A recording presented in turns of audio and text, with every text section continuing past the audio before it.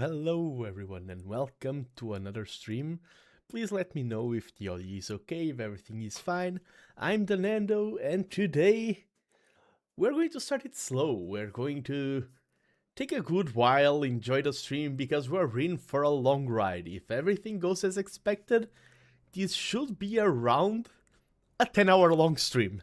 Yes, we're in for a long one, and it's going to be exciting. I'm doing great. I had kind of a rough night for health reasons. But then after waking up, I had lunch. I slept for an hour before the stream started, so it was a bit wonky. But I did manage to arrive now here at a great state. I hope everyone is doing great. I see Credit Toast over there on YouTube. Hello, hello, and Jag Warrior on Twitch. And I'm doing great, and there are many reasons for me to be doing great. First reason is that I had an amazing weekend. I was playing the Vilhelm board game with friends, and the setting was so cool. We're in a cozy living room. We had Norse mead. We had Valheim soundtrack playing on the TV. Just a group of friends unboxing the game for the first time, enjoying our first adventures.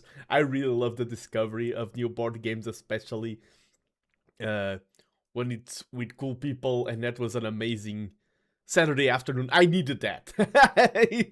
I was needing a cool day to invigorate myself, and that was very much needed. I've also been practicing for the upcoming karaoke on this Friday. Hola amigo, hello GoNoob42. Welcome, welcome. And speaking of hola amigo, yes, this Friday I will be doing a karaoke stream with the goal of singing in 12 different languages. It is quite a challenge. I won't say that I will pronounce every single language perfectly, but I will be doing my best. That's going to be this Friday. And another reason for my great happiness and great spirit is this bar on the right. This is how much you've contributed to my Jingle Jam campaign.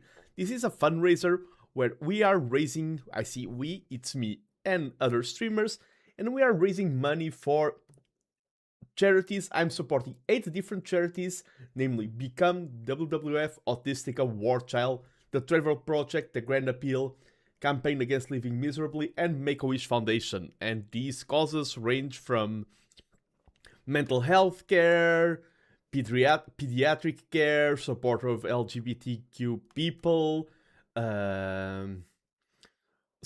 relief to support people in war zones. So they are great causes, and together alongside the Mad community, we already raised 287 British pounds, which is way more than I expected. We started this initiative last week here on the channel.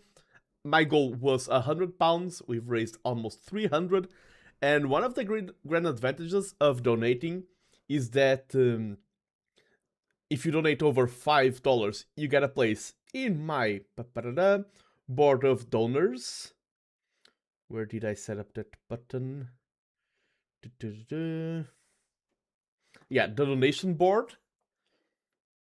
And you can see here some of the biggest supporters we've had so far. We have Nutty, Bergwin, Imban, and Dizzy with stellar contributions.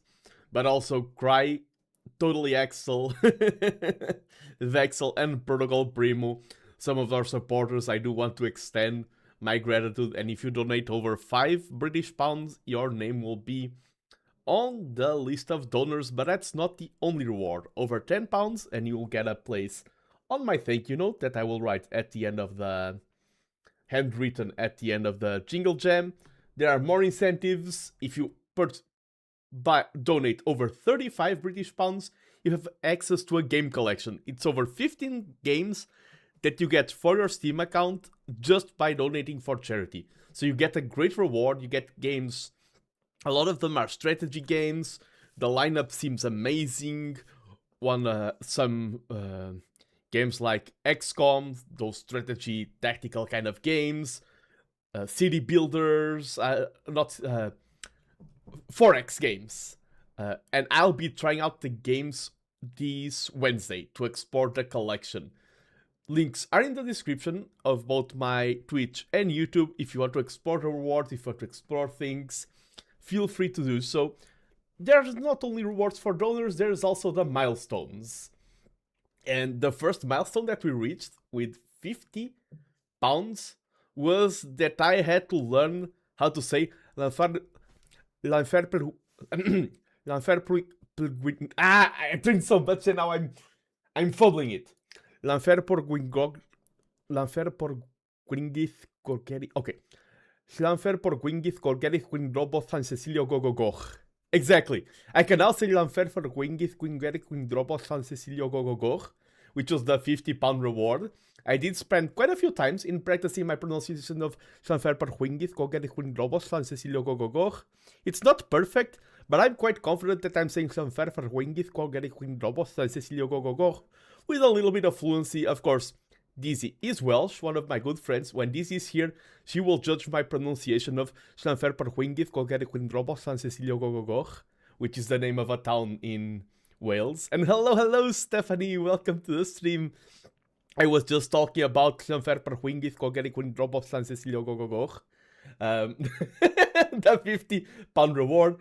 £100, which has been achieved, is next week. Probably next week, but in the future, after Jingle Jam, I will be playing Dark Souls blindfolded with support of a friend.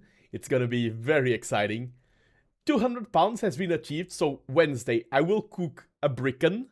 That's kind of a viral trend because of a VTuber named Sklimbo, and it's basically a brick of chicken. I will have that for dinner on Wednesday on stream.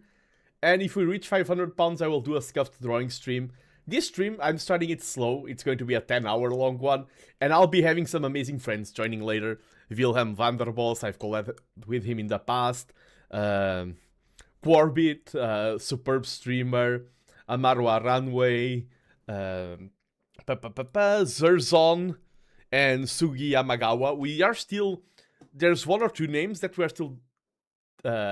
discussing things behind the scenes, but some of the amazing things about sharing this is that we will have Go reaching audiences that aren't usually watching Go. Sometimes Go, especially in content creation, has the problem that it's a problem and a virtue, the fact that it's a community with always the same names, but any community needs growth to be healthy because all communities have decay. And the only way to combat decay is to have a growth that is equal or greater to the decay. And I want to contribute to charity, continue fundraising, and fight that decay. Yes, Stephanie, now that I've learned how to say L'enfer per Gwyngyth Golgeri Gwynrobos San Cecilio Gogogoch, I will use all opportunities to say L'enfer per Gwyngyth Golgeri Gwynrobos San Cecilio Gogogoch whenever I can. Now that I've unlocked this power. But yes, the stream will be slow-paced, and I will not only be playing Go, I will be doing different things, but for warming up, we have Go Noob here, we have Vexel, hello Vexel, welcome to the stream. You are in my board of donors, the donation board, I have it. Oh, and Vexel just resubbed for 5 months, thank you so much, Vexel. It showed up twice. I think I need to set up some things a little bit better. You showed up twice there, but yeah, thank you so much. Here's the problem. Fixed. Your name is here on the board of donors. You have contributed towards my Jingle Jam campaign. Thank you so much. Thanks to Stroff for my sub gift. Oh, true. Stroff did gift you. Yes. Another very generous soul here. But let me queue up my first Go game of today. We have here, instead of having the bar in this scene, it looks better if I have the bar there on top instead of using the sidebar. I'm going to queue up for the first match. I won't be just playing matches, I want to review some matches that I played on the Portuguese Go Open, but I want to start with just playing a simple game. Am I still 70q on OGS? I think I am. So that is up to date. Let me queue up for a first match. Play human. Oh, by the way, is the BGM working? Let me confirm. Do you have a BGM? Maybe you don't.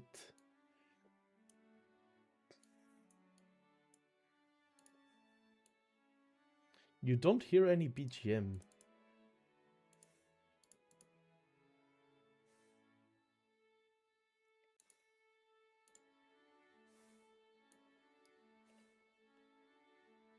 Oh, I see it now, but it is... Oh, I need to raise up the volume. I think now it exists, but the volume is so ridiculously low. Let me raise it up a little bit.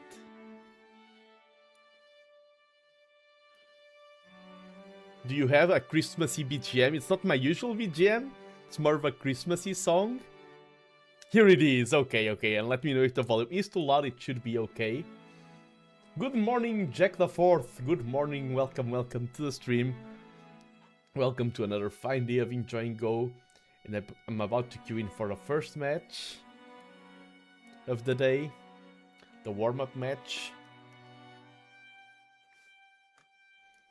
Play human. And hello, Felon. Welcome, welcome. Everyone is here supporting the Christmas spirit. I have a great lineup today. Today I'll be streaming Go for around 10 hours. That's the plan. So I will pace myself. I won't go crazy.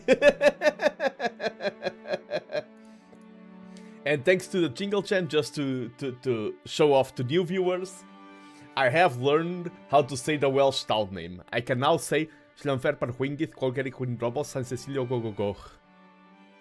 I will end up around midnight 1 AM. Yes. Hello, Mi-chan. Welcome, welcome, welcome to the stream. And I'm starting alone? Mi-chan's still in the first. I gotta love it. Definitely first. Yes, 100%. I am starting the stream alone, but later on I have good friends joining me. I have other streamers, some will be as guests only, others will be streaming their own POV. I will be introducing Go to new communities. By the way, I am queued up for the game. I am just waiting for it to find me an opponent. Imagine of all days if OGS crashed today. If they had maintenance today. Like of all days, of all streams that I had planned on OGS, today that I'll be teaching new people and everything, introducing them to the game, it would be the worst day possible for OGS to crash. We need more Go websites and Go tools. OGS is great. Even OGS itself could have a lot better features and things like that. I look at chess tourneys and some of the tools they have. Yeah, I do have things set up for Fox and everything. I will be teaching them. I have a presentation that I will be sharing, like a PowerPoint, and then we'll be... The plan is OGS. Okay, maybe it was just no opponents at this time, but we have our first game of today against a 4Q, so quite a challenge. After this match, to pace myself, I will probably review my games of the Portuguese Go Open. I only have 2 of them. I have stories to share regarding that. I improved my rank. I'm no longer 5Q in EGF. I am now 4Q. I have improved my rank. I've reached not a new high. I've been 4Q before, but it feels better to be a 4Q than a 5Q. Because the road to success is... You're 4Q now, Dr. Nando. The presentation, it is a presentation that has been refined over the course of several streams. Not streams, presentations, because I've taught Go at a museum, I've taught Go at a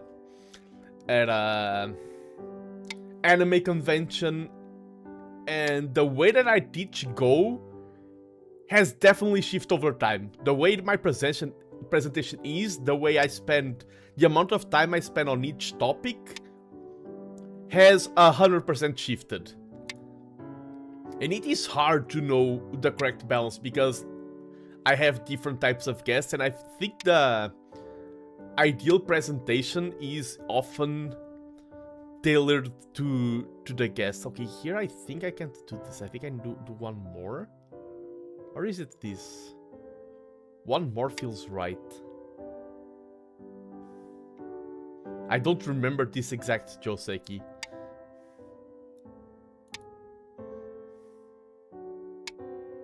I'm playing against a 4Q, so definitely a solid opponent. Let's secure this shape. Or is this too slow? Nah, because if he plays here and I don't have that stone, a world of hurt awaits me.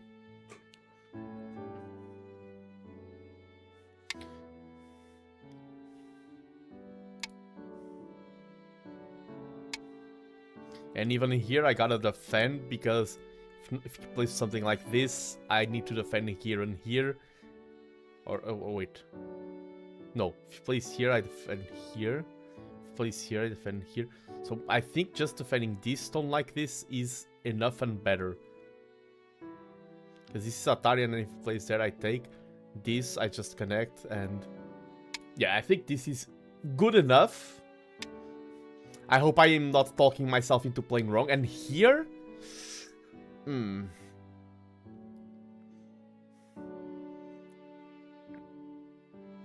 I kind of want to play one more move.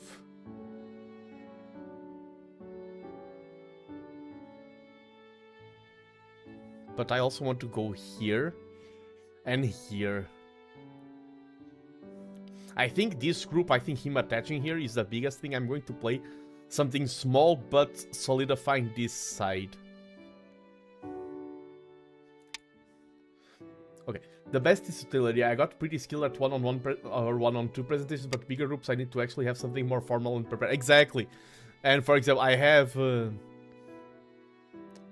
some slides about game rules, history, and even, for example, in the same setting, I had once a group that was more targeted towards elderly, and like 10 minutes later, I was talking about two young people. And for example, for young people, I always use the fact that Go inspired the QR code. That's a great fact to captivate young people. But if you're talking to elderly, and you're like, oh, this inspired the QR code, and some elderly are tech-savvy, others, I'm talking really elderly, are like, huh? You're already making something that's confusing even more confusing. By any chance, is there any way for me to copy your homework? I mean, I sometimes prepare the game of code to random people around, and let's say, might be handy to have something to follow. I do not expect to steal it, but I would like to use it to forget anything, plus have some points in it. Yeah, I mean, you'll have my stream here later on. You can use, like my presentation, I'll be sharing it on stream. You can use it as a guideline, for sure. For your own presentations. Okay, here, I'm getting isolated there. I want to block here. I kind of want to let this stone go, but I don't think I can, because if I let it go, then my opponent is getting life too easily. I block, he defends, and I run. If he blocks, I cut, he connects, and I Atari, and I'm okay. Yeah, he connects there, it's not even fully connected yet, I run. This is a thing about good players. In the tournament, there was a player that was so good at forcing moves out of opponent. He was a player that was extremely slow, not aggressive at all. One of the strongest players, like Tudan, and he threw away a lot of stones, but every stone that he threw away, he made sure that you played so many moves to capture that stone, and he just kept getting more and more of a good position in the game. Okay, here, if he keeps chasing, he's getting vulnerable with this cut. There's this stone. I'm going to chase one more. And then I feel like I played a cut. If he plays, he plays. Yeah, there. That's rough. I feel like I do need one more. Okay. So, I escape first, attack later. And I feel like this is more pressure. This is more freedom for me. Let's go for this. I never know. Maybe this would have been better. To pressure these two stones versus a liberty.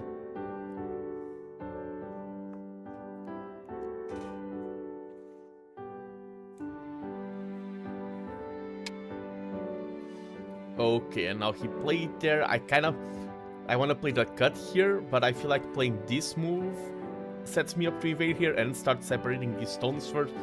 This is a good game, by the way. I don't know if I'm winning or losing it, but this is a game where I feel like both me and my opponent are thinking well about the game. I'm enjoying this game thus far.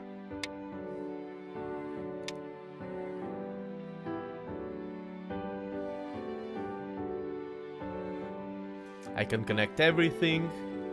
I can do anything.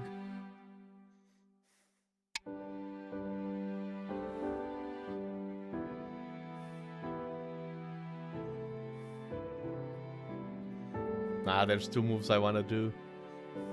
But this is more important. I don't want to get surrounded there. Need to make sure that this group leaves. Focus on the most important thing. Ah, he got a good move there. I kind of feel forced to do this. I don't have to, but I don't want to give him the free connection there. The problem with my current gameplay, what I'm doing in this game is that me chasing this is not gaining much. Usually when you're chasing your opponent, you're getting a wall that gives you territory. Here, if I'm chasing him just for the sake of him being alive, I got no points here, just a weak group that I'm escaping, and I got nothing there. If I play here, he can just Atari, and I try to cut. I feel like I need to play somewhere else. Even though, yeah, he played important moves before me, he had a better 10, 9, play order. 8, 7, do I go 6, here 5, 4, to make things 3, more complex? If he 2, just cuts, 1. I don't think he can afford. Oh, I spent a period. I don't think he can afford to just cut. And we have an entryway into causing damage here. We want to reduce. And this grants us already better life for this group. He chose to defend this. I think it was the correct choice. Now this no longer works. And this is getting strong. He has this side, this, and this. I have this is very small. This and this. If I do here, I am building a wall, but that's not 10, a wall that gives me a lot 9, of points. 8, 7, 6, 5, 4, 3. Let's play a little bit bigger. I think he goes for the 3-3 now. No, ooh. Things here can get tricky.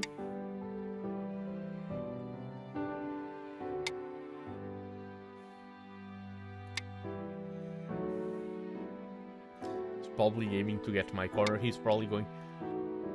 Me trying to completely...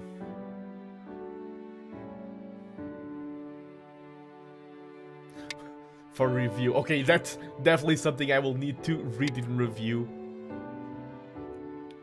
Right now it is too much information.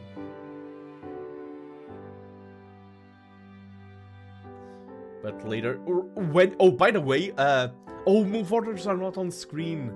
If move orders were on screen, I wonder if there's a way to make the, like, the number of the last move display.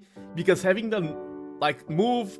something or stone, you just played stone, like having the exact moment where that comment is relevant would help with the review. If I play here, that's way too small for now. This stone getting captured, that was bad.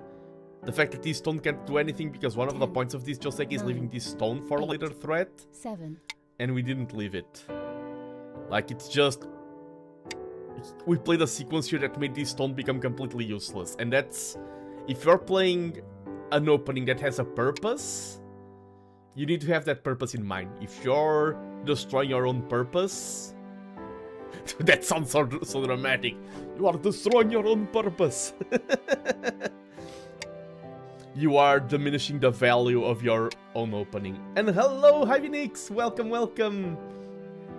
Hope you're having a wonderful Monday. Okay, it doesn't work. Thank you for checking and suggesting, though. Today I'm playing the board game that I'm known for. This is Go. This is the game that I currently teach at Iberanime or any other anime convention in Portugal. If you go to a Portuguese anime convention, I am teaching that game there. I have played this game for around 13 years? 15 maybe? And I sometimes represent Portugal in international tournaments. I've been to Canada, to Korea, representing Portugal in this board game. And I always have a great time. This is one of my fields.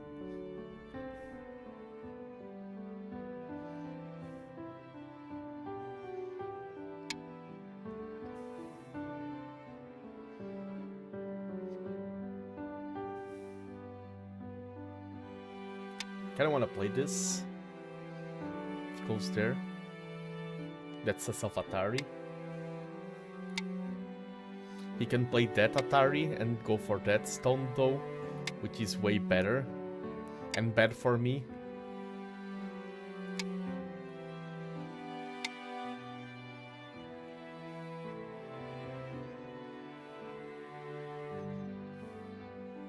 We are alive here, but not strong. That's not a lot of points. Yeah, I think this game will be a loss, though. PhD in mechanical engineering and in Go teaching. True. And I also play electric guitar. That's a little known fact. I have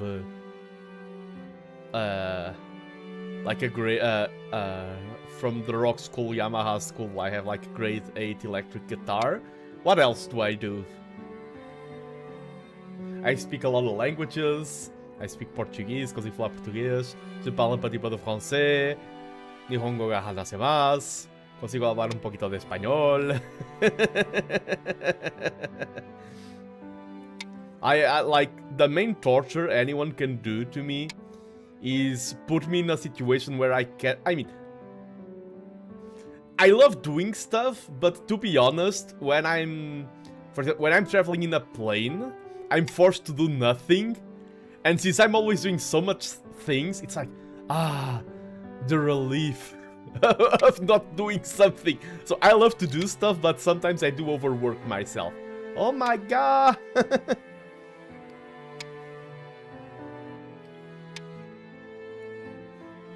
What was that reminds me of that anime clip.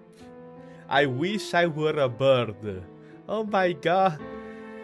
How are you? Why? Fine, thank you. There's like a compilation of weird English in anime, and I remember that, oh my god, shows up in that compilation.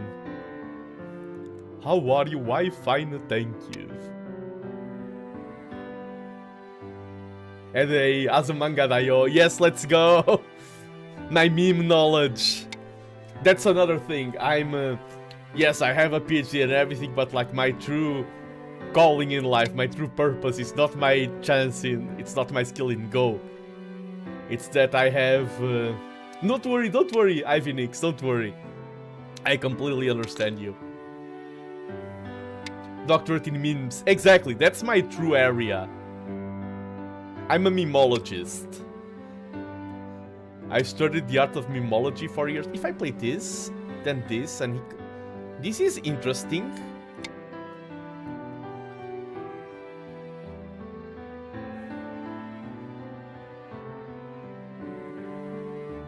And that's... this is how you should play Go. My opponent just did a mistake. Is this? If he just blocks. And sometimes the best mistakes is the one that your opponent just does. You don't have to force out mistakes. If I play here and he just connects, I play this Atari. 10, 9, 8. Yeah, these 4 stones are very weak. That is true.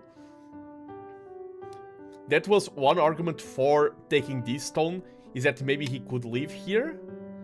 Yeah, now I take this stone because now I have the Ko. Oh, he plays there? He's alive? That's peculiar. But my Ko brings these stones back to life. Yeah. These stones are now fine, and he has this weak group. He lived there, which is kind of big. But we can take these. And Jack, please avoid, like, commenting on things that have passed is okay. But avoid commenting too much, because I was noticing those stones, but you shouldn't be guiding my play. That is a little bit of bad fair play towards my opponent. You shouldn't bring my attention to issues on the board. Please avoid such specific comments during the games themselves. Like, during review, everything is open, and it should be. During the games itself, bringing my attention to weak groups and things like that, that is something that I should be the one noticing.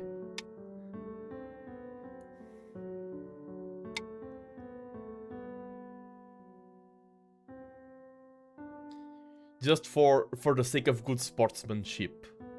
He's trying to get these stones.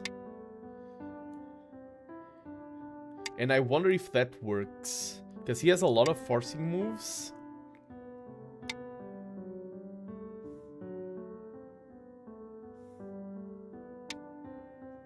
But okay, now I can just play this. He will have a forcing move here. That's the good thing for him.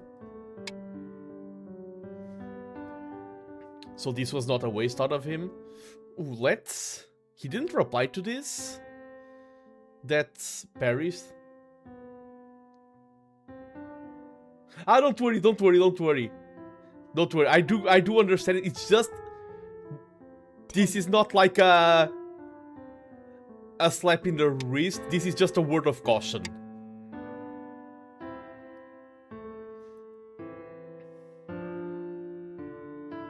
I need to watch Azumanga-daioh. I know the memes.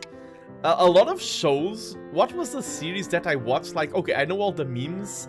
Now I gotta watch the show to actually know the origin of them. There was a series that I did that, but I don't remember which one it was. I literally watched the series because of the memes.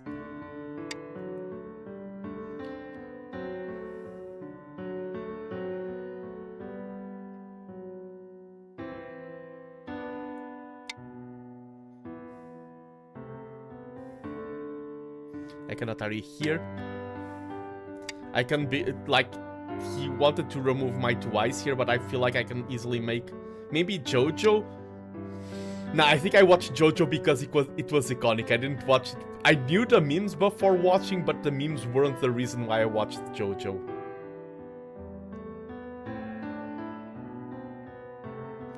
This grants me life. I believe.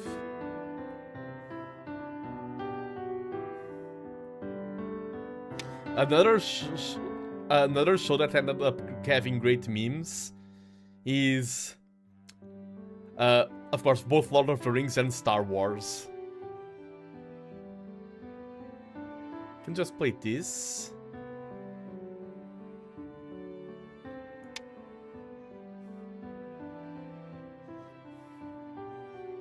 Like, I usually watch... Why if F11 instead of E11?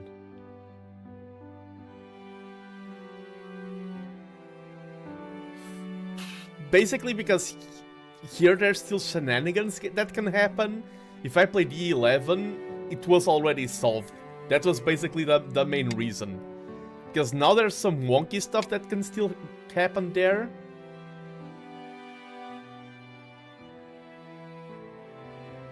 He needs...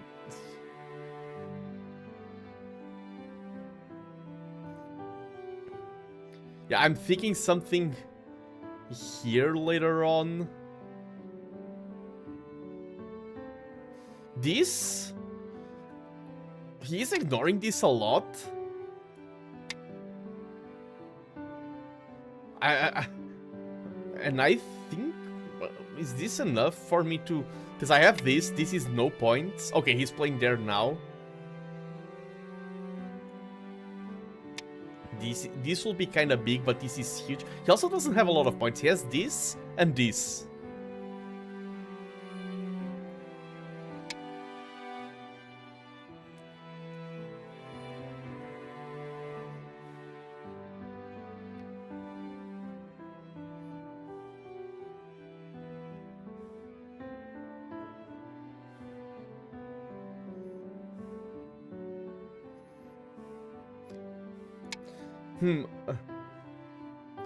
Lotter memes you say, did you know that no matter how goth you are, Melkor in Morgoth?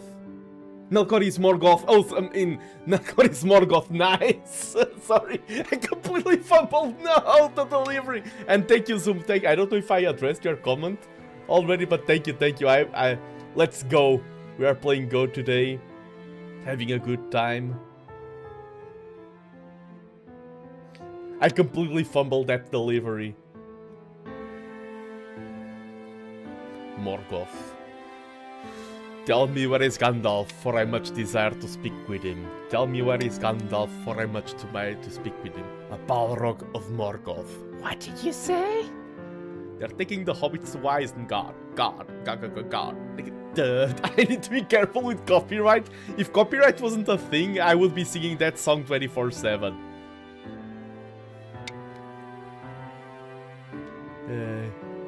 And by the way, I am glad copyright is a thing, but in this specific, because it protects artists, it is important. Some people speak against copyright without understanding how important it is for so many people, and I want to become an author, and I want my work to be protected by copyright for those who have ill intent. I also want my work to be open, like, have my copyright a little bit loose for good intentions, but also I know that when I publish my book, probably it will be associated to an editor, and the editor will have more ruling over the copyright system than me. There's a lot of nuance. Almost time for my yearly lottery reread as well. Yeah, for me, it's not usually rereading lottery. This season is good for, and I have more people who do the same, rewatching the movies.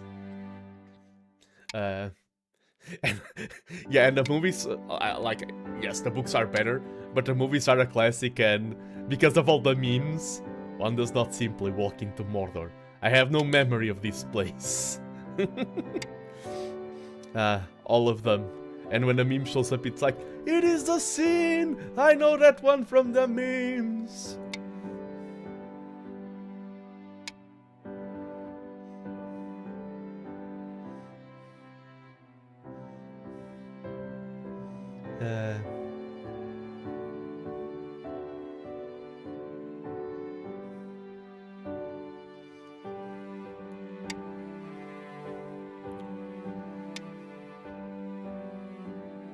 Gondor calls for aid!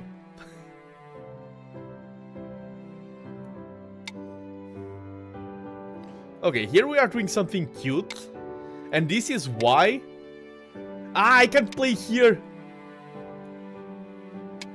This is why I left some complications here.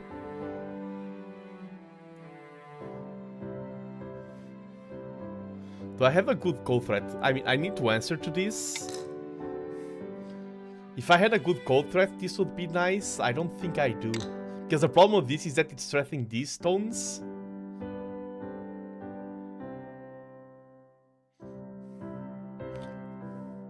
I mean, this is kind of neat. It could grant me an invasion there. Is there anything bigger? Can't do anything here. Here I cut, but that's not that strong. Is this bigger than that? 5, 4, 3, 2. He played E12.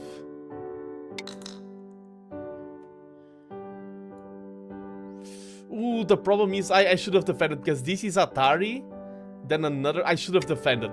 That would, because, and now he can just gain all the profits there. Yeah, that wasn't the code threat because of the... I didn't notice that it had a follow-up with an Atari. I lost a few points there. Should have just connected.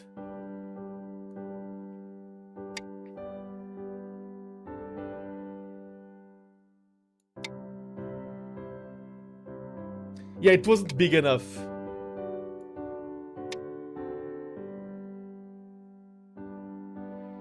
Yeah, and the thing that Aji, like, often, I am not reading the exact shape and situation. It's just like, okay, this looks like it will be annoying. This looks like... I played that by instinct. And of course, instinct came to hold me in the end there.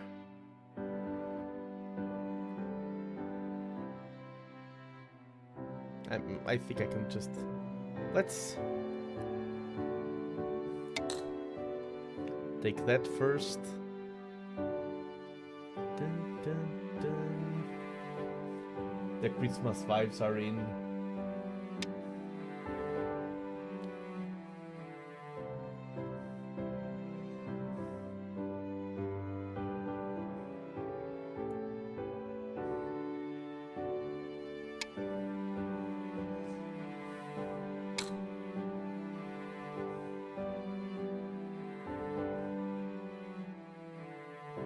Oh, yeah, this works because that's a self-Atari now.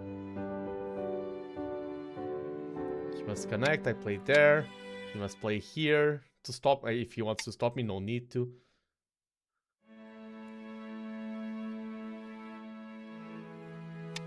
I can take this stone.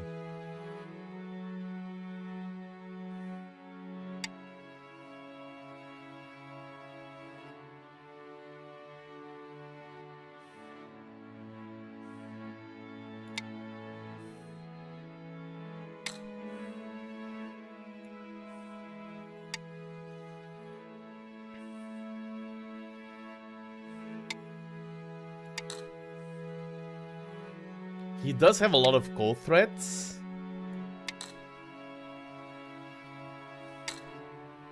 So this is tricky.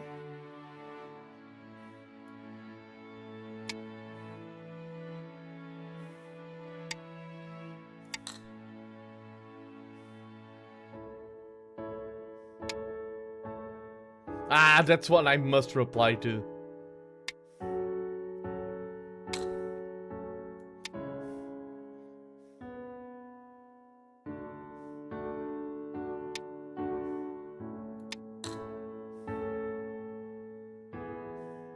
He can play here.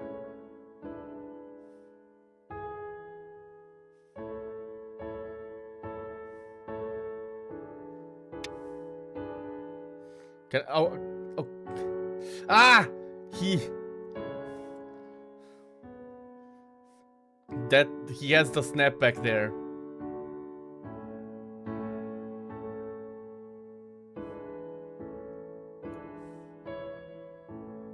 Ten, 9, 8, 7, 6, 5, 4, 3, 2, 1. 3 periods left.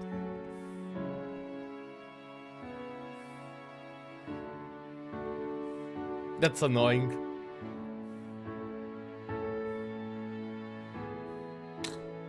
Now, do I have any good goal threat? No, I need an actual goal threat and not running away there. I don't think I do. There's this. But no, that's not a goal threat. That's not a goal threat. This is not that big. 10, 9. I mean, like, 7, this is the best time for me 6, to use my... 5, 4, 3, 2, 1. 2 periods left. I think this is the best I got. Because if I play here, he just takes. That's useless. So it is better to just play a code threat. And I do wonder if I was winning. My opponent is playing the late game better than me.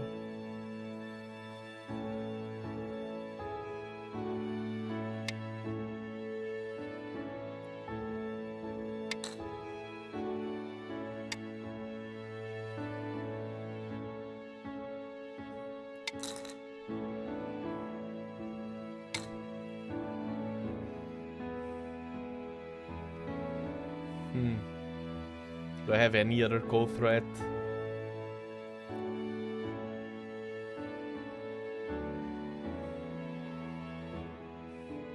Things are looking quite dire.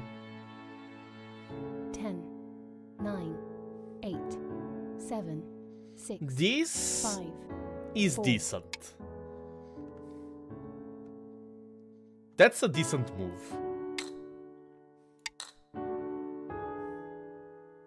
If he attacks that, yeah, I think letting that go is worth it. Those two are very big. Here he has a... Do I have any other call threat after this? No. 10, 9, 8, 7, 6, What is bigger? 5, 4, 3, 2, 1. This is 5 stones, Last this is period. 4. Just by counting stones alone.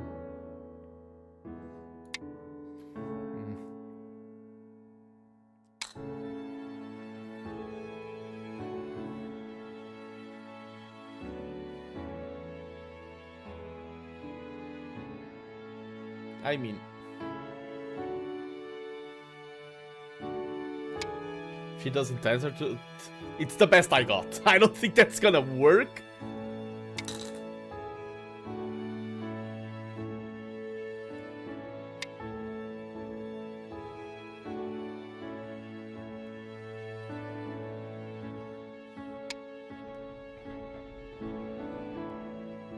The two lone stones just looking at each other.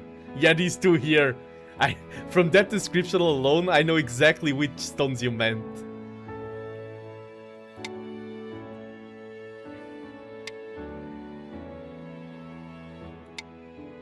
I can't make eyes there, I think.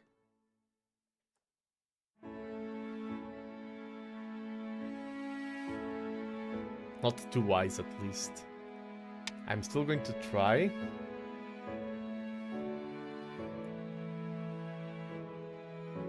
B16.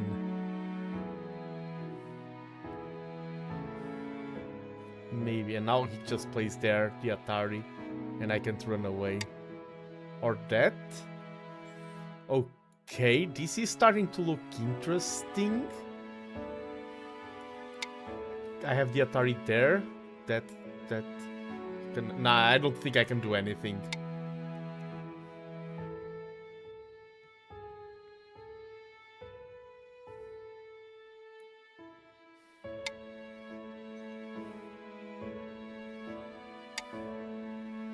If I play here, he plays there and I'm doomed.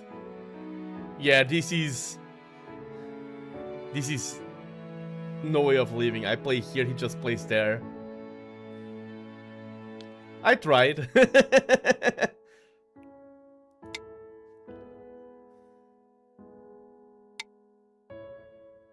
The 5 stone, yeah. As I said, I think the late game is where my opponent gained the bigger upper hand in this specific match.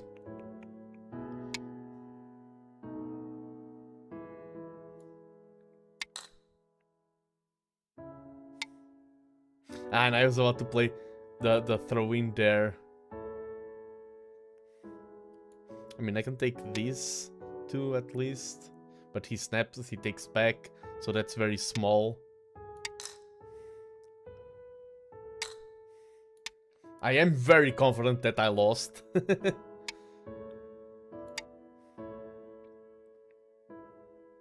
But I don't think, of course, I did mistakes. I don't think I played a bad game. Even though I lost, and I did mistakes and I acknowledge them, I am happy with the game I played. And at the end of the day, that's the most important thing.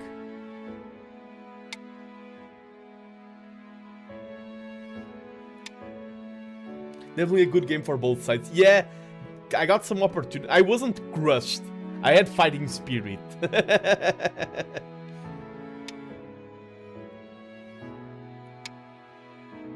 And I think we're about to reach the boss point of the game. Remove the dead stones. Pass. White wins. Remove the dead stones. Yeah, it was a close game. At the end of the day, 20 points gap. White wins.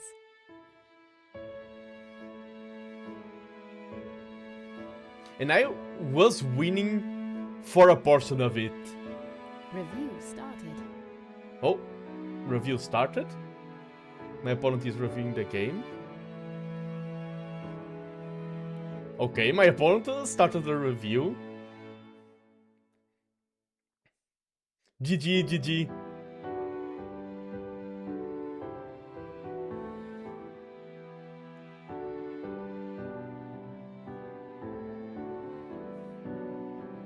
I wonder if my opponent is commenting. Yeah, you can share reviews. My opponent is doing a review. He's not writing anything.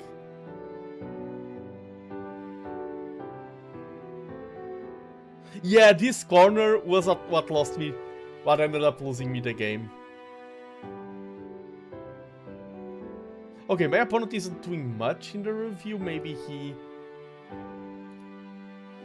Let's go standard review mode.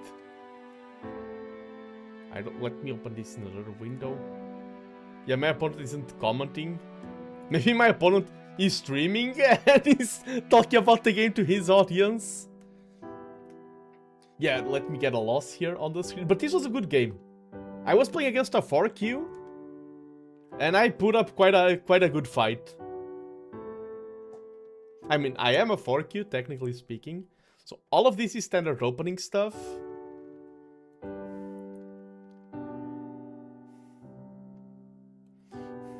Here the game would have... I like this Joseki. I stopped playing this. I need to go back into playing this.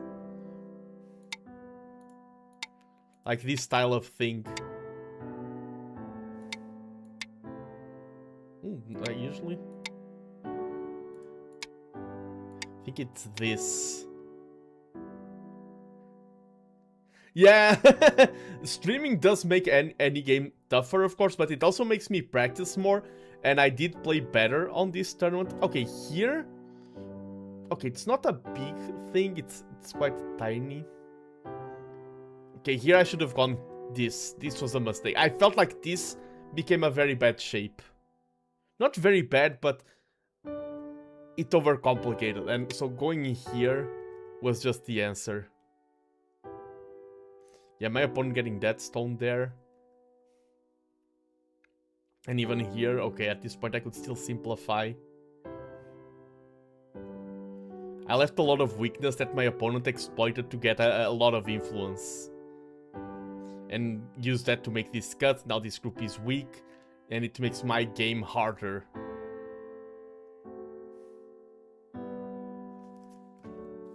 Just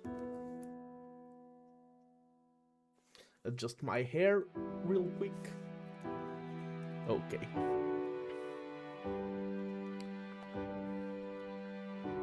And here, this, as I said, this stone, if you play that opening and you get no value from this stone, you are doing something wrong.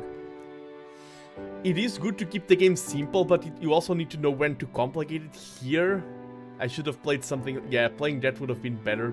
To try, even if that stone perishes, you need to force your opponent to take that stone. You need to use that to do... Yeah, you need to use that stone to either force your opponent to take it or something.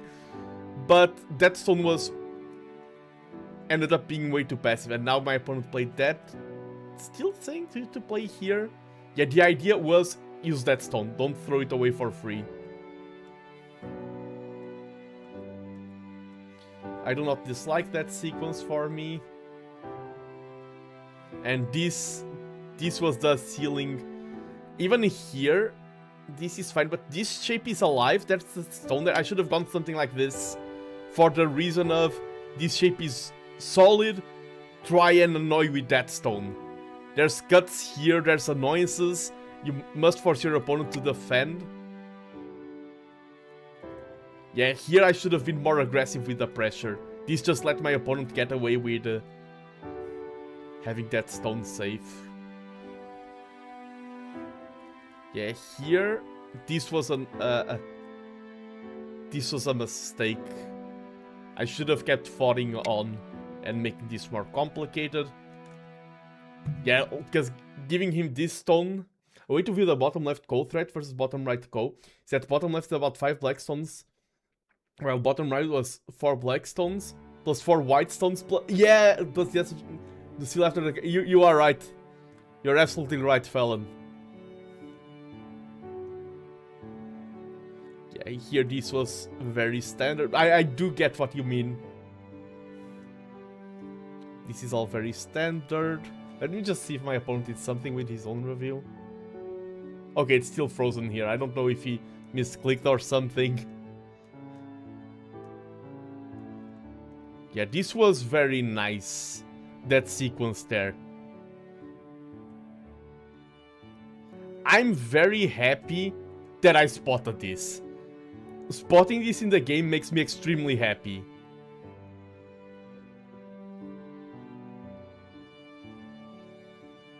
And this is the point where, for the first time, we are ahead in the game. Here, yeah, this was very unforced. I could have played all of this corner more safely. This was a very unforced error. Even here, okay, I went there. That's okay to seal the win there. I was 25 points ahead. Yeah, I just need to play a stone here. At any given point. All of these moves are smaller. Even here, just back down once. I read the threat that this was under. I didn't realize how much this could be used to attack that, to create that weird situation there. Yeah, all of these moves now are small stuff. He's getting a little bit of an advantage.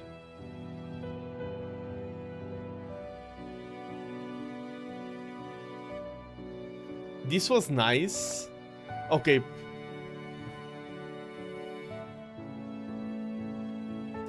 Yeah, oh, I could have just done this. Oh, this would have been so huge. I completely misread this here. Yeah, from this point onward. Wait, I play here. Oh, he just plays there. Again, he can connect there. So he loses those 4 stones. Recent one non-player said to me that you should play double set moves very early on, even if it does not seem that big as individual move, as it is sent anyways. Why risk your opponent thing? Yeah. Yeah, here I could have played this better. This sequence. Definitely. No need for the co.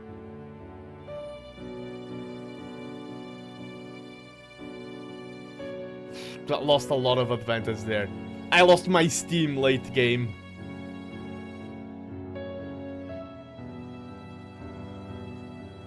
And oh, this started. I played this, yeah, just. And then this. Ah, that was so bad. That was really, really bad here. I really allowed myself to lose the game. I was ahead before of this, and now this is a disaster. Even if I did the right thing now, which was letting these stones perish. Yeah, it would have been...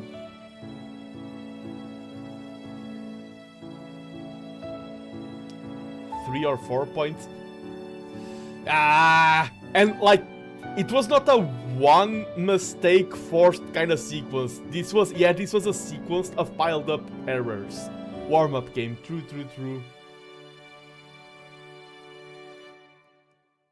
And then this was just late game moves. Yeah, that should never live. I would be annoyed if that lived. That had no right of living. Okay, let me just check. Okay, because I do have still some schedule things. Maybe some guests will not make it today. We'll see. I do still have some things that I will need to check. So I need to check my Discord from time to time.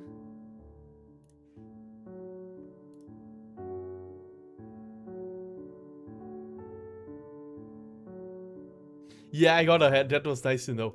Now, I'm going to review the two games that I recorded in the Portuguese Go Open. And I wanted to record every single one of those games. Why did I only quote-unquote record 2 games? Fun story. There was a very strong player there, like Tudan. I was recording my games while playing it. And the Tudan player went up to me and said, "You should not do that." I was like, "Why?" And he's like, "Oh, because you need to pay full attention to the game." And I was like, "But it is like advisable or disrespectful?" Or I was trying to get his angle. But he was being very kind to me, a 2-9 player. He was not being rude, extremely kind. But he was very adamant on do not record your live games. That is a bad habit. He was really adamant on that. And he was someone who was being very friendly and very supportive. He reviewed all of my games. Like, if he came from a place of rudeness, like, oh, don't do it, it's bad, blah, blah, blah, blah, I'll be like, oh, I don't care about your opinion. I disagree with it. Yeah, I kinda also disagree with him, but he was being so kind to me. He was reviewing all of my games. Even though I disagreed with him, I was like, okay, I don't want to keep recording the games in front of you. You are being so kind. Like, he was not rude in the way he showed his opinion. I also don't agree with him, but I was like, I'm going to... So I only recorded 2 games because that was after game number 2. And also, one of the reasons why I think that happened, you say at your level, game number 2, I got a great start at the tournament. Game number 2, I was in table 3 of the tournament. So it was 2 done, 2 done, 1 done, 1 done, 1 queue versus me. So I was in the top leagues for game number 2, and that's when he saw me, and it was a very long game. It's one that I have registered, one of the last games to finish, and he was like, oh, that was so high level, and you were recording your games? So... yeah, I'm going to open up the games here. I have 2 registered. My first game, which was against the 6Q, and my second game was against a 1Q. First game was against Victor. Let me open up the game here. I recorded them in a notebook and then passed it to the computer. Yeah, he said, oh, you should remember your games and write them completely after the game. Write it all after the game. But I'm like, from my experience, yeah, review your games afterward. Exactly. From my experience, you start doing that after the game and then there's a mistake and you don't remember where the mistake happened, at least at my level. Let me over here. Okay, this was my first game of the tournament. Because the overlay changes when I'm reviewing games, I don't have the side board showing the analysis and everything, but I will... Because if I turn that on, like, it just gets a mess because the... Oh no, I'm not filming the board. I have a notebook and I'm writing the moves down as I play them. So, I'm playing as black, as a 5Q, versus a 6Q who is playing as white. Standard stuff.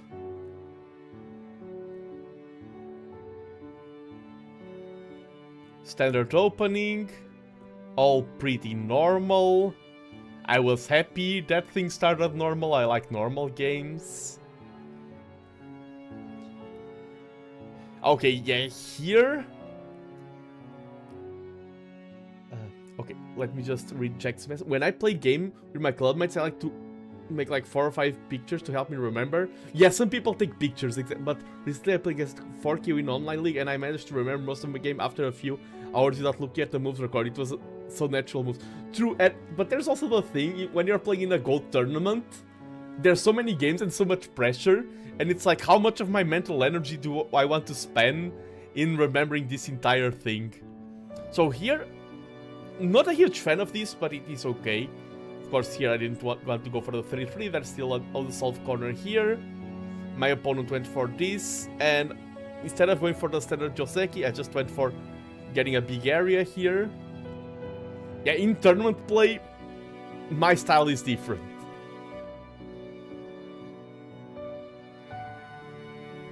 Yeah, in offline tournament I write it down as well. I will not remember 2-3 games in the same time before I got home. I've stopped recording because it was affecting me too much and because I've become better at remembering and recording afterwards. If you ask your opponent to play it for recording, they will often be okay, and both have... Yeah, having both helps a lot. I agree. Here my opponent went for this. So far this is all quite standard. I'm happy that he went for this variation, because having this Blackstone here, I love my shape. I'm not ahead. AI says plus 0.11 for white, so we are even right now. But you give me this board, I will always take the black stones. I'm very happy with how the board looks right now. My opponent played this, and I felt like this I felt like it was too early to play this. I got this move here, which made me more comfortable, and then he went for this. I thought this was a mistake at the moment. Turns out it wasn't. But I just went for the corner, like, okay, I live here and then I can have a lot of territory. We play DC standard corner stuff. Here, turns out this is better. But I played this, he went here. This is still very even. And I was like, okay, let's pressure these stones. I have influence to attack here. Oh, this is the first move where I think my opponent played way too slow. I think here, as the AI says, pressuring the corner and gaining more space would have been better. He played this. I feel like this is very slow, and now I just play a move here. I'm not caring about this that much. I'm like, okay, I can just run away, use this wall, get influence to this side. My opponent is chasing those stones of mine, and now I get this move and this. I felt great with having this move here. The fact that my opponent didn't play here, I felt like the order of operations should have been he plays there. I respond to something. I mean, the computer says this, but I probably wouldn't have seen that. I would probably play something like this. And now he can play here. I think this would have been better. Me gaining this move made me very happy. But the game is still open. I say that the game is still 0.5.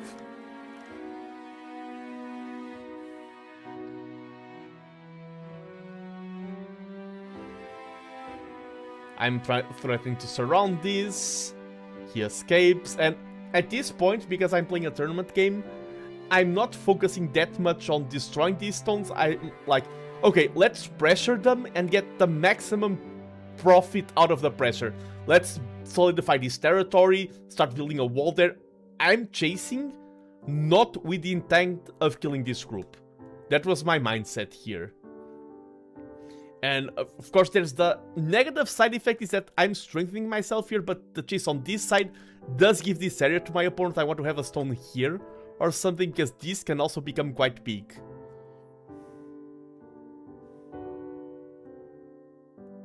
And okay, this is the move on when reviewing the game with my opponent. We spent a lot of time here. My opponent played this, and the computer doesn't say it's that bad. I would much rather... I was way more scared if white does this. Why? Because I am threatening to close two territories. This one, I'm threatening to get this area here, or threatening to get this area here. And white has a chance of deciding, okay, which one do I want to stop? If white goes here, they are denying this area, but okay, I'm alive here, I play here, and this group of mine that's attacking and being attacked is in a great position. It is alive, it has a lot of... it is easy to escape, and I secured this side of the board. If white chases this side, I can get this for free, but this group is still under a bit of pressure. I need to play more moves. I think white can play one more and threaten to divide this. And maybe I defend here. I would prefer this for white, and then white can solidify position here. I would prefer white to go for this instead of going for that angle. But the game is still completely open. Here, my opponent tried to do a cut, but it doesn't work. And yeah, this is the move. This, I think, was the biggest mistake of the game for my opponent. I think this was too slow for the game state. This is the biggest area of the game right now. This is the biggest deciding factor. And the fact that my opponent played this, which is not that big,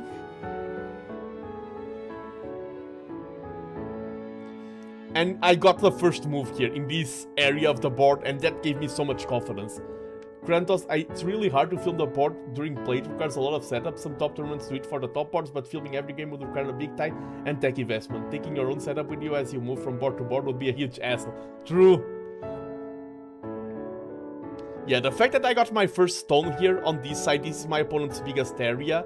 I have this solidified, this corner, which is not that big, and this area. I got the first stone here, I was really happy. And, by the way, I'm playing against a strong opponent, and this is someone who I've struggled with a lot in the past. I feel like the fact that I've been streaming and playing a lot of Go, I was very respectful of my opponent's skill, and I felt very solid. I felt really sharp with my decision making. Here, of course, now I'm just focusing on, okay, I'm in an advantage. Game says, computer analysis says, I'm ahead by 17 points. My only concern here was, don't blunder anything. You have good territory, don't let your opponent do any crazy invasion, play solid. He went for the cut there, trying to salvage the situation, but I have this move here. These stones are under a lot of pressure. And yeah, and I read this sequence here, that if he just connects...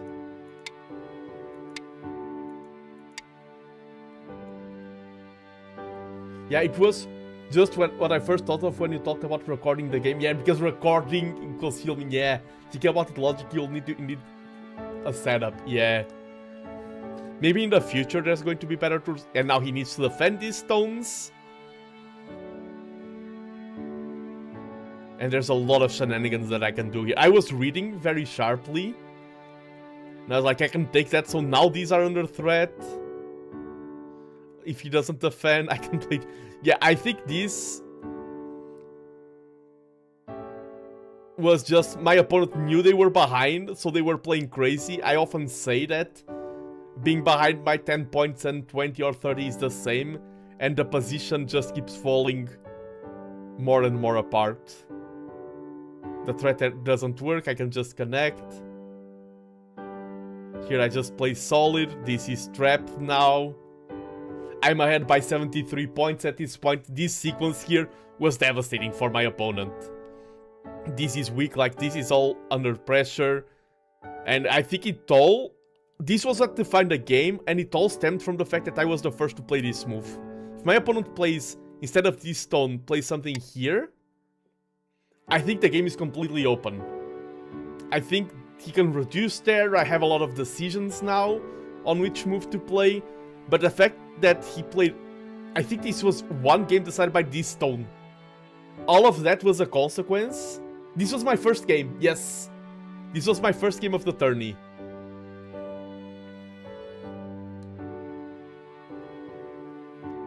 And it was a victory. I didn't want to spoil beforehand. Yeah, and at this point, when we reached this situation, my opponent resigned. And now I have my second game, which was the game in table 3 versus a 1Q, and I'm proud of all games I played in the tourney. I think my fourth game was the only bad one.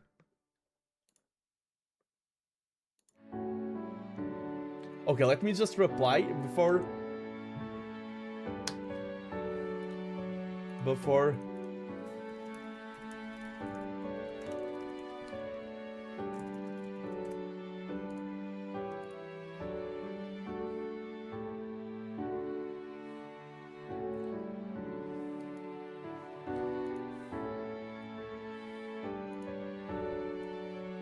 Because, yeah, a guest could maybe not make it, and turns out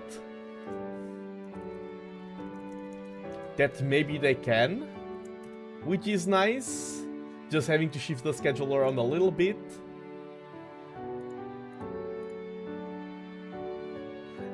I'm already spoiled about the result. True, they are public. My second game, this is a great one. The first one was more... I mean, it was intense, but I'm very happy. The second game I'm also very happy, and it was insanely intense. Let me just...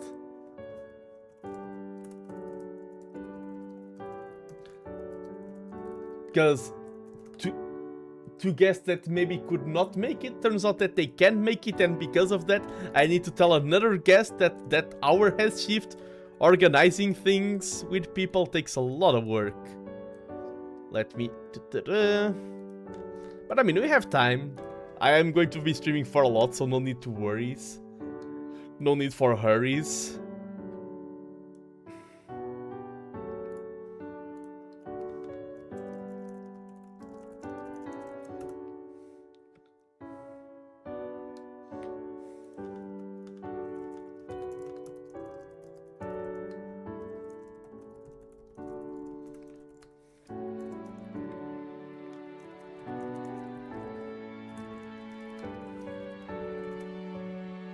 Perfect, everyone can be here. Scheduling is much harder than Go. True. A GoPro on your forehead, I just saw that, Kratos. That would be an option.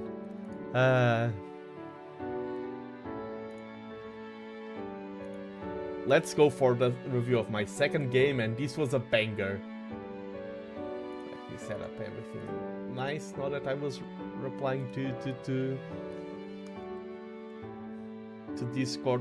Go board only. Okay. This was against a Portuguese 1Q. So I'm 5Q playing against a 1Q. I'm the underdog here. And he's such a solid player. I'm so happy that we had a good game. I'm playing as white here. My opponent approaches. He goes for this, which is funny because I did this in my first game. I go for this approach. I don't like to go for the 3-3, even though computers like it. Okay, here I was already very surprised. My opponent went for this. And this is the kind of move that if you're not a 1Q, you call it a blunder. If you are a 1Q, it's like, oh, I've played it a lot and I prefer this position. Here I went for this. Playing this would have been better. And that came back to haunt me later on.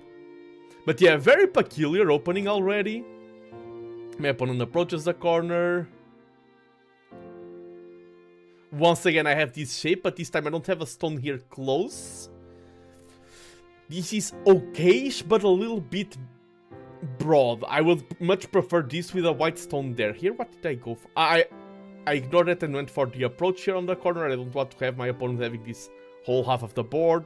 This was good. I went for this variation.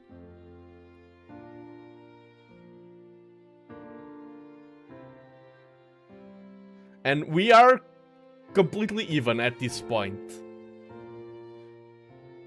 Here, I had to defend here. I didn't want to. I spent like 2 or 3 minutes here, but I was like, no, not defending this is too much of a blunder. It is important to... You don't want to play slow, but sometimes you need to realize, no, you gotta defend. And I'm winning by 1.2 points at this stage in the opening. And I think the board state is indeed very balanced. My opponent has this secure corner. I have this secure area. My opponent has this. I have this annoyance. I have a lot of influence here. So far, 42 moves in, I haven't blundered yet. Against the 1Q. I'm happy. Now, here is when things start getting a little bit bad. I should have pressured this before going here. This was a small mistake because of this cut. Yeah, my opponent is a rising star. He was 4Q in the previous turn, not 1Q here. And he may become 1-dan very soon, that is true. Yeah, that cut there, that's the kind of thing you don't see at 4Q, 7Q, 5Q level games. How well that stone there works. And after he played it, I was like, okay, I need to read this, that doesn't work. Yada yada, so I had to connect. And here, yeah. He's ahead now, but my biggest blunder is still to come. He got that stone there, which is nice. Still balanced at this point. This was bad. This move here was really bad. When I was like, oh, blunder to come. This is like in the previous game when I said, oh, white played a move that was extremely slow. Why? I'm asking past myself. I was overthinking about some agi here and everything. But like, if you want to complicate things, complicate them. This is neither meat nor fish. This is neither attacking nor defending. If you want to complicate, complicate. If you want to defend, defend. If you want to run, run. This is... You want to do everything and you end up doing nothing. I think that's the mental trap that I fall into. I was thinking about, okay, I want to secure my escape here. I want to pressure these stones. I want to... And this move, in my mind at the time, I was like, yeah, this is pressuring this. This is removing liberties from this stone. I'm improving my position to attack here. I'm improving my escape here. But you're doing all of that very mildly. This is a very slow move. So this is the first move that I'm not happy with. Here, I mean, that's okay-ish. Here my opponent goes here. I go more towards the top. This is like decisions. At this point, black is 14 points ahead. This was interesting trades here. I like how I play this. I really like how I play this. This game, by the way,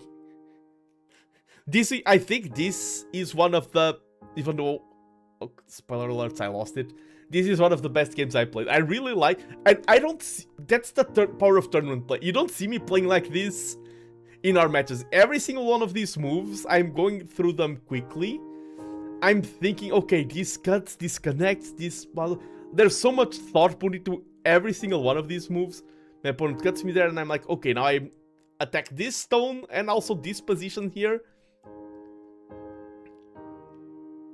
Here I wanted to play towards the center, and this cut, I read that it didn't work. I read this move. I was so happy with this move, because this is the type of move that looks horrible. This move looks like it doesn't work. You don't often play a move like this. You play something like this. You play something like this. This was the top engine move. And I read it, I was like, oh, if I play this, I'm pressed. You're taking away one liberty out of yourself playing this. And this becomes Sente, but then you have this. This looks like a bad move. This looks better. But this was indeed the... I spent a lot of time here, I played this. This is pressuring all of these stones. This was indeed the best move. And my opponent, after I played this, it was one of those moves that is like a punch to the face. He was like... I played it and he stopped like... Oh, I didn't read that. And he spent a lot of time here. I was so happy with this move. In terms of AI analysis, I'm 18 points behind. Yeah, it feels very unintuitive. This doesn't look like a good move. And I'm glad because I played it, because I read it. And yeah, oh, this is not the correct sequence. Yeah, he connected here. When I played this move, he was like, oh, I'm aware of the shenanigans that can happen. And now I'm attacking these stones. And this is starting to get big. My center here. I'm now only behind by 14 points. The center grew quite a bit. A one-down player watched the game at this point and he said, even though white is behind by 14 points, a one-down player said, I prefer white's position here. He said, I could win this as white. He told me, like, you should have won that game. I saw that game at that move. You had so much things, so much... I believe in you. My opponent went for the invasion here. I was maybe a little bit passive, but things are still kind of even. I wanted to set a stage for an annoyance here. I lose a little bit some points. I wanted to defend here. I was afraid of some cuts. Hello, hello, Dizzy. Welcome to the stream. And let me say hello to you, Dizzy, and also say lançar per... Lançar per Gwingith qualquer Windrobot San Cecilio go go go. Yes, lançar...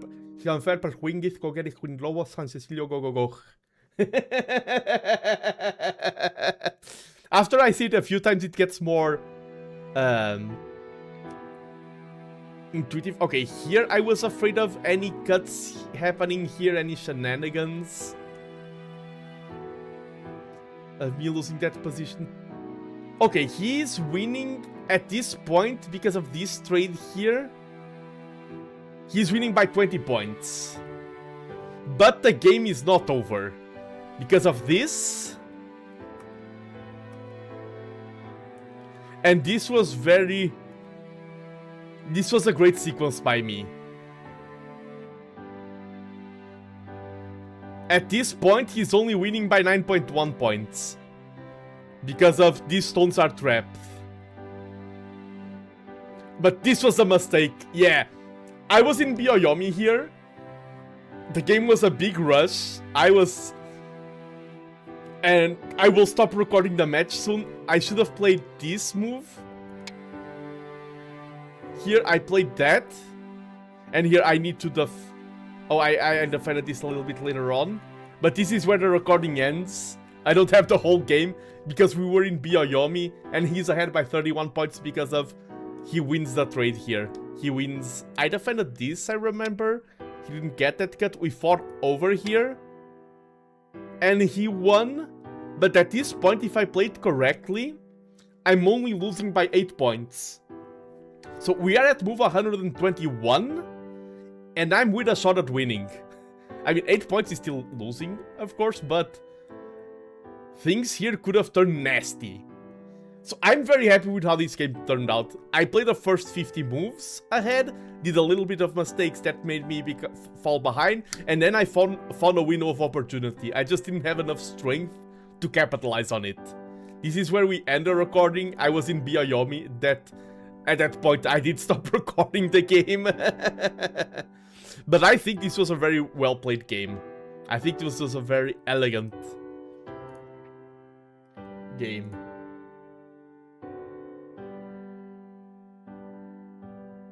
Yeah, they are very different. I think online, talking with chat, having a good time, for example, I don't think I would have ever played this move in an online game.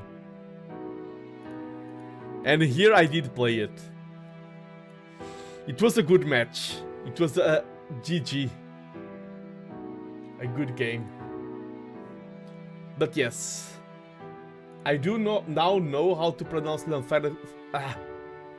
I need to get it better. Lanfer per Wingit, Kogerik Windropo, San Cecilio Gogogoch. But other than that, let me just thank once again to everyone who has donated to the Jingle Jam so far. We have our lovely donation board over here, with Nutty, Bergwin, Imban, Dizzy, Cry, Totally Axel, Vexel, and Primo being our top donors. Thank you very much for your support. You're helping great causes, and what causes are you helping with these donations? Well, this is a 10-hour stream today. Oh, I want to know how close my pronunciation of Fianferper Wingit Korgerik Windrobos San Cecilio Gogogoch. I'm about to go on a break, and I will have the charity videos playing, because this is a long stream, I need to take plenty of breaks, but I want Dizzy to judge my pronunciation of Fianferper Wingit Korgerik Windrobos San Cecilio Gogogoch. It's hard because North sounds different pronounced. Am I a Northern Welshman? But sounds pretty good. Let's go. Am I more towards the North or South? My Fianferper Wingit Korgerik Windrobos San Cecilio Gogogoch. Northern, more Welsh than me. Oh, let's go! I'm also Northern in Portugal, so I do have a trend for the Northern accents. And good to know that Fianferper Wingit Korgerik Windrobos San Cecilio Gogogoch. My pronunciation is becoming quite good.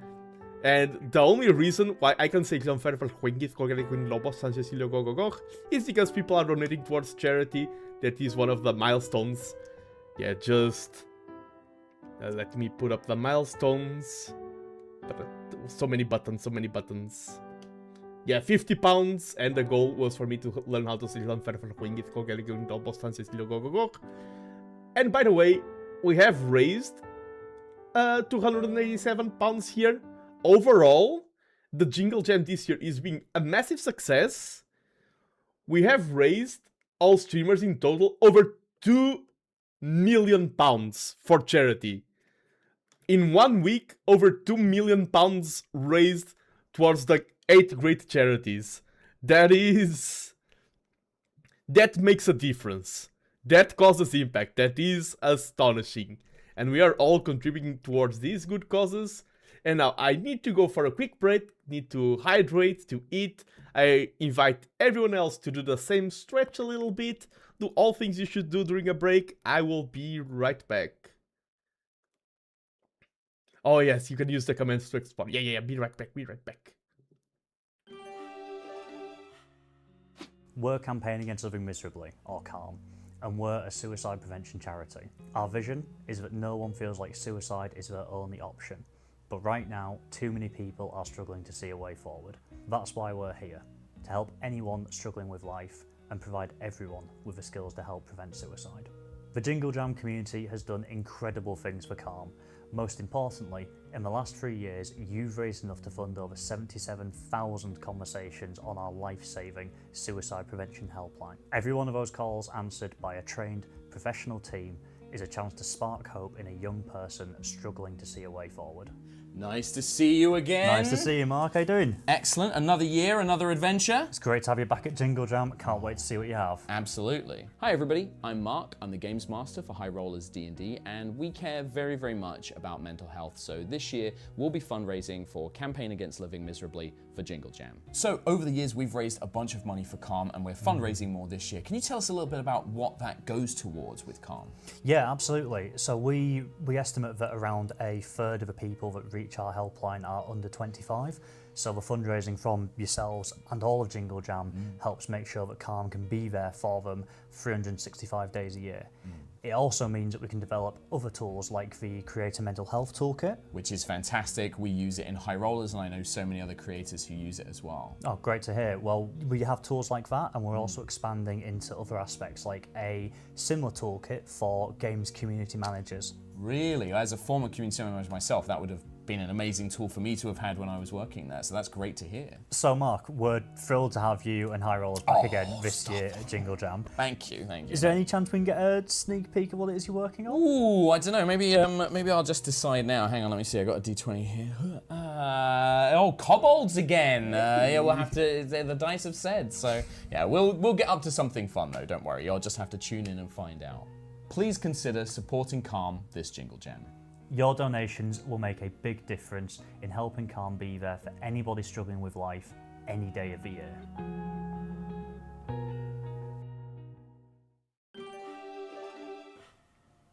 At the Trevor Project, our mission is to end suicide among LGBTQ+ young people.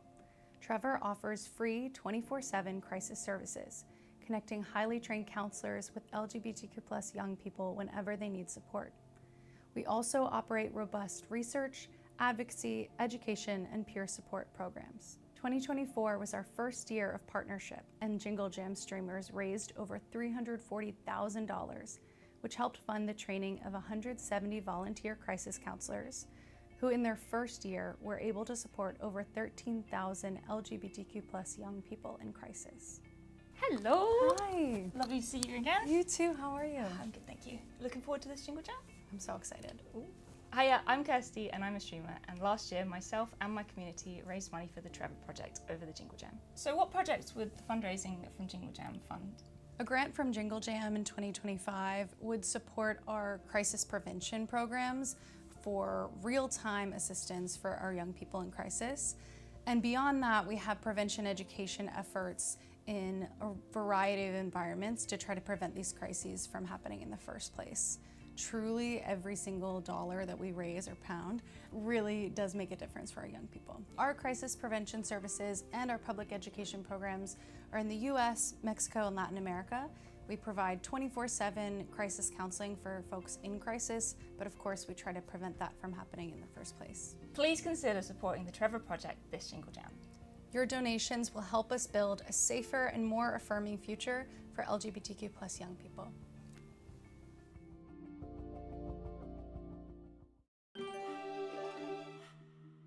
We're Make-A-Wish, and we grant life-changing wishes to children with critical illnesses around the world. A wish gives a child hope, strength and joy, especially when they're facing the toughest times. Whether it's meeting a hero, going on a magical adventure, or simply having time to be a child again, every wish is unique and deeply meaningful. This is our first time partnering with Jingle Jam, and we're thrilled to be a part of it. We know just how powerful it is when online creators and gaming communities come together to fundraise. In the last year alone, their support has contributed to granting over 32,000 wishes to children living with critical illnesses around the world. We're excited to see what we can achieve together this year. Hello you, good to see you again, how's it going? Nice to see you again, Will. Thank you so much for coming today, and thank you for supporting us in Jingle Jam. My pleasure. Hello my friends, I'm Will, and this year I'm super excited to be teaming up with Make-A-Wish for Jingle Jam. We'll be raising money to grant wishes to children living with critical illnesses all across the UK, so watch this space to see what we get up to.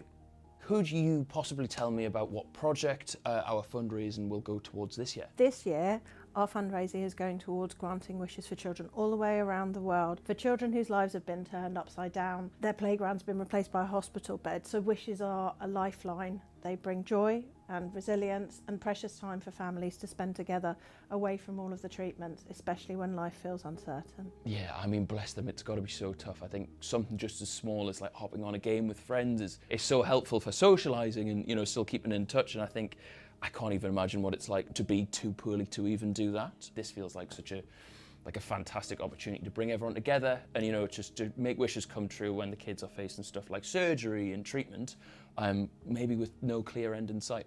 Please, my friends, support Make-A-Wish this Jingle Jam. You have the chance to rescue the magic of childhood when it's otherwise been robbed by critical illness. You'll be giving wish children the chance to dream big no matter what they've been through. And how often do you get the chance to say you've actually made somebody's dream come true? For a child living with a critical illness, every day can be a struggle, with the chance to create magical memories out of reach. With your donations or fundraising support, you can turn impossible dreams into reality, offering escape, joy, and giving families precious memories to hold on to, no matter what the future brings.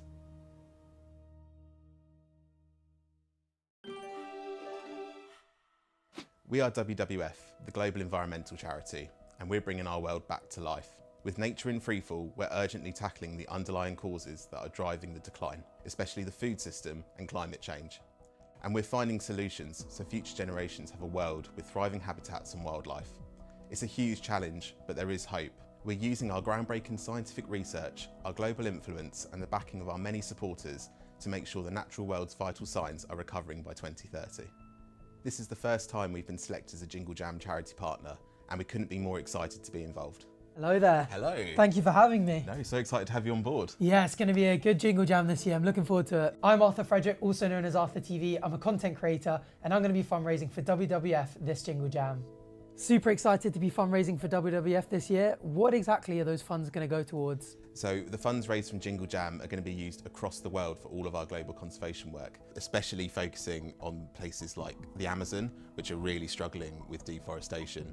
We really want to try and stop deforestation to not only help the Amazon, but help fight climate change and protect the species that call it home. Every minute, an area roughly the size of 5 football pitches is cut down in the Amazon, and we're really at a tipping point where we might not be able to save it and reverse climate change. So we need to act now. Wow, I didn't realise how much of the Amazon was under threat, so really looking forward to joining the fight against the deforestation and helping preserve it. And we're so excited to have you as part of the team. So what have you got planned during Jingle Jam? I think given it's a 2-week period, the main thing is I'm going to get in as many streams as possible. I want to check out the games collection, I want to play some Planet Zoo, maybe get some pandas in there, but most importantly just having some fun with my audience. Sounds so exciting. Support WWF and take action for your world this Jingle Jam. Your donations will make a massive difference to help tackle the climate emergency and help bring our world back to life. I can't wait to see the zoo you build. I'm absolutely obsessed.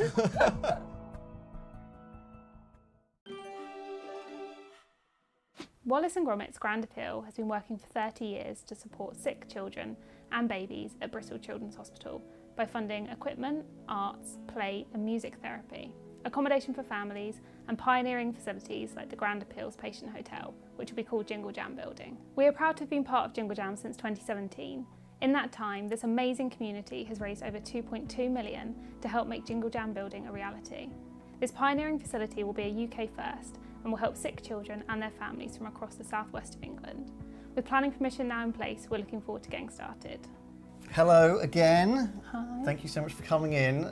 It's an absolute privilege to be raising funds for Grand Appeal. We're just so glad to be part of it. It's been 9 years now and we're really excited for this year's Jingle Jam. Hello, I'm Lewis. I am the co-founder of the Oscast. I'm one of the trustees of Jingle Jam, and we are very, very proud to be supporting Grand Appeal once again this year. So, where are we on the patient hotel?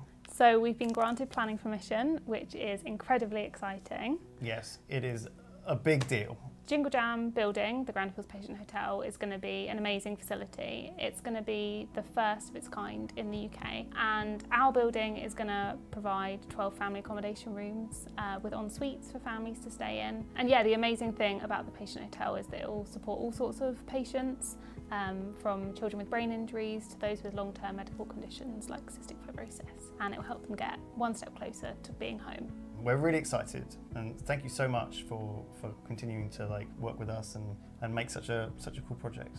So please consider supporting Wallace & Gromit's Grand Appeal this Jingle Jam. Your donation will help build a brighter future for sick children and their families at Bristol Children's Hospital.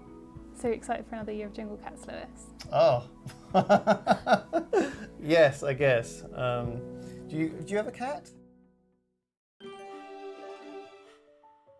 We are Autistica, the UK's leading autism research and campaigning charity. We develop evidence-based solutions to fill the huge gap in support autistic people and their families are facing. Jingle Jam support was essential to bring to life some of the solutions that are needed to build a more inclusive society where autistic young people can thrive. You helped us develop a digital mental health and well-being tips hub that is now reaching thousands of autistic people around the world with a safe place full of resources and tips from the community to help manage mental health. We're also piloting a new digital toolkit to help schools better understand and support the unique needs and strengths of autistic children. Hello, so nice to see you. Hi, Boba, likewise. I'm so excited for Jingle Jam this year. Me too, let's do it. Let's do it. Hello, I'm Boba, an autistic ADHD streamer, and I'll be fundraising for Autistica this Jingle Jam. So last year, me and my community raised funds for Autistica, and we're excited to do so again this year. So what will we be funding for this Jingle Jam? So your support this year could help us take some of our solutions to the next level. It could help us test our Strengths and Needs toolkit at scale, which is a necessary step towards our goal of having it implemented in schools across the country. Thousands of people on the autism diagnosis waitlist are under 18, so this project is vital to ensure schools are better equipped to support autistic pupils, while so many are still waiting for a diagnosis and for better support. So now more than ever, your support is critical to ensure autistic young people have a fair chance to participate in society and thrive. I hope that you'll consider supporting Autistica for Jingle Jam this year. Your support will help us build a more inclusive society for autistic young people. We can finally relax our faces That's now. exciting. That's exciting. We are War Child, a specialist charity that helps support children affected by war. We aim to reach children as quickly as possible when conflict breaks out and stay long after the cameras have gone. We are there to support them through their recovery, to heal and learn, for a safer, brighter future. We work in 14 countries around the world and some of the most dangerous places to be a child, including Ukraine, Gaza, South Sudan and the DRC. Thanks to your generous donations of more than £300,000 in Jingle Jam 2024, we've been able to protect, educate and stand up for children in some of the toughest situations across the world. In Gaza, where providing support has been difficult, we have reached hundreds of thousands of children with essential lifelines like food, blankets and hygiene kits, plus services that protect children separated from their families and mental health care to help heal invisible wounds and trauma. A huge thank you to you all for your support last year, making this and so much more possible across the countries we work in. Hello. Hi, how are you doing? Yes, good. How are you? Not bad, thank you. You ready for another Jingle Jam? I am. Looking forward to it massively. Wonderful. Hello, I'm Digby. I'm a streamer over on Twitch and I'll be fundraising for War Child this Jingle Jam.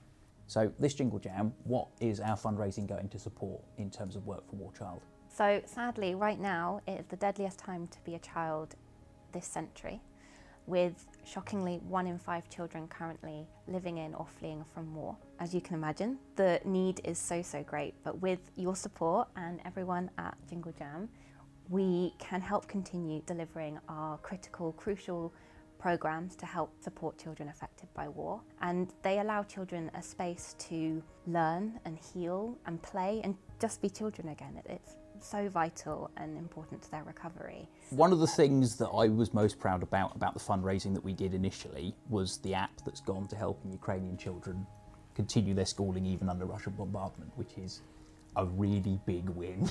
It's a huge win. Please support War Child this Jingle Jam.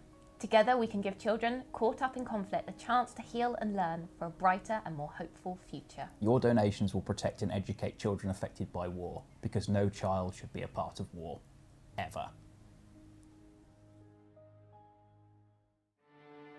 And hello, I'm back. But yes, you saw those amazing causes, and remember that if you donate towards the Jingle Jam on my channel, you are supporting those amazing videos, and we already achieved quite a significant amount thanks to all of these donors. Thank you so much for your generous contributions. And yeah, looking at my schedule of the guests, it is funny because we have no guests yet. And it's gonna be like, this is a Portuguese expression, it's gonna be like ketchup. Once they start, it's hard to get it out of the bottle. Once it starts getting out, it doesn't stop. We have no guests yet, but soon, an hour from now, roughly, we'll have our first guest, and then it's gonna be guest galore. It's gonna be non-stop. A few hours worth of guests over here, and I'm very excited for it. There will be no breaks. How am I going to have dinner? No. My duck rice is going to have to wait for me. Yeah, it's going to be a guest stampede. But let me queue up here the first match. Not the first match. I'm going to play another match. Oops, I had a double audio. Just eating stream. I will eat on stream, but that's gonna be on Wednesday because I will be eating a bricken on stream. A bit of dinner now. Yeah, soon I'll have a bit of dinner. And if you don't know what a bricken is a brick of chicken. It's one of the goals from the donations.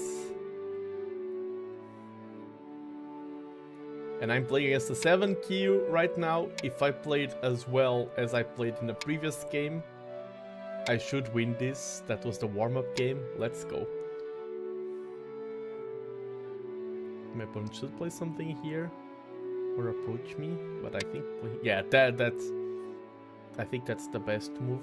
Here, I'm not even gonna approach my opponent. I will defend.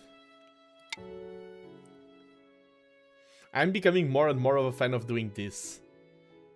Playing the knight's move in one of my corners. I think this is a habit that I've been developing. And that just works. Because I was reading a lot of Go sayings like ancient wisdom. And one of the ancient wisdom is do not approach a strong opponent. Let them come to you. And sometimes by doing the approaching move, you are setting yourself at a disadvantage. So I have no need to play inside of this. Yeah, my opponent is getting oversaturated in a bit, and it's like, yeah, I could play here, but I have no need. Let us secure my position. If he wants to come, let him come.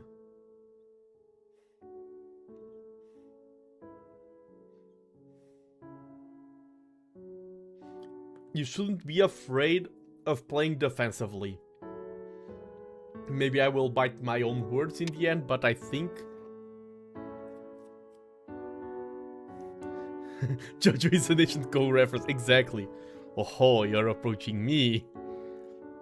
Let's start building this wall here. Because yeah, my opponent is getting this corner. But we're getting a lot of the board. He has the 3-3 invasion still.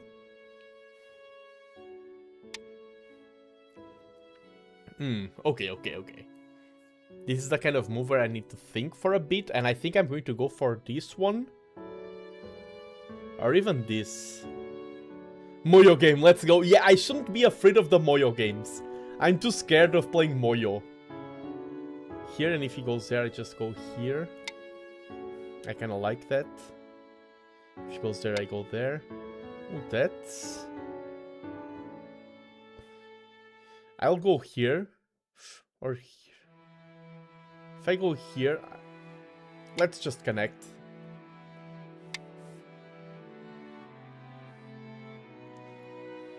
This kind of ruins his position a bit. He can play there. That, but then we can pressure here. And once again, my goal, even though he has good territory and everything, my goal here is not to focus too much on destroying. Just reducing, just making sure he doesn't get way too big is enough. He was the one who approached me, and now I must punish him for it. I can cut there.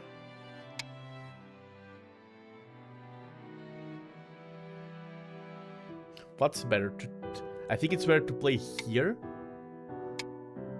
And now to take, because now he has 2 cutting points.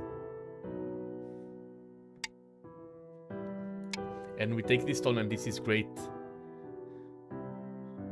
Yeah, he will leave there, but we're getting this territory, and then we get some stones that reinforce that territory. This corner also became more solid with this battle. If he wants to monkey jump, go ahead. Now this corner is solid. He can no longer play the 3-3 here. This threatens me to play here and then convert this into a ko. I think it's better to defend this. We don't want any horrible situations like in the last game. What's the best way to defend this? I think this works. If he pushes, I just go back 1 and then block here.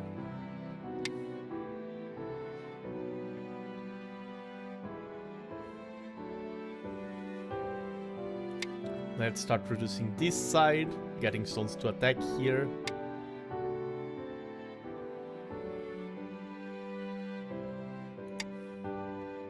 And now I want to start building up territory here. That's a bit of a reach. I think I need to separate this from this and pressure both. Is this unconditionally alive? I don't think so yet, because this is not an eye. And those can be easily neutralized. It is hard for me to take all of these stones, and that shouldn't be my focus. But I can pressure this position a bit to gain strength to attack that.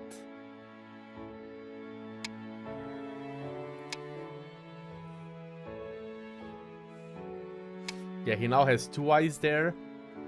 Can I play this? I think I can. Do I want to though? I think it's better. Just make sure that those 2 stones have no escape.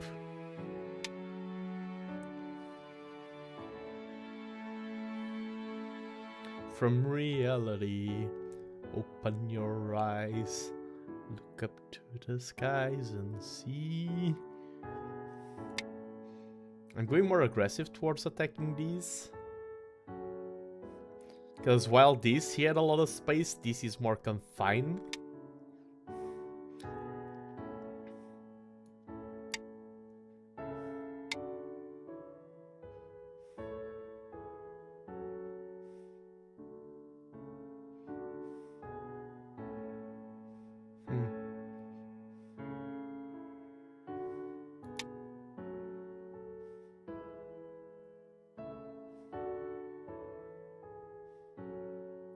He's doing a good job at reducing me.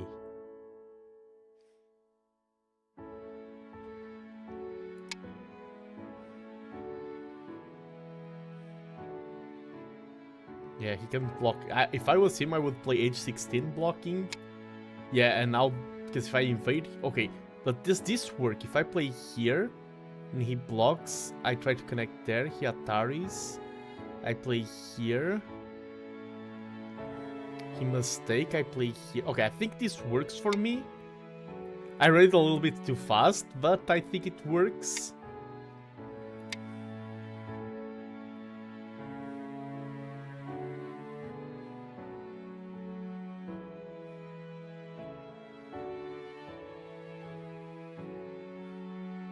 Yeah, he gets blocked there. Because then this... And he's trying to escape. I need to be careful about those stones there. Do I play this first and then this?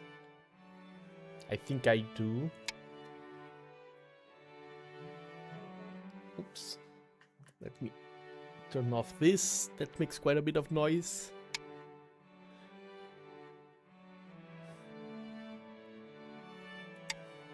Yeah, now this is... We are attacking this position. Here I shouldn't play aggressively. Now here I'm playing way more aggressively. Let's connect. Byo-yomi.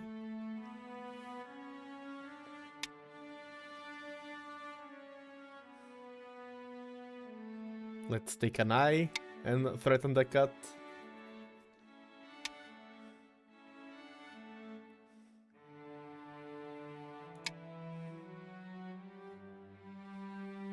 Don't think that works.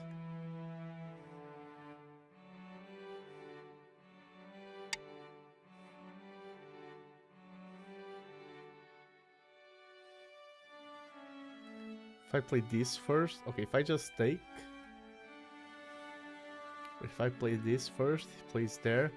Play this. No, I think I should take. This is looking very dangerous now. Maybe here I should have backed away. And that's why sometimes it's bad to focus too much on attack here. You focus a lot on attack, you leave yourself full of openings. So now I must play here. Yeah, I need to...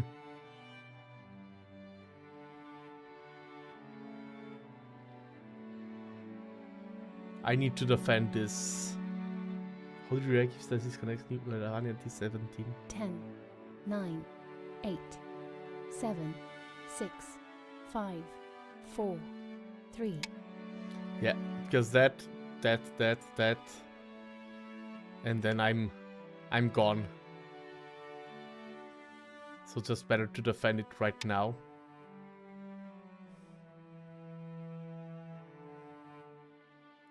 We can secure this corner. It is annoying that he's going to have all of this, which is quite big. Like this reduction here. And now we need to reduce. We've been reduced by a lot. We have this, this, and this, which is quite solid. Now we gotta reduce ourselves. And I'm thinking attaching here, and then going for a division here. Or do I go for the division here first, and have this open for 10, later on? 9, I think I'm going to start 8, here, and 7, not play too deep. 6, 5, 4, 3. I have the move there.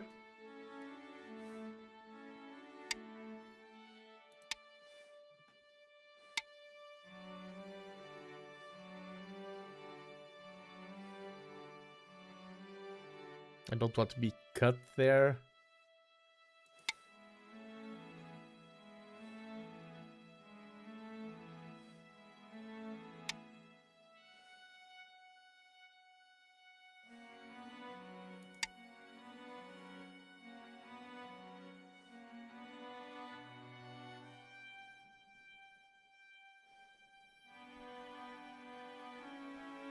Yeah, the fact that we focused too much on attacking there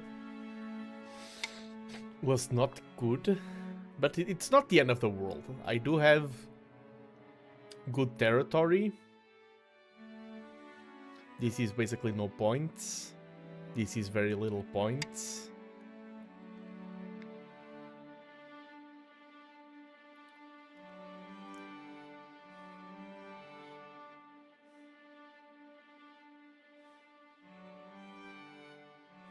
Oh, we can cut that stone there.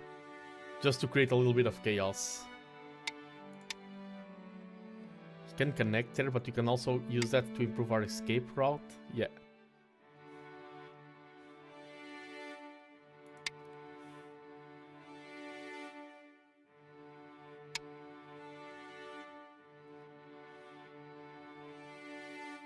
Let's try to make his shape ugly.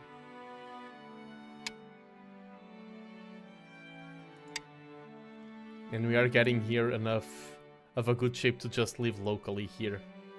And this is a thorn in his side now. A black thorn.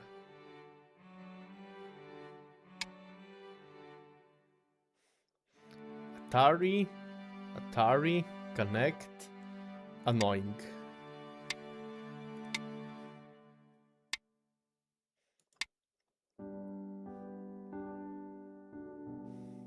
I just want to be annoying. That's the secret. That's the secret to become a pro at Go. So many diagonals in a row, true.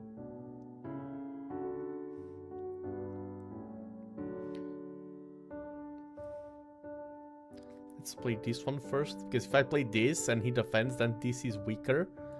So I don't want to force him to play that defense there. I have this and this to improve my eye potential on that side.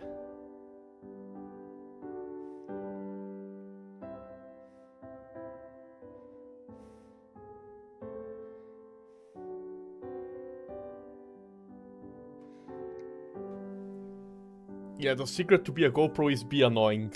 10, 9, 8, 7, 6, 5. Let's pressure that. If it goes there, I go here, and that's no longer an eye. But this is an eye, and there's that open there.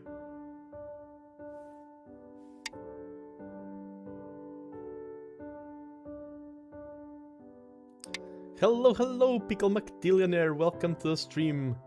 He blocks. I block. He Ataris. Ooh.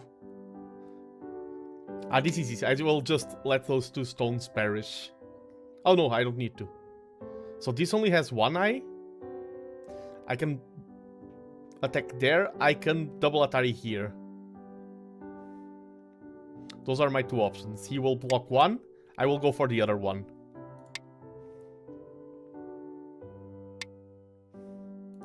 Now this group of him is under pressure. And this is going to be hard for him to escape. This is also weak. There's a lot of weakness for my opponent here.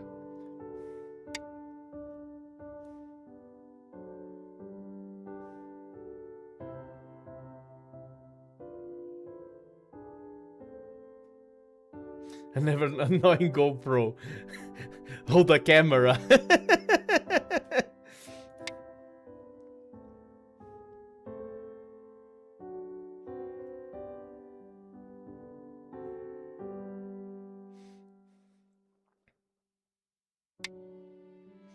Okay, this doesn't... This almost works, but doesn't work because of Atari. So if I play this...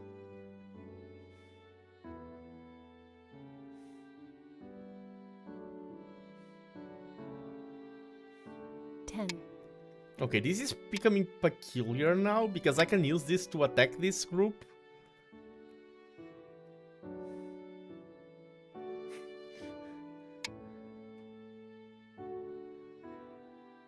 This threatens the cut. I can...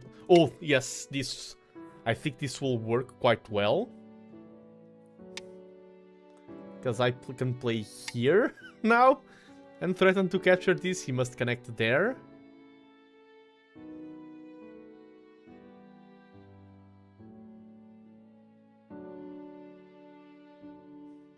If he plays here, I play that Atari. Yeah, I take these stones. I'm threatening this. And now this is a capture race. Can I create two eyes here?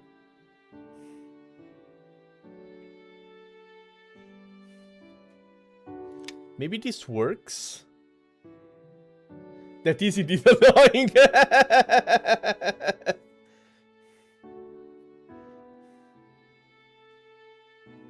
This, everything that my opponent has here is under pressure, but this will be a race because he's attacking my stones that are attacking these stones.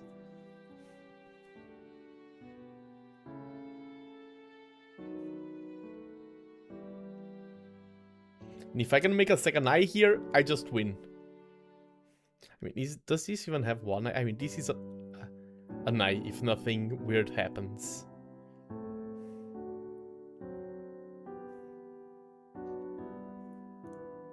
I told you, all you need to do to play good Go is be annoying. Oh, that's... Ooh, this is a... I'm going to do something that is really good here. Which is just let all of those stones perish. This is way bigger. We're fighting bigger fish than those stones. I will lose this eye, but I think this gives me better potential to build more eyes. Just be annoying, I'm a natural. Let's go. I lose this eye here. Oh, dude, that doesn't work. That doesn't work. Because then this is a Isente. So I need to defend this. Things are rough here. I think I celebrated too soon. And I think I may lose this battle and lose the game.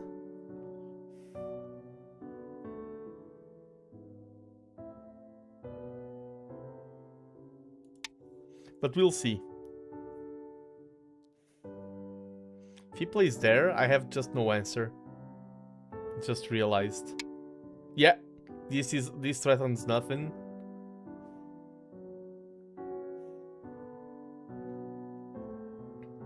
I can see if I can take some stones here. So all of this will perish. I probably just lost the game. Very likely. And contrary to the previous game, I don't consider this... Regardless of winning or losing, I also lost the previous one. I don't consider this to be a beautiful game. The previous one was very beautiful. It was a very beautiful loss. The problem is, if I give up the stones, I can show you. If I give up the stones, then this, I need to connect. If I connect, he takes here. That's the problem. That's why I couldn't give up these stones. I will show you on the review. I read that. Giving up the stones just didn't work.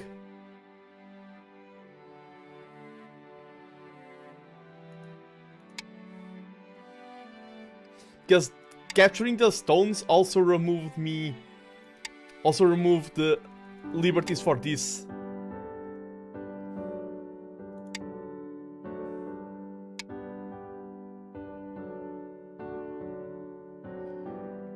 I will review that later, but I don't think that works.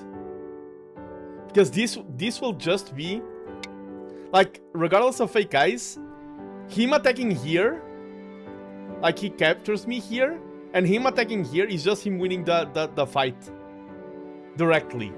I can... And if I defend, then he... If I defend there, then I'm too slow to make more eyes. 10. I can defend this here.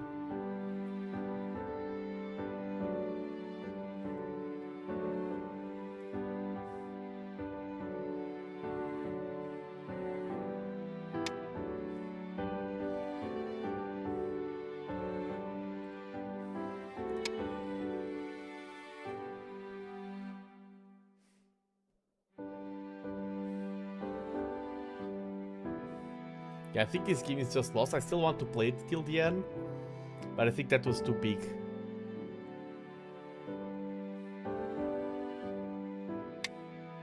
I can still try to leave here in the corner. I think that's my best shot now.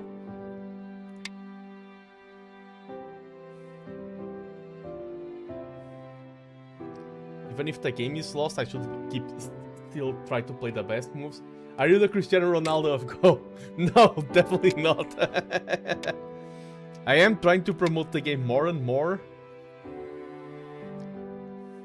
but I still have a long way to go even to be the #1 of Portugal. Okay. I have great co-threats, so I think I can play this. I have this one.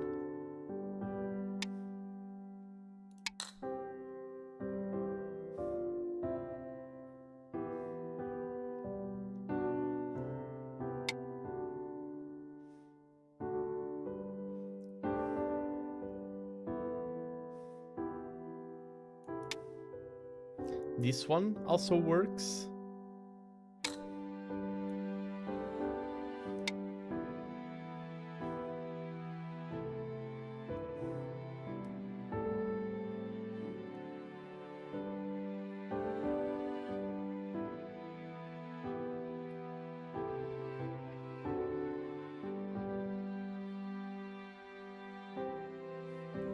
Yeah, losing this.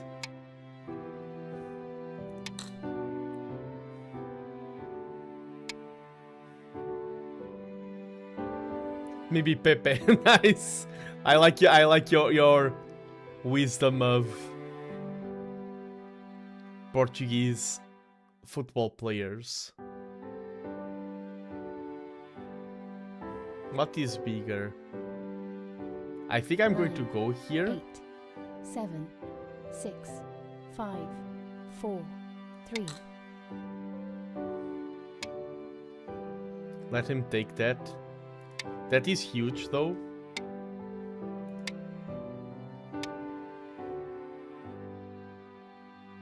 Yeah, that was very big.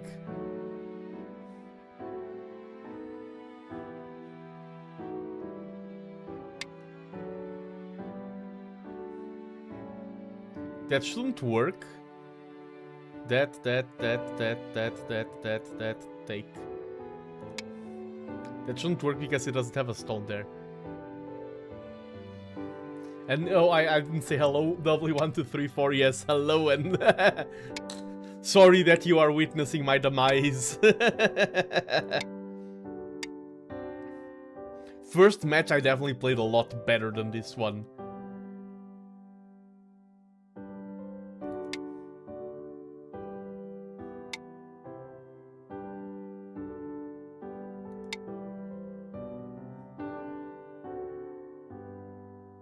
We're probably gonna play something like this.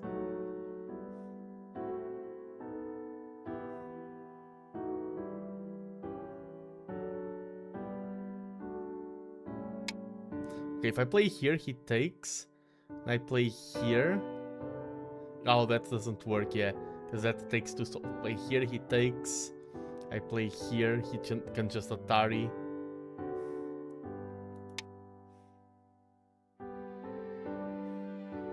It would be nice to take all of these stones, though.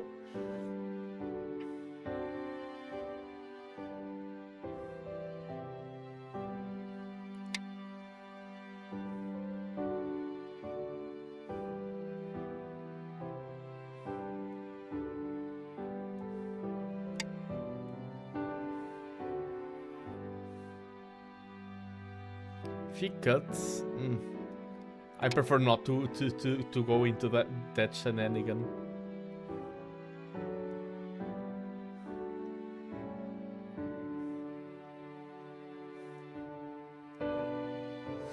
If I can take one liberty here without him noticing, like, oh, let's just block this, then I can take these stones. Another horse. What's the name of this jump? Monkey jump.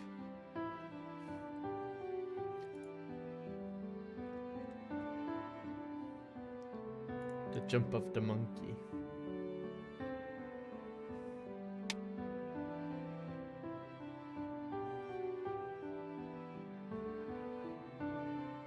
I think I can defend, because if he starts getting my corner, I go here and I block his escape route.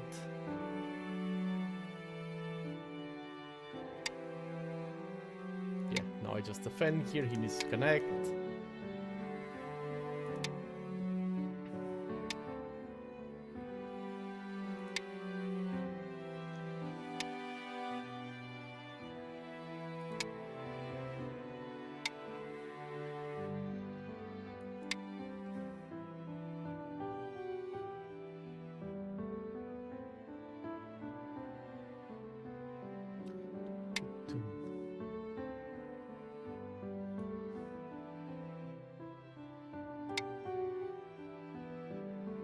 Playing P18 before R18.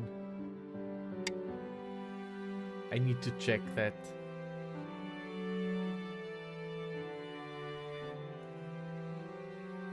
Will this be? I think I'm okay.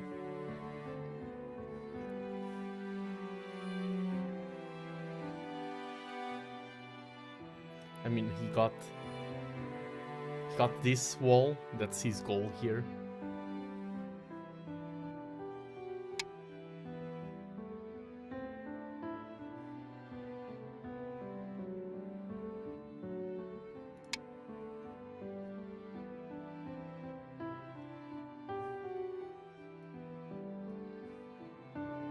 I want to play A12. Let's defend that.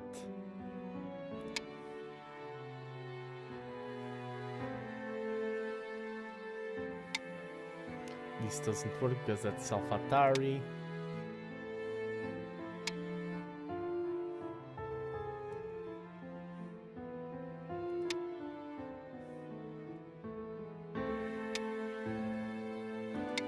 Let's play these small moves. Defend these.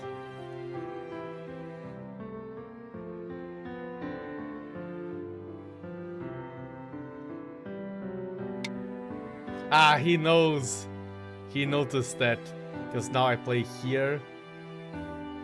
I play and he attacks. I play here, he connects. And I play here and he takes. He noticed. He read it.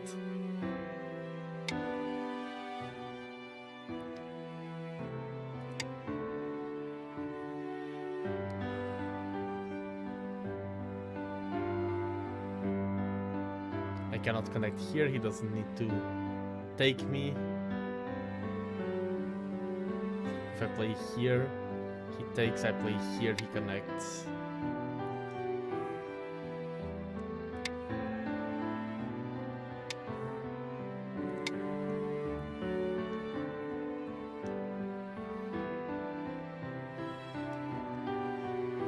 Alas, I need to improve my Moyo gameplay skills. That doesn't work.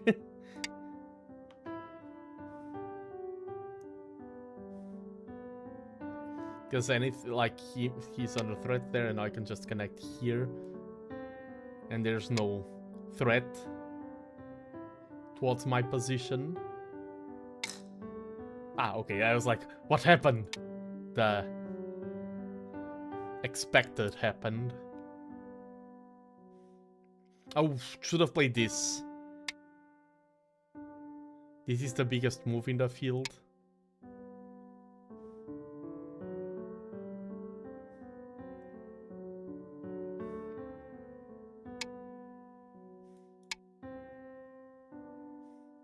There's no shenanigans I can make here. So close to greatness. But I do think this is a loss. Pass. Yeah, this is GG. Remove the dead stones. By around 40 points, yeah.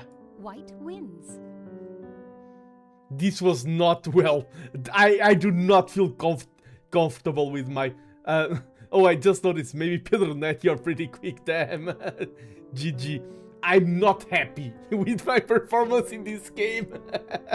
I mean, I'm happy because I'm a happy person, but my performance in this game was not good. Where did it all went wrong?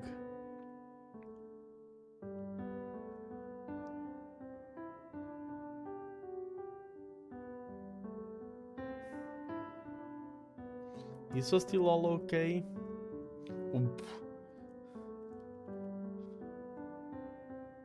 Should have played this here. This was a small mistake, but still okay. Giving my opponent this shape is a bit rough. In hindsight. And here, yeah, maybe play more aggressive moves. That's the thing, I'm not familiar with Moyo play. If I'm playing for Moyo and he's invading my Moyo, I should not focus on destroying him. I think that's a really bad mindset. But there's a lot of forcing moves I can make and I should play them to strengthen my own position. Here, I'm already 8 points behind here. Because of how great his shape became, because of how inefficient I was at pressuring these points. These type of moves that I was playing are for a different style of game, are for a different period. I'm just strengthening his position here. Let's keep going. Yeah, at this point I'm already behind.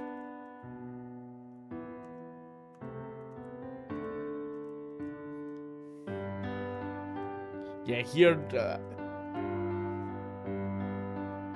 should have just taken my wins there. Try to go way too. Yeah, here, and I think Jack called this move. My opponent should have just attacked there, and I will already be like 30 points behind. Luckily he didn't play it, but I'm still behind here. The invasion, I mean, this was okay. I didn't lose points here. And I think here, now confirming that I'm far behind, going for a battle was a good idea. A lot of good moves here.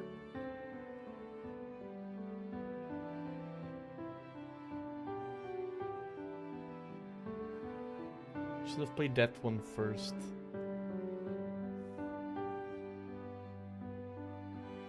Yeah, not getting that move in was rough.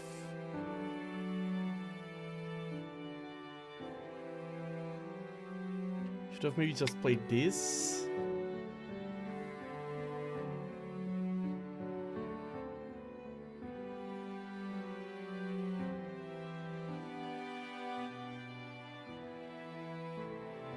Oh, and here play this. Oh, yes! Leave this threat open and go here and secure my life here. This is already a mess for him.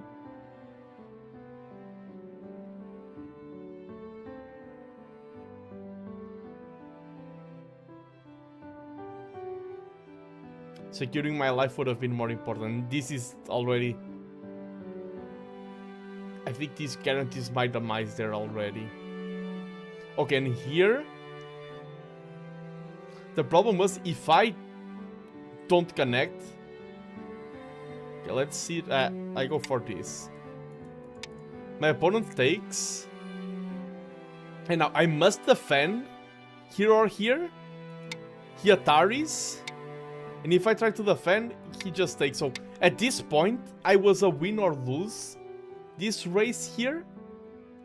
And if I don't connect here, it is just guaranteed that I lose. That's what I read.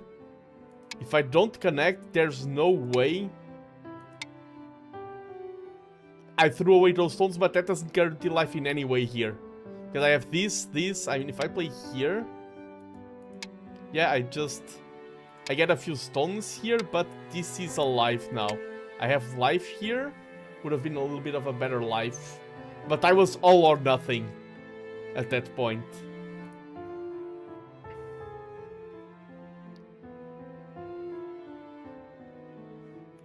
And I think from here on out, there's just... Oh, there was the call, and there was that moment where I... 5 points that I lost because of that.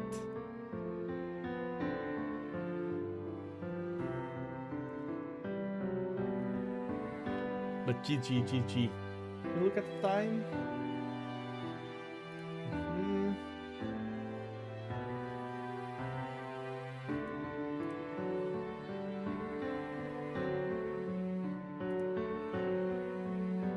I'm thinking that maybe it is a bit tight for me to play another game, in terms of considering that I'll be learning, I'll be teaching Go quite soon.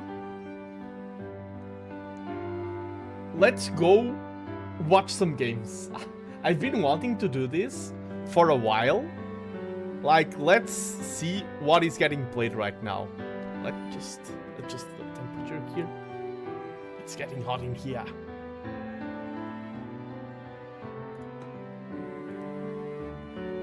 And hydrate, always remember to hydrate.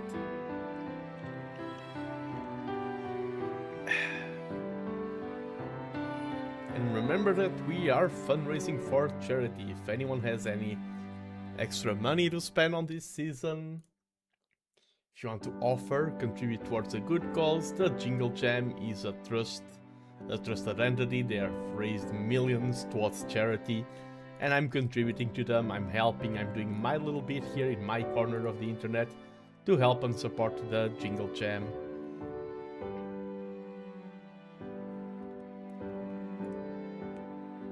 Let me just check if there's no messages. Today I need to keep an eye open for that. Once you have a lot of collabs lined up.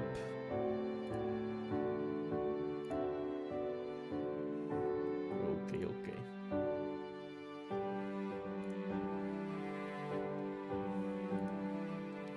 And let me see if I can spectate other games. Let's see if we can find some high-level games that are being played. Okay, this game is just starting. Okay, they are playing fast. And we are spectating. Oh, wow, they are playing very fast. What? I want to commentate on the game.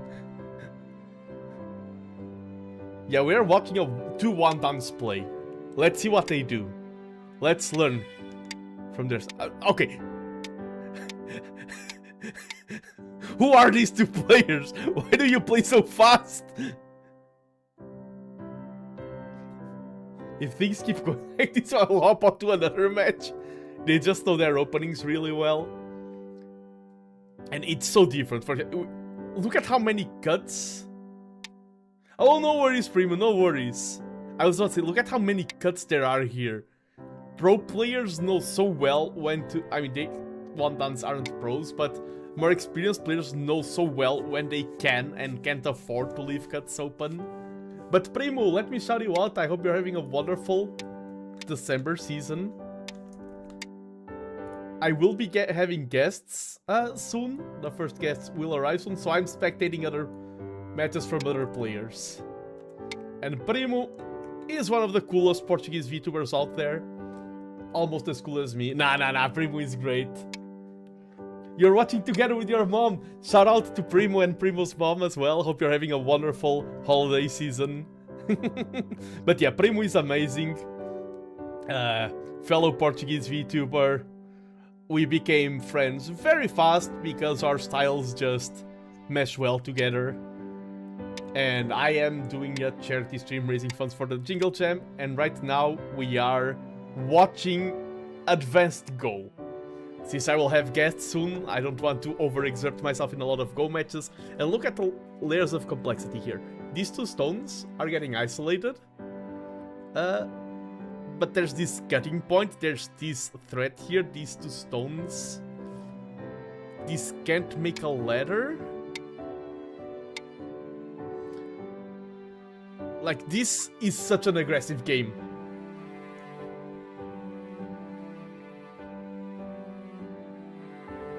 Like, go here, here, here, here, and these have 3 liberties.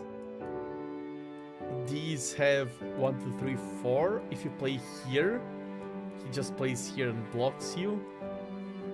Like, this is already so complex. I need to have enough courage to play games that are this complex, because this is how you improve. You improve by playing games that are this level of complexity. Because this is already, at least at my level, this is already the kind of situation we are at move like 20, 30, 40. This is the kind of thing that the game can be decided right now. Aren't these stones now all captured? I mean, maybe the game isn't decided. Okay, white does not have a lot of position here. Black does have all of this. I don't understand what I'm watching. That's why I wanted to teach you, Primo. I will have to do it in the future. Basically, the white stones are trying to surround the black stones are trying to surround the white stones, and they're also fighting over the territory. Each amount of territory that you control, that you surround with your stones, is 1 point, but you also gain points by surrounding your opponent's stones. So, what's the current game status? Black has a good formation of stones here on the right side of the board, and this should be like 1, 2, 3, 4, 5, 6, 7, 10, around 30 points for the black player. Also has this formation here, 10, 20 points, so around 50 points for black. White has this corner right now more secure, that should be around 50 points. White will secure this corner for more 50 points, and then has this region where white has surrounded these black stones. They're still alive, but they don't have an escape route. So this should be around 10, 30 points for white. So the game is kind of balanced.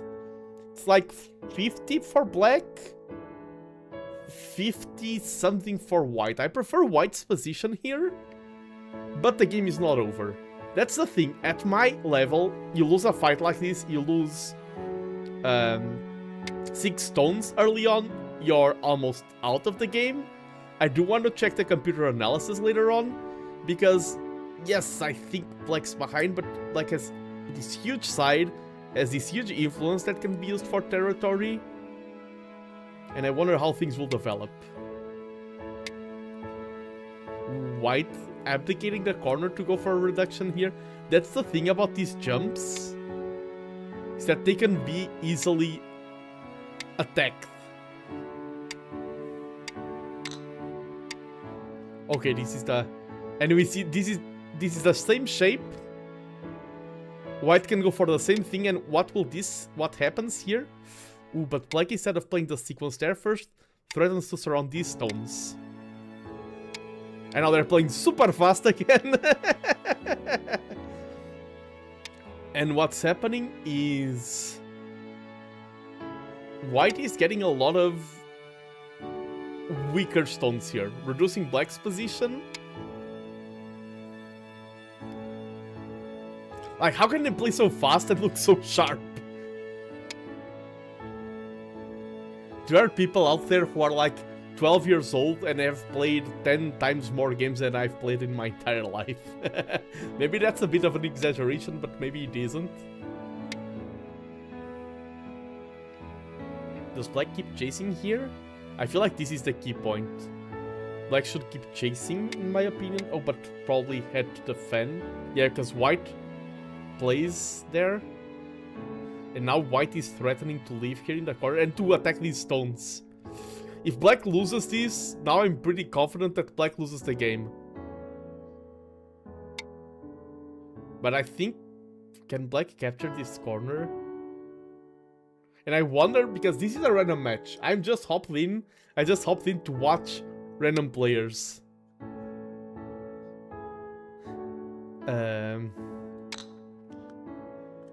So this could be friends, this could be randoms, I have no idea. What I can tell you with a lot of confidence is that they are both better players than me.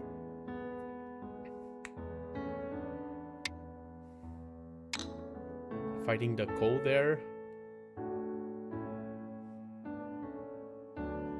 Black can win these stones. So black will be alive here, the game isn't over. Ooh, threatening this group here. That's a good call. That Ko is kinda big. Winning that Ko brings a lot of stability to white's position.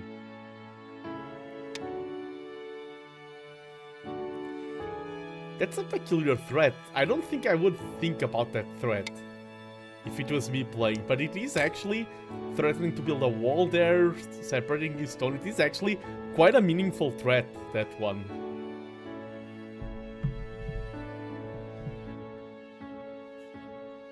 I need to become a...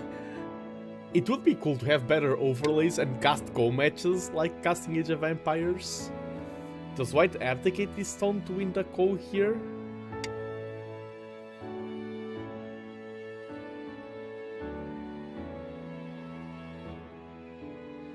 White threatening the connection there. Now this is a double Atari, so white still needs to be careful about the I would play here. That would be me. I don't know if that's a good move. If I'm white, I would play either here. But they think that...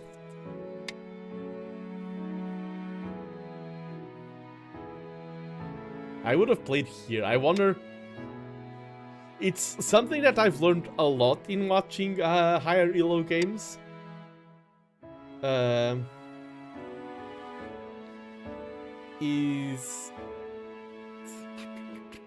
Is that a lot of times things that are obvious for us weaker players, like, oh, that's super obvious. It actually isn't that obvious. We are just not reading at the same level as they are. Other times they do make... Good players do make blunders. Okay, these 3 stones are getting isolated. Does it apply to go that a really good player playing against someone on the same level seems less skilled than how they actually are? Yeah, that does definitely happen. If I'm playing against either of these players, I would probably be absolutely crushed by now. The fact that they are even, they do look good, both of them, but if they were playing against someone weaker, their strength would be much more noticeable. Yeah, white getting these 3 stones here is kind of big. White is getting...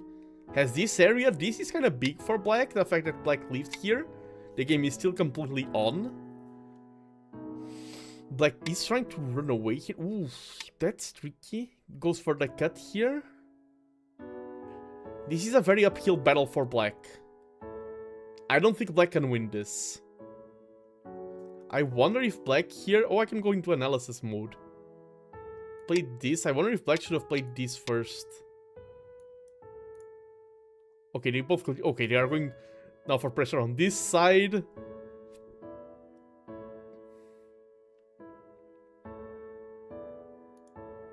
I can play back play game. Okay, okay. Good to know that I can go into analysis mode while they are playing to check some... Yeah, here. One of these goal threats. Yeah, this one I would have gone for this.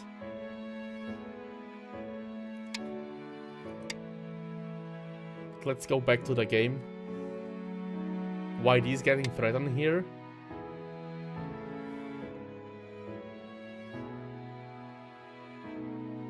These stones now are also under threat for black. These stones are under threat for white.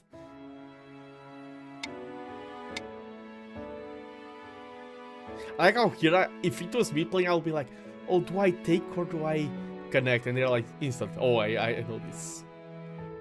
Black can take these 2 stones now and get quite a big corner here.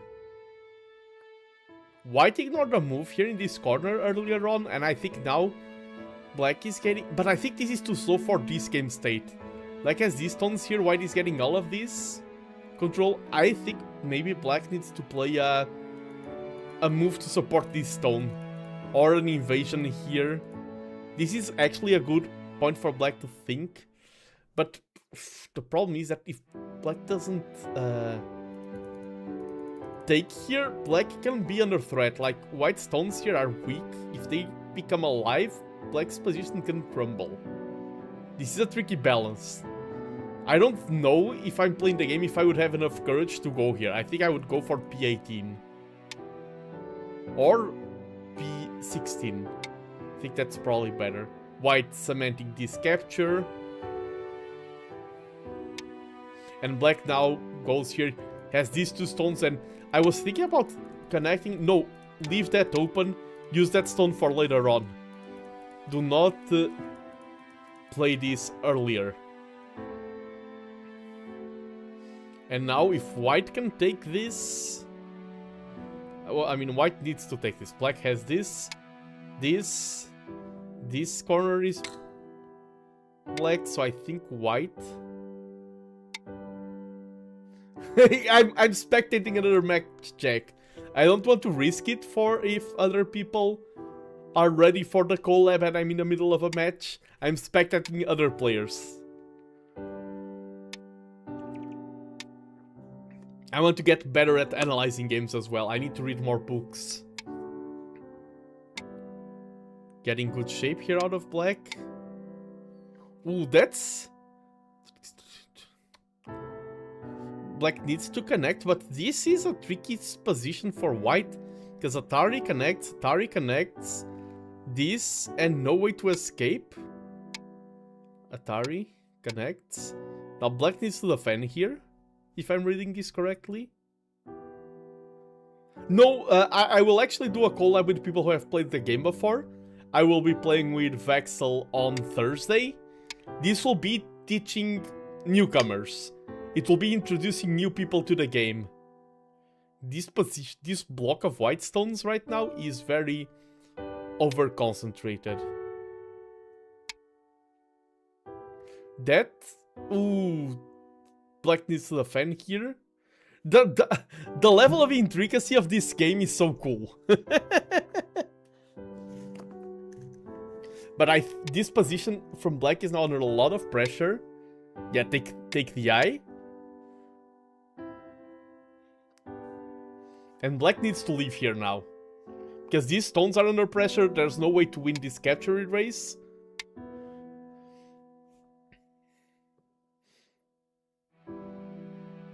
Yeah, the thing that's about players making each other look worse. Like, this is not a good shape, but black forced white to have this shape. They need to use worse shape because they are forcing the other player to have a weaker shape.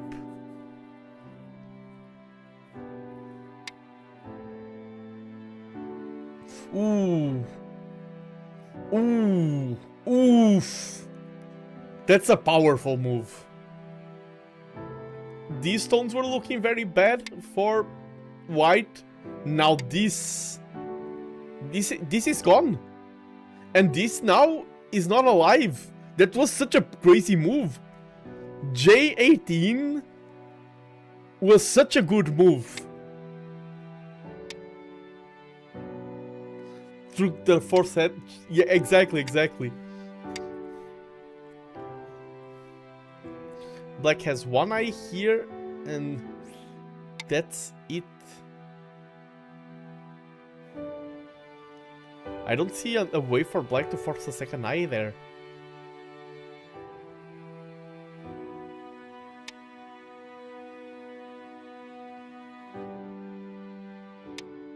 Yeah, just take.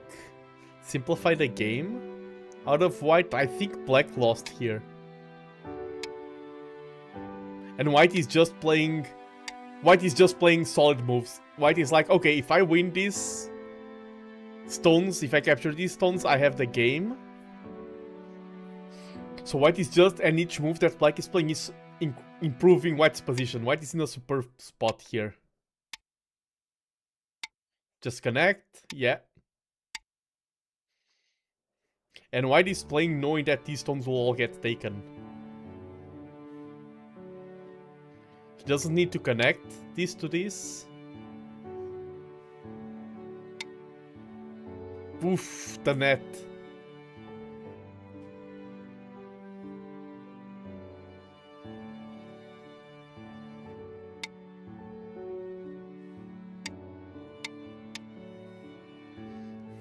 White is even not thinking like, just going to keep improving my position more and more.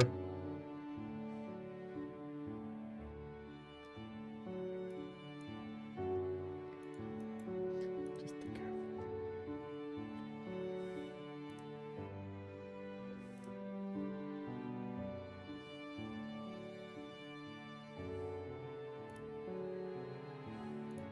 That move there was so nasty out of white, J18.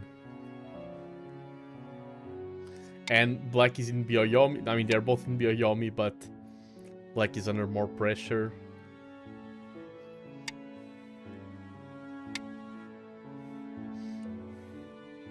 I think black is really trying desperately to achieve something.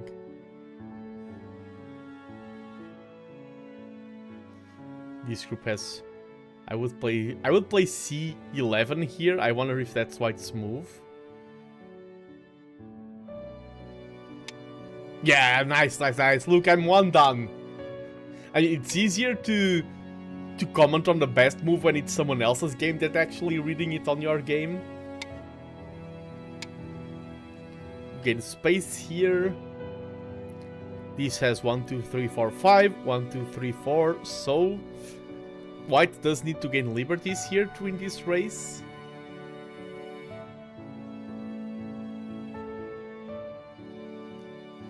Let's see if they can do it. Gambare! You can do it!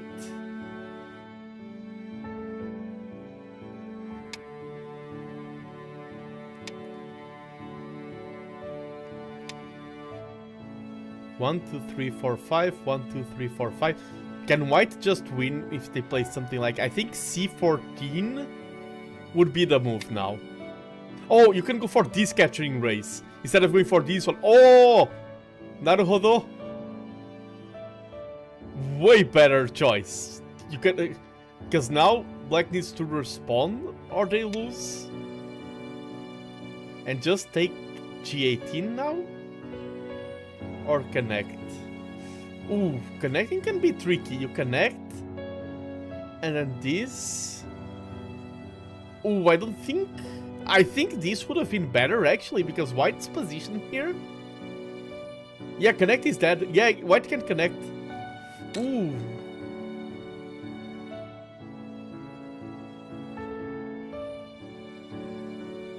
This will probably still work out for white.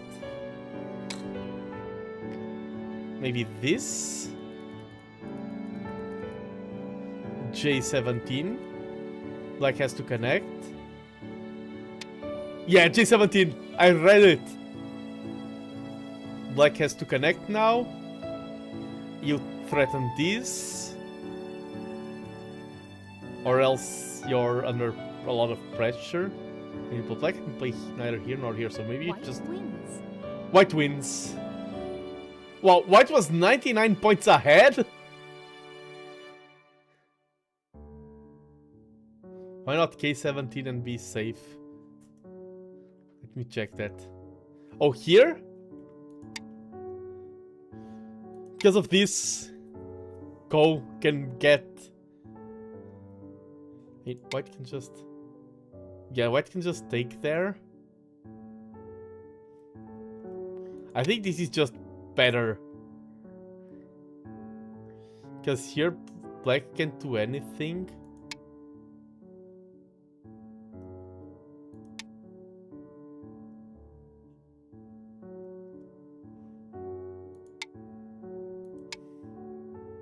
That's... Why isn't the score updating there? Wait. Is the analysis stuck on... Oh, you are not seeing the analysis. Sorry. Does it not update with my moves? If I did like this, which I think is a blunder... No, white is still winning. Because...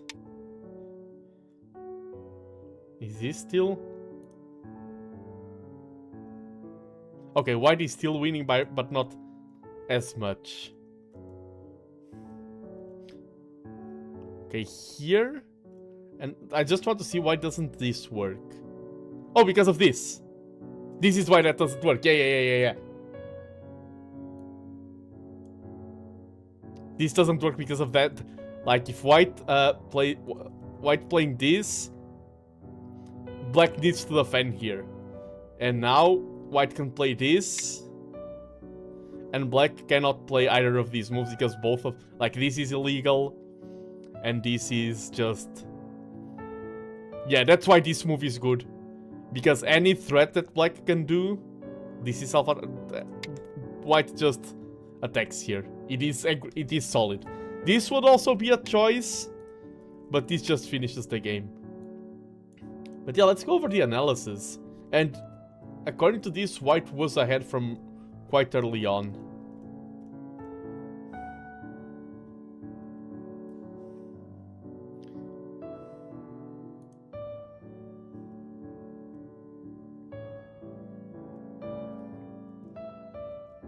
Played a lot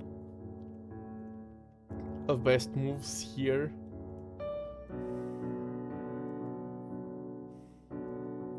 I wonder what the mistake was out of black here.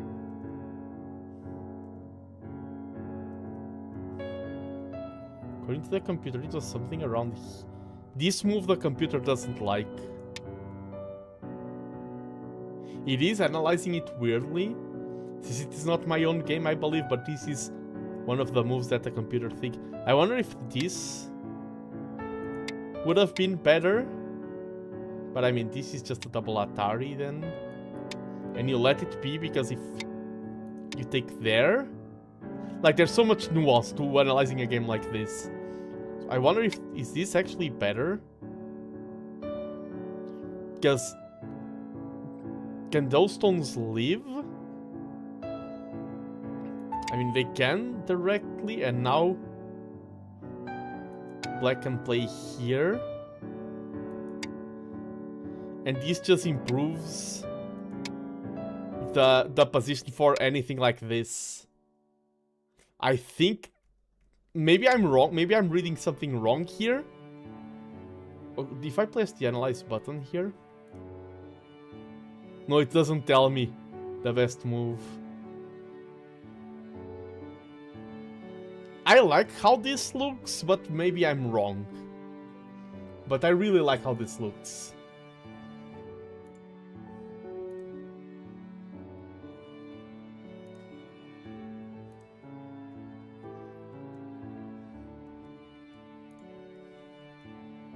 Yeah, and here this sequence was just white won the fight there, and white is already like 20 points ahead.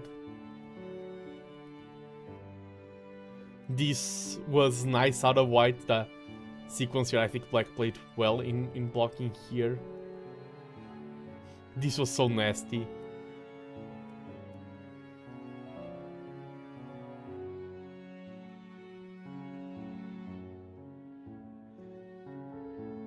That's the thing, even if white didn't win here, they did get more safety with those stones, and they did get that capture here.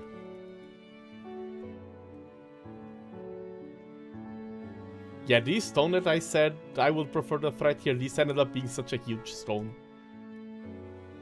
The fact that those 3 stones were weak, the fact that this is cut, yeah, black now is playing a really hard game. I wonder here if the correct choice would have been to just discard these stones. The computer doesn't like this move at all. Maybe this. When is the presentation? The presentation will be repeated quite a few times. I think should be... Vilhelm Vanderbos will be my first guess. I think he should be starting stream quite soon. And once he's ready to come in, we will welcome Vilhelm and the Plumies. Let me confirm the time zones and everything.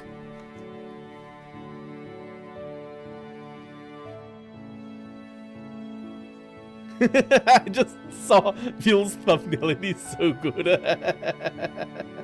I just saw it, I should have checked it earlier. It is so good.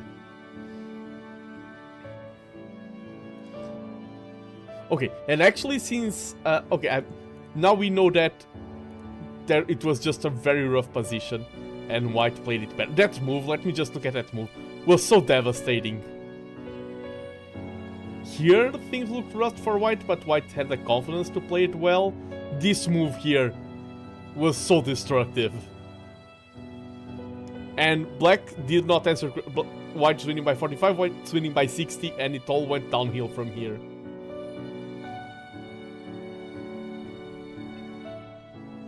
Well played. I'm going to go for a very quick break because, yeah, suddenly, soon we'll have guests, and I want to be ready to welcome them in my best shape, because we're playing Go, we need to have good shape. I don't think he's going to join right away, if I remember correctly.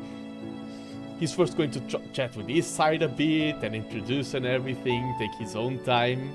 And then they will join us, Vilhelm and the Plumies. But I will do a break, I want to be ready to welcome them. And I do have the presentation. Music is slightly too loud. Oh, thank you for letting me know. Probably when we have guests. I mean, I may turn down the music right now even. Because for the guests, I want people to hear me okay, to hear Vilhelm okay. So I will actually for now turn down the music. It will be easier for me to balance out audio levels on Discord, on the stream and everything. Yeah, I'll be right back, just going to finish setting up things. Let me just also do this. Let me go to my room to make sure I'm not sharing anything that I shouldn't. This window here.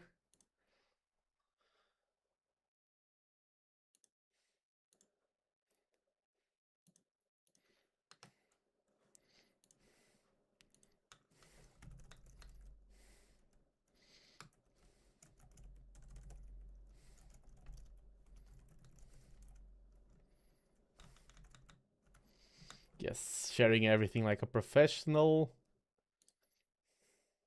Yeah, and I'll be right back, just a quick break, and we'll be ready to welcome. I should have gone over the presentation with you, like my viewers, just to make sure there's no mistakes or anything, but I'm confident. Now it starts getting real. Now we have guests.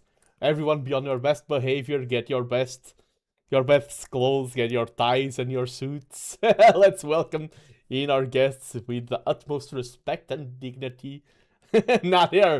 No need to be nervous. They're great people. I've collabed with Vilhelm before, and there's more to come after Vil. So yeah, be right back in 1 second.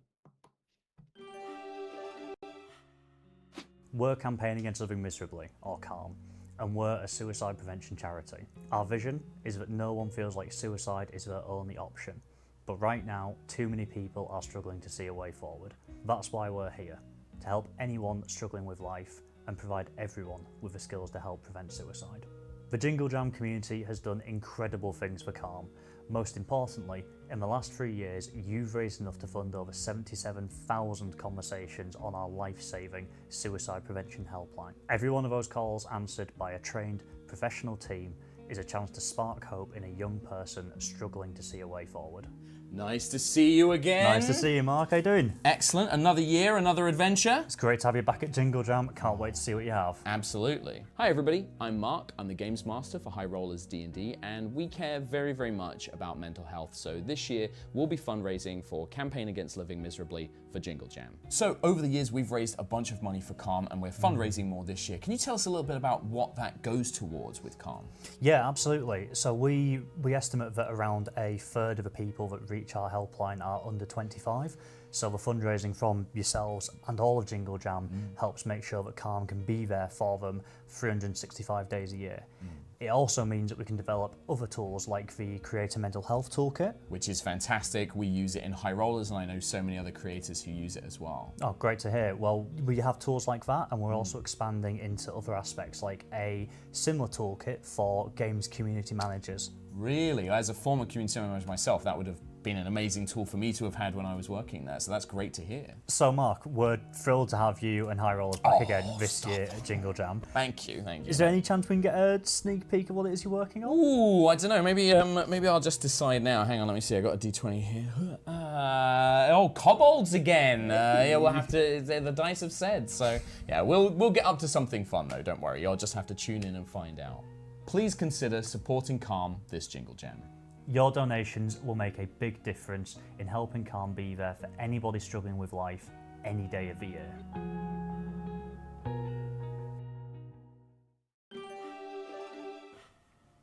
At the Trevor Project, our mission is to end suicide among LGBTQ+ young people.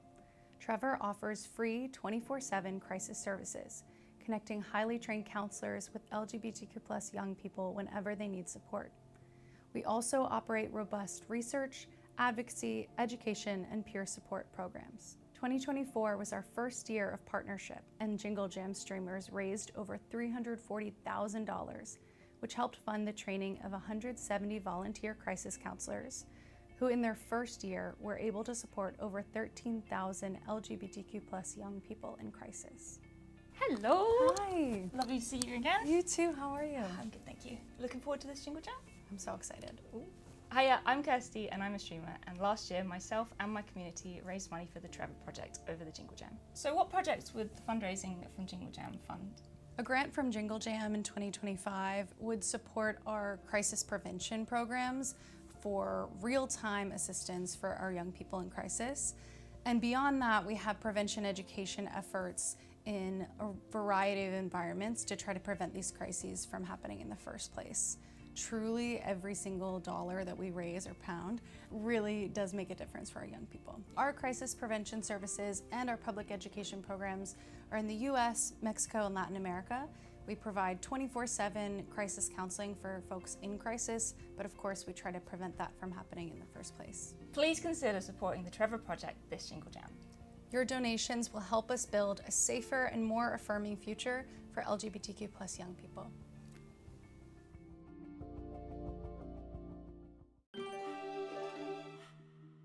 We're Make-A-Wish, and we grant life-changing wishes to children with critical illnesses around the world. A wish gives a child hope, strength and joy, especially when they're facing the toughest times. Whether it's meeting a hero, going on a magical adventure, or simply having time to be a child again, every wish is unique and deeply meaningful.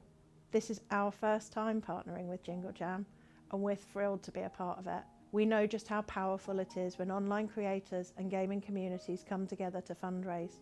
In the last year alone, their support has contributed to granting over 32,000 wishes to children living with critical illnesses around the world.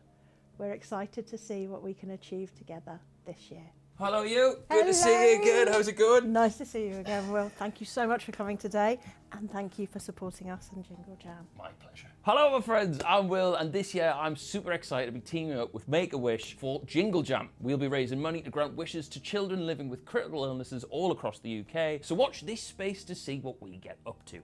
Could you possibly tell me about what project our fundraising will go towards this year? This year, our fundraising is going towards granting wishes for children all the way around the world. For children whose lives have been turned upside down, their playground's been replaced by a hospital bed, so wishes are a lifeline. They bring joy and resilience and precious time for families to spend together away from all of the treatments, especially when life feels uncertain. Yeah, I mean, bless them, it's got to be so tough. I think something just as small as like hopping on a game with friends is so helpful for socialising and, you know, still keeping in touch. And I can't even imagine what it's like to be too poorly to even do that. This feels like such a fantastic opportunity to bring everyone together and, you know, just to make wishes come true when the kids are facing stuff like surgery and treatment, maybe with no clear end in sight.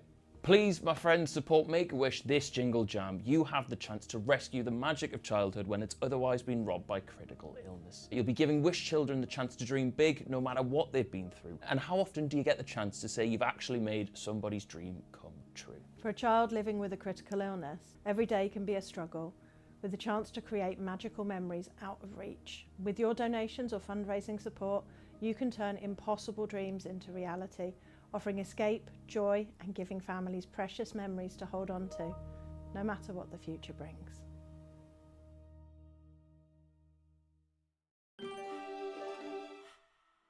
We are WWF, the global environmental charity, and we're bringing our world back to life. With nature in freefall, we're urgently tackling the underlying causes that are driving the decline, especially the food system and climate change. And we're finding solutions so future generations have a world with thriving habitats and wildlife. It's a huge challenge, but there is hope. We're using our groundbreaking scientific research, our global influence, and the backing of our many supporters to make sure the natural world's vital signs are recovering by 2030. This is the first... Hello, and I'm back. Welcome everyone. Just making sure everything is okay. We have guests soon. Smuglet, hello! Thank you so much for the raid. Welcome, raiders. And I'm about to have... I just had raiders and Smuglet. Thank you very much for the raid. I hope the games went well. Of course, anyone who is here, either Smuglet or any other viewers, do feel free to raid and leave. I do know that often when we raid, it is because we are tired, we are ending our streams, we need to go for a rest. Go too hard. Oh, I understand you. I only played 2 games yet today, and I lost both of them. I was just watching a game from wait, what? Oh, wrong. Go most hard, exactly. I was just watching a game from from 2 one-down players and my mind was just blown away. I'm taking it easy today. Just for context, there is a streamer initiative called the Jingle Jam, where streamers raise money towards charity. And today, I'll be teaching people how to play Go. I'm introducing new viewers to the game. And I will be joined by other streamers. I have a streamer coming in quite soon, a good friend, Vilhelm, will join me. And today the goal is to spread Go to new viewers, to new people. In the future, I would love to do something like in chess, they do Pog Champs, getting a lot of non-Go streamers playing Go and things like that. But I want to take it one step at a time. Let me just get the window here. Oh, just this button. Yeah, I was just watching this game from 2 one-downs playing. And it was quite intense. But I hope, thank you so much for the raid. I hope things went well over there. And I am raising money for 7 charities. It is the Jingle Jam. It is a season of joy and cheer. And my goal initially was to reach £100. We are already at 287.55 thanks to everyone's amazing generosity. We have people from the Age of Empires community donating, people from the Go community donating. Everyone was super generous, and I am extremely thankful for all of your support. I couldn't have... It was not I who reached this goal, it was everyone here from the community. And I do have... Let me show you a little bit of my presentation. Because it is Vil's community that I want to surprise. You guys can get to see spoilers. Even though I am sharing my presentation with Vil. Oh, I didn't want the chats to show during the presentation itself. I'm going to hide you. I'm glad I'm testing things out. During the presentation... Yes. I prepped up this presentation. We'll be going over some basic rules and things like that. Introducing the fact that Go comes from QR codes. I don't want to mess around too much because I am sharing this screen with Vil on his side. And if he's like talking, he'll be like, what is Nando doing? What is happening? Why is the presentation moving? But yes, I have some slides. I will be introducing the basic rules. I will want to take it slow. I'm sometimes too much of a fast talker. And if you're teaching Go to new viewers, you need to definitely take it slow.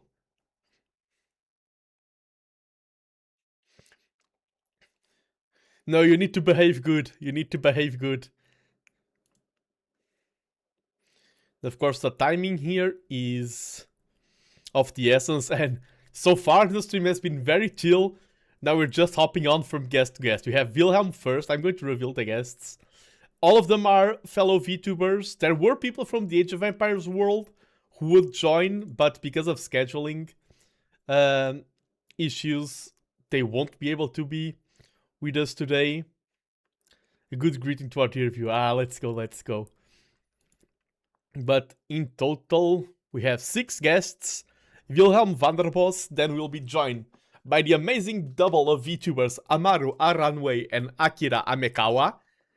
The duo, as I call them, because their initiatives are AAAA. Then we have Quarbit, a fellow VTuber from the strategy side of things. Plays a lot of Europa Universalis game, amazing content. And then we have another duo, we have Zirzon and Sugi Yamagawa. It will be my first time collabing with both Akira Amekawa and Sugi Yamagawa. A lot of awas in my first times today. Vilhelm and Quarbit, Zirzon and Amaru, I have chatted with them in the past, but not in the context of Go. And before of course our guests arrive, should I prepare a bad greeting? No. I mean, they won't be raiding. Vil is streaming right now. Vil is literally, he's like introducing his live on YouTube.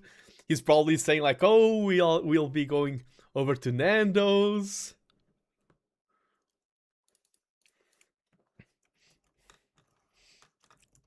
I'm not Nando's the restaurant, Nando's me. He's proposing to help with technical stuff. I know Quarbit from U4 videos. Nice. I hope he likes the game of Go and make some videos on his channel. Yeah, that's the exact Quarbit. The one who does a lot of crazy challenges. He has a model like mine, like made by Lady Saffron and Father Loris. He has one model that is in the same art style as mine. If I open up this, you won't see the buttons. Nice. Just setting up things.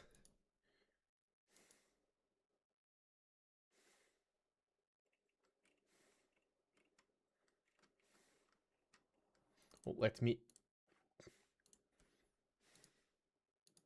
I am online, yes.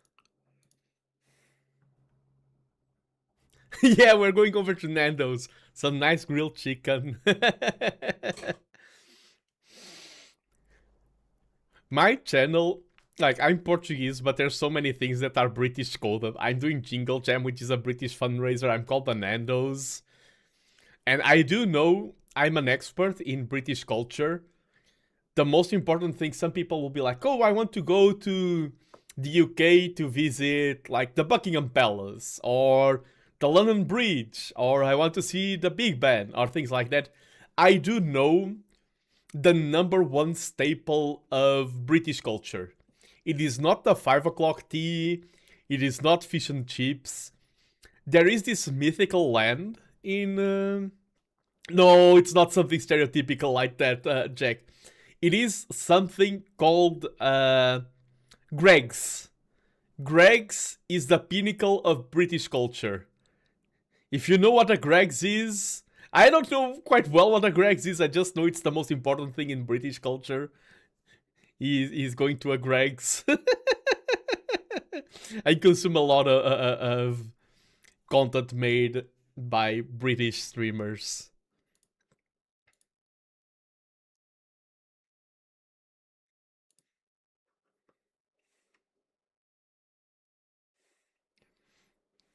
Red's good staple, exactly.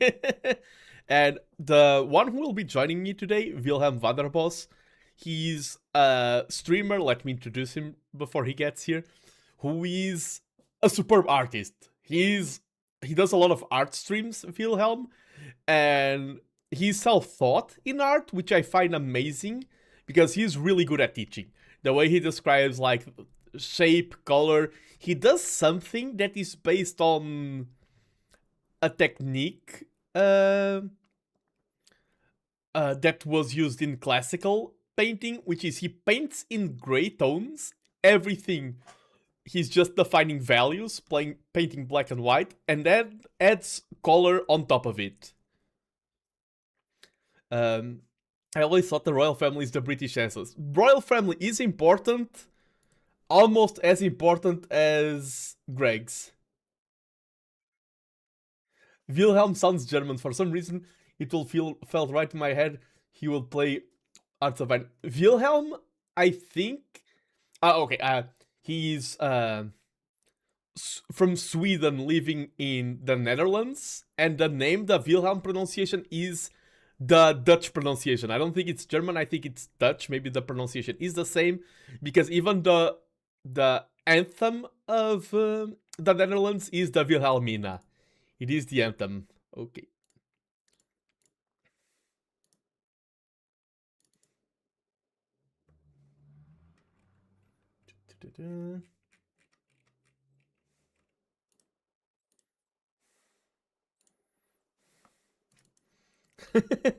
Nice.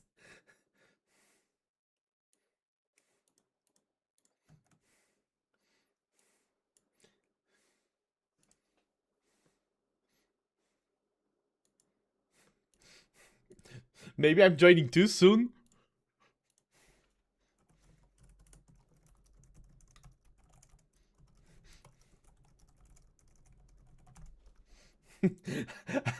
I got the data. I've already... Oops, I saw Vilhelm flying by. Maybe I'm joining too soon. Maybe he wasn't ready. I should have checked. Let me set up things. In his stream, probably there was a Nando just flying by. Whee!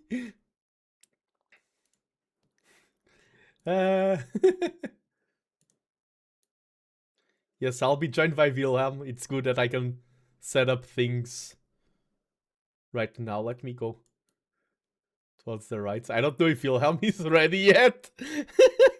The Flying Dutchman. If there's any scuff throughout the streams, if anything bad happens, it is completely my fault. Vilhelm is super professional. If any scuff happens, I take full responsibility. I take full responsibility for any mistake that happens. Like the fact that I'm doing this format of inviting streamers one after the other, I take complete responsibility for any scuff. I will say that to the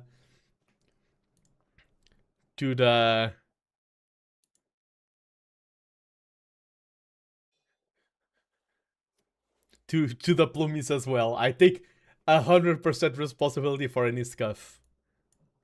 Maybe, okay, let me hide Vilhelm for now. He isn't here yet. I can pop him on later. I think this is more professional.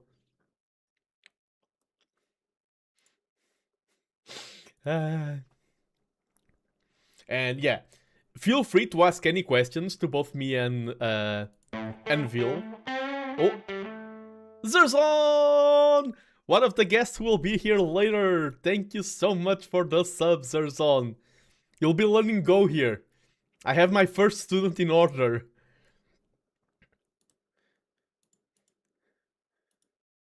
Vilhelm Vanderbos. Oops. Let me set this up correctly.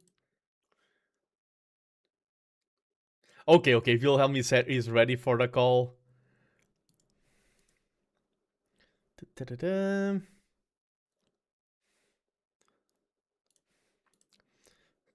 Okay, I've set things up. I think you will be able to hear him.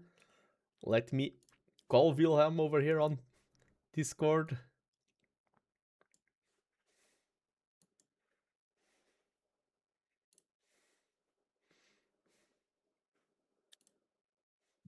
Hello? Hello? Can you hear me well? Hello? Yeah, I hear you. Plumies, can you hear him? Yes. You're perfect. Oh yeah, you asked the Plumies. Sorry. Thank you. I'm not bad. No, you're not bad yourself. And I just want to say, out of the bag, for any Plumie or Nando who is watching, any scuff that happens during the stream, I take full responsibility. Vilhelm is super professional. I'm just getting people one at a time. If there's any issue, I take full responsibility. You really don't have to do that, because I had some strange login issues as soon as I started. It was just kind of like, well, this is what's going on now. Oh no. But I hope things are going well over there. I hope the Plumies are entertained. We just got started and we're curious about the game, so that's just perfect, isn't it? Yeah. And what is the format for today? Also, hello. I should introduce myself. Yes, let's introduce both of us. You can start. Okay, hoot everybody. I'm Vilhelm Vanderbos, the Noble Owl of Globi Generation 2. I'm an artist. I'm a cozy gamer, and I'm here to learn some Go. Let's go. And I noticed that cheeky glow by on your introduction. I don't know what did I say something? What? No, sorry. No. And hello, fellow Plumies. I'm TheNando. I've collabed with Vilhelm in the past. I am a strategist and I love the board game of Go. I've competed internationally in this game. If you're in a Portuguese anime convention, I am there teaching this game. I've thought over... Oh, you teach... Oh. Yes, I've taught this game to over 500 different people already. Wow. I've been invited to universities to teach the game. Wow, nice. I'm not the best player in Portugal, but I am definitely the most active in promoting the game right now. That's good, though. The promo really, the promo goes a long way, honestly. Yeah, and today I'm doing a charity fundraising stream on my side, and I decided to, I play so much Go, why not share the joys of this game? And it is a game that I think both you and the Plumies will be surprised with how easy it is to start learning the game. That sounds cool. And the plan for today, you did ask, I'm getting to that, is first I have a presentation, like a small introduction, and then I want Vilhelm to play his first game. Probably playing against the computer in an easy difficulty. I'll be spectating, but I am a firm believer that the best way to learn is to get your hands, I mean, not dirty. Go is not a dirty game, but I am a bird. I'm sure I'm going to be pushed off the nest to learn how to fly. So yes, learning from experience. I like how people in my chat are like, "Can I play him? Can I play Vil?" No, Vilhelm is learning. Are they likely? Are they good? Are they good? The one who asked me is like a little bit, almost at my level, a little bit worse than me. So okay. I mean, I don't know if we have time for it, but if they want to, I just feel like there's a lot at stake to kind of take on a newbie that might learn fast. Fighting words. But yes, I'm very excited, and I think if you're ready, I will hop into the presentation. I want to show the Plumies what Go is. Okay, let's put on some nice chill music here for you to talk. And all right, I'm gonna take some notes. How many competitions have you? Because I know you went international, you went like overseas and everything, but otherwise, because you were representing Portugal, so you must have been to plenty competitions in Portugal as well, right? Yeah, in Portugal, I've been probably to 14, 15 different tournaments. The last Portuguese tournament, I was the organizer. I was the one moving the stones. I was the one. It was in a museum, a very beautiful place, and I was the one contacting everyone. And internationally, I've only been to 2. I say only, I mean it is a big thing. That's pretty cool, though. Yeah, I've been to South Korea in around 2015, and this year I've been to Canada. And that's right, Canada was the one I remember, yeah. And we are both multi-language. It was a great experience to be in a table. And perdóname, ¿puedes hablar un poquito de español? Sorry, excuse me. Un poco de español. I was switching.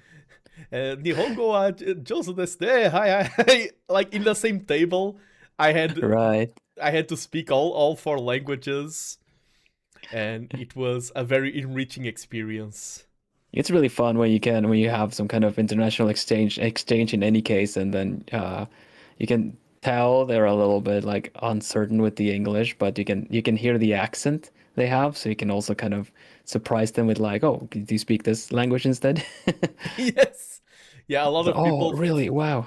Yeah, like the player from New Zealand, for example, was also Nihongo Jozu, and we were talking quite a bit in Japanese. And there was this little girl, and she spoke Japanese, Chinese, and English. I spoke Japanese and English, and we kept mixing English and Japanese when speaking with each other. I get that. It was so cute. It was nice. Yeah, because of course in tournaments, you get all ages too.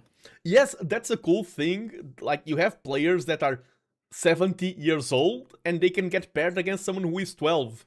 And it's that little girl that I play against, she had to play standing on her feet, because if she was sitting down, she couldn't reach the table. Oh. Yeah, it wasn't. And she crushed me. That's adorable. She completely destroyed me. She was Dang. so violent in the game. The contrast, you have a little. Okay, yeah, the girl someone is saying is from 2017, so she's 8 years old. Oh. And destroyed me. Dang, that's a heavy competition. That's cool though. That's really cool. Yeah, just the fact that you can be there and you feel that you're in a place where things happen. Like, okay, I can share another cool story. First dinner, I didn't know anyone, and I saw a vacant spot on a table, and I was like, oh, I will join this table. I didn't know, but it was like the super VIP table, and it was like, oh, this is the director of the European Go Federation, this is the director, and they were introducing, and the one right next to me, oh, this is the best Western Go player in all history. And I'm like, Oh. what? Literally the best Western Go player in all human history. He has videos where he is talking about the game with 30 million views and things like that. And I'm like, what? Ooh. Just But a small- ultimately, they're just people, right? I mean, you talk with them out of like in respect and everything, but you ultimately you're there for the game. So Yeah, and the cool thing is that everyone was very accessible. Like I yeah, was exactly. That's what I talking to mean. them like I'm talking to you. You're also a very respectable person, and I get nervous every time because I'm human, but I think I don't get flabbergasted. And I approached them. I was very forward, very open, and they appreciated it. I became good friends with some of them. Yeah, that's awesome. There's always a lot to learn from the exchange, I feel, regardless. So Yeah, and the best in Go player, someone is asking, is Michael Redmond. I had, if someone knows the name, I had a dinner with Michael Redmond. It was a superb experience. Michael. Michael, yes. I like how I said the name and now people in my chat far from going like, of course it was Michael Redmond, of course. Obviously, naruhodo. Yeah. But yeah, want to hop? Let's go? Yeah, let's go. Okay, I will What try... comes after 4 in Japanese? Yes! Okay, before we hop in, best and worst thing about Go. Best thing is all the puns. I Worst see that. thing is the search engine optimization. It is horrible for search engines. Yeah, you have to be like board game go. Yeah, the board game go, the game go. Yeah, a lot of people, I'm like, what's the name of the game? Go. And they're like, excuse me? Go. Pokemon Go? No. CS Go? No. Not those ones. It has another name though, right? Like the original one. Yes, it has. But the Japanese name is Go or Igo. yeah, Igo, yeah. And the Korean name is Paduk. And the Chinese name is Weichi. Weichi, okay. And so Chinese is the original. The origin of the game is from China. The original pronunciation. Yeah, that's right. Will be Weichi. Okay. All right. Well, I am ready to learn. I have the presentation up on my end too. Everyone can see it. Can everyone hear well? Yes. Audio testing 1 2 3 1 2 3. Can you hear me? Just checking because I have like a song on as well, so it's not how do you say distracting. Yes. Citri, Mizu, Yuso, welcome. And yeah, just sit on back and learn the board game Go. I was showing them before, like people just joined in, so I'm just going to show that review, a review like browser thing that I had before. So basically, I have this is the same browser. This is what the game board game looks like. See, it's like a checkered pattern, but you don't place them between. Yes. You place them on the lines. And I'm not entirely sure who's doing best in this current display that I have up. I'm sure we'll learn later. But either way, you take turns, right? You take turns with these white or black beads. Exactly. Or stones, I think. Yeah, you we call them right? stones. Yeah, the gold stones. Yeah. And I will go slowly through the presentation, but if either Vilhelm or any Plumie has any question, please raise your wings, and I will I will be sure to take a break. And yeah, this is my plan for today is that I have some slides. I will start with the basic rules, and then the other parts we will leave it as optional. The basic rules is the most important. If we feel like we have more time for more slides, we go through them, but I just want you to learn the basics. And Vilhelm was describing, this is the board. Black and white stones, place one at a time, and you play in the intersections. And I want to ask either Vilhelm or Plumies if anyone has ever seen the game of Go before this stream. If you're familiar with it. I've seen it. I'm sure it's been part of a lot of board game compilations that I've had. I don't know if it's on the Switch one, the international board games game. Oh, Do you know if it is? I know that it isn't, if it's the game that I think about. And they have a game that really looks like Go, but isn't Go, which is Gomoku. Oh, okay. And a lot of VTubers got a Gomoku art, and now I'm at cons and everyone is like, oh, I know how to play Go, and they start playing Gomoku, and I'm like, no, that's not the same game. That's not. Oh, what is Gomoku then? I have that in the future slides. But okay, Gomoku fair enough. is basically playing 5 stones in a row. It's Connect 5, but in a Go Oh board with yeah, Go okay. stones. So that's what I was saying. That whenever I got, whenever I had access to this kind of thing, I think that was the version that I tried, because it's just essentially what you would play, on a checkered like graph paper, just doing like almost like tic-tac-toe, cross or Yeah. circle. But that was just because there was a checkered board and there was like 2 different colors. I didn't really know that was even a variation of the game, honestly. Yeah. But okay. That game, basically, Go professionals created that game to play when they were bored during tournaments. It's literally... Oh, fair enough. And, okay. Maybe if you look at this, not everyone has seen a Go board, but every single one of you, like both Vilhelm and the Plumies, have seen a finished Go game. Does this image remind you of anything? That definitely looks like a QR code. Exactly. If I remove the white stones, it becomes more obvious. And every single one of you has seen a Go game completed. The QR code, this is a fun fact you can share with everyone. The creator of the QR code was watching a Go board and had the idea from that game. Every single QR code comes from the board game of Go. I believe it because of all the different the coordinates or the variations you can get on a board. Yeah, the inspiration. Yeah. So this is already, even if you don't learn the game, this is a fun fact to share with everyone.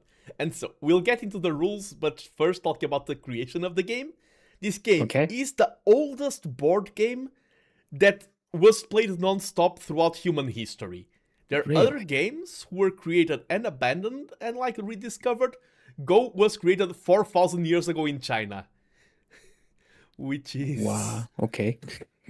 And... That's been around for a while. Yeah, and even like 2,000 years ago, you had the first written records. And it was so important in Chinese culture that they had what they call the 4 arts of the Chinese scholar. It's like, you need to master these 4 arts to be considered someone wise. And Go was part of their mandatory education, which in turn was Weiqi. You need to know how to play Weiqi to be considered an intellectual, wise. Huh? An intellectual. All right. Good thing we're going to be intellectuals now. International intellectuals. Ancient intellectuals even. Yeah, the painting, I leave the painting to you. I will take the Weiqi. The Go part. And yes, this is the one, the slide that I need to show every single time. Yay! These are the 2 games that everyone confuses with Go. One is Reversi because of the black and white stones, but you play it in the inside the colors and the squares. And the other is Gomoku, which has the same board, same stones, looks exactly like a Go match. I hadn't even thought about that. Othello and Reversi had the little dots just like the Go board does. Yeah. In the corners. I had not thought about that, actually. I've seen people, like, they sit down at the anime cons and they start trying to flip the stones, and I'm like, no, they have the same color on both sides. This is not Othello. Yeah, or Reverse. I really like Othello. And I was an outlet that really loved Othello. Oh, okay. I really like it. Today is not about Othello. Othello is great. I know. But today, just let... Yeah. And Go is played on this huge, intimidating board, but for learning, we go smaller. It's the same rules, everything is the exact same, but this is the board that we use to learn. And playing the game is players take turns, one move is to place 1 stone. That's it. the black player always starts the black stones. You place one stone and it's the opponent move. You can place stones on the intersections and you can place stones anywhere. These are just random moves being played. We'll get over the logic later. This is just so you can see how the game is played. Black places a stone, passes, white places a stone, next turn, and yada yada. And after you place a stone, the stone does not move. You place it, that's the move. You do not move stones, it's not like chess. You start with an empty board, and both players together are creating the game from nothing. Okay, so far so good. You can place anywhere. Anywhere. There's only one exception, we'll go over that later on, but usually you can place anywhere. The exception is a small nuance. Okay. And, okay. Go has two major concepts. The first concept is territory. When you're watching a Go board, you need to think of it as a strategy game where you're disputing over territory. You're distributing your soldiers, your stones, and you want to conquer the battlefield. You want to grab as much as you can. So, how do you conquer territory? Basically, when you place stones, you are forming a wall. With your stones, the stones are your soldiers. When you surround an area of the board, that is your territory. Yeah, okay. That's what I figured. Yeah, so you already know half of the rules of Go. Yeah, that's what I figured. I'm thinking if you can interrupt the territory gather by placing stuff. Yeah. So I'm assuming that you're probably gonna tell me, but I tend to want to walk ahead because of my own. Yeah, ask. So is an exception when a territory has been claimed to place inside of it? You can play inside of it. Okay. You can because the game gets half of the game is just claiming your territory. This is my space, this is your country, this is my country. That's half of the game. The second half is fighting. And you fight by capturing stones. Capturing stones, okay. Yes. How do you capture a stone? Basically, each stone has what we call a liberty. A liberty is an empty space around a stone. Liberty. Yes. They are free. They are free to fly. They are free stones. So far so good. Right, okay. Yeah. Each stone has a number of liberties. They are marked by the triangles. They are the empty spots on the horizontal or vertical around the stone. However, if one stone loses all liberties, and they lose liberties with the opponent's stones, they get removed from the board. They become prisoners. They are captured.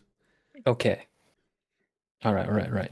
Yeah, Go isn't a game. I mean, people sometimes use the term life and death, but this is a game about capturing. You're capturing prisoners, and each territory that I showed before is 1 point. Each captured stone is 1 point.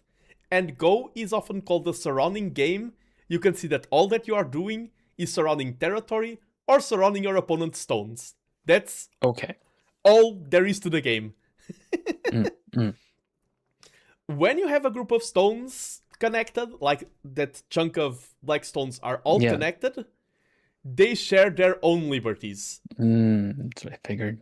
Yeah, so that group as a whole has 8 liberties. However, unity brings strength, but if all 8 stones get surrounded, and here we see, Black is trying to run away because they do play one at a time, they all get removed from the board at once. Oh, okay. They share their strength. They go away. They go away. Yes, they share that strength, but also their weakness. And some people are saying so complicated. I hope I'm trying my best. But if you have any questions or if you want me to go slower, Vil. No. Does anyone have any questions? Yeah, any questions? So far, just to review 2 major rules surrounding territory and surrounding stones. This is the capture phase, so it's like first you build the playing board, and then you start capturing. Yes, and often you are doing both things at the same time. The same stone. You're setting up for it, yeah. Yeah, exactly. The same stone. Okay. Yeah, so far the goal is straightforward. The goal. Oh no, I'm doomed. Why is goal such a simple name? Okay.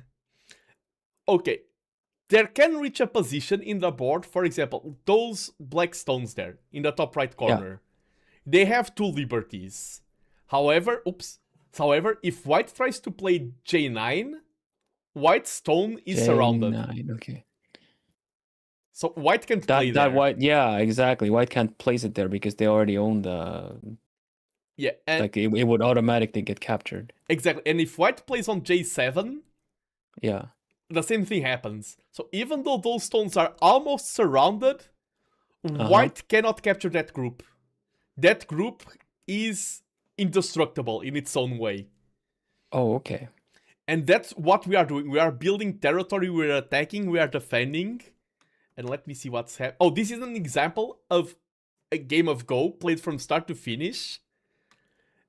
And how does the game end? That's an important question. Basically, the board reaches a state where both players pass. When you play, this will be a lot clearer.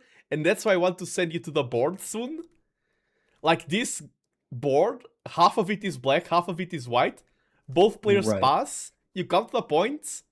Who has the most points wins. So this that I just showed you was just a game of Go where both players built a wall. Half of the territory is mine, half is yours. And this is a completely valid Go game.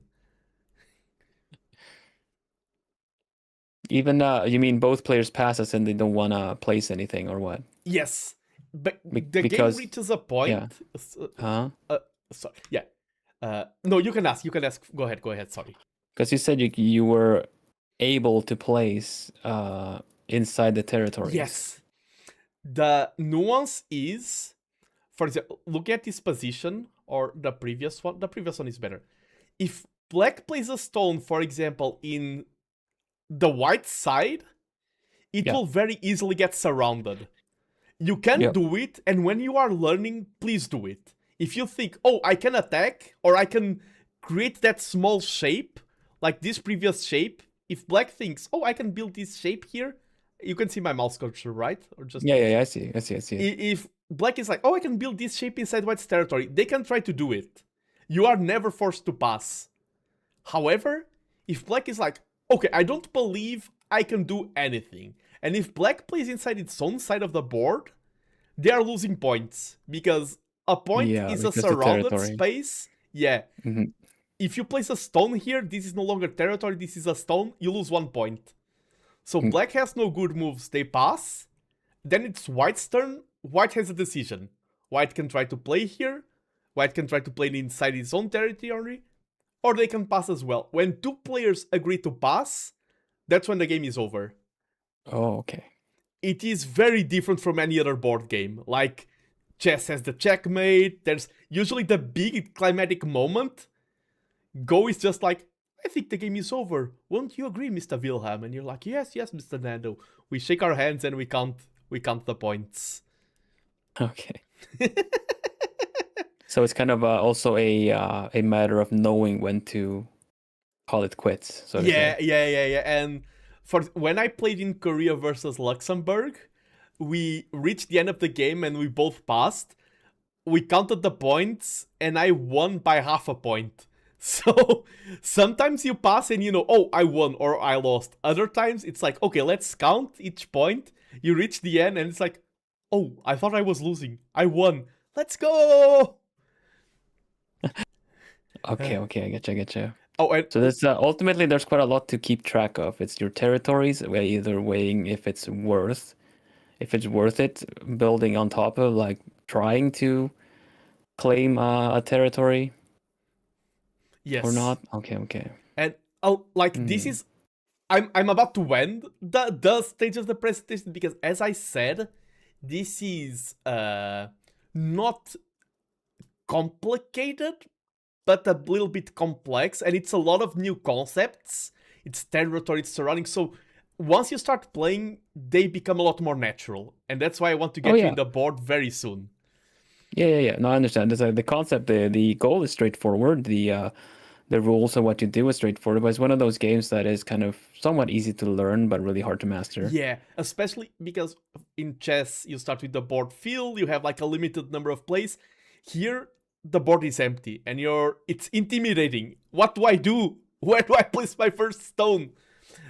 Yeah, I like the smaller board for starters as well, because 100%.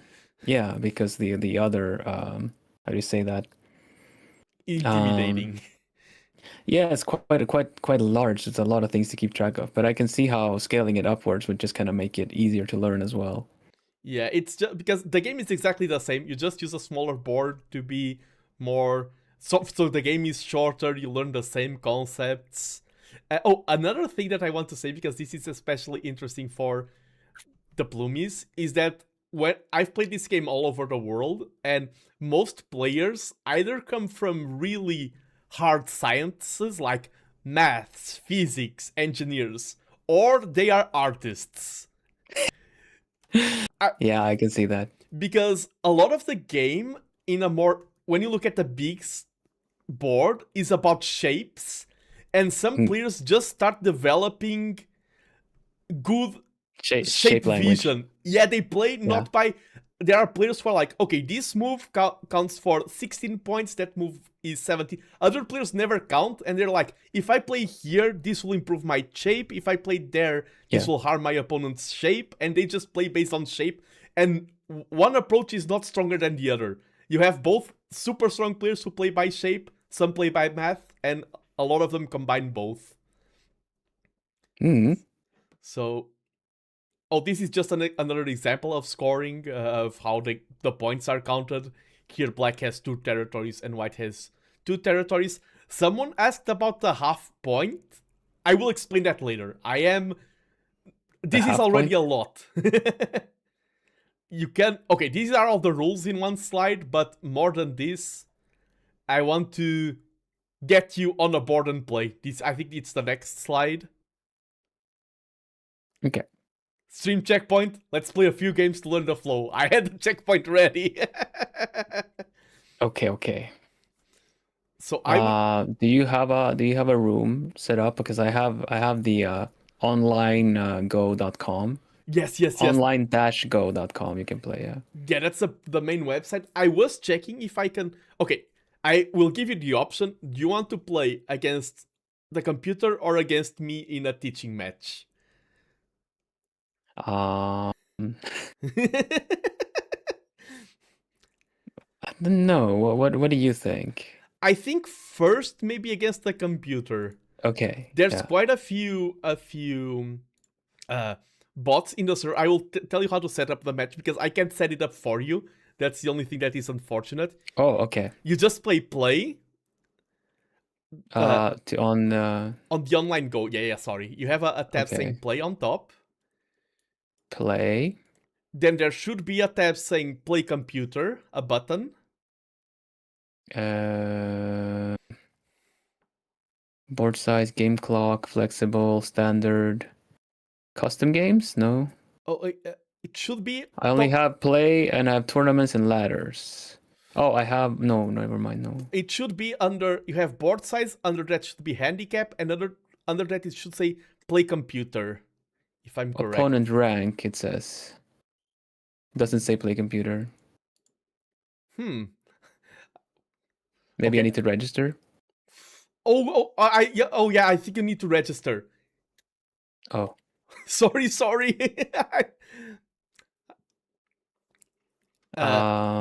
Sorry about the scuff. I did say beforehand, any scuff is my. Maybe I can just sign in with yeah, I don't know. I got it. No, but if not, you can play against me. That I'm sure you don't have to register. Play computer. Got it. Okay. Yeah. And there's a lot of bots like Dango bot, which I find peculiar. Bergamot bot. Oh. Yeah, you can play versus but do not play right away. Open show custom settings and set the board to 9x9. That's the only thing you need to change. Are the beginner rank 24k okay to start with? Yes. And on made time, just put it. Game speed, like. Let me show on my end what I see. I can probably share it now. Yeah. There we go. It's a bit cropped right now. Oh, So. that's one of the worst things about Go, is that we don't have a great website for this. The one that I showed you, this is by far the best one, and this is what I recommend to newcomers. But it is a 9 bit by 9. Okay. Game speed. game speed, live, Okay. and then main time you can just put it like up to 4 hours, like just so time isn't relevant. But the max time? Okay. Yes, the main time, and then you can just put play, and I will join as a spectator.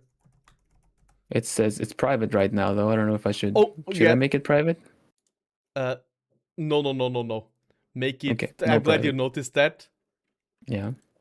Yeah, remove the private, so I Okay, can it's gone. spectate on my. Okay, Okay. Just play then, or I think. Oh, I can click. Should I click play? yeah. Oh, yes. Just click play. Exactly. Game started. It says. Yeah, games. The voice here. Sorry, people on my end are getting a little bit. Okay, I am spectating your game. Everything is set All up. right, cool. If Plumies can see your game, I can see your game perfectly. Let me crop it down a bit. Okay. We got the game up. Yeah, and you're playing as the Blackstones. All right. Let's go. What do I want to do? I'll put one there. Yeah, that's Sounds the good. hard part. This is a battle. We should put on something more. Oh, I think in the game setting. Have you played your first move? Yeah, I did submitting. Yeah, I think you need to press a button saying submit or something on the top right, like one extra step. It just says submitting. It says cancel game. Ooh, I hope the I clicked on plays. I don't know if that, like on the play button at the bottom. I don't know if that does anything. Yeah, it should be just working. What's happening? I hope the website isn't having, like, if today the website is having maintenance or something. Let me try on my own side. Wait. I'm going to. I'm getting to. I don't know if I'm back to game. Okay, pass. No, your move. Okay, I'm gonna put that on that spot. It says submitting, but it's not happening, and nothing's happening. Because I created my game and it works. In the top right, do you have like a circle or something? Let me. I'm going to open your stream. Sorry to you and the Plumies. Let me check. Yeah, it should be. Things look okay. Strange. Can I rehost again, or? Wait, let me try one thing. I really don't have anything. I want to, but if not, you just rehost. I just want to see if I can figure out why that happened. Game started.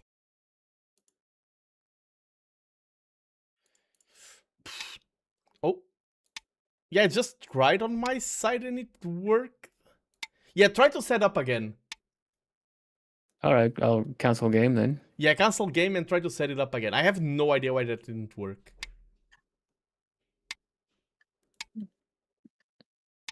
I'm clicking it, but it's not letting me. No. I think you may have, like, even the cancel game isn't working.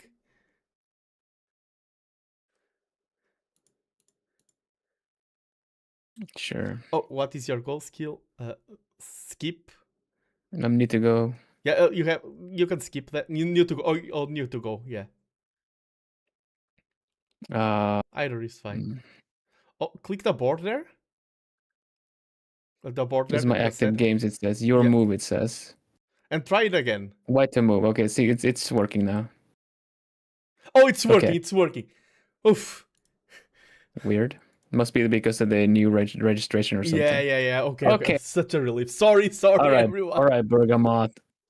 Let's try something. Sure.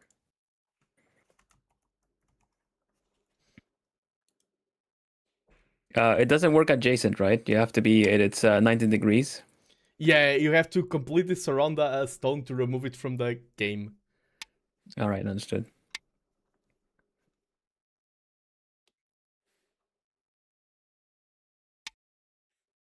Well, let's try something. Oh, they caught it. Yeah. But then this one is auto. Then that is theirs, isn't it? Because that is. Do not play there, and that is one of the most complex situations of Go that I didn't explain. And in your first 9 moves, you had it. Yeah. Because that. Okay, just to explain what would happen. If you play d6, you capture his stone, and that's kind of like an endless loop. Yeah, because they would have to capture it back if they wanted. Yes, and there is a rule that I didn't explain because it's super rare. Whereas you cannot get the board to repeat the exact same position. Oh, so I'm not allowed to put it there because because it's the already board been repeats. there once. That's the only reason. It's called the Cole rule, and it's an advanced rule. Oh, okay. Well, checks out. Yeah. That I would get the advanced rules.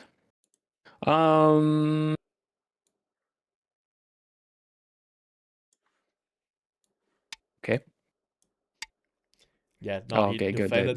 They covered it. Good. All right. Fair enough. All right. No. Defended. Okay. Fair enough. I see. Yeah. And you can see that your opponent took a few stones, but you are getting a lot of territory. Like the right side of the board is starting to get under your control. I was wondering if I want to go diagonally or straight down. That's the question. I'll try it. You're gonna try grabbing that one too? I figured you might.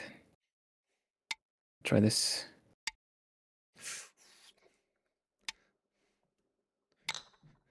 The bot is strong, by the way. I'm watching the bot play, and he's playing some tricky moves. Let's see.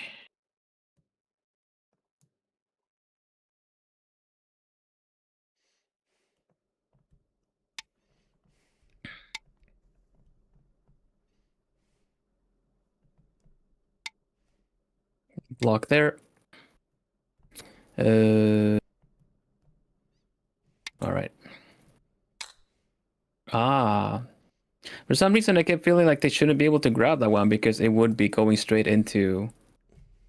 Straight into their liberties would already have been claimed. So I don't really understand why I'm losing them. That's one exception. It's like they are losing their liberties, but since they are attacking, they can play the move. It's like they would lose all liberties, but they are capturing one of your stones, and by capturing your stone, they gain 1 liberty. Okay, so in one they can do it if you are actually placing, but then afterwards, what they've left behind is kind of from the situation we had before. Then it's kind of their advantage because they attacked and they took it. Yeah, attackers have an advantage here because now you cannot play I would have back been good there. to know. Sorry. And now, okay, now I'm going to intervene. Yeah. Because before, playing F9 was repeating the board. Now it is no longer repeating the board. Now you can take it. Mm-hmm. And that would be as soon as there's been another move done, it's not repeating the board, right? Yeah, exactly. So now you can take that stone back, and that gives you more freedom. No, yeah, all right. Getcha. No, it's not. It's doing the same thing again, huh? Yeah.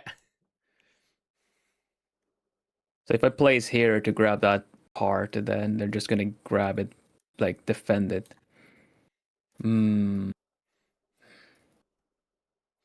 Tricky. Yeah. Yeah, figured.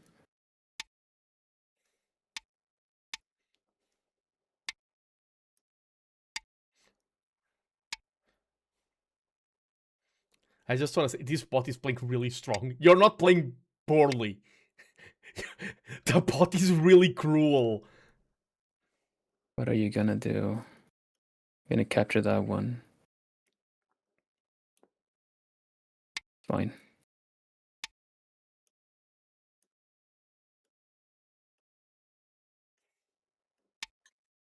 Could defend.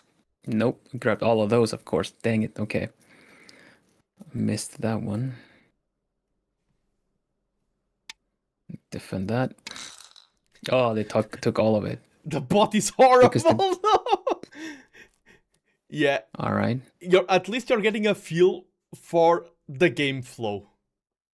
Yeah. But the bot is really strong, by the way. If you were playing against another novice player, they wouldn't be playing this strongly. Oh, this is good to know, though. Falling into the traps, I don't fall into the same trap twice. Yes. Usually, I feel. But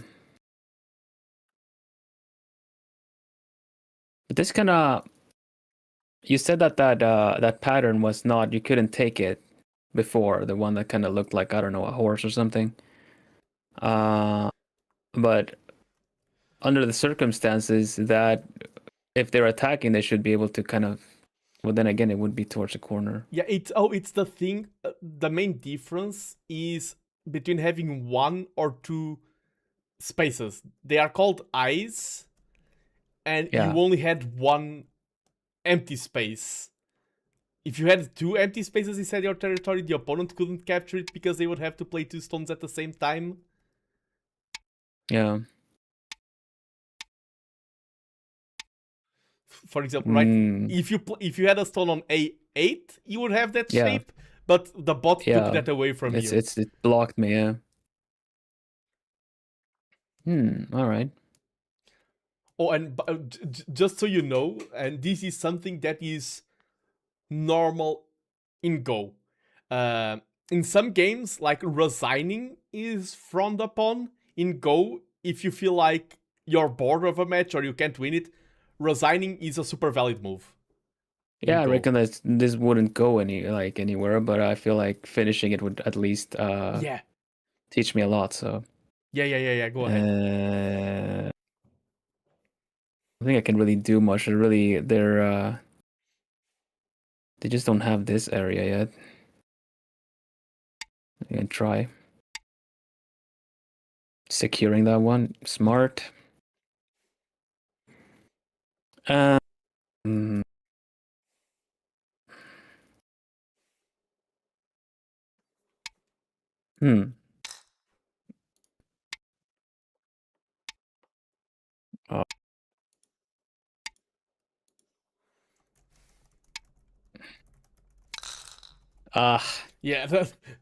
But then so they had it. It's not the adjacent.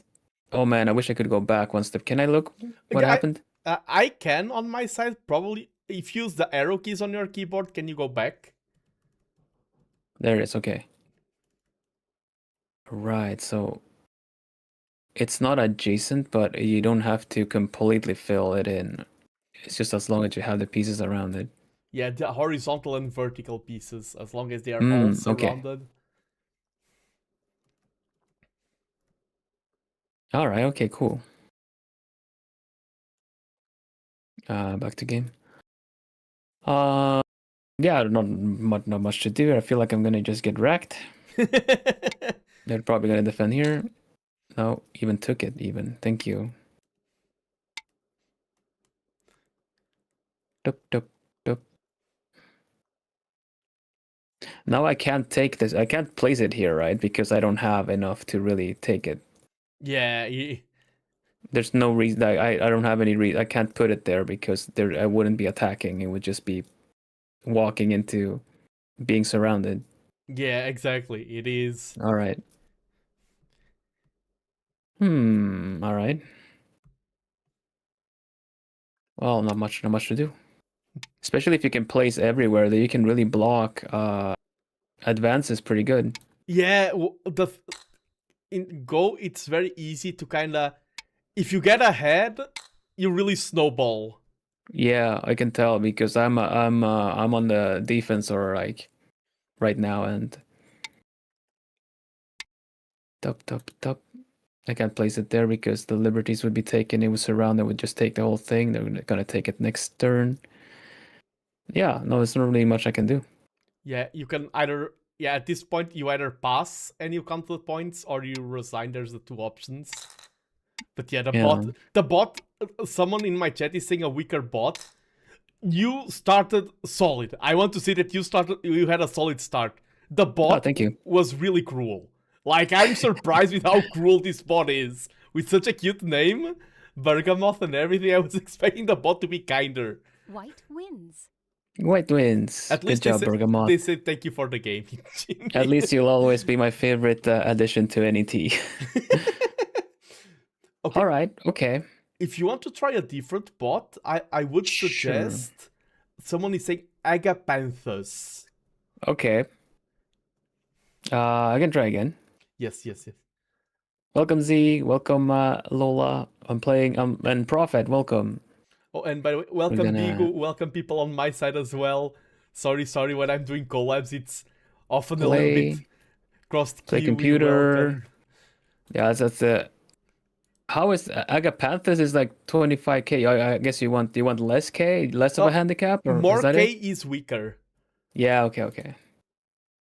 The fun Custom thing settings 9x9, game speed live, 4 hours. Agapanthus 9x9. Okay, play. Another fun thing about Go, the K and D is like Q and done.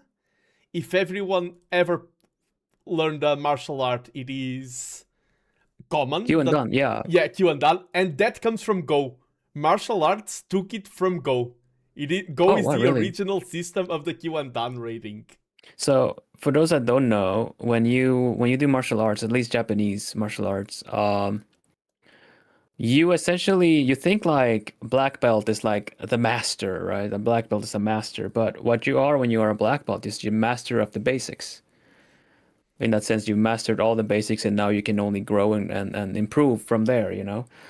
So usually when you count Q, you start from -10. Okay. Around that, at least for certain martial arts.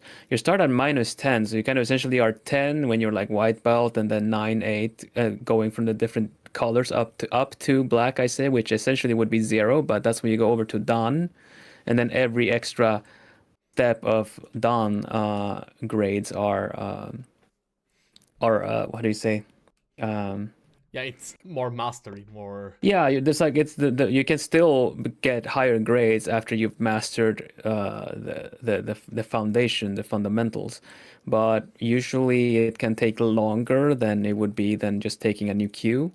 Yeah, the higher you are, the harder it is to improve. And in Go you start in 25Q and then you go lower, 25Q. Like 20Q, 15Q is improvement. In Europe, I am 4Q. But the equivalent rank in Japan would be 2 Dan. Oh. So I'm 4Q on the European Go Federation, which is equivalent to a 2 Dan in Japanese strength in terms of... that's pretty cool. Yeah, and the system, that system comes from Go. You start 25Q, improve all the way up to 1Q, then you go into 1 Dan, and then in Go you have 2 levels of Dan. You have 1 Dan all the way up to 6 Dan, and then you convert it to 1 Dan Pro, which is like someone who is 1 Dan Pro gets paid a full-time salary just to play Go, basically. You make Go your living, and then you can get all the way up to 9 Dan Pro. Do you get like sponsors and stuff, and your shirts are just covered with brands and stuff? Yes, in Korea they have Batuk TV, which is 24/7 just playing Go, and you have like pills for concentration. And it is Go players, like you have here the football players or something, sponsoring some shoes there. It's like, I aced all of my exams because I'm a professional pro player, and I take this pill. Take this supplement. I saw that in Korea. Ying Sang combination of sponsored by this extra concentration. Oh my goodness. All right, let's try again, I guess. Let's see. This time you're I'm white, right? This time. Yeah. I am white. What you got, friend? Gotcha. Okay.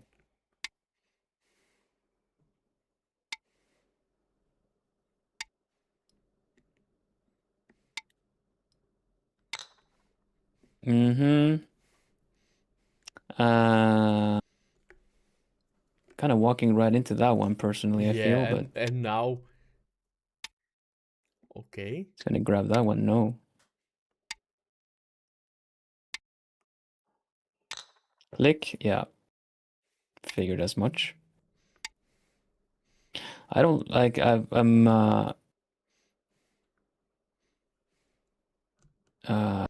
do this. Yeah.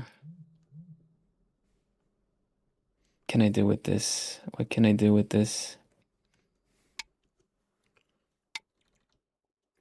Mm-hmm. Okay, do you okay. What? Do you want What? my What was that? advice here? Sure. Just to help you a little bit. Okay, in Go, unity is strength, and division is weakness. So you want to keep your stones united. That's what your opponent is doing. So right now you have the 3 stones at the top and the 3 stones at the right.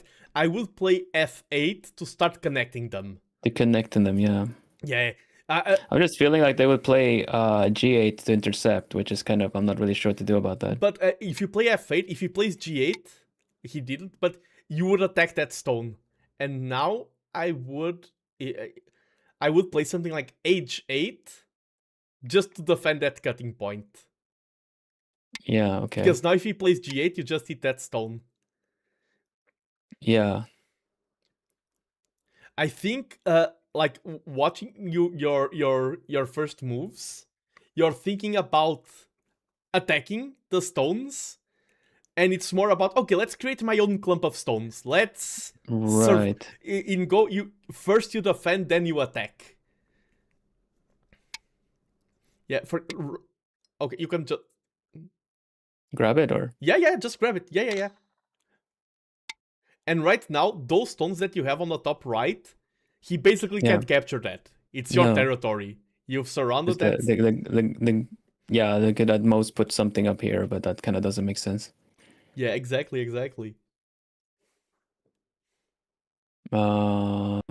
This one is kind of, they can get taken at some point easily, so would it be better to put G2 than G1 if I just kind of want to do something here? Doesn't it matter? Because they can just capture it with here anyway. No. G2 would be the move I would make now. Yeah. Because if they put something there, it can just like...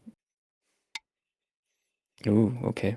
It will depend on how strong the bot is. They can attack that corner, or you can try to create your own shape there that lives. Because I only have one spot here open, so... Not sure. Not sure what I want to do.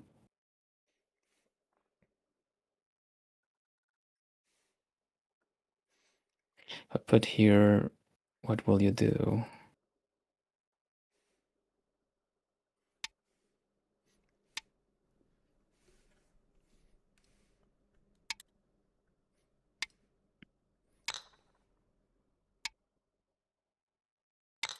Nope.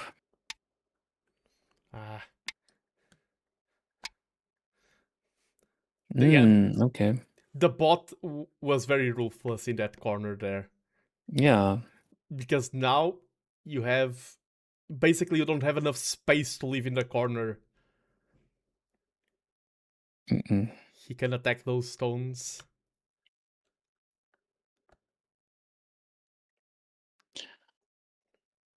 Yeah, that's true.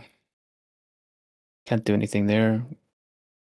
If I do this, they just connect all of it and take all of this.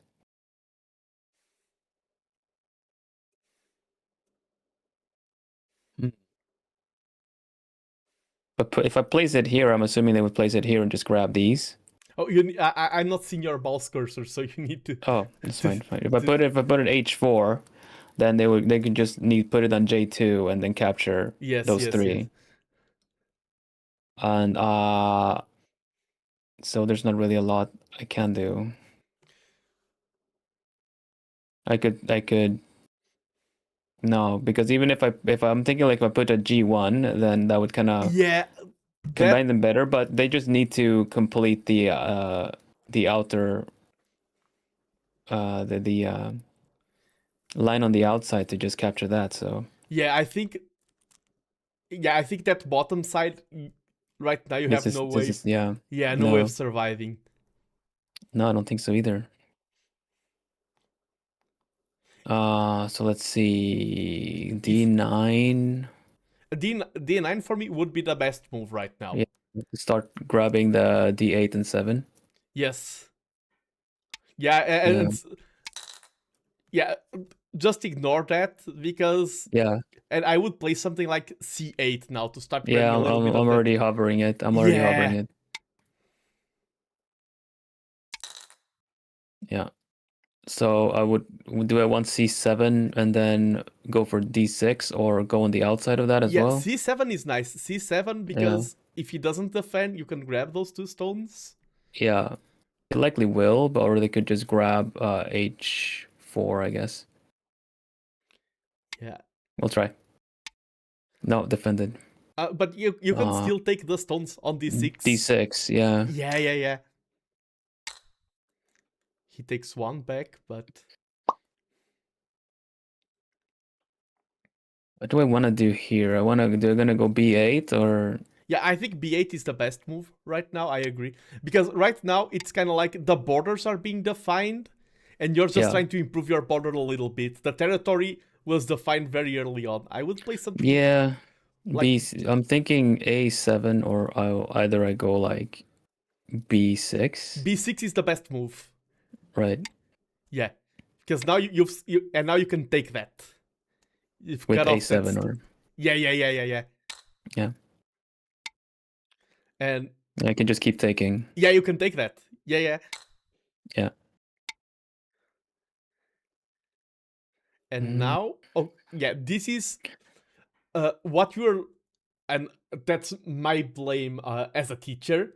What you are lacking early on is the intuition of, okay, for example, right now if you play B4, you can threaten to attack, but you are being attacked, and the first priority is always defending. So you need to defend on A6. A6, yeah. Yeah, exactly. I already was looking at that one. Yeah. I think that's why I like to get people on the board. The bot was quite rough, but this is already a monumental improvement compared to your first game, and I feel like just a few more, and you will start getting more and more of the vibe of it. If I put A3, then they can defend on B4 for the A4. Yeah, exactly. Right now, this is the time where I say that I think the game is decided. I would just play something like D8 just to pressure him to strengthen that one, yeah, and force him to defend on D6. Exactly. Yeah. And now I would just pass. Okay. Pass. Oh, I took that out. Finished it. They didn't need to, but yeah. And you can pass again. Pass. Oh, pass. You can pass again. They are just wasting moves. Oh, come on. Pass. Remove the dead stones. All right. Okay, but this time it was 13.5 points. I don't know if you still have time to play one more, or... Well, do you have any more to kind of cover after? We've talked about the core. I could talk a little bit, if you want, about, like, animes and things that mention Go. I do have one question, is that so when you say that the two steps of the game is essentially territory and then attacking, that's everything happens in one go, right? In the same match. Yes. It's not like we start and do territories and then we move on to the next phase of the game. It's just that's what's going on. Like we build territories but also attacking at the same time. Yeah. Yes. Just to clarify. Every single move, you are both building territory and attacking. Every single move of the game. Okay. And yeah, I think this game is definitely a lot to... It is a lot to take in for the first time. With a huge board, that like in the initial time, that's... But I do hope... I want to highlight that the bot was cruel. It was a lesson It's learned. just playing like it's supposed to play. So, But but if you are playing against someone who is learning the game like you, they wouldn't be playing like that. no, but you wouldn't learn unless you're True. playing. Unless you're getting, it's kind of like, Yeah. do you want to play so that the person that you're playing with feels like they're bit by bit learning, and you can also kind of throttle a bit by letting them like, oh no, oh goodness, you kind of Yes, pick that I part get here. it. Or like, because at this point I'm just playing the computer for my own ranks or whichever, so then it's just pretty good that you get faced with this. But that's me as a fighting game player that that kind of ceases, But yeah, second game of Go, not bad. No, not bad at all. And I do want to paint in setting for both you and the Plumies. Imagine you like take a casual stroll next to a river, and then you go into a warm coffee, you buy a latte, and your choice of pie, like an almond pie, a pumpkin pie, and you're just there sipping your coffee, placing stones on the board. The game is aesthetically, like the sounds of the stones on the board and everything, it is very pleasing. Yeah. Tap, tap, tap. Yeah, tap, tap, tap. And you hear an owl on the outside going, hoot, hoot, hoot, hoot. Yeah. Now I've been to the Zen gardens in Kyoto. So it's I can definitely picture that, because you have a lot of like flowing waters, hearing the rustle in the wind of the trees and the plants, and if you have a stream of water in your garden, you usually have those little bamboo. Yeah, that. Yeah. Yeah. Yeah, it's really nice. It's really nice. I swear I just sat around for like an hour and was like, oh gosh, I need to keep going, because it was just really peaceful. Yeah. But yeah, there we go. Not bad, not bad.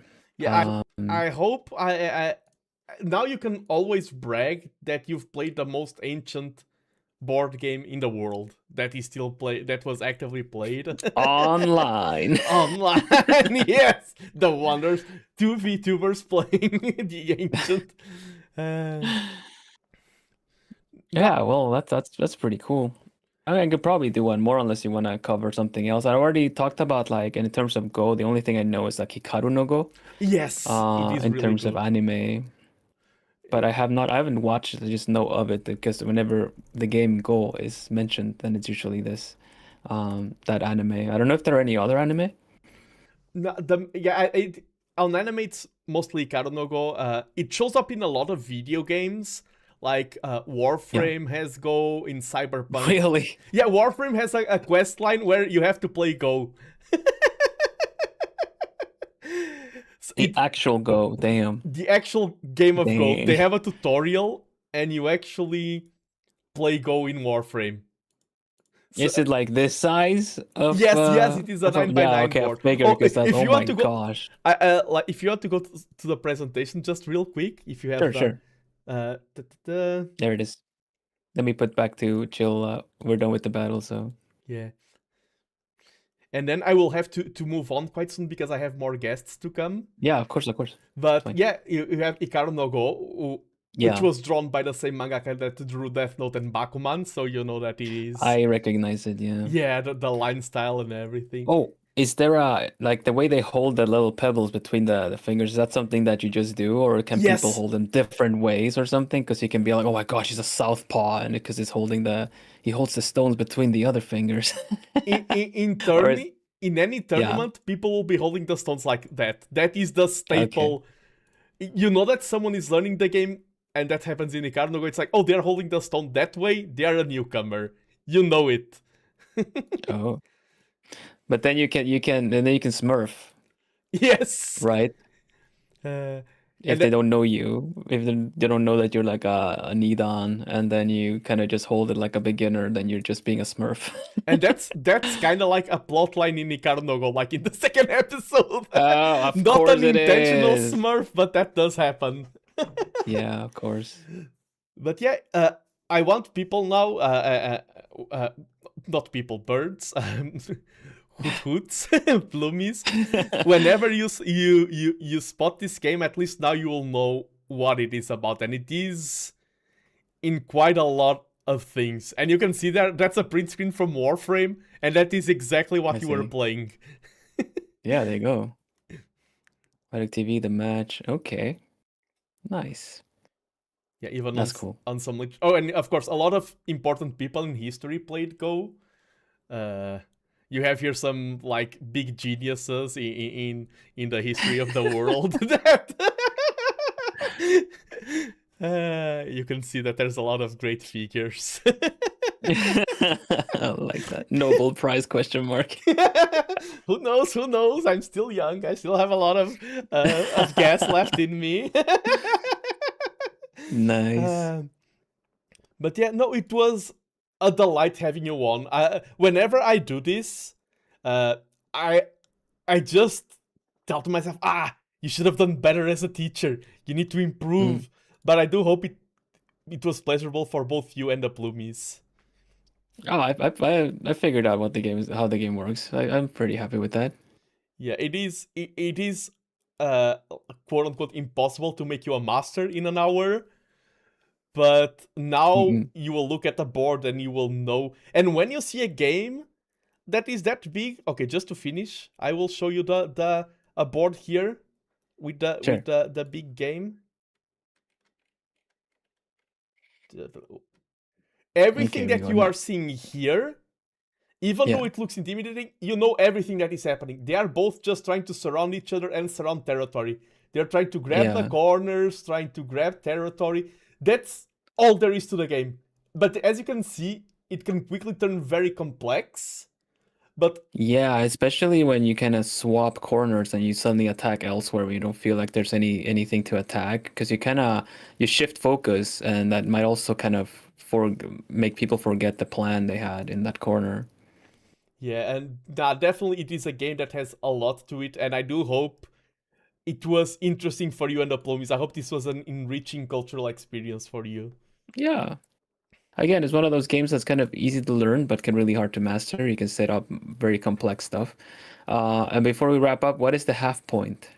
Oh, the half point. Okay, that is interesting. That is a good question. It's because when you're counting points, white is always the second to play.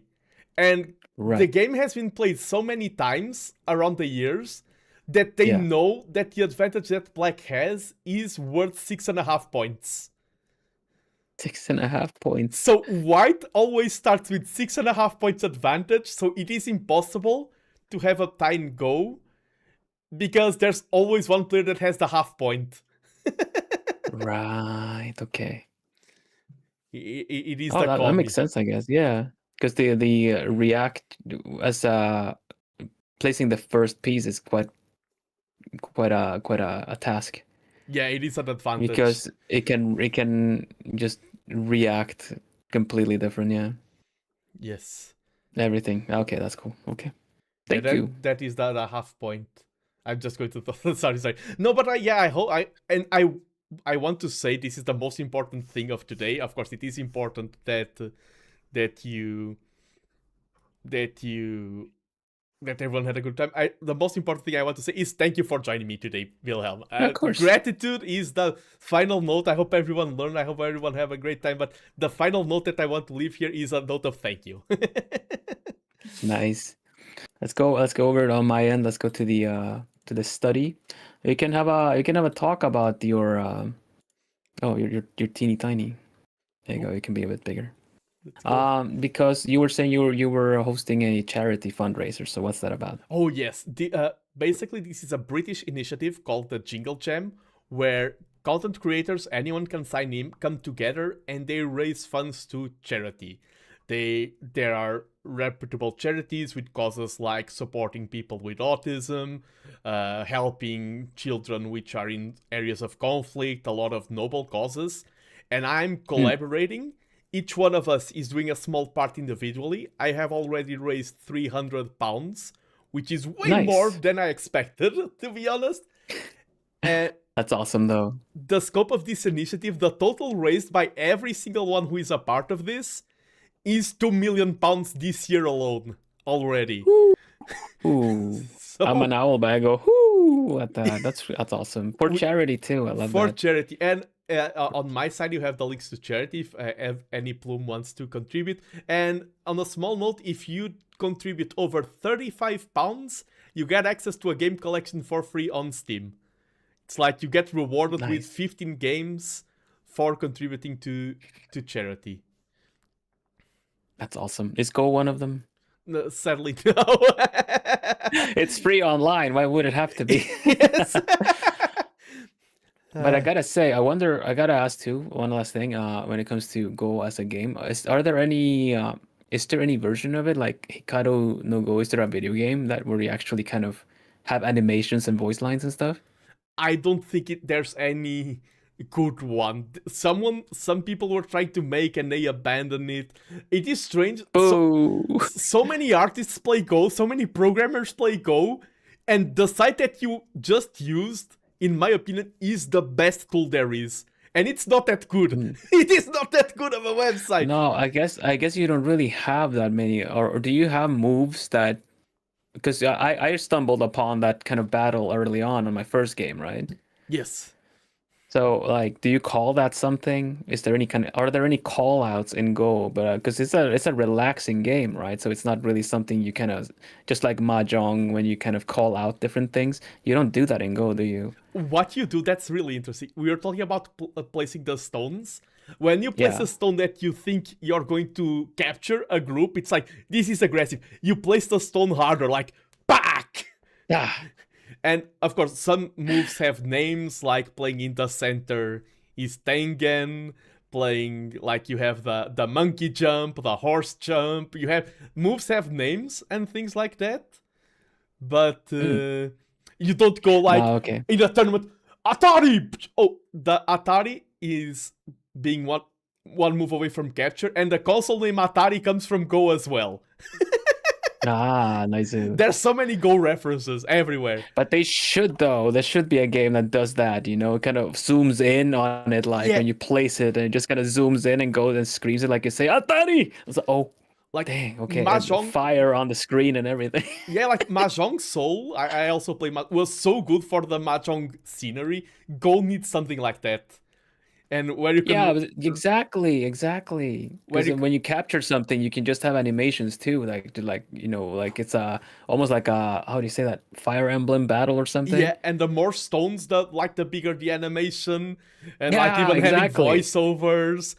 Go and then like arrows flying and stuff, like very Vanillaware style animations and stuff. Yeah. Go, I can see it. Go, that's my struggle. I'm trying to become like one of the faces of Go. Go needs that. Go needs more casual, friendly things. I definitely agree. It needs the animations. Yes. Okay. That's cool. But I will have to welcome in my next guests. Thank you for having me. Thank you very much for being here. I hope it was enjoyable, and I wish everyone here. Now I know how to play Go. Now I know how to go. Let's go. Yeah. Yeah, and take care, Nando. Thank you very much. Good luck on the charity. Thank you. Hutsu.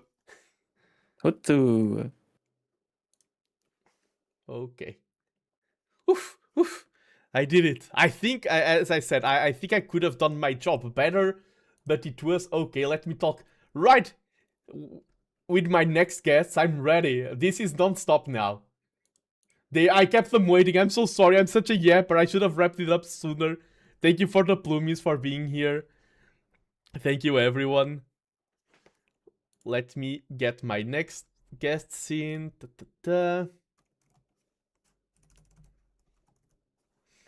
Let me do this.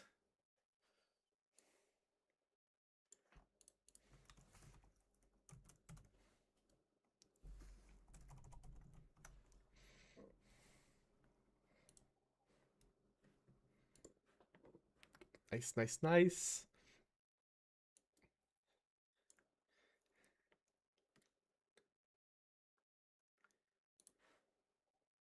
Hello. Hi. Hello. And you are Akira Amekawa. That's me. And Amaru Aranway, right? Yes. No, it's just like that's not me. it's not you. And hello. Sorry about the delay. I'm a professional yapper. I always get delayed. I want to apologize. It's okay. No, it's okay.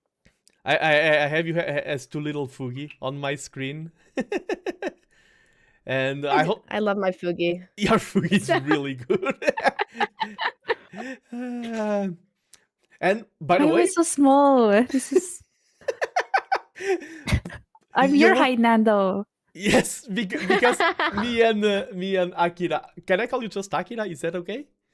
Yeah, that's fine. Don't worry about it. Yeah, because me and I Akira prefer that. are more small TV style. Amaru looks like she's like 10 meters away from the camera, standing in the back. She's shy. But yes, I've collabed with Amaru quite a bit. We are two professional gentlemen. We are not chaotic at all. Yeah. Yeah, clearly. I believe it. But yeah, it is my first time collabing with Akira, and I just want to say to both of you right nice to from the meet you. get-you. Yeah, nice to meet you, and thank you so much for accepting for being here. Of course. I'm very excited because I'm a big Apothecary Diaries fan, and Go is very prominent in that. So. Yeah, that's the thing. That's my selling point. Go is everywhere. Like, yes. After getting to know the game, people start watching it every single place. Okay, but I need to do my good job as a host, and please introduce yourself to my lovely viewers. You go first. Me? I go first? You go first. You go first. I go first? Okay, I go first. Go. Chew! I am Amaru Aranway, the unluckiest Amaru in the world, who's tempting to play Go. Yeah, I do all sorts of weird streams, from writing streams to gaming streams to chatting streams to other streams. Yeah, you can find me on Twitch and YouTube and what is it? Twitter, but not Twitter anymore. Yeah, yeah, I don't know. It's X. Intro. And I'm Amekawa Akira. I'm an internet angel VTuber, and I variety stream and do music stuff over on Twitch. And I'm on Zitter, as I like to call it a lot. Zitter. Yay. Nice. Good one. I am just making sure that you can watch my stream. Wait. If you want to, you can watch it through the live stream or through. Yeah, I have it open on my second monitor. Yeah, I like your Fugi, Akira. I like it a lot. Just like I need to take a smoke break, you know? I gotta smoke through this. I never stops. Okay, I have, just to introduce myself to you, I've played this game quite a bit. I've played in world tournaments. I've been to Canada, to Korea playing this game. I'm Portugal's international representative. I've been playing this game for around 15 years. And the cigarette reminds me, this year in the World Cup, I was playing against a player from Switzerland, and he was much stronger than me, but he was beating me. No, I was beating him. He was stronger, and I'm like, yo, I'm winning.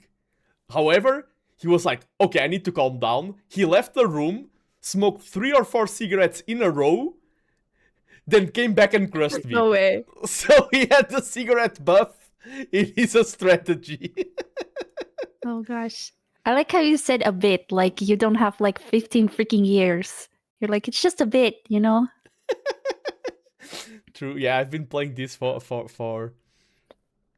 quite a while. And the first question I need to ask you is, okay, I now know that Akira knows the game from Apothecary Diaries. Have you ever heard about this game, Amaru? No, I thought this was like checkers with extra step. No. Like, you're in not for a Asian, ride. like I don't know what this is. I don't even know what is this. I mean, that's what I'm here for. That's my job. It's to ensure that you all will leave here knowing what the game of Go is. So I'm going to start the presentation. Any questions? Feel free to interrupt. I feel like a teacher right now. No eating in the classroom. Aw. He's like, Miss, do we have homework? Yes, you'll have to play. You'll have to play the invest game. in a Go board.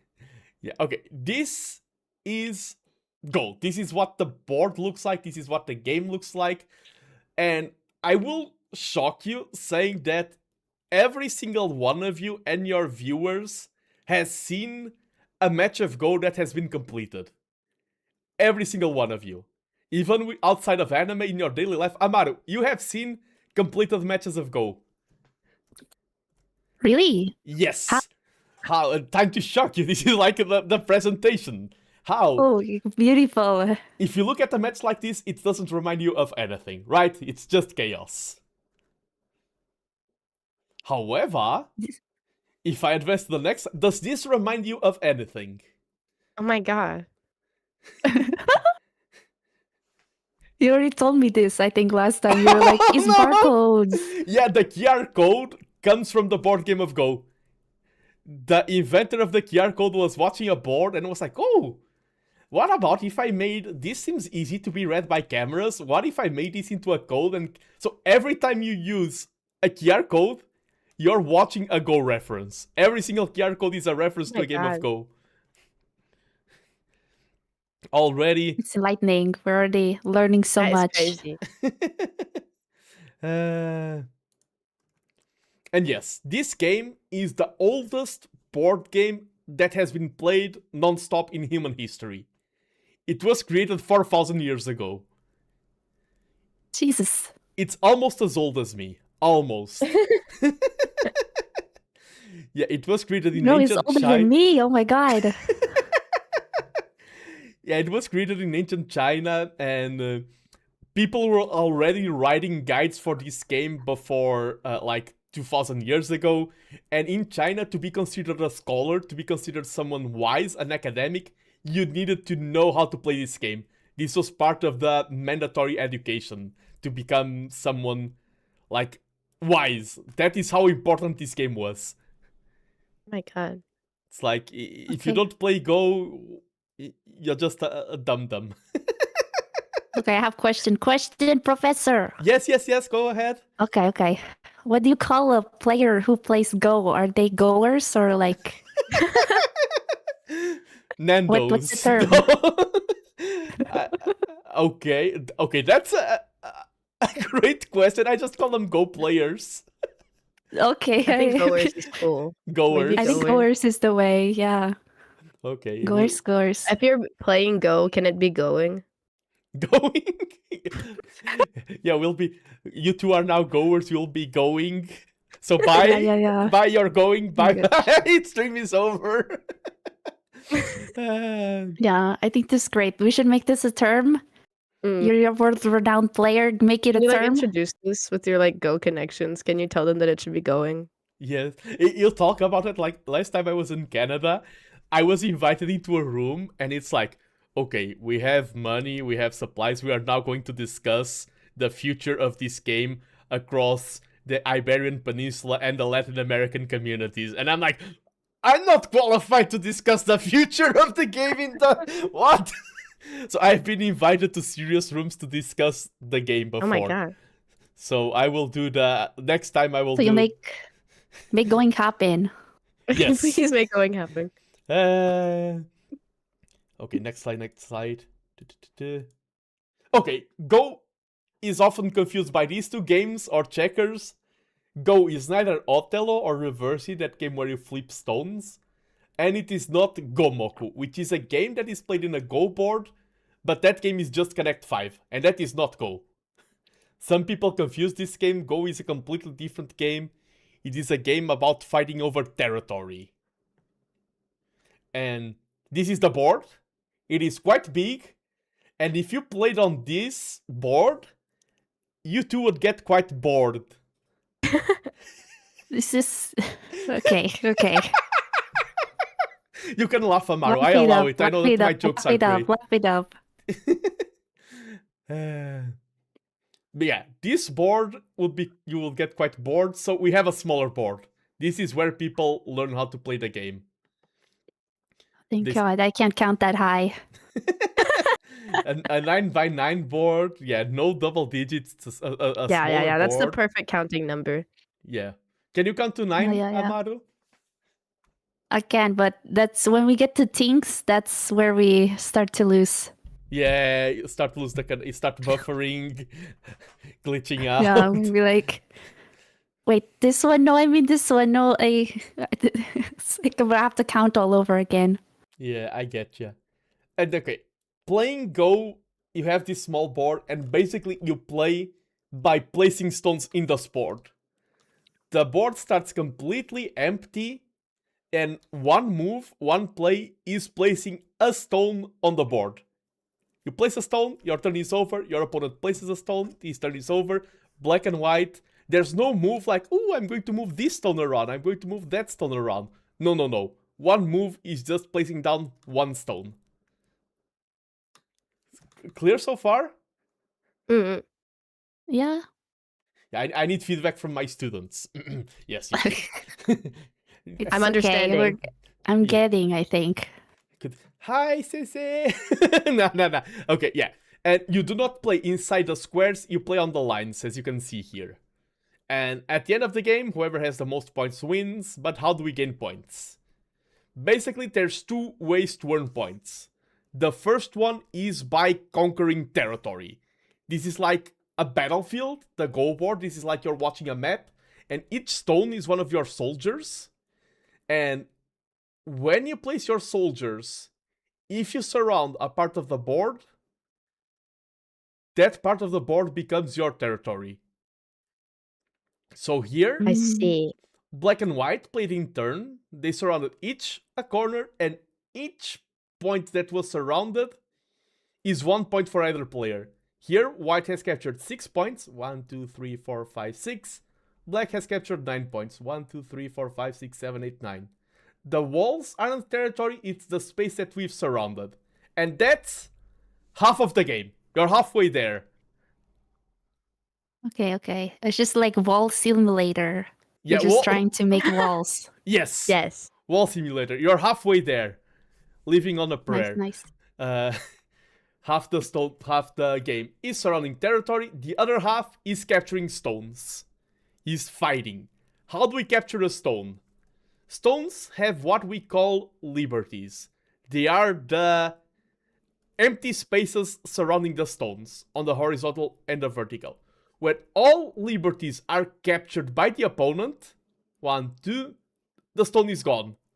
When one stone gets surrounded, it becomes a prisoner, it is removed from the board. 1, 2, 3, blammo. Prisoner. And here, this one has Delicious. 4 empties. Yes. You can play this with like M&Ms, and if you capture your opponent's M&M, you eat it, literally. Oh my god. This is like so good. I'm gonna play with my family, print out one sheet and just be like, guys, time to eat. Time to eat. But yeah, this is the entire rules of the game. Surround territory is 1 point, surround one stone is 1 point. If you have a group of stones, they are connected, so they have more liberties. However, if you capture all of the stones, if all of this group gets surrounded as a group, here they are trying to escape, but no, they're... all of them get gobbled up. All of them are gone. Oh, okay. Stone on stone violence. Yes. So, if you have a lot of stones, you are stronger, you have more liberties, but you risk losing them all. In some cases, for example, these black stones, if white wants to capture them, white needs to play here, because this is a liberty, and play here. And white can't, because if white plays here, just loses a stone. White plays here, just loses a stone. So in this situation, black stones are indestructible. These are 2 points for the black player. White cannot play inside of this. And these are all the rules for the game. You finish the game. Basically, the board reaches a state where the board is so full that no one has any moves to do. For example, this is an example. Half of it would be white, half of it would be black. Black wins, has more territory. Another example of how a game goes. And that's all there is to go. You play one at a time. You are filling in territory. And whoever gets more territory at the end of the game or more captures wins it. I see. Easy money, easy. I thought this think we was got hard. this. Yeah, I think Yeah. And now I'm going to invite you to play a game versus one another. If you have that website, Online Go. Yes. One of you can You create both need the a game. account. and the other one can create a. One of you creates the custom game, the other one Okay. invites. Play. And you have a button saying create custom game, probably. How do? Okay, I'm Oh, going no. to share my. I should share this screen instead. Yeah, the overlay on this is atrocious. This is what am I looking at? The overlay on this website, like this is the best website there is, and it is quite bad. Okay. Okay, What am I doing? I'm sharing my screen for you, for the one who wants to create the game. Do you want me to do it tomorrow, or do you want to do it? Yeah, figure you it can out. do it if you want. Okay. I don't know what I'm doing. What settings? Okay, so the 9x9 board, and then what for the time?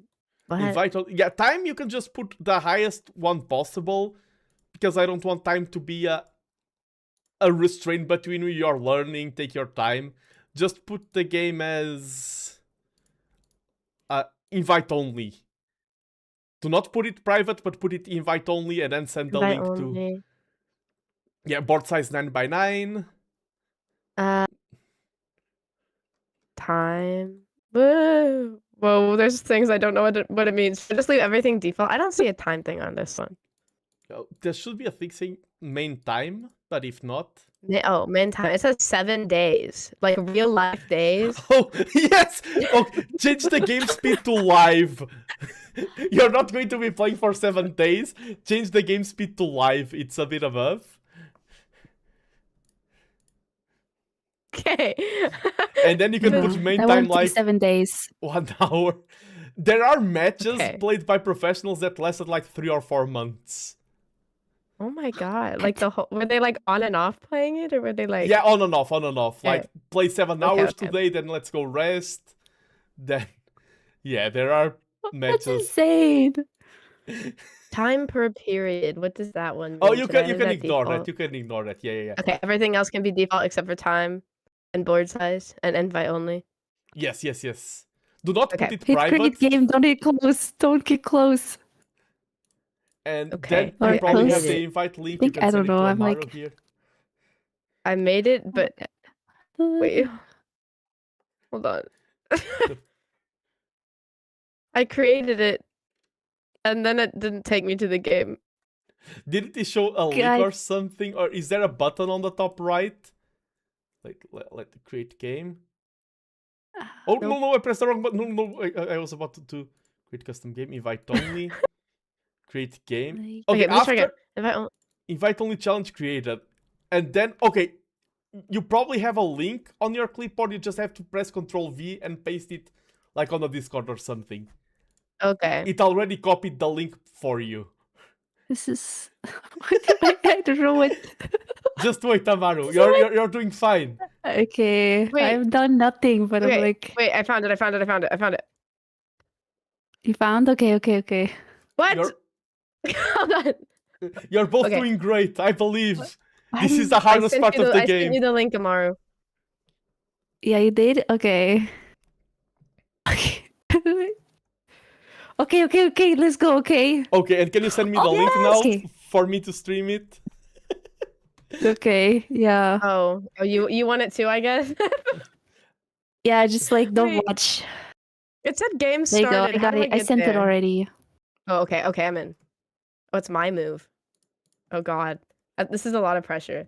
I'm gonna wait till You're you first. have it up. You gotta go first. Oh, the link that I need you to send me is the link that is now on the top of the Oh.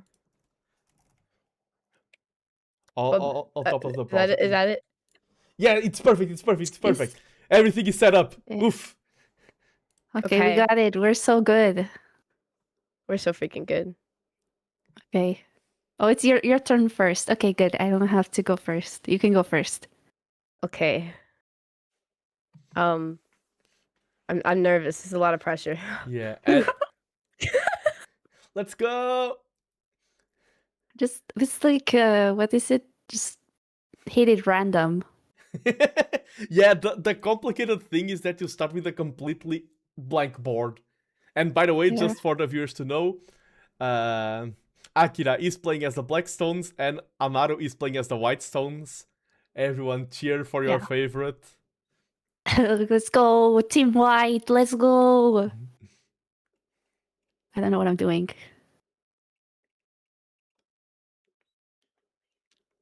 I feel like you're thinking about it. I'm like just hitting things. Like, no, thoughts, I'm just hitting things too.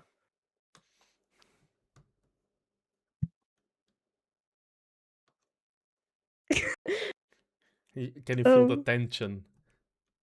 Yeah, truly riveting stuff. Yeah, I need to add some VFX, like sounds of explosions going. You place Can a you stone. add like Yu-Gi-Oh sound? Yeah, I will send your stones to the Shadow Realm. Oh, we got a protest. We're not in the screen. This is insane. Oh, yeah, I need to grab you from another scene. Oh my gosh. What the heck? They're not even on the screen. They're just seeing the void. Just seeing Nando. This is insane. I can't believe this. I mean, they are seeing... He hates us. Yeah, truly. They are seeing the game at least. Okay. Okay, let me grab you.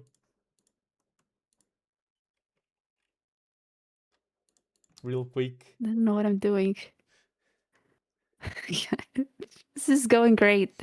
Oh, Vilhelm and the Plumies, thank you for the raid. No pressure on you, but you're playing your first game and you're just getting raided, and there's like 2 million people. Great people, by the way. Okay. The Oh yeah, 2 Plumies million are people. great. Nice. I was Nice, just no teaching pressure. Vilhelm how to play. What in the hell am I doing, bro? What is going on? Okay, it's fine. We'll get through. We got this. Here. Is this how we... Okay. They go. Let's go. I did something. Oh, gee, you did. This is great. Yeah, and here we have... Wait, it's my turn? I'm like... Yeah, You just ate me. What the hell's wrong with you? Sorry. Blame the game, not the... What is it? Play the game, not the player, or whatever. Yeah. And hit the player, not the game, I think. Yeah, I don't know. Plumies, now that you're experts in this, now we are watching 2 other fellow experts. And now It's that so good. you can watch the game, you can see, you can judge them very harshly. Nah, no pressures. We're just here to learn, to have a fun time while raising money to charity. Yeah. We're going. I check. Yeah, we're going. We're goers now. Yeah, and as I was telling you, Vilhelm, like having 2 humans. I mean, are you humans? Questionable. No. Do you discriminate? Like, I mean, you can Is be this- like a dragon. Yeah. But Vilhelm played against the bot, and the bot was so aggressive and ruthless. This game is being very different. The bot was very cruel, to be honest. oop. Okay, that's. Yeah, I get that. I was like, what do you mean humans? Yeah, humans as in not bots. Yeah, okay. How do you know okay. I'm not a bot? True. I mean, are VTubers humans? That is the question. I think that's too deep for this stream. Gonna be like, are we real? Do we truly exist? I mean, No. I know that I'm really great. Hey! I just looked. I was not paying attention to that side of the board, and I just realized you did something. The delicious munch. Stop eating me! Well, eat me then. I'm trying. I got my whole other thing going on. Okay. Yeah, of making like a ladder. I'm gonna going destroy up your above ladder. at my Watch me. moment. Okay, wait, it's my turn. No Yeah, pressure, okay. Amaru, but someone just said that you are talented at the game. Oh, let's go. See, I'm gonna be world go player. I'm gonna be the best goer ever. You're Let's going so go. hard right now. Going all over the place. I'm Okay, going all moving over on. the screen. Uh, Stop!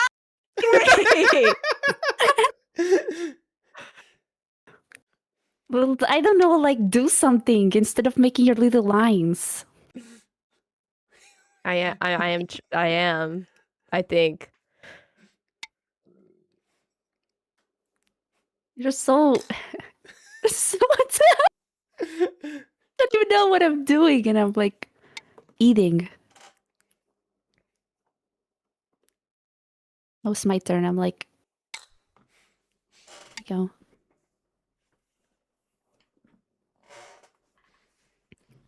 I'm just trying to try my hardest to consume everything. Yeah, consume. Get the power Okay. in.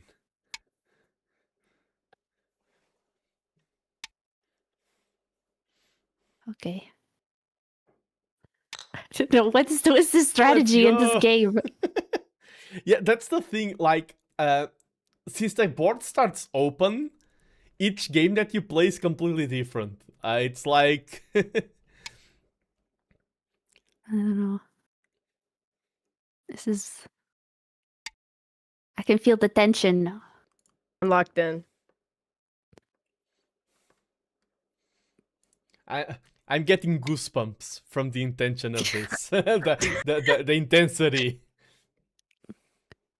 I don't know. I have like no thoughts in head, just hitting buttons. So next World Cup, will I like some VTubers meet at AnimeCon? At AnimeCon, so next World Cup we will be facing each other. Next Go World Championship. No. Oh, it's my turn again? Oh my god, you moved fast. I just hit. It is not that much thought. I don't know why you're thinking so hard on it. I hit button and then it happened. Okay. I'm a very strategy-oriented person, and so I'm like trying to strategize in this game I know nothing about. Yeah, I get you. No way. No way. This is how I'm gonna win. No strategy. No strategy. No thoughts. It is funny because I was talking about this earlier. There are two types of players who are really good at Go. There's a lot of like people from mathematics, engineers, and things like that, but also a lot of artists. Because people who are very strategists, they just go for equation strategy. Some artists just go for shape, flow, they start getting used to the style of the game, and they win like that. Okay. We should do a drawing next time.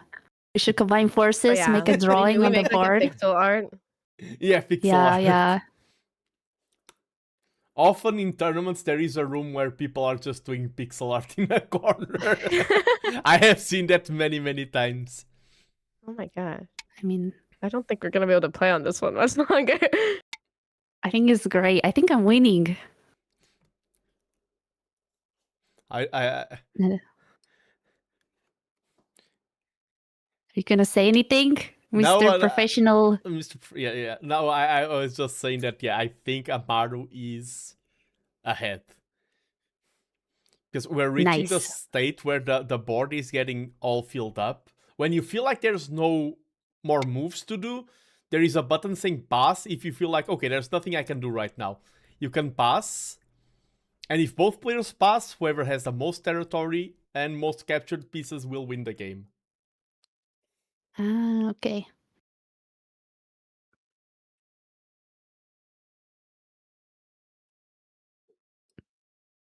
You good? You good, Akira? I'm thinking. Yeah, I don't think I got this one.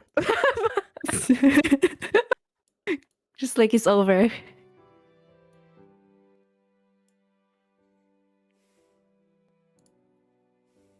Pass.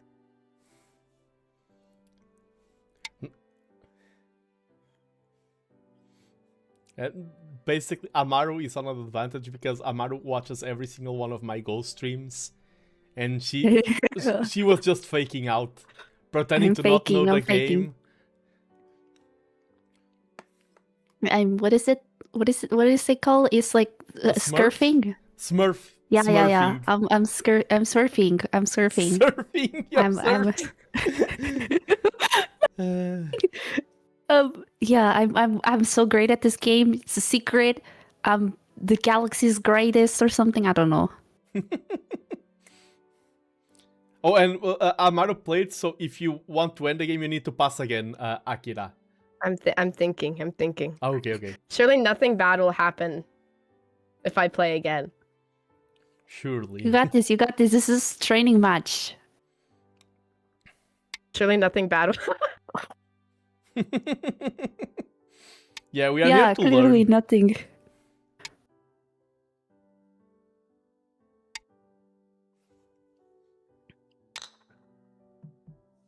Uh-oh.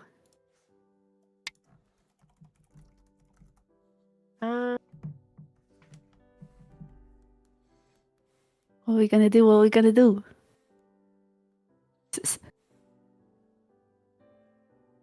I'm looking.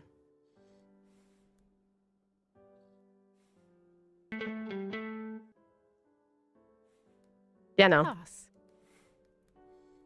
Yeah, no.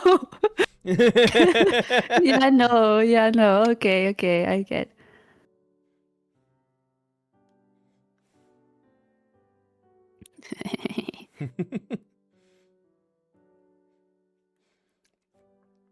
Pass.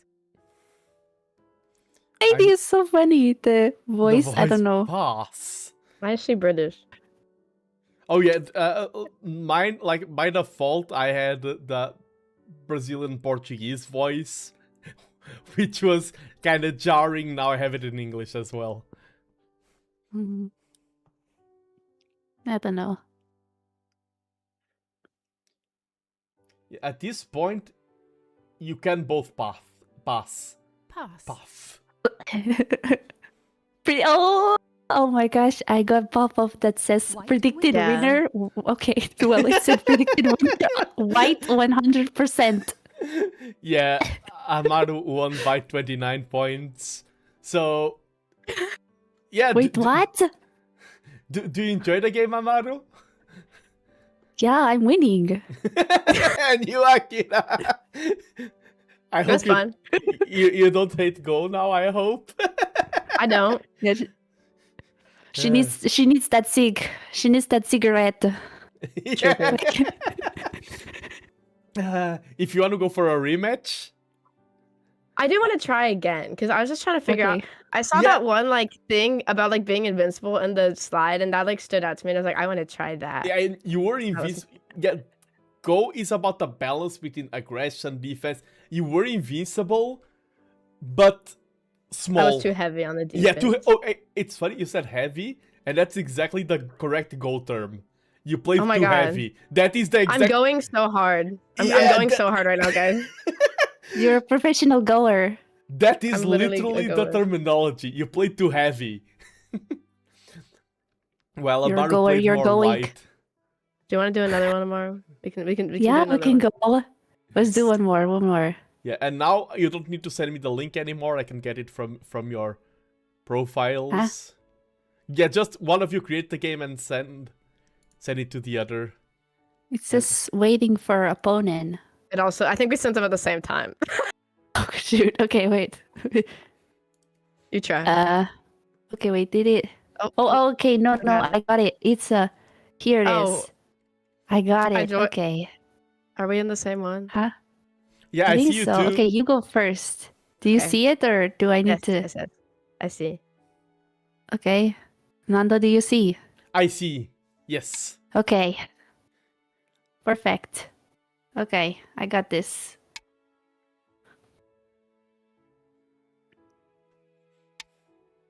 And yeah, okay, you are the same colors, that helps. Yeah, we gotta stay on brand. Yeah, Amaru once again. And it white. matches. Yeah. I got this. I'll do better. You gotta do better, Akira. You got it. I believe. Manifest yourself. What is it? God and anime. Yes. Oh yeah, I've The got power- it and anime on my side. Exactly. You can't lose.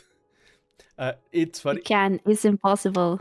in the World Cup, I played against a little kid who was 8 years old. She had to stand up. She couldn't play sitting down because she couldn't reach the game, and she absolutely crushed me.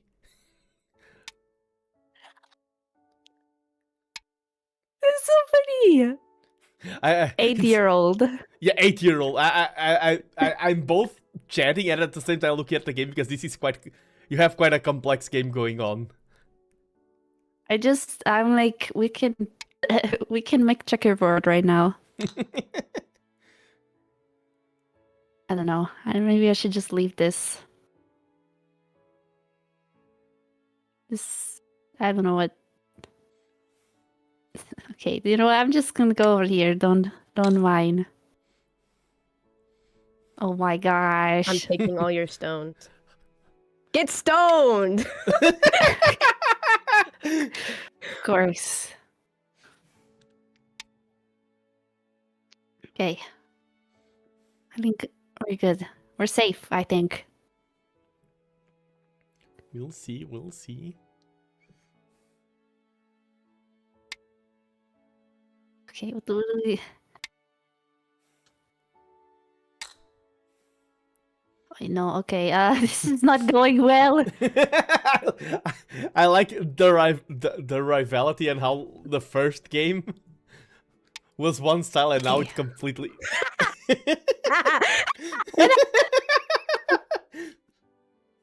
Okay, we're fine. We've got this. I will come back stronger. What is it? I don't know.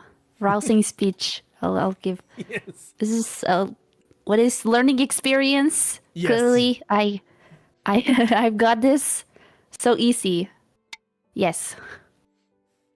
Yeah, just channel the power of the ancient spirits who played this game 4,000 years ago. You got this.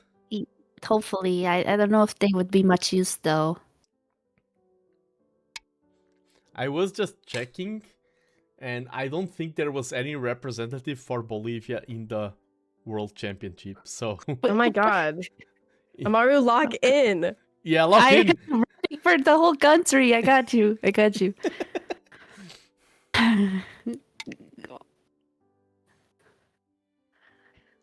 Can they fly me out? Can they give me money if I represent? When I went to Korea, for example, I paid half of my flight, and like the hotel was paid by them. It was a 4-star resort. Food was all paid by the association. Why do you think I play this? It's for the free food and travel. Okay, I mean, I don't know. Okay. I think we might have to get into it, Akira. We have the free flights, free food, free hotel. I don't think I got that though, because I'm from the US, so I'm sure there's a lot of people here. It's okay. You can. I just gotta lock in and be really good at Go.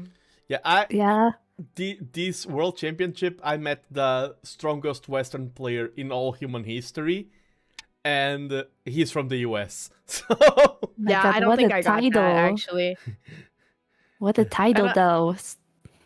Yeah. I'm probably Strongest like player. negative 50 on the United States Go rankings. That's a crazy title, though. Strongest Go player in existence. Like, yeah, Western. Yeah, strongest Western existence. Yeah. That's crazy. And I had That is dinner a crazy with him. flex. I'm not the Oh, strongest one in history, far from it. I'm just a goofball from Portugal, but I did have dinner with them. I have to lock in. As the youths would say. Yes. Yes. Oh my god. You're already learning. I know. I gotta learn my slang terms. Okay. Come on. What am I doing? What am I doing?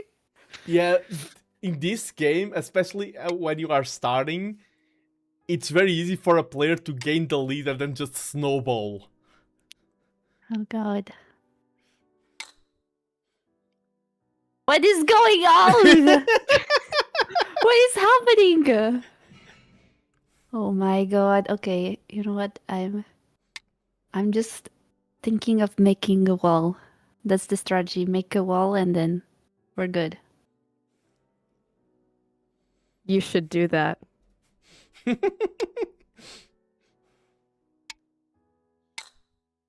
Oh my god, why does she keep moving? Oh my god. This is bad. We're so Okay. we're so cooking. We're so cooked. We're cooking. People were checking, Amaru. There is no Bolivian Go Association yet. So you can become the president and founder of the Bolivian Go Association. I think you should do this. Why would I do? I need someone else to do that. They can handle business. I can get the free flights. Nah, you need to become the president. I think it's so over. There is a button to resign if you want. I think we're done here.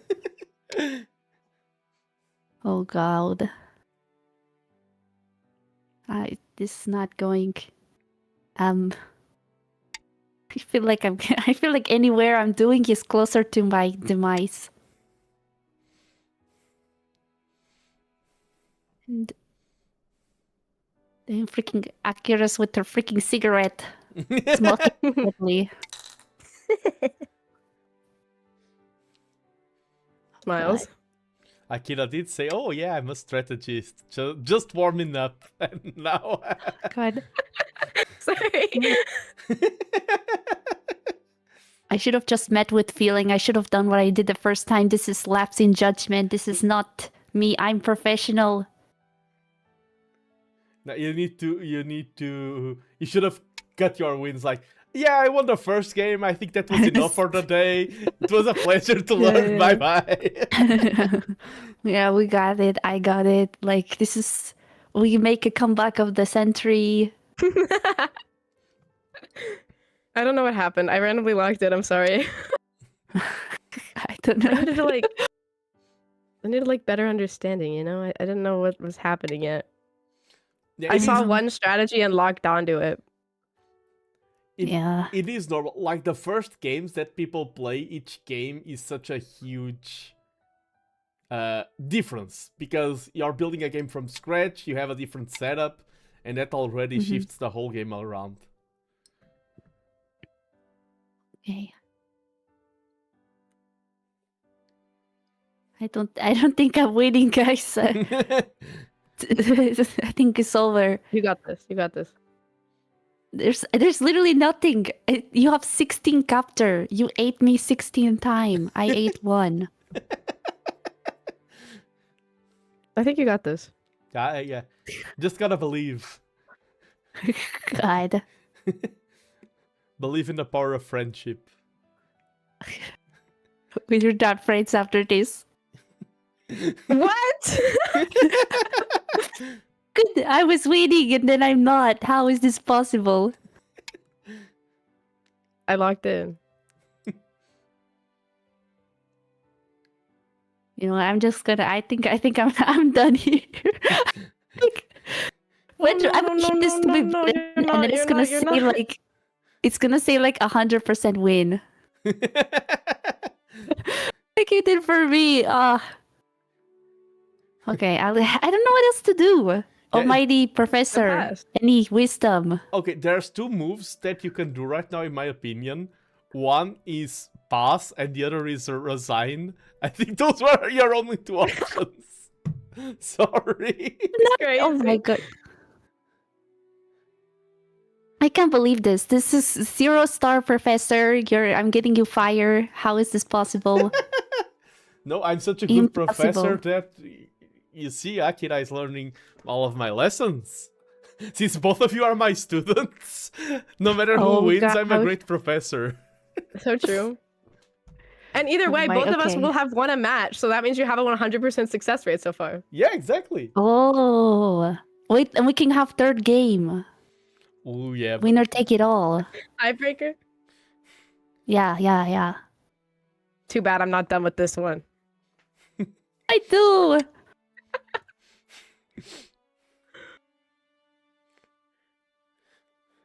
Akira is getting a taste for power.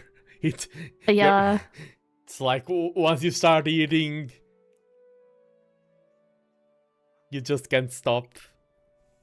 No. Can't believe this. What do I do? Your advice is useless. Useless. I gave you good advice. The surrender option. Yeah, clearly. You can make a heart here. If you put one right here. Oh my gosh. Heart. Cute. So Yes, cute. I see it. I see the heart there.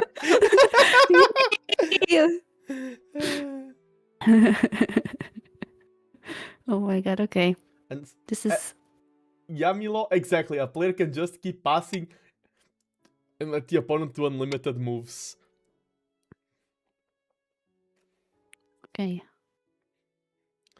In online games, to stop griefing, like you could technically do that, the game just says, oh, your opponent is just stalling anyone. Press this button to force the win. What? Wow.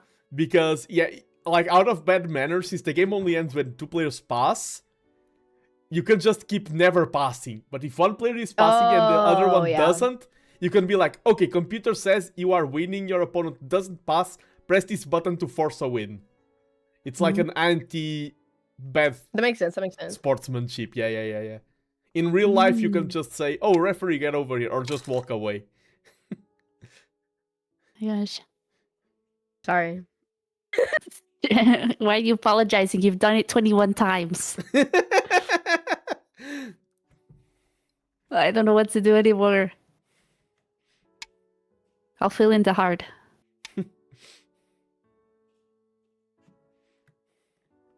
You can pass whenever. I'm never passing.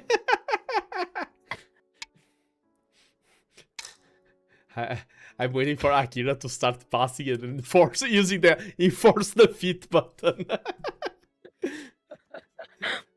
I'll play This is until not she's good. satisfied. This is not. This is not. I'm never passing.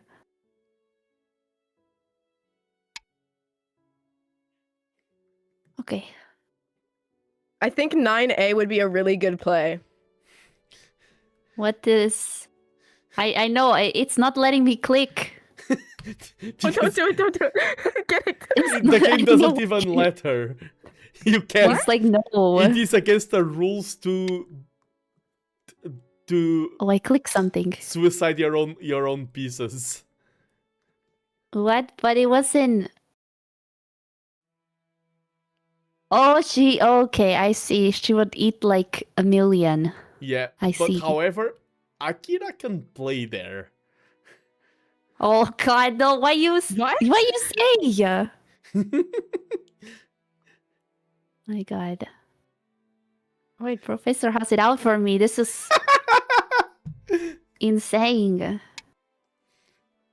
Yeah, because like you can't play in a way that you lose your own stones. However, if you are attacking, for example, if Akira plays A9, since Akira is attacking and capturing that group, the move is legal. There is an attacking move. Akira can play A9. You know what? I'm done. The game will resign, please. I don't need to lose even more. I'm watching like the counter go up and up that she's eating, and I'm like, this is. I'm sorry. I was really hungry. Yeah, after that first game. Yeah, I didn't get any. I didn't get to eat any rocks in that one. I was jealous. Yeah. You want to do a rematch? Do rematch? Sure. We can do rematch. I mean, I'm glad, like, the game, playing as a pro can be very complicated, but you can see that the game itself, the rules are not that complicated. It's not hard. I thought it'd be harder. Not gonna lie. I saw your little, like, pebble stones on stream, and I was like, oh shoot, this is gonna be so hard. You used I to also think- can watch Apothecary Diaries in big brain mode now. Yes, I still need to watch Apothecary Diaries. It's I'm really an, good. Yeah, I'm an embarrassment. There's a couple of anime like Frida and Apothecary Diaries. I need to watch them. Because like one of the main plot relevant characters is like a strategist Go player. Okay. He's kind of a strange man, but Yeah, kind of like me. Yeah, strange man, Go player. Yeah. I get the type. I get the type. I hope he's not strange enough. I'm comparing myself to a character now. He's like, dude, you don't know anything about. I can't really tell you about the kind of strangeness he is without spoiling it. So. Okay, I'm like comparing myself to the worst person ever. Just like some people would say that. Oh, damn, no! What does that mean? I retract my previous statement. I'm prepared for him to be like a mass murderer or something. He's not that bad. Okay. But you should watch Okay. Apothecary Diaries. It's really good. Yes. Okay. We got this. Why you gotta go close to... Go away! I missed Akira, you. how hard is I to missed go you. away? I missed you. Well, go miss me elsewhere. Just believe in the heart of the stones. I feel like I would throw these. This looks like the stuff I threw. Did you throw these? Did you slingshot? Not ghost stones, but I do see what you mean. I don't think I ever had a slingshot. No, you ate me. What the heck? Oh. That's not very nice. Yeah, we're same colors. Yeah, same colors. A stone heart, yes. A heart of stone means that you are a Go player. It means you're a goer? A goer, yes, a You're a goer. Sorry, goer, I yeah. need to use the correct terminology. Yeah. And using the correct terminology in the previous game, Amaru was gone. Oh god. What have we done? I like how usually Amaru thinks like I'm a chill, wholesome person. We switch the topic to Go, and I'm just being. I can be mean. I can be mean.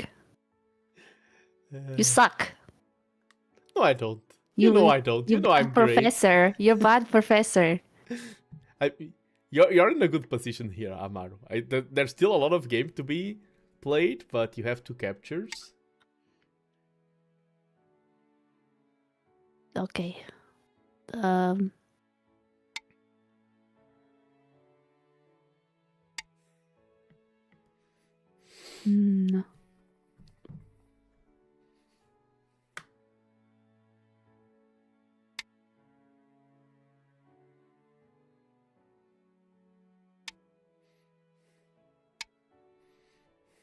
Okay. I don't know, it's so quiet. It's tense. I don't want to distract you. I like someone in chat said, finally Amaru is thinking. Shut up, you freaking Yami, I'll chuck you out the window like I do Nando. But, Both. Yeah, is Amaru This is- thinking like for the first time in the game or for the first time like ever? First time. That's crazy. This super teacher! I need to report you to this child. No, what is it? Student abuse. Was a child. Oh my god. Though. Student abuse. How dare? Allegation. Yeah, those are pretty serious allegations. You'll have to discuss that with my lawyer. Like you have one. I mean, I don't need. I'm a doctor. I can do anything. Okay, he's got power. What is it? Authority abuse too. Authority Yes, abuse too. authority abuse.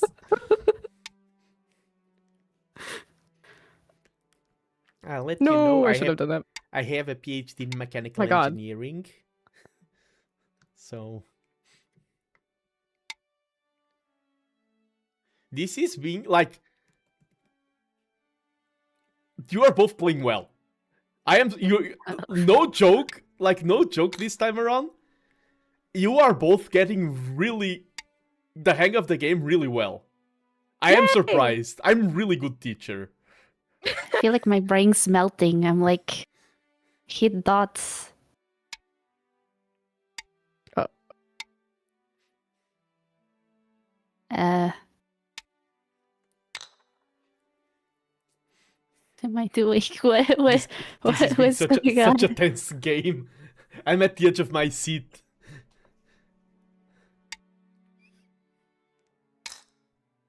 Yummy. Oh my! Don't eat me back. Sorry, I'm hungry. We'll get like sandwich or something. Oh my gosh. The eating won't stop. Okay.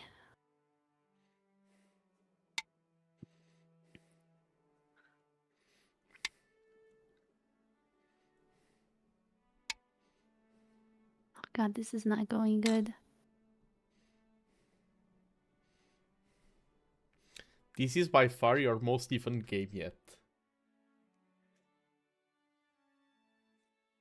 I feel like I've just made like a squiggle in the board. We made squiggles. I don't know. I'm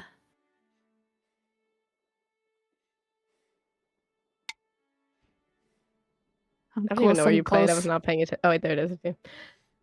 Oh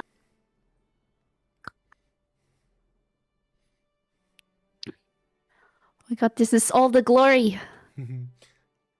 I think Komi is enabled. Yes, someone is asking. What is Komi? It's basically white has a few points. Yeah, white has Komi. White has plus 6.5 points because white was second to play. Oh, okay. That's good. Being white is great. Oh, it's my turn. Lamau, sorry. Well,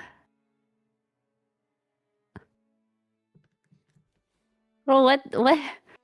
This is... Okay, I don't know.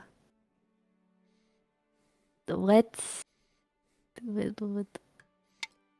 I don't know. This is great. I'm just laughing because of things. Don't mind me. Okay, think your things. God, this is... I don't know I don't know what to do anymore.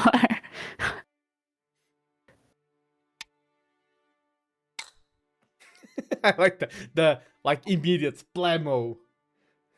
The suspense is killing me. Yeah. Like what? Okay, I don't know what people do. What do we do now?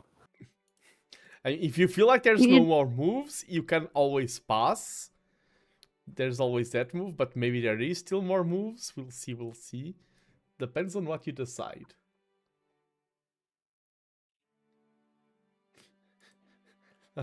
Someone said the hamster girl, and I was like, wait, who's the hamster girl? Because of the Fugi. I was like, this is a dragon and an angel. There's no hamster here. You become hamster VTuber. What am I seeing first? Who knows? Who knows? It's your turn too. I like. I know. I've been thinking. Okay, just double checking. I don't know. The shots fired dragon and angel. None of them remind me neither. What? I'm not in my true form. Yes. This is my form that the mortal mind can comprehend. I can see an hamster and a goat. No. No, Amaru. What the hell? I have to revolt this. This is slander. I'm getting slandered. This is insane. Jack, I'll see you in court. If it was a llama, Can't believe it is a llama light that can be related to the Amaru. I feel pressure now because I was supposed to see something. Damn. Yeah, I get that. When I'm playing and someone imagine streaming this every week That's what I do. You just get distracted. I mean, before you hopped on, I played 2 ranked games and I lost both, so... Oh. I'm being lazy. Okay.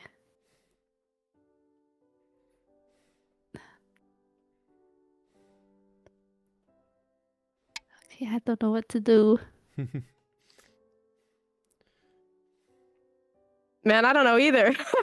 Yeah, passing is always like, if you don't see anything, you can both pass. That is a possibility. No. Okay. No, I'm determined. We have to wait. That would...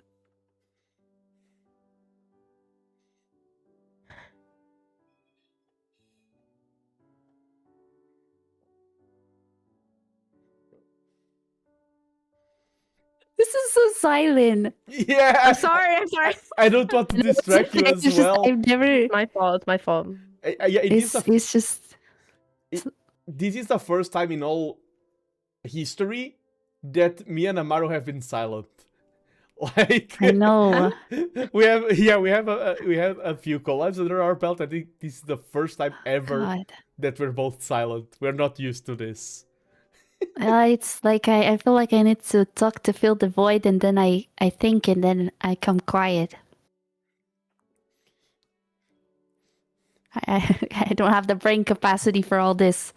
Yeah, I should have some dramatic music, if not for copyright. And you're thinking like, oh, I should have rigged up the that The meme? Jeopardy. No, It's like Death Note right now. Yeah, like Death Note, or the equations, that meme where someone is like Yes. thinking and you see equations coming out of their brain. That one. Yeah. And by the way, funny that you mentioned Death Note. There is an anime about Go, and the illustrator for the manga is the same illustrator that did Death Note. That's so awesome. And That actually is so cool. Yeah, it's a really good anime. Even if you don't know anything about Go, and now you do know, it is called Ikaru no Go, which is basically the Go of Ikaru, and it is a really cool story. It's a really good anime. Okay. So yeah, Amaru, now go. Your homework is watch all 75, I believe, episodes of Ikaru no Go. God. Well, add that to the list with like 50 other animes. You said 50. I was like, you're going to say, I'm going to edit at least like 50 grades of 50 grades of 50 shades of gray. Sorry, I just No. Yeah, 75 episodes. I would like to preface that was Nando's mind, not mine, okay? That is his thoughts. His first thing he thought of when he heard 50, okay? This is not representative of me or Akira. We're wholesome. We're so cute. Yeah. I'm very say-so, guys. Trust. I'm the wholesomest of the bunch, for sure. I have a mustache. Nothing is more wholesome than... And by the way, Akira did play one of the key moves, D6. If Amaru played D6 before Akira did, Amaru would have captured 5 of Akira's stones. What? Why you tell me no? I didn't want to reveal spoilers. Thanks for not saying that. I really appreciate it. Are you gonna pay him after this? Be like, thanks. Here's some $10. Here's your tip. What the hell? Are there any plays genuinely left, or would you recommend passing the match? Okay, there is one play that is quite big. Only one. Okay. I mean, if I reveal it now, it's going to be better for you than Amaru. But I think Amaru is ahead. I mean, you are supposed to be teaching us. This isn't necessarily about winning. We're supposed to be learning about Go. So I think you should give me this. D9. I've been looking at that, but I thought it'd get me captured. No, because you are attacking. When you are... even though your stone is surrounded, you are taking 4 stones so you can place inside your opponent. The only occasion where you can place inside your opponent is when you're taking stones directly from them. So you can play D9. It is a legal I would move. have played that so much earlier if I knew that, and I'm so serious. I've been eyeing it, but I was like, I'm gonna get captured if I do that. So I didn't even try clicking it. Yeah, go. No. You can.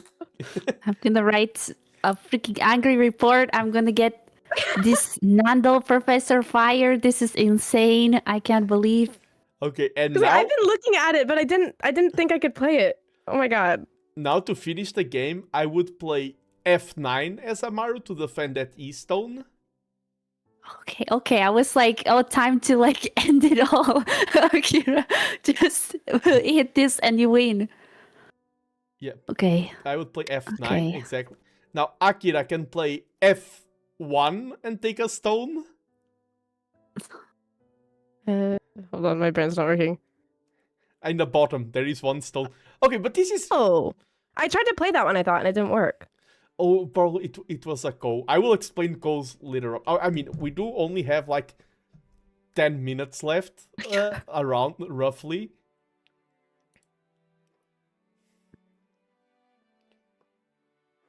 Because I think I tried to click it and it didn't let me. Yeah, it didn't let you because, okay, there is a rule. It's called the co rule. If you now play F1, Amaru won't be able to play E1 because that's repeating the same board position. Probably Amaru took your stone and you couldn't place it because it would just be repeating. But for now, to end the game, that's just one co point. I would pass as black. Just to finish the game and count. White plays F1. Just for completion's sake. And now pass, and let's see who won. Remove the dead stones. What does it says? Yeah, accept remove stones. Yes, accept remove stones. Accept. White wins. White I won? White won. By yes. 8.5 points. By 8.5 points. If you look at the board, like, white has advantage for being the second to play. And if you look at, like, the distribution of the board, you can see that white's territory is slightly bigger. Yeah, I was like, what I do? I was like, I for sure lost. No, this one's in specific convinces me that I made a great job as a teacher. This was a really good match. I'm not even saying this to be condescending or everything. Both of you played really solid. Thank you. I'm professional. We're professional goers now. Yeah, you're the best Go player in Bolivia. Yes! I am. You're the best goer. Thank sorry. you. You're the best goer in Bolivia. Do you want to join my?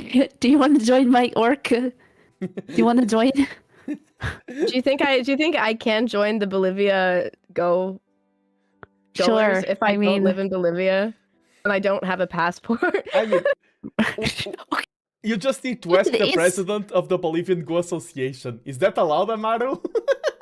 I don't know. You're asking me, bro. I don't I know. can be the president and you can just be the best player. Yeah, you're the Yeah, you president can be of the Go assistant. Association. How about that? I can what? Assistant. I'll be Fly assistant. with me everywhere. Yeah. Bet. This sounds fire. Oh, that is a cool thing. By the way, when I went to Korea, for example, I have an older brother. You can take a +1 and they don't have all the advantages, but they fly way cheaper.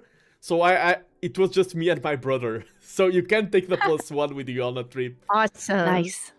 Nice. And imagine in Sounds Korea, good. like having a banquet, like free food, everyone in a suit. Oh my god.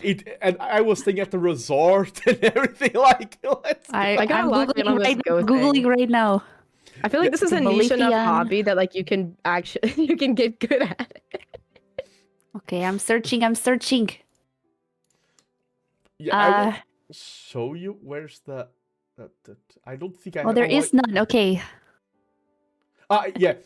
See, this picture that I'm showing on the top right of my stream. This was the world competition in Canada this year. I was there in one of these tables. Wow. Really Which fancy table? spot. Oh, like it changed from game to game. The stronger you are, the further you are away from the door. That is because in a lot of Asian traditions, they put the weaker players closer to the door, because if the place got invaded, then the weaker players will be the ones to perish. So stronger players stay away from the door, weaker players stay close to the door. So if ninjas attack, weaker players are the ones to go. Yeah. And I'm sure that's still a concern to this day. I'm sure. Yeah. I mean, who knows? Maybe the Bolivia Go Association will get attacked by ninjas. Just don't have a Go thing and an anime convention at the same time, and then I think you can avoid ninjas pretty well. Yeah, I was teaching Go at an anime convention this year, and I was like full cosplay and things like that. Like, it was really cool. I've learned Mahjong at an anime convention, but I've never seen Go at one. Yeah, like in this one, it was one of the biggest anime conventions in Portugal. It's like one table was Go, the table on the other side was Mahjong. And okay, I was cosplaying as this guy with white clothes, the fan. So you were like locked down on the Go. Yeah. It was really, really nice. Yeah, this is the manga. By the way, you can see it's the same kind of manga/anime, the same kind of lines that they use in Death Note. It's the same artist that did Bakuman as well, another masterpiece. And you do see Go shows up in a lot of movies, a lot of games.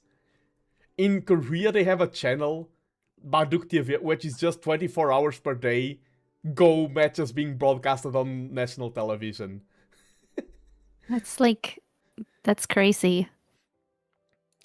Yeah, there is a documentary about Go on YouTube, and that documentary has like 36 million views. So it is funny. Go is at the same time a niche and very mainstream. This is crazy. Because in Portugal we are like 20 players. Worldwide it's like 60 million. Oh. Because there's a lot of them in Asia. Oh, and these are some historical figures who are very important in the game of Go. You can see that a lot of the greatest minds in human history play Go. Hey, Glenn looks familiar. Yeah. Now I just grabbed a random assortment of the most brilliant minds in all of human history. You can see here. Yeah, truly. The Nobel Prize question mark on the Nando. Who knows? Yeah, I see. Yeah. Someday. And the fact that the D is a part of your name too. I didn't know that. I've only been saying Nando. I guess I gotta say Nando now. No, Nando, or you can call me Your Highness. Is it also first name works. the, middle name Nando? Nah, I think it might. Yeah. I'm sorry I wasn't calling you the this whole time. Yeah. And now middle name Doctor, the Dr. Nando. No, that's the. No, it's first name the, middle name Nando, last name VT. Yeah, VT, yes. Nice. I know a lot of people with that last name. That's crazy. Yeah. Oh yeah, VT. Yeah. Is a very common. Yeah, we are a big family. A lot of cousins. A lot of. Yeah. Family gatherings. Oof. Oh boy, they turn into a lot of drama when all the VTs gather around. Yeah, a lot of your cousins are like anime girls, so like the resemblance is like not very strong. That's kind of crazy. Oh yeah. I got the mustache DNA, not the DNA, the anime girl. Okay, I really need to one day get just because of that, a model that is anime girl version of Nando. That'd be so funny. Same voice. That would be so funny. Same voice. Maybe keep the mustache as well. Yeah, please the mustache. Oh my god. I wouldn't even do a high pitched voice or anything. Just hello guys. Hey, even going deeper. Hey guys. Yeah. Nando-chan here. Remember, leave a like and subscribe. No way. Thank you. That'll be great. Muy kyun. That'll be great. I think that's great. We should invest. I'd invest. Yeah. I'd invest in Nando-chan coin. Nando-chan coin. Yeah. Okay. A lot of ideas. Whenever me and Amaru get her, it is a lot of ideas, and this was our first time together. Akira as well. I hope it was enjoyable. I hope I was a good host. I had a good time. I also enjoyed the game quite a bit. Yeah, it is. I may return to the game. Let's go. I do stream it every week if you want to check it out. Of course, the bigger board is more intimidating, but the game is exactly the same. Bigger board just takes more time. I'm so prepared. Akira is gonna, all of next week is just gonna be Go. I'm gonna DM you and be like, hey, you wanna play Go? We were talking about playing friend swap earlier. Does Go count as friend swap? Yeah, these are questions. Yeah. I mean, there are weird variants of Go that are even more friend swap, but oh my god, not a lot of great ways to play them online. I remember, Oh my God. another story from the World Cup. We all went to a Chinese restaurant and they have those rotating tables. We placed a board in the middle of the rotating table and like, I played the move, rotate the table, next player plays, and the board was just rotating around, and each player, it's not 1v1, everyone was just placing stones. That's crazy. Nice. It's like Battle Royale Go. Yeah, Battle Royale Go, Yeah. exactly. Yeah. There's a lot of weird goals, weird shapes, and everything. But yes, I will have my next guest soon. I need to keep... And sorry about being late for you. Some 8 minutes. And thank you so Yeah. much for making the time out of your agendas and being here. I had fun. Thank you for having me. No, it was Oh my a gosh. pleasure. Also, I googled the Go Bolivia and I found nothing other than a singular like Facebook group with You 19 should people. please join the Bolivia Go Facebook group. Yeah. But I'll also maybe join. don't, because that'd be really easy. Yeah, now That might be a safety issue. And let everyone know who I am. Yeah, It's okay. I'll make it Amaru Aranway. Yeah, make it Amaru. Yeah, that's Be like, hi guys. That's one of the things, by the way, that I kind of gave up, because yes, I am a VTuber, but from the moment I say, oh, I represented Portugal in the World Cup, it becomes Everyone quite knows. easy to Google you. Yeah. I have accepted that fate. It is open, but yes, Amaru has the president of the Bolivian Go Association. You also need to. I got him on speed dial. I must have an LLC. I'm gonna be rich. I can't wait. Yeah. I can't wait It's to gonna be be your great. assistant for the Bolivian Go Yeah, Association. yeah. What's the Yeah. acronym for this? BGA. BGA. The BGA. That's tough. It sounds professional. That's Yeah. Okay, and Yeah. I'll have to bid the farewell. Just got a message Okay. from my next. Thank you Yeah. very much, and I hope you have a great rest of your day. Thank you. Yes, you too. Thank you for having. Thank you for joining. Good luck with the Jingle Jam. Yeah, good. Thank you. Everyone who wants to support. I am raising money for the charity. Thank you, and I'll leave the call for now. Bye. Bye. Let's go. Amaru and Akira were really cool. Their matches were very interesting. I like the opportunity. This is why I wanted to do the. Oh wait, let me see what happened in chat.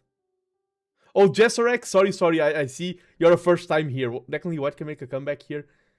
I am looking at people now. So when I get into teaching people and everything, it does become harder to track chat and everything. I'm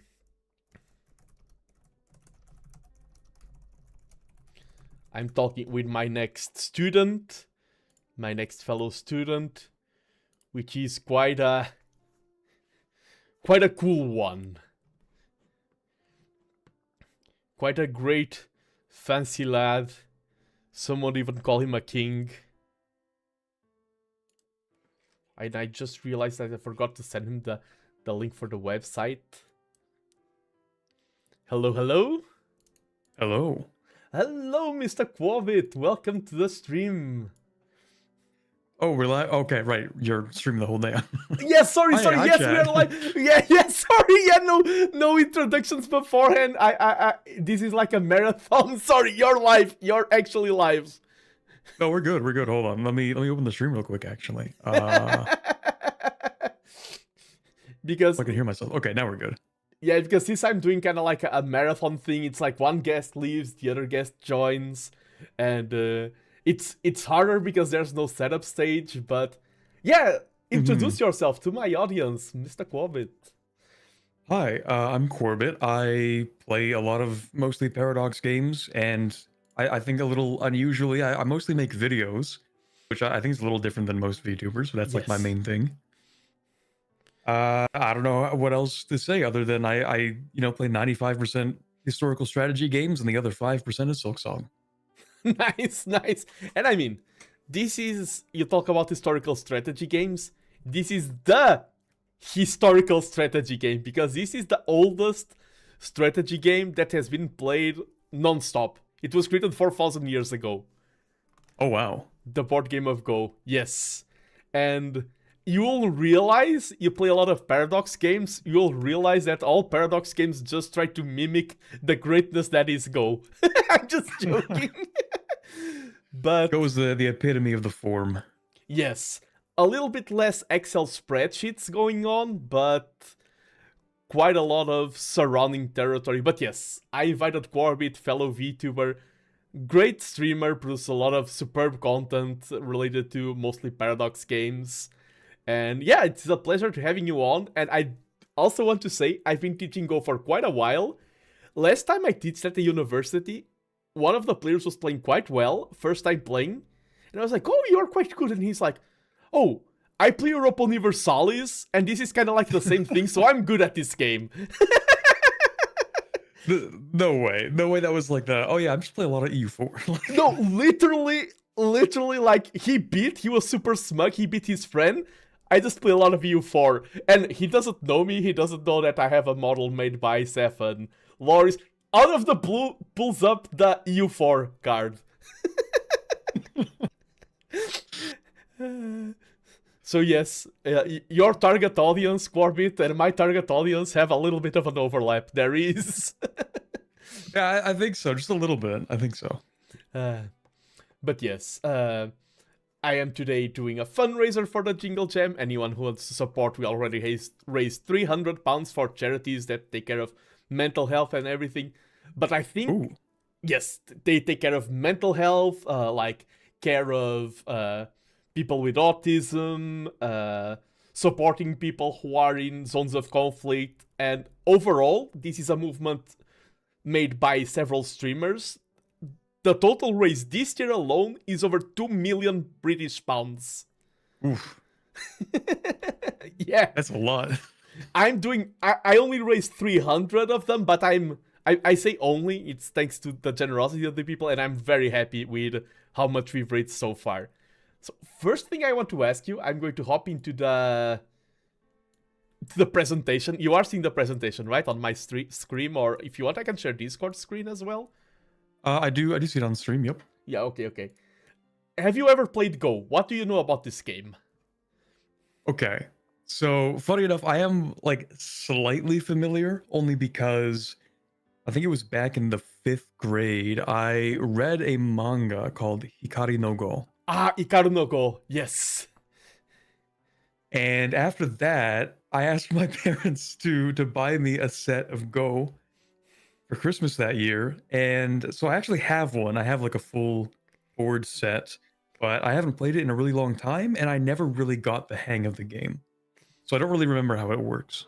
No, and I mean, that's what I'm here for. And just the fact that you have some bases alone, it means that you're already halfway there. And yeah, Go is the oldest board game, quite easy to learn, quite hard to master. I've been playing it for over 15 years and I'm still learning, so... 15 years, man. Yes, you're just thinking, that's my age. No, I know that you're older, but... I was thinking, like, man, one of these days I'm gonna reach a time where I can say, oh, I've been playing Paradox games for 15 years. Oh, okay, fun story just before hopping into the presentation. I was playing against a player, like the 5th best in the tournament. He was from Thailand, and he was like, oh yeah, I could have been a great player, but I wasted my career because from age 5 to age 7, I stopped training, and that really set me back. And I was like, what? What? Yes! From age 5 to 7, it really squandered his career. Yeah, and this year in the World Cup, I played against an 8-year-old who completely destroyed me. So... Maybe he was right, actually. Yes! But yes, I'm going to hop onto the presentation. This is... You have a set of Go, you know what the board looks like. Mm-hmm. And we are going to start with the basic rules. This is what a finished match looks like. It can look very complicated, but after learning the basics, you'll realize, okay, this is very easy to play, but there's a lot of nuance to it. Mm-hmm. And one thing that this is just a little known fact that you can share with everyone. Some people think they haven't never seen a game of Go. Everyone has seen a game of Go because this is where QR codes come from. Interesting. Every time you see and use a QR code, they were created inspired by the board game of Go. You have a little factoid to share now. Oh, is that because of the number of combinations you can have? Yeah, and also like the creator, he has been honored by the International Association. He was looking at the board game and he was like, wait, there's such an organization and contrast. Cameras will be really good at reading these. And he coded the QR code and everything from the board game of Go. This is QR code origin stories. Okay, this is just a little bit of history. The Go game was created 4,000 years ago in China. First written records, like first manuals, over 2,000 years ago. And to be considered a Chinese scholar, you needed to know how to play Go. It's like part of the mandatory education. Interesting. It's like, if you don't play Go, you're not cultured. I guess it's like chess, sort of, like this idea of developing strategy. Yes, it was created to teach like military strategy, but it became such a pillar of the culture. And even a lot of things, a lot of ranking systems, a lot of things that are now mainstay, like martial arts or other systems, they all come from Go. It was really an important game. Not very known in the West, but very influenced in terms of culture and history. Okay. Okay, and this is just a slide for some people who have a little bit of confusion. There's the game of Othello and Reversi, where you flip stones around. There's Gomoku, which is making 5 stones in a row in a Go board. That is not Go. Those are different games. This is not the games we are learning today. Okay. Go is traditionally played in a 19x19 board. However, since you are learning, if you started with a 19x19 board, you might get a little bit bored. Haha. So we start with a 9x9. It's same rules, same things, just smaller, easier to learn. Okay. And the gameplay proceeds as follows. Each player is one color, black versus white, and one move is placing down one stone. I place one stone as black, it's your turn, you place down one stone. There's no such thing as, oh, I'm going to move this stone. You place down a stone, and once they are down, they are never moved again. You can place stones anywhere. And yeah, that's the game flow. Of course, I will tell you what are we doing with our stones. But this is how you play. You don't play inside the squares, you play in the lines, and one move is playing one stone. So far, so good? Mm-hmm. Nice. The first concept of Go is the concept of territory. You can see the Go board as kind of a map. You're familiar with maps, right? A little bit. A little bit. This is kind of a map, and we want to conquer as much of the map as we can. How do we conquer the map? We can see stones as being part of like our soldiers. And once you surround an area of the map with your soldiers, once you create an enclosure, that is now your territory. That belongs to you. And each space that you conquer is 1 point. Here, white in this example surrounded 6 points. 1, 2, 3, 4, 5, 6. That's 6 points for the white player. And black has surrounded 9 points. So this is half of the game. Is conquer the territory. Each territory that you conquer is 1 point. Okay. So yeah, half is done. Now the other half is capturing. And I have a good example for you about how capturing works. How do you stack wipe in Europa Universalis? Well, basically you either need to overrun them or you need to dwindle their morale to 0. Okay, I was thinking more about surrounding them. Oh, okay, so like in Hoi 4. Yeah, okay, that's hard to find. Okay, that's Hoi 4, not EU4, okay. EU4, like, I wouldn't surround them, like I just crush them, like just overrun them. Okay. So this is Hoi 4. This is Hoi 4, yeah. Yes. Games have stones have liberties, which is the free spaces they have around them. You count them only horizontally and vertically. So this stone has 2 liberties in a corner, this one has 4 empty spaces, this one has 3. When all empty spaces are taken by stones of the opponent's color, they are captured and they become prisoners. That's basically 1 extra point for white. And that's how you stack wipe in Go. You surround and you take the stone. This is how you can only take 1 stone at a time, right? That's I'm talking with a great strategist. That's exactly the next slide. Okay. Foreshadowing. When stones are connected, they share the same liberties. So we have here 6 stones, so they have 8 liberties. Way stronger, way harder to surround. However, if all of them do get surrounded, of course, here Black isn't responding, we're just playing a sequence of moves. If all of them get surrounded, all of them get taken from the board at the same time. Okay. Usually, connecting stones is better, connection is strength. However, there is the risk that if all of your stones get surrounded, you will lose all of them at the same time. You can surround groups. Okay. So, on one of those previous slides, when you had sort of like 8 in a square, but the center is empty, is that like the way that you can keep them from being taken over? Yeah, usually, of course, there are nuances and situations, but I won't go into deep, complex strategies. Usually having empty stone inside of you, empty space, gives you life. That's the main difference. Yeah, here you have empty space. Here you don't have empty space. You just have a clump. Clumps are usually called bad shape. They are heavy shape. And they are way easier to capture. It's way better to just have a frontier and empty space inside. Okay. And we have here another example. For these 4 stones, 6 stones are surrounded. However, they have empty space inside, and white can't play here because white would get surrounded, and white can't play here. So even though this group is almost completely surrounded, white can't kill this. This group is unkillable. Okay. Because it has... Interesting. On the contrary, if this was filled by black and this was filled by black, all of these stones would get taken. So having empty space inside of you is good. Having filling your own space is bad. That brings you weakness.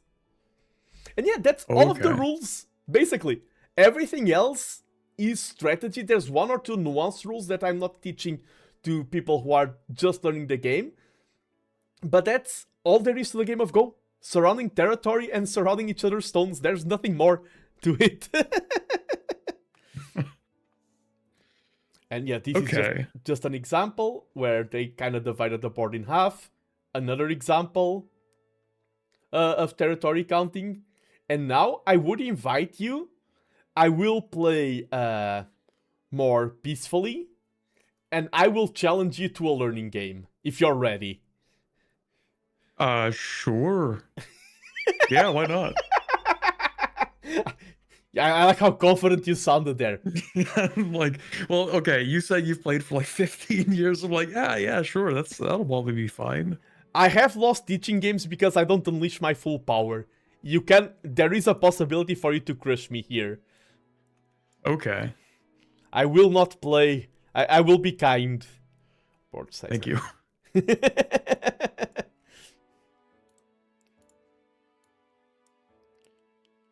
Okay. I will send you the link, and you just need to press this link, and I think you can join me as a guest. I don't think you even have to create an account. Yeah, I can just accept game.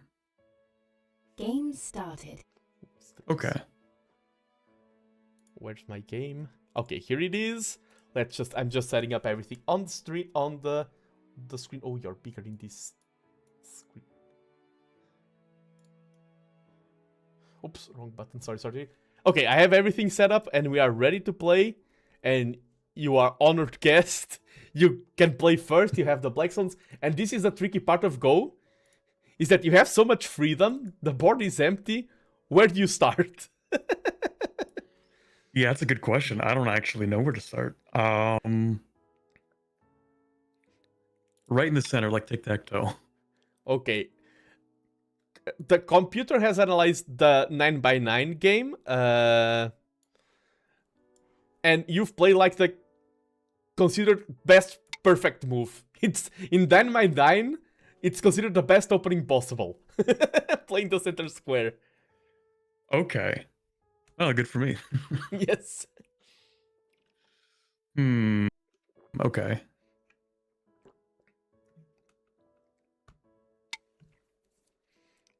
I'm not really even sure what to think. Yeah, I'm it's just kind of normal. like throwing stuff down. That's why I want to get people into the first game rather quickly, because they get more used to the concepts, they get more used to the feel of the game. I think the best way to learn the game is actually by playing it. Like, if I started teaching you strategies on the other slides, like, oh yeah, creating eyes, going for territory, monkey jump, horse jump, and all of those things, it would be way too overwhelming. Yeah, because I don't even know what a jump is. Yeah!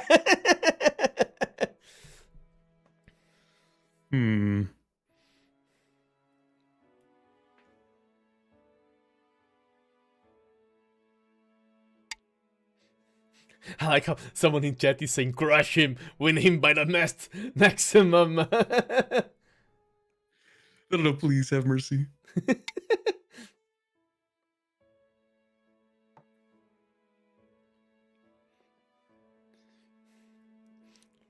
I will be merciful. Thank you.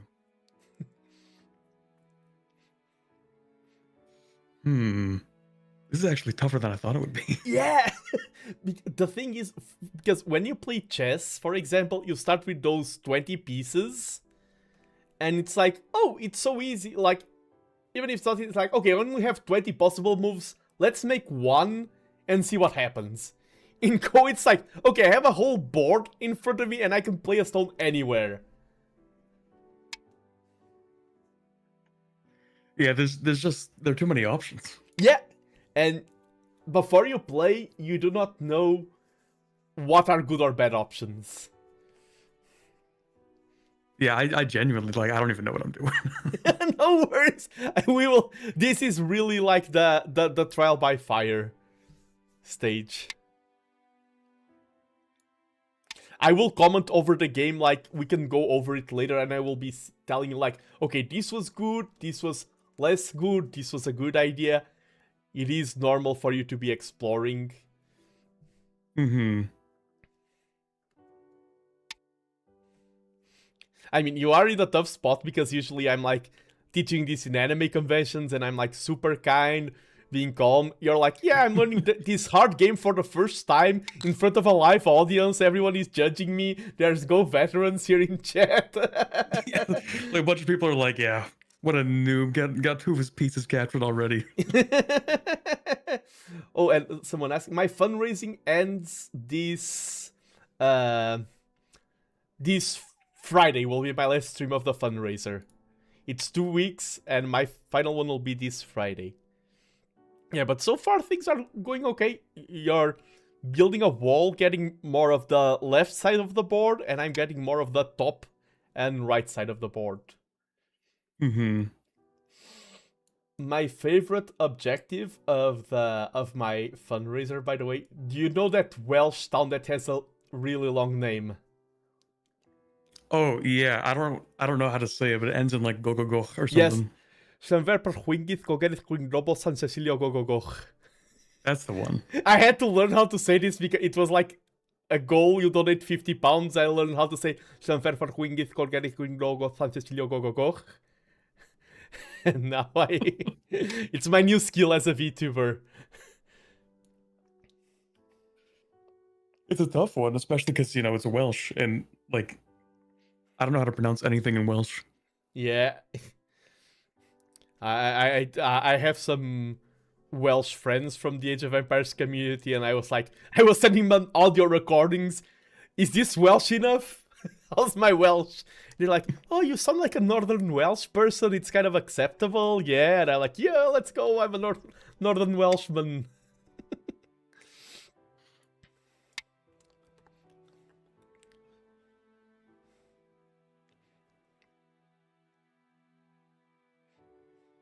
I have no idea what to do. And, okay, now you know what I feel. What you're feeling right now describes my past weeks trying out EU5. No, that's real. That's pretty real. Sometimes you lose the joy of, I miss when I was a wee lad playing Paradox games for the first time. I'm bringing you back to that joy. The joy of having no idea of what you're doing. Just getting absolutely slapped around.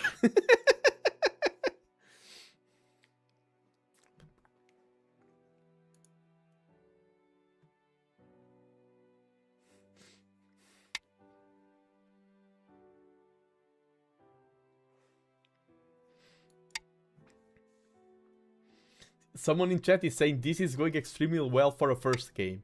See, the Go veterans are approving you, Quarbit. Let's go. Not dead yet.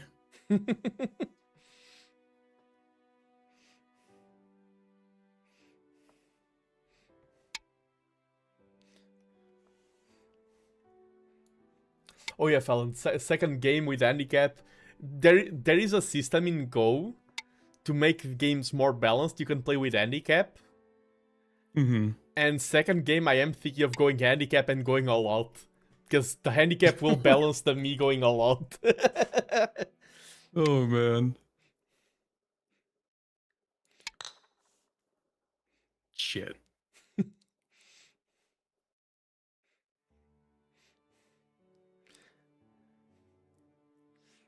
And yes, you are playing with the representative of Portugal. I was this year in the World Cup in Canada playing this, and yeah, it was an astonishing experience. Did you do well? I did well. For my level, yes. It was okay. Impossible for me to win, but it was a good performance. I am playing much better now, actually, because that was before I started streaming Go regularly. Mm-hmm. Now that I'm streaming Go, I feel like I'm starting to play a lot better, which is good. Nice. And you do a lot of wonky challenges in Europa Universalis. Like, okay, let's play with this weird-ass sieve and force the devs to rebalance the game because this start is bad. And you can do, I can see video series Quarbit always playing 2-2 opening and reaching 5 down level.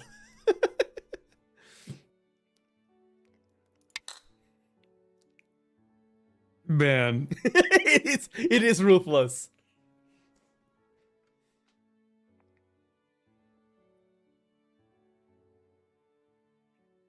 Shit. Yeah, my advice because sometimes players struggle with finishing the game. My advice to finish up this game would be you play something like B5 to close that side of the map, and you accept that, okay, I get the top half, you get the bottom half. And I think because it will be very hard for you to try and capture any of my stones. And now you play yeah, something that's the thing. Yeah, something like A5. Sure. And now the game ends when both players pass, and I feel like I would pass here. Pass. And if you pass as well... Okay. Sure. Remove the dead stones. Yeah, this does the automatic counting. Okay. And it is funny, because white starts with 6.5 points, because white is second to play. And I won by 6.5 points, so in terms of the board, we actually have the exact same number of points. We both have half of the territory. Interesting. Okay, like, would you have been able to put any white stones in, like, the bottom left, or no? Oh, if you want, like, I can cancel this and resume game. Yeah. Oh, I guess I have to click it too. Oh, yeah. I can do... Okay, which one of these is better? Oh, I will play. This is just for you to show, like, if I want to be all out. There is a weakness in your wall that I can exploit. Hmm. Because right now, Okay. the goal of this move is to threaten to surround the G3 stone. Yeah, so like the idea would be Yeah, and to try and reinforce it. and you have to defend, and now the other two stones have been cut off. Mm-hmm. That is the weakness that I found. It was like, I forced your defense there, because if I cut there, your position is really bad, and now I can take this position. So I ended the game there because I felt like it was... But as a more experienced player, you can find these nuances. If I'm playing as black right now, I can't attack anything from white. And after this exchange, I don't think as white I can invade you. I think you should just play F1 to protect the G1 stone. And I think this is like... This is literally game over now. Remove the dead stone. Now, even if I'm evil, I can't do anything else. Okay. So like there is a point where like there are no more moves to play really. Yeah, because each captured stone is 1 point. So if I play moves inside your territory, I'm just giving you points. And your points is your empty territory. So if I play moves inside my own territory, I'm taking away points from me. So every single move that I play, I lose points. So I just pass. And you are in the same position, you also pass. We accept remove stones and the game is over. Okay. Interesting. So is there a reason why there's like no way for you to keep like pushing into my territory? Is it because like I'd be able to respond no matter what you do? Yeah, but I can, like, technically speaking, I can keep going. Mm-hmm. Like, if I want, I can play something like C4. Game resumed. Yeah, I can play something like this. Okay. And because I'm more experienced, if I was playing versus a professional, I know the professional will always live here. They would find a way to attack my stone, to capture me, to destroy me. Because I'm playing against someone who is learning, you can make mistakes and I can exploit them. Mm-hmm. I like how... Yeah, because I don't know what is or isn't a mistake, so I'm Yeah. just kinda, like putting stuff down. Yeah, you don't have that vision. So, theoretically speaking, the game was over, but I can find weaknesses. Oh, okay, I see. Gotcha. Okay. So I wanted to spare you, and you were like, oh, can't you actually destroy me? And I'm like, yes, I will. Oh yeah, because I'm like, I don't understand. It's like, oh, do people just decide to end the game at some point? Yes, like, they yes, just yes, say, that's how I'm done playing. Yeah, that's how the game ends. Literally. Interesting. Okay, I was confused about that. I'm like, aren't there more moves that can be played? Like, it's not like it's chess where, yeah, you know, there's a point where there's checkmate, like you can't do anything. Yeah, no. The game literally ends, and funnily enough, like, both players pass, and they count the score. But you can also resign. This year in the Go World Tournament, I only counted points in one game. Every other game, either I or my opponent resigned. Interesting. So eventually people are like, yeah, okay, we know what's going on. Like, it's... Yeah, but for on the other side of things, when I played against Luxembourg in the World Cup, I was like, I'm not sure if I'm winning or losing. We counted points, we called the referee, and I won by half a point.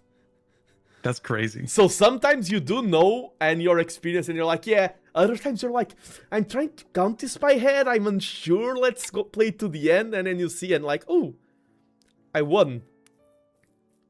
Okay. So there's always like there's a bit of uncertainty sometimes. Like you don't really know if you've won or not. Yeah, when I'm streaming the game, sometimes I do tell my audience, oh, I think I'm winning, I'm not sure. Okay, I'm giving you a shot at a good move. There is one good move you can play here. Let me think about it. Yeah, I'm giving you a shot.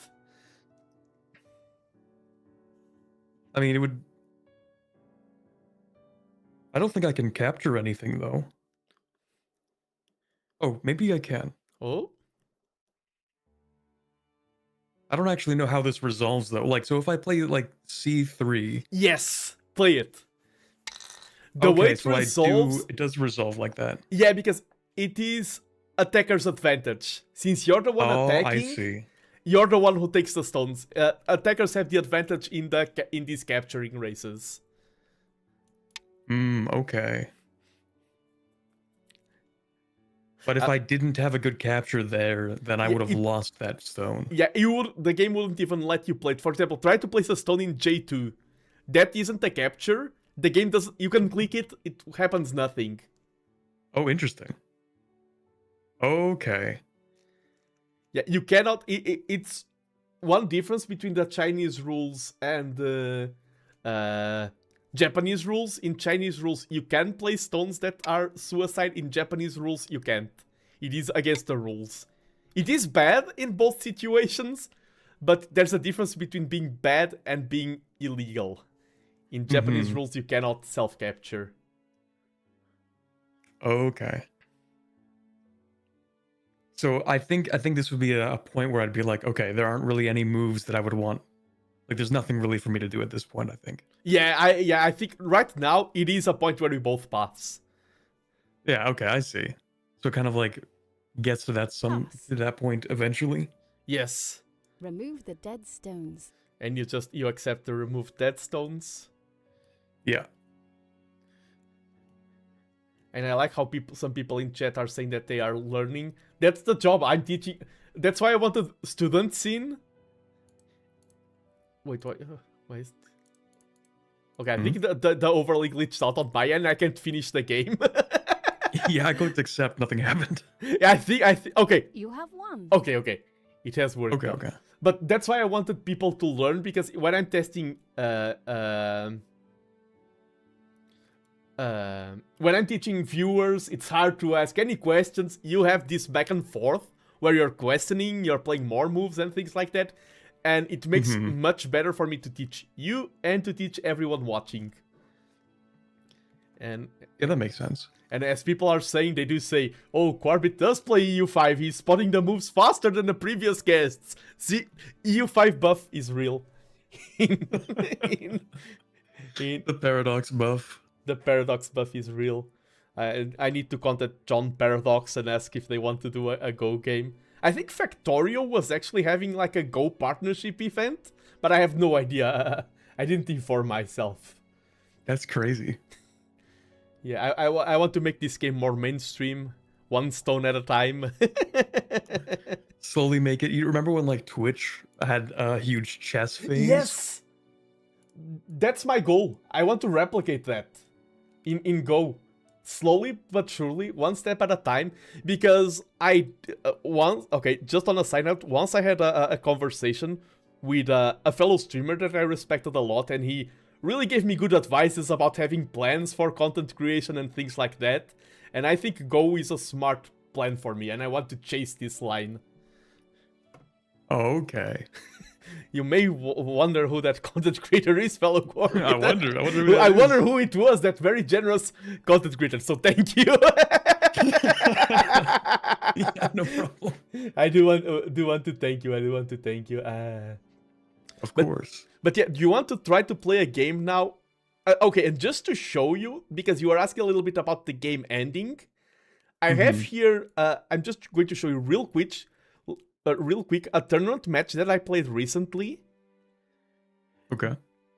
Just to show you how the game ends. I'm going to put it up here on my... Oops, wrong button. I just yeeted myself off the screen. Yeah, this. And this is how the game ended.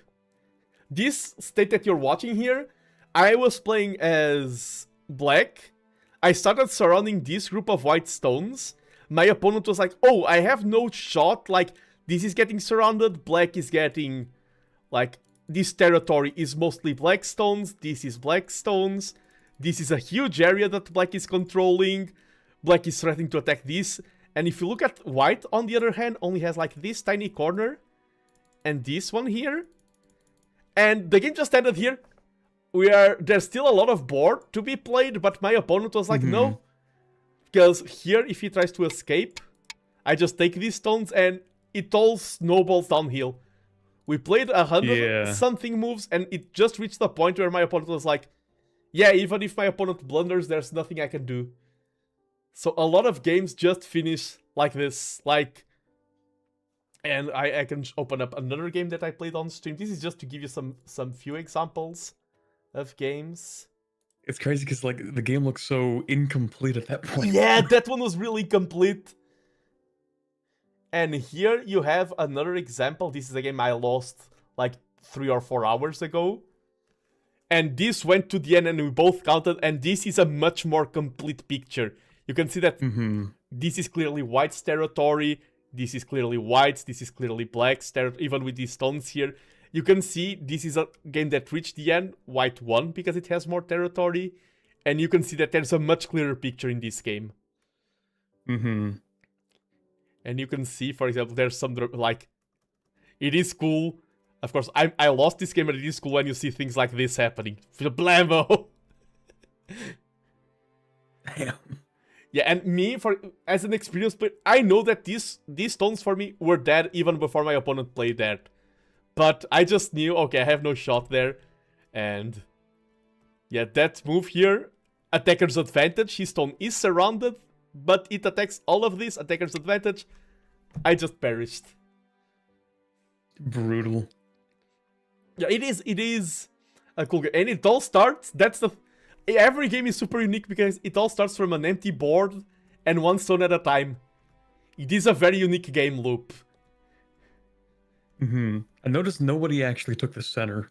Yeah, okay, there's a good reason for that. We are playing kind of more meta here. In 9x9 board, it is different. Center is the best move for 9x9. Here, okay, the reason is surrounding these points in the corner is way easier than surrounding this area. For example, this is the same area. And if I try to place stones... Oops. Oh. This is like 1, 2, 3, 4, 5, 6, 7, 8, 9 stones, and I'm getting 15 points. If I do the same here in the center...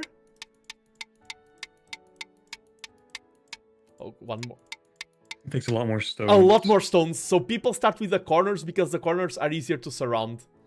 Not too close, because if you start here, your opponent just surrounds you very easily. So you don't start on the actual corner itself, but close to the corners to create an encirclement.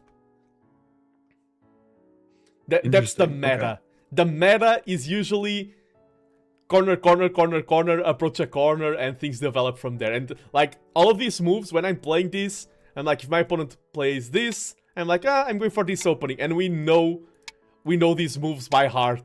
They are just a lot of studied openings, or like this one, bam, bam, bam, bam, bam. This is all memorization. And this is a studied opening. And so basically I had no chance. No. We are now... do you have the mental energy to play another match? Sure. Okay, I'm going to set up a match with handicap, and I'm going to try and beat you all out. I can still win. How much handicap can I put in a 9x9 board? Can I go like this? I wonder if this will work.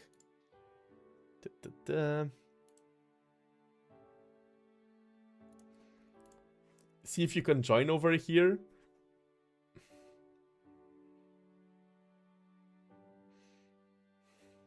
Game started. Yep. Okay, so this is a way I need to actually go all out here. Because this is playing with a handicap. I didn't think 8 stones handicap would work. This is our starting position. That's crazy, okay. I don't think I can win this. But I will try my best. I don't know if I could win this.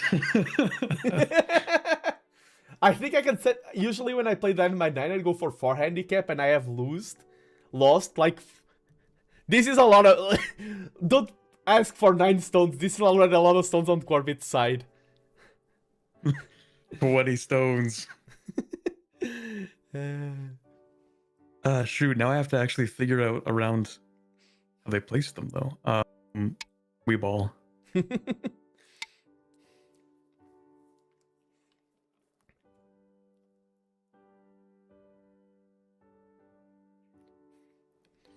I want to find your weaknesses, and I'm not giving you any tip. No, that's fair. That's fair.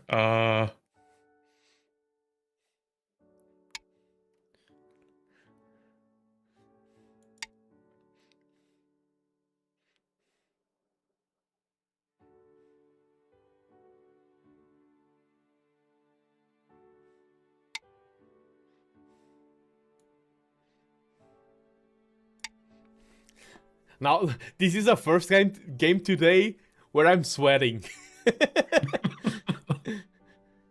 Yeah, I do start with quite a bit. Yes! In my mind, this isn't going how I planned it. Yeah, this is something. This is something. Let me see if I know my EU lingo. I started with and you are the Ottomans. Is that correct? Did I do that? That sounds about right. Okay, about okay, right. nice.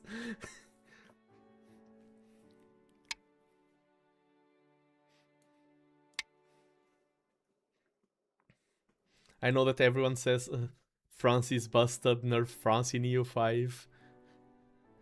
It is pretty strong. France is kind of crazy just because, like, they start with so much, and Paris is like a really wealthy capital. The real monster is Bohemia, though. Oh, really? Yeah, Bohemia is kind of crazy. Because they have, like, infinite gold mines. Oh, so far, every single one of my games in EU5 has been Portugal. I am Portuguese, and I'm in this corner, and I think Portugal compared to EU4, the start is way harder because sometimes Castile just decides to end Portugal. And they do that like every game now, yeah. Yeah, I'm I'm not the most intense Paradox game consumer, but I do hop from time to time. I check your stream. Oh, how's the game going? Portugal is gone. Let me check Seth's stream. How's it going? Portugal is gone. You're not playing Portugal, but every single stream I check, Portugal is just gone. They just made them incredibly aggressive. Yeah. And especially with the new update, like the beta patch, they made them like every single AI is out for blood. There.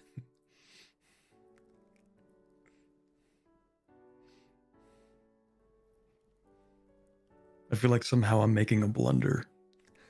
People here are saying, and I do. I don't know if you're watching chat because sometimes you could get spoilers, but everyone is saying in right now. Yeah, and everyone is saying that. Oh my God, Black is such a good player. He's doing such a good job.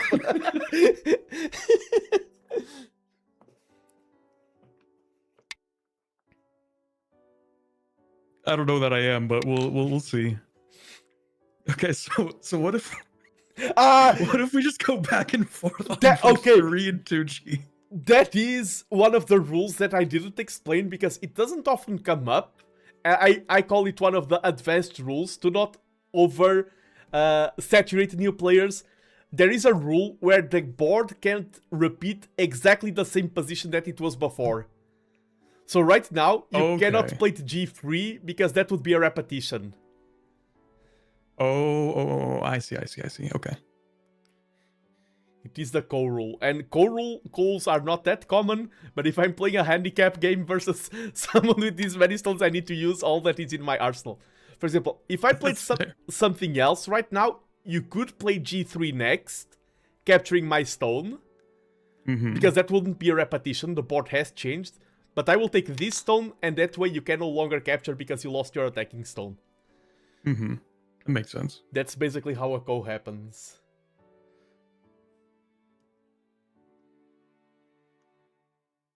And yeah, someone is correct. Okay. Co's are rare for beginners. In pro games, a co is a very common phenomena. That makes sense.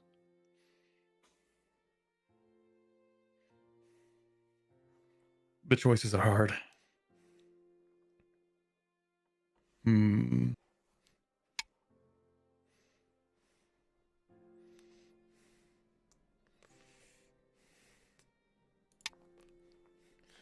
The choices are also hard for me. Yeah, but like you've got every move memorized. Like every opening's memorized. I like how in my stream jam we just have some chill Christmas music, and we are just both going at it like I'm fighting for my life over here, not pulling any punches.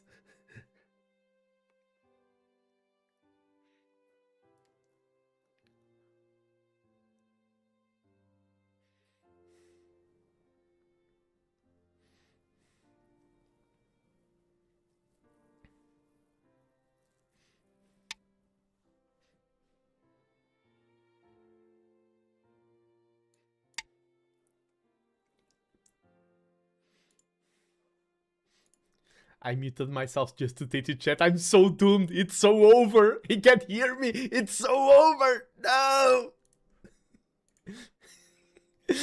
I just muted myself to say something to chat. He's plotting my demise, chat. Stop him. Distract him.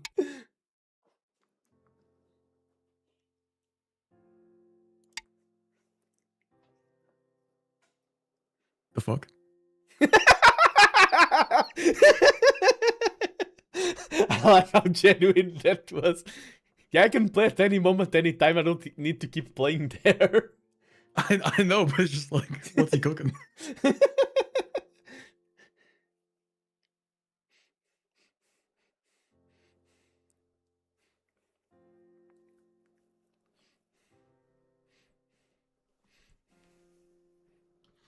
Hmm.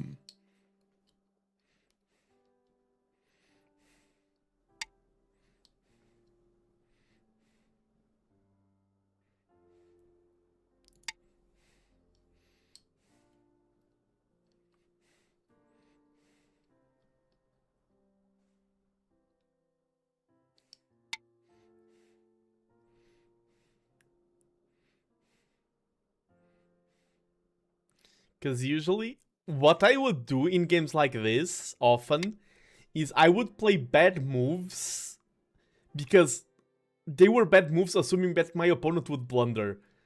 But I would play bad moves, and my opponent wouldn't punish them.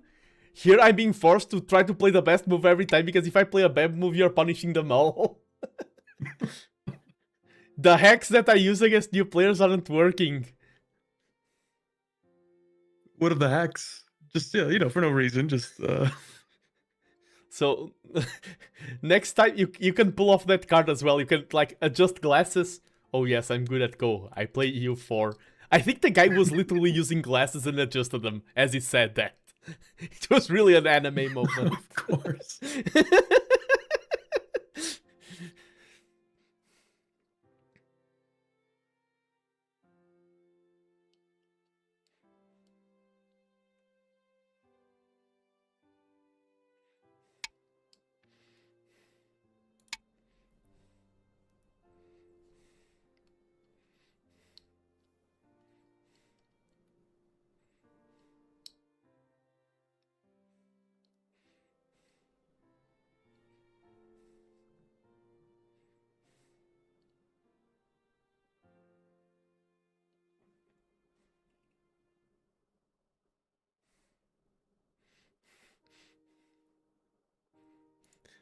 I am so tense right now.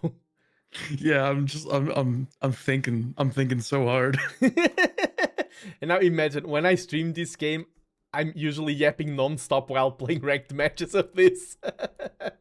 Well, yeah, it's like when I play EU4 or EU5, like I can talk regularly because I know what I'm doing, but in this case, like I'm silent. I'm so locked in. Yeah, no. It's good that you are locked in. Yeah, like it's a tough one.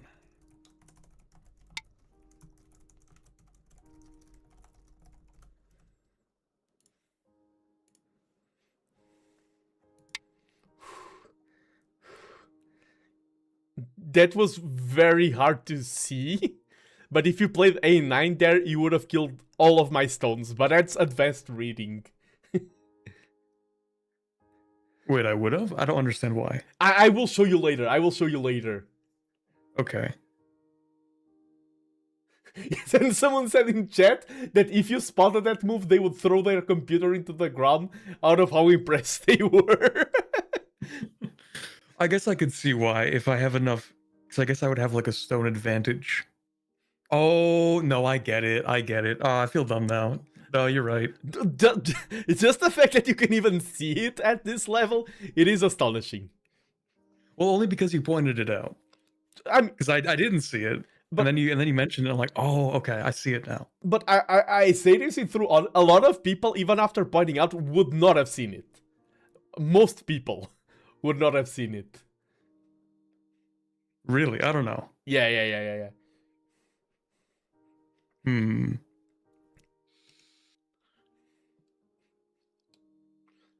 Yeah, so next World Tournament, I'll be facing off Quarbit as the Canadian representative. Being a Canada representative is a way bigger feat than being a Portugal. Canada is very strong. Oh, we have good Go players. Yes, and especially because of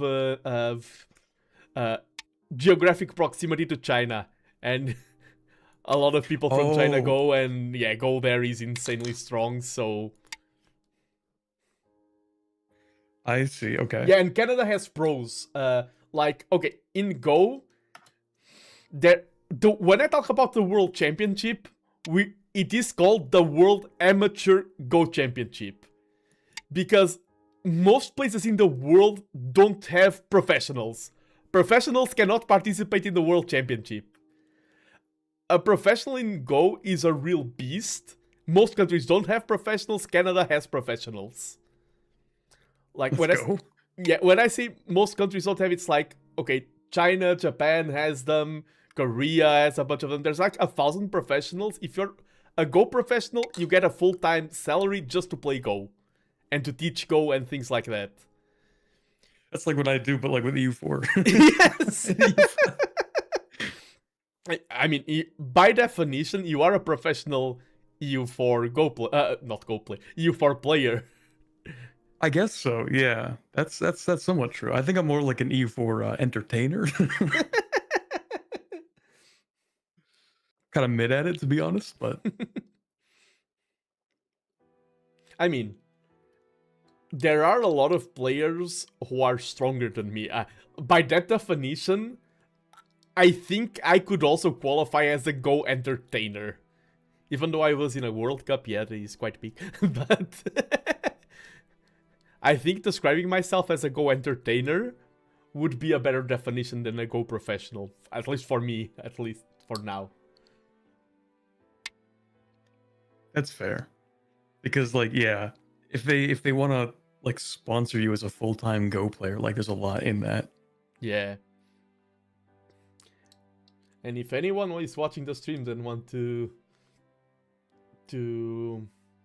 sponsor me, feel free.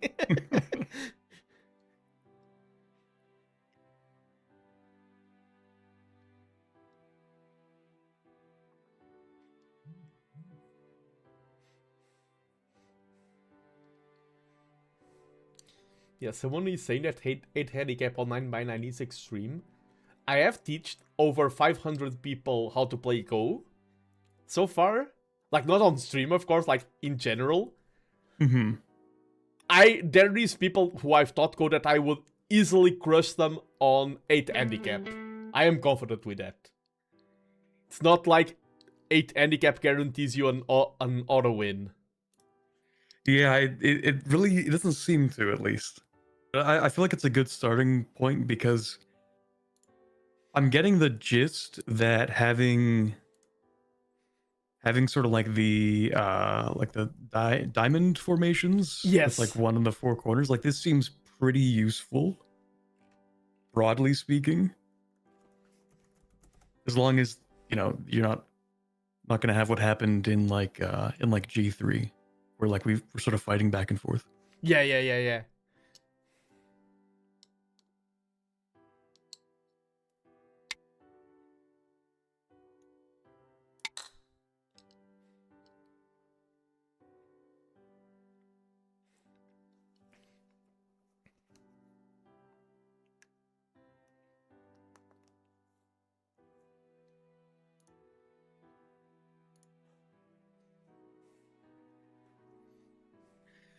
Oh yeah, so how do I count what territory is captured? Like it needs a complete horizontal or vertical surrounding?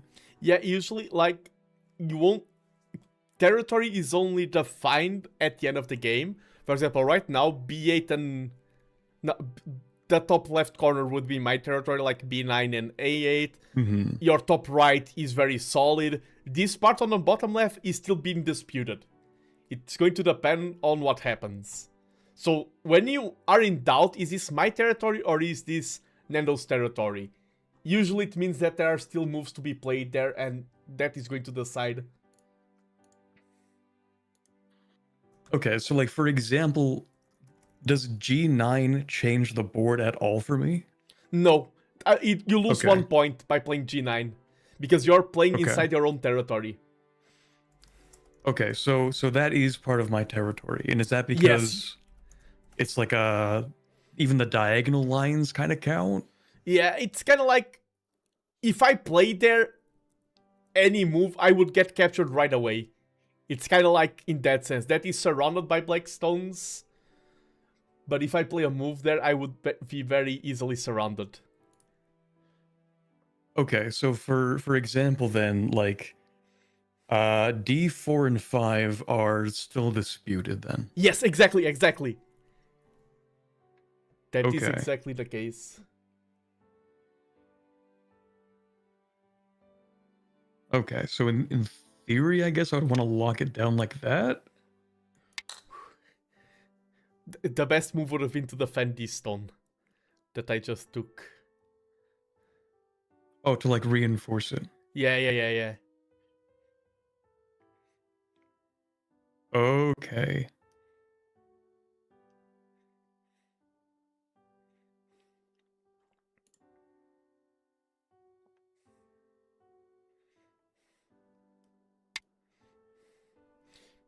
Because all of my stones under there were under a lot of pressure and attack. And you did well in defending that, you had to do it.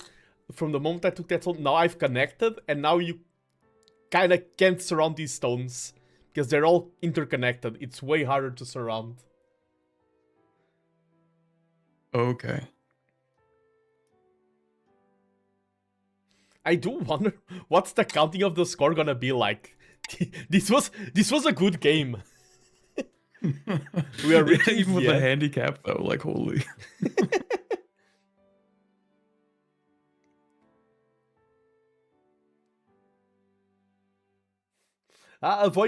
Please avoid saying spoilers in chat. Don't worry, I'm not reading No, anything. yeah. But it's like for the other viewers, someone just said that they used a tool or they are good at counting with an eye. Okay. So like there wouldn't be any moves for me in the bottom right. Like it's pretty much gone at this point. Yeah, I think you basically have two moves at this point. First one would be to play C1, just so my wall gets pushed back one tile. Because if I play C1 myself, that's 2 points for me. If you play C1, I need to defend in B1, and that's just 1 point for me. It's basically pushing the border. So, as black, Okay. I would play C1 now. Yeah, I was thinking about C1, and then some part of me was like, oh, what about the ones next to it? But no, like, I would get captured, I think, Yeah. so. And now the final move left for me would be to defend your D3 stone by... your stone on C3 by playing D3, and for me that's the game over. You play that stone, and the game is decided. Oh, if I play D3? Yeah, D3, exactly. Okay. And I think now... Alright, because you could have taken that, I see. Yeah, just that. So now, playing in your territory will just result in me getting captured, and my territory is also super dense. Pass. And I pass, I don't feel like there's any good moves to be Remove the made. dead stones. Okay. Oh, and maybe something was wrong in the person who counted. Black wins. Oh, by 0.5. Yes, I lost by half a point. Maybe it was because of the commie setting. I lost by half a point. Where does the 0.5 come from? Oh, because you're playing white, so you get like 6.5, exactly, right? that's the tiebreaker. Basically, I see. Just to contextualize that, yeah, the commie is often defined in terms of the handicap, the fact that we are playing in handicap shifts the commie for different points. And yes, it is amazing that I lost by half a point. That's how good this match was. But yes, our time is running to an end, and I do hope you enjoyed the game. Yeah, that was a lot of fun. I would probably play it a little bit more, maybe against like an easier AI. Just to, like, oh, by the way, I had a test run. The AI is so ruthless. The AI, but I think you are in a good run. But your first matches against the AI, I'm warning you, the AI, even the easiest one, is quite strong. Well, I'm sure it seems like it's not quite as complex as chess. So I feel like the AI is able to like work with it a little bit more. Yeah, it's funny because I won't go too long because of that, but basically after Chess Mastered Go, Chess Mastered Go, sorry, 7 hours of streaming. After computers mastered chess, they still took like 30 or 40 years to master Go after it. Because just from a mathematical point of view, Go has so many combinations of possible moves that computers were horrible at Go. Now they are good, but it was way harder to master Go with computers. Oh, because also the board is massive. I forgot. Yeah, like, we are playing the real size of the board. Yeah, we are not playing the real size of the board. Yeah, this board size has been mastered by computers easily. Yes, if this size Okay, I was is gonna not... say this doesn't seem that bad. Yeah, this is easier than 9x9 Go is easier than chess. But this 19x19 Go is way... Yeah, that's quite a bit more. But yes, that was... I hope you enjoyed, and now you can use your knowledge from Go, and definitely it's going to give you a boost in the map games. You'll see your troops as little like stones surrounding the enemy armies. Really, it's a Hoi 4 simulator. Yeah, Go is Hoi 4. Everyone has heard it here first. Just have to encircle your enemy, boom, you win. Easy Reddit post. Yes. And I do want to thank you, Quarbit, for being here. I hope everyone here, please support Quarbit, fellow VTuber. Just Google Quarbit and you can find him easily. Good username, easy to find. Smart man. Doesn't have the same name as a restaurant. The name actually was random too. Was semi-random. Oh wow. So it just kind of like landed on something that no one else was using. Oh, nice. But yes, I will bid thee farewell, and thank you so much for joining. I hope it was an enjoyable experience. And now you can brag. Please brag and say, oh, I've actually played the oldest game. Oh yeah, I've played, and please brag about Go. And I beat Nando by half a point. I was gonna say, oh, I beat this representative from Portugal. You know, I'm that good. Second try. Thank you for having me. No, I appreciate it. It was a pleasure. Thank you very much for being here. And thank you. Bye-bye. And good luck to you and the people afterwards. Thank you. Yeah, it's 7 hours already. Yeah, good luck. I'm a warrior. Thank you. Okay, I'm going to... Bye-bye. Bye-bye. I was like, will you hang out? I will hang out. Bye. Yeah, how we leave? I was like, does he press the button? Do I press the button to leave the call? Okay. Sugi and Yamagawa and Zirzon. Because the schedule shifted around, you are the last guests, not guesses. If you're watching the stream, I don't know if you are or not. Zirzon at least is here. I'm going to ask you if it is possible that I have dinner, because I haven't had anything to eat yet, and it's 10 p.m. Okay, don't you... I will be fast. Do you not mind that I take like a 5-minute break for dinner? Because the schedule got shifted around. I was supposed to have a break between two guests all good by me. Still go for it. Thank you, thank you, thank you. I'll be back with the final guest of today, Sugi, Yamagawa, and Zirzon. Both great VTubers. I've collabed with Zirzon quite a few times. First time collabing with Sugi Yamagawa. And yeah, just going for a quick dinner. I will be fast, but I need to get some fuel into my system. Thank you so much, everyone who's joining so far. I hope you're having a wonderful time, and I'll be right back. We're campaigning against living miserably, or calm, and we're a suicide prevention charity. Our vision is that no one feels like suicide is their only option, but right now, too many people are struggling to see a way forward. That's why we're here, to help anyone struggling with life and provide everyone with the skills to help prevent suicide. The Jingle Jam community has done incredible things for Calm. Most importantly, in the last 3 years, you've raised enough to fund over 77,000 conversations on our life-saving suicide prevention helpline. Every one of those calls answered by a trained professional team is a chance to spark hope in a young person struggling to see a way forward. Nice to see you again. Nice to see you, Mark. How you doing? Excellent. Another year, another adventure. It's great to have you back at Jingle Jam. Can't wait to see what you have. Absolutely. Hi everybody, I'm Mark. I'm the Games Master for High Rollers D&D, and we care very, very much about mental health. So this year, we'll be fundraising for Campaign Against Living Miserably for Jingle Jam. So over the years, we've raised a bunch of money for Calm, and we're fundraising more this year. Can you tell us a little bit about what that goes towards with Calm? Yeah, absolutely. So we estimate that around a third of the people that reach our helpline are under 25. So the fundraising from yourselves and all of Jingle Jam helps make sure that Calm can be there for them 365 days a year. It also means that we can develop other tools like the Creator Mental Health Toolkit. Which is fantastic. We use it in High Rollers, and I know so many other creators who use it as well. Oh, great to hear. Well, we have tools like that, and we're also expanding into other aspects like a similar toolkit for games community managers. Really? As a former community manager myself, that would have been an amazing tool for me to have had when I was working there, so that's great to hear. So Mark, we're thrilled to have you and High Rollers back again this year at Jingle Jam. Thank you, thank you. Is there any chance we can get a sneak peek of what it is you're working on? Ooh, I don't know, maybe I'll just decide now. Hang on, let me see, I got a D20 here. Oh, kobolds again. Yeah, we'll have to, the dice have said, so yeah, we'll get up to something fun though, don't worry. You'll just have to tune in and find out. Please consider supporting Calm this Jingle Jam.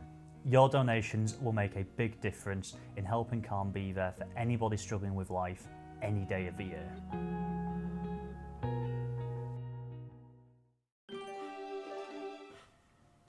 At the Trevor Project, our mission is to end suicide among LGBTQ+ young people. Trevor offers free 24/7 crisis services, connecting highly trained counselors with LGBTQ+ young people whenever they need support. We also operate robust research, advocacy, education, and peer support programs. 2024 was our first year of partnership, and Jingle Jam streamers raised over $340,000, which helped fund the training of 170 volunteer crisis counselors, who in their first year were able to support over 13,000 LGBTQ+ young people in crisis. Hello. Hi. Lovely to see you again. You too, how are you? I'm good, thank you. Looking forward to this Jingle Jam? I'm so excited. Ooh. Hiya, I'm Kirsty and I'm a streamer, and last year myself and my community raised money for the Trevor Project over the Jingle Jam. So what projects would the fundraising from Jingle Jam fund? A grant from Jingle Jam in 2025 would support our crisis prevention programs for real-time assistance for our young people in crisis. And beyond that, we have prevention education efforts in a variety of environments to try to prevent these crises from happening in the first place. Truly, every single dollar that we raise or pound really does make a difference for our young people. Our crisis prevention services and our public education programs are in the US, Mexico, and Latin America. We provide 24/7 crisis counseling for folks in crisis, but of course we try to prevent that from happening in the first place. Please consider supporting the Trevor Project this Jingle Jam. Your donations will help us build a safer and more affirming future for LGBTQ+ young people.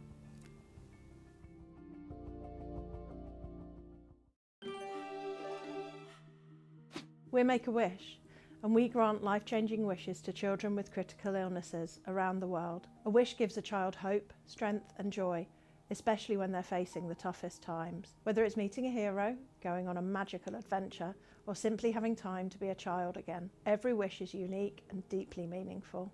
This is our first time partnering with Jingle Jam, and we're thrilled to be a part of it. We know just how powerful it is when online creators and gaming communities come together to fundraise. In the last year alone, their support has contributed to granting over 32,000 wishes to children living with critical illnesses around the world. We're excited to see what we can achieve together this year. Hello you, good to see you again, how's it going? Nice to see you again, Will. Thank you so much for coming today, and thank you for supporting us in Jingle Jam. My pleasure. Hello my friends, I'm Will, and this year I'm super excited to be teaming up with Make-A-Wish for Jingle Jam. We'll be raising money to grant wishes to children living with critical illnesses all across the UK, so watch this space to see what we get up to. Could you possibly tell me about what project our fundraising will go towards this year? This year, our fundraising is going towards granting wishes for children all the way around the world. For children whose lives have been turned upside down, their playground's been replaced by a hospital bed, so wishes are a lifeline. They bring joy and resilience and precious time for families to spend together away from all of the treatments, especially when life feels uncertain. Yeah, I mean, bless them, it's got to be so tough. I think something just as small as like hopping on a game with friends is so helpful for socialising and, you know, still keeping in touch. And I think I can't even imagine what it's like to be too poorly to even do that. This feels like such a fantastic opportunity to bring everyone together and, you know, just to make wishes come true when the kids are facing stuff like surgery and treatment, maybe with no clear end in sight. Please, my friends, support Make-A-Wish this Jingle Jam. You have the chance to rescue the magic of childhood when it's otherwise been robbed by critical illness. You'll be giving wish children the chance to dream big no matter what they've been through. And how often do you get the chance to say you've actually made somebody's dream come true? For a child living with a critical illness, every day can be a struggle, with the chance to create magical memories out of reach. With your donations or fundraising support, you can turn impossible dreams into reality, offering escape, joy, and giving families precious memories to hold on to, no matter what the future brings.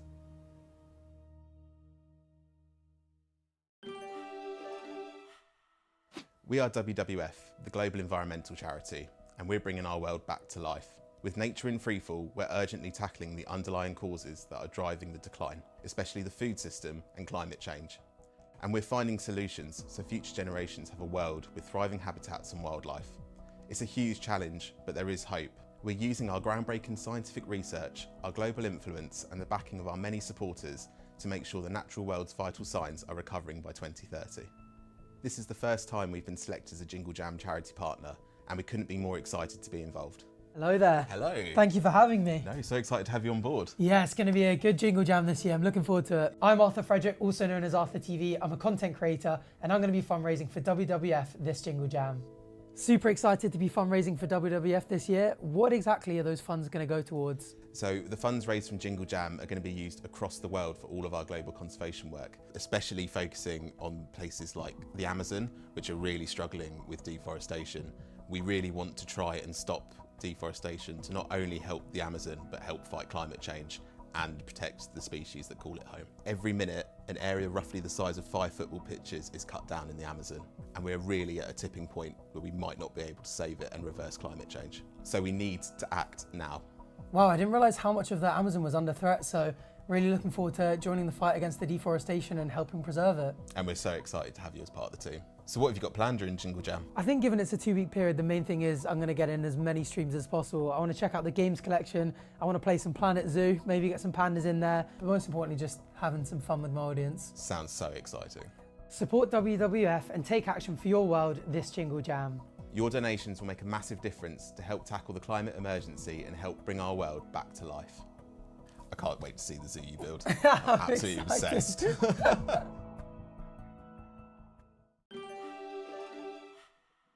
Wallace & Gromit's Grand Appeal has been working for 30 years to support sick children and babies at Bristol Children's Hospital by funding equipment, arts, play and music therapy, accommodation for families and pioneering facilities like the Grand Appeal's Patient Hotel, which will be called Jingle Jam Building. We are proud to have been part of Jingle Jam since 2017. In that time, this amazing community has raised over 2.2 million to help make Jingle Jam Building a reality. This pioneering facility will be a UK first and will help sick children and their families from across the southwest of England. With planning permission now in place, we're looking forward to getting started. Hello again. Hi. Thank you so much for coming in. It's an absolute privilege to be raising funds for Grand Appeal. We're just so glad to be part of it. It's been 9 years now and we're really excited for this year's Jingle Jam. Hello, I'm Lewis. I am the co-founder of the Oscast. I'm one of the trustees of Jingle Jam, and we are very, very proud to be supporting Grand Appeal once again this year. So, where are we on the Patient Hotel? So we've been granted planning permission, which is incredibly exciting. Yes, it is a big deal. Jingle Jam building, the Grand Appeals Patient Hotel, is going to be an amazing facility. It's going to be the first of its kind in the UK, and our building is going to provide 12 family accommodation rooms with en-suites for families to stay in. And yeah, the amazing thing about the Patient Hotel is that it will support all sorts of patients, from children with brain injuries to those with long-term medical conditions like cystic fibrosis, and it will help them get one step closer to being home. We're really excited, and thank you so much for continuing to work with us and make such a cool project. So please consider supporting Wallace and Gromit's Grand Appeal this Jingle Jam. Your donation will help build a brighter future for sick children and their families at Bristol Children's Hospital. So excited for another year of Jingle Cats, Lewis? Oh, yes, I guess. Do you have a cat? And I'm back. I was fast. I speedran dinner because I wanted to be here with Sugi, Yamagawa, and Zirzon. Are you both ready for the final teaching session of tonight? I've been teaching Go for 7 hours and a quarter now. Amazing. Let me send you.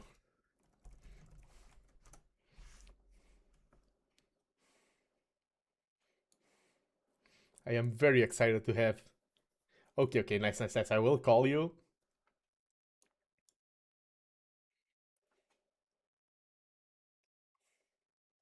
Hello. Hello. Please talk, Sugi. Yep. Nice. It's perfect. Yeah, audio should be fine. Everyone, please let me know. And hello, Zirzon. And by the way, should I call you Yamagawa, Sugi? What do you prefer? Oh, just Sugi's fine. Just Sugi's fine. Okay. Yeah. Thank you so much for joining me today, and please introduce yourselves to my audience. Zirzon, you can go first. Okay. Hello. I'm Zirzon, small-time VTuber who plays a lot of full video game playthroughs on YouTube and Twitch. And I've collabed a lot with Nando, doing some Dark Souls stuff before and other games. Nice. And now Sugi? Yeah, and me, I'm just a regular guy VTubing my slow life hobbies in my 30s. Mostly do some woodworking, campfire cooking type stuff, and anything else that interests me. Nice. No, and yeah, I've collabed with Zirzon quite a bit, and I need to do a public apology to Sugi right here, because I've been meaning to collab with Sugi for such a... And it is my fault that we haven't been collabed yet, so I do want to apologize. Public apology right here. Oh, you're fine. Nice. And yeah, I am excited because, yeah, I've chatted with Zirzon. He's a regular here in my channel, a good friend. It is the first time me and you, Sugi, are together on stream. And also Sugi and Zirzon, right? Yep. Nice. I only was exposed to him the other day through this, and he looks like he cooks some good food, though. I got to watch him do some campfire cooking with, what was it, a pizza the other day? Yeah.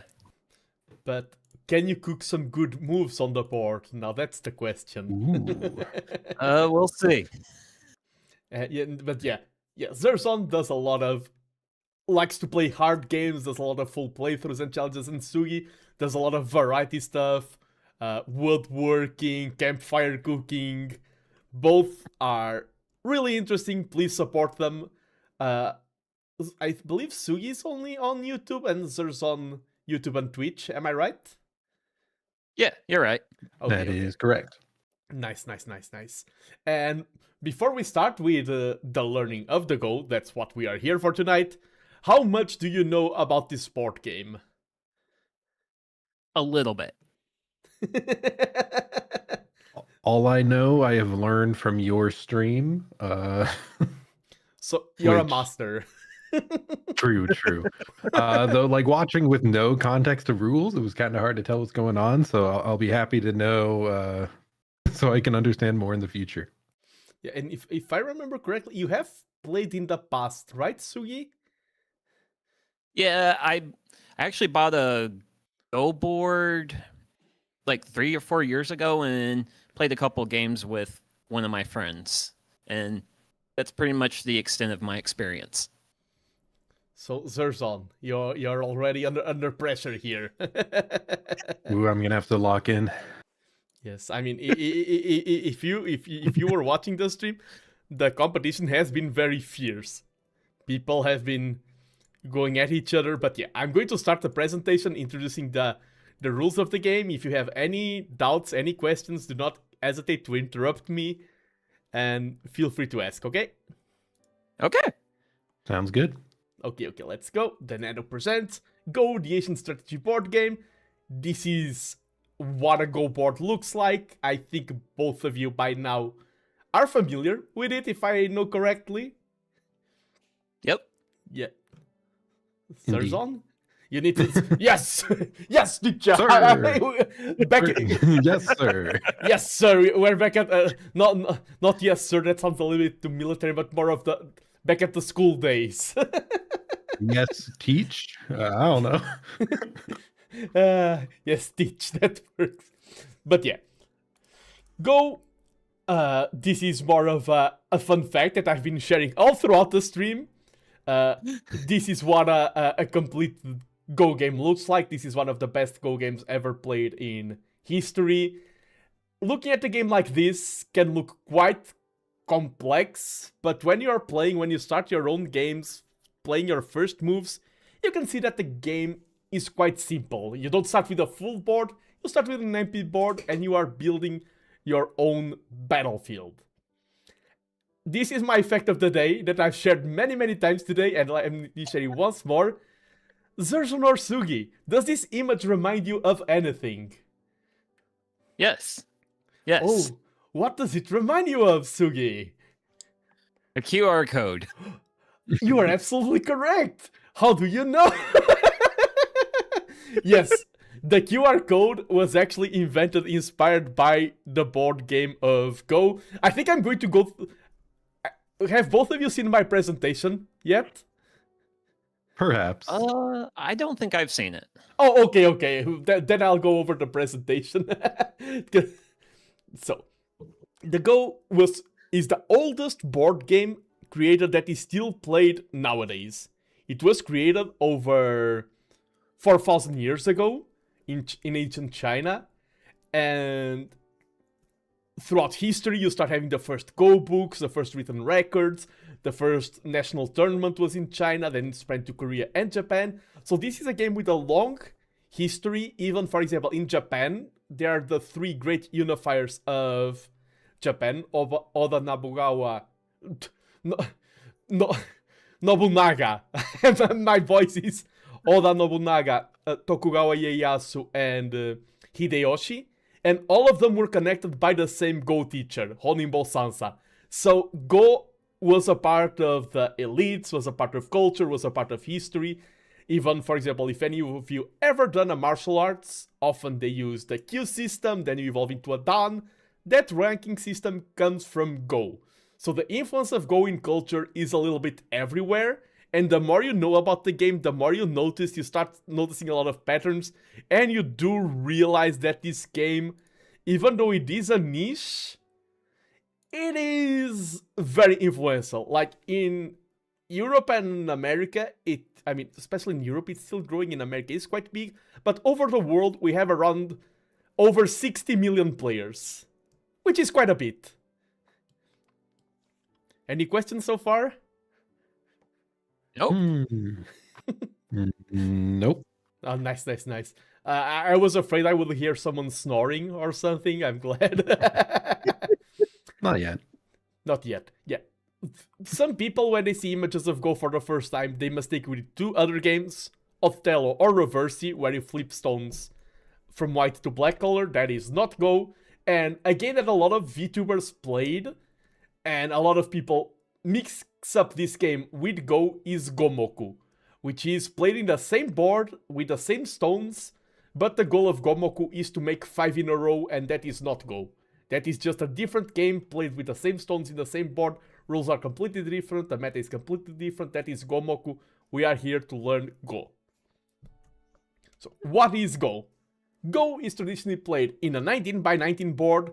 However, if you play on this board, it would be very intimidating. Some might say that you would get bored of this board. So we do start in a smaller 9x9 board, and I know a lot of amateur woodworkers who have tried to make their own Go board, so this is a nudge to you, Sugi Yamagawa, future project, creating... Oh no.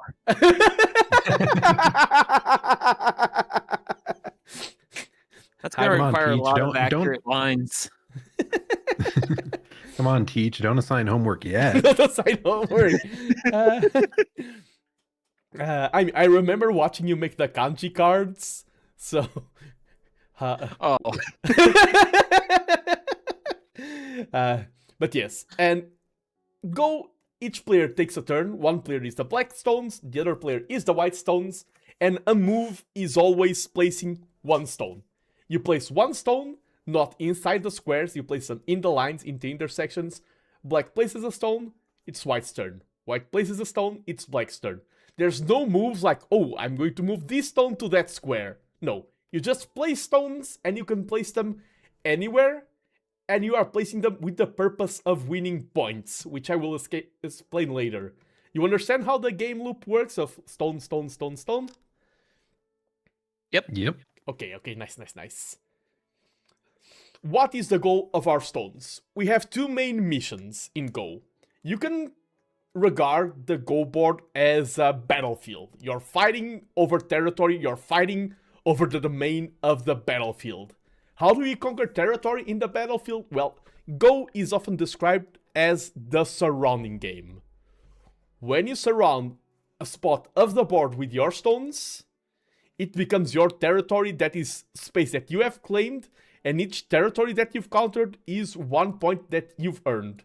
So in this example, white and black will play one at a time, and the black player has surrounded 9 points worth of territory, while the white player surrounded 6 points worth of territory. And this is half of the game's rules. You know how to play, and you know that half of the ways of winning points is surrounding territory. That's half of all the game. So far, is it too complicated or is it simple? Very complex. One question. Yes. If you have your own stone inside your lines there, is that still part of your territory? It's just not the outermost. Okay, that's a good line. question. So it's like J3, for example, if there was like a black stone there.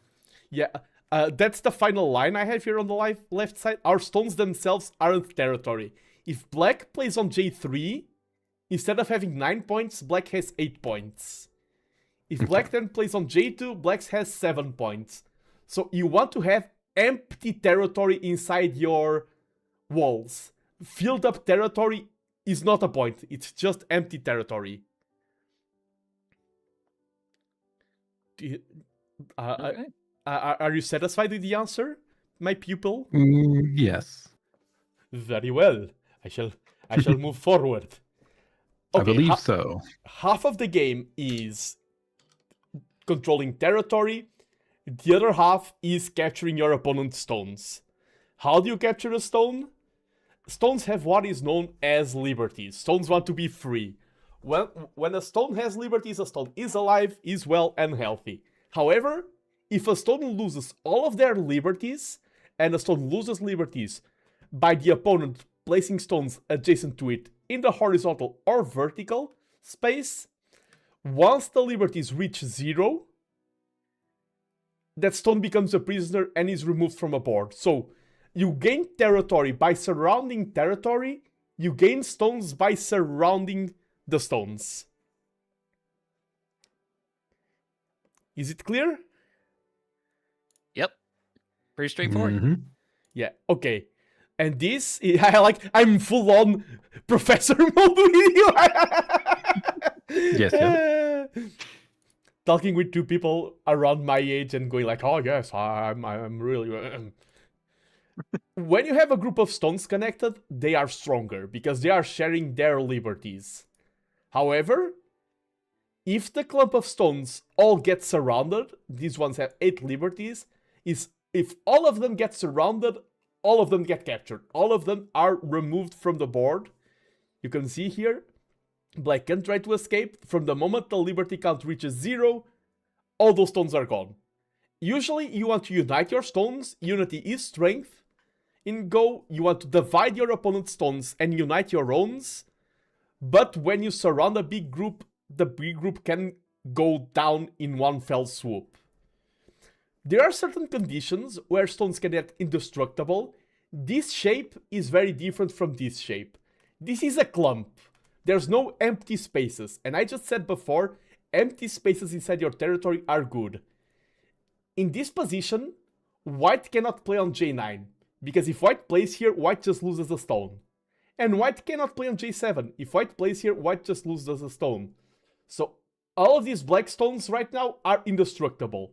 If black plays on J9, for example, white playing on G7, there's something in Go called attacker's advantage. Even though J7 has no liberties for white, since it's an attacking move, white can play it and all the black stones would be dead. So white, by black playing J9 or J7, black is losing its own stones. So you do not want to fill your empty territory. You actually become weaker. It looks stronger, it's more stones, it's more dense, but you actually become weaker.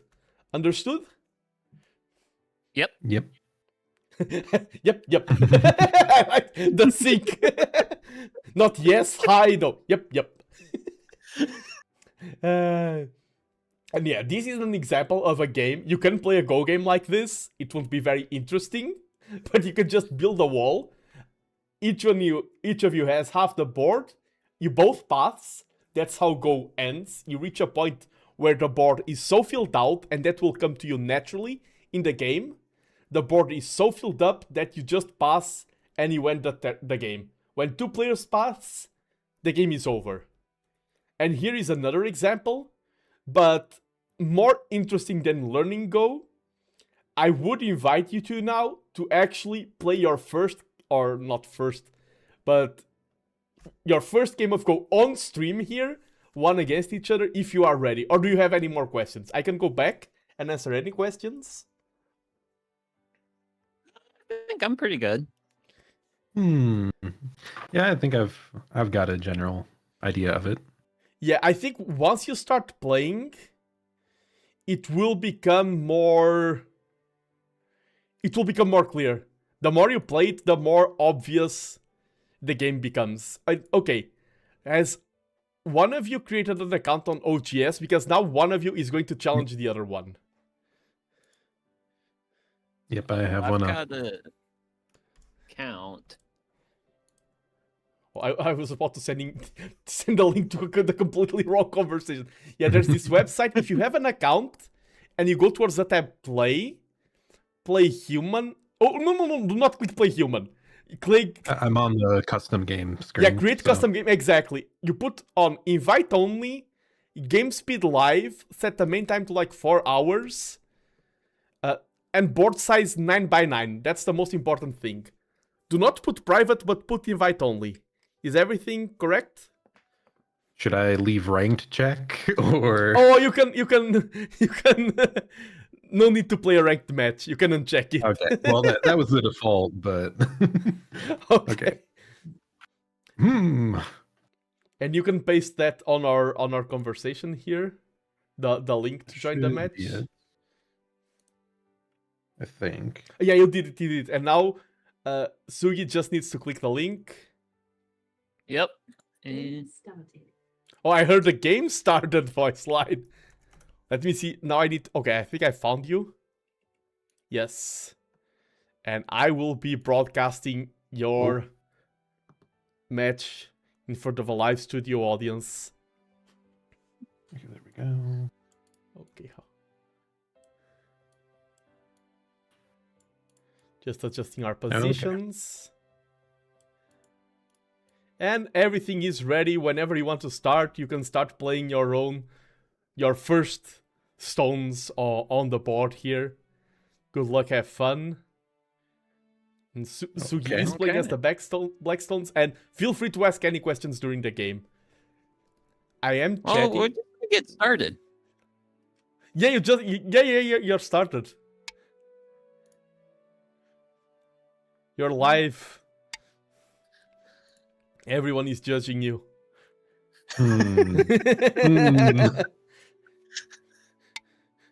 It's just like the anime. Yes, just like Akira no Go.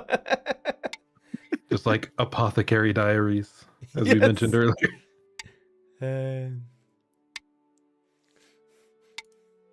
I do like your Fugi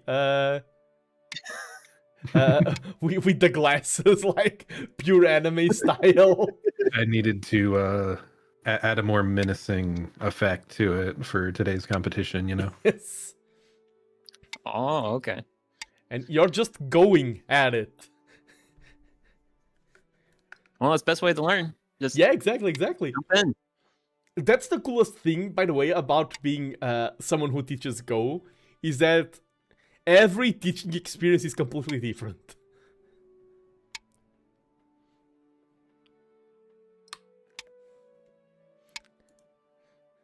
I should have done. I didn't prep it beforehand. Like, people voting with Twitch points, like, oh, I vote for Zirzon, I vote for Sugi. Fighting over Twitch points. Ooh. Oh. Yeah, the thing about Go is that the same stones that are using for an attack are themselves being attacked. So it is very easy for your plans to crumble.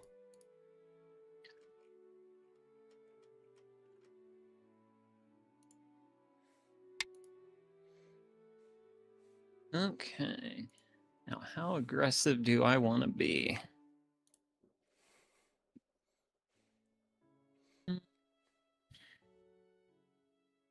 Yeah, someone is saying in chat, and it's true. A lot of players, like, I give them the open board, and they're like, what do I do? And they spend like 2 minutes looking at the board in a daze, and you were just like, let's go! I'm out here for blood! Makes me think of, I mean, I've played a lot of like ranked ladder games online with like, you know, Hearthstone, Teamfight Tactics, all this stuff. It's like, well, let's just run it down a quick 5 games and see what, what goes on. I think that's my mentality at the start. Just playing the placement matches. you gotta start to figure out what you don't even know. There is a saying in Go, which is kind of like the best way to learn Go is to lose your first 100 games as fast as possible. It is a saying in Go. Yeah, that's definitely a way to do it. Yeah, so one of you will be now ahead of the other when it comes to losing. The one who wins will be behind. Let's see.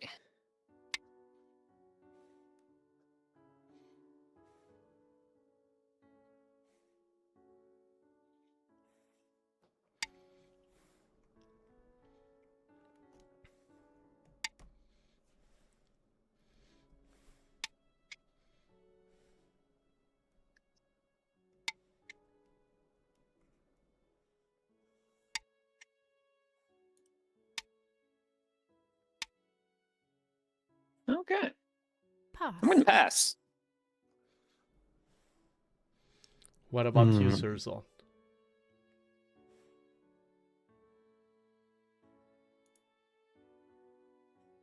I think I made an error.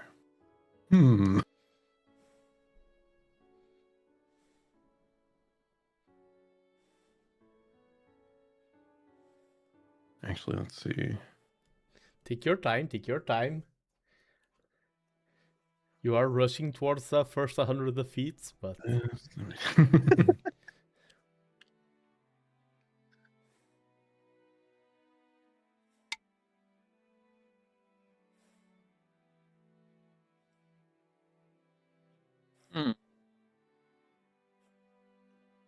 see. You know what? Pass. Oh. Okay. Now, I can feel the music getting tense. Okay. Zirzon Dramatic. adjusts his glasses, all according to plan.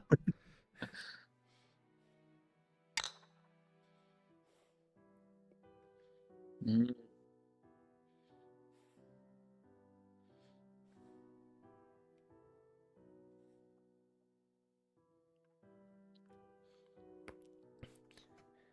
And Yep. Caesars, the game makes a lot more sense when you're the one placing the stones and not watching a huge board. Yeah. I can't imagine what this would be like on a full-sized board. Like, you wouldn't get down to any of the nitty-gritty until like 30 minutes in, and you've already like lost horribly. Yes, and yes, Fallon. Fallon from my chat is saying that I should have put like a tag saying which player is which. To be honest, like setting up everything for today, like all the different scenes with the charity was already so much that some details slip through the cracks. But I want to teach more people how to play Go, or even have like 2 months from now. I taught Zirzon and Sugi how to play Go. How strong are they now? 2 months later. Not the flashbacks. Okay. And for the future, it is a good idea to have... Actually...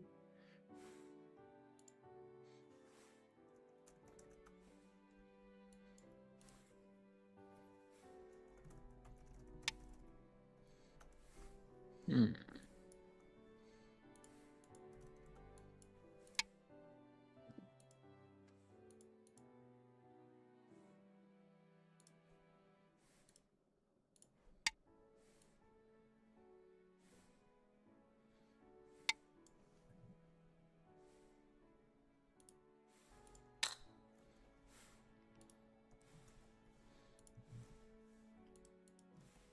There's so much nuance. Okay, How do I know? I'm just doing us. I'm writing in front of your heads white stones and black stones. Just on my forehead, yeah. Yes, it is on your foreheads. Pass. You know what? I'm gonna pass.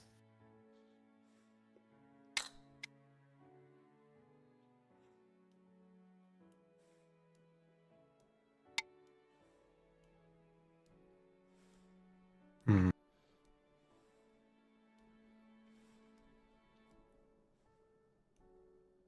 Kambawen. I like how more people.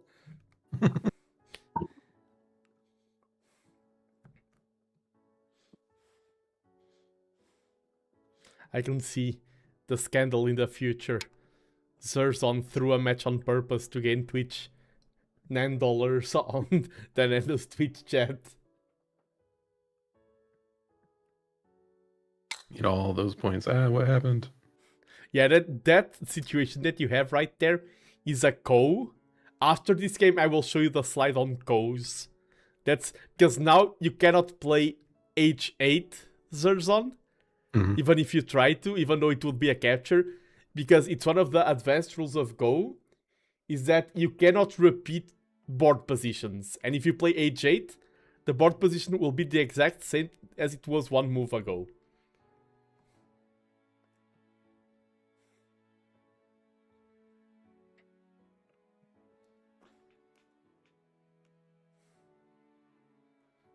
And by the way, I want to thank you both also for allowing me to have a dinner break. No problem. Dinner's important. Yeah. Food's very important. What'd you end up having? Oh, I had I heated up in the microwave some meatballs and potato puree, mashed potatoes. That's the. I was like, wait, potato puree sounds not correct English. Mashed potatoes. Oh, nice. Yeah, it was. And the meatballs, the sauce was quite spicy. I do love myself some spicy food. So it was nice. And I had for dessert some roasted apples. Yes, that's that.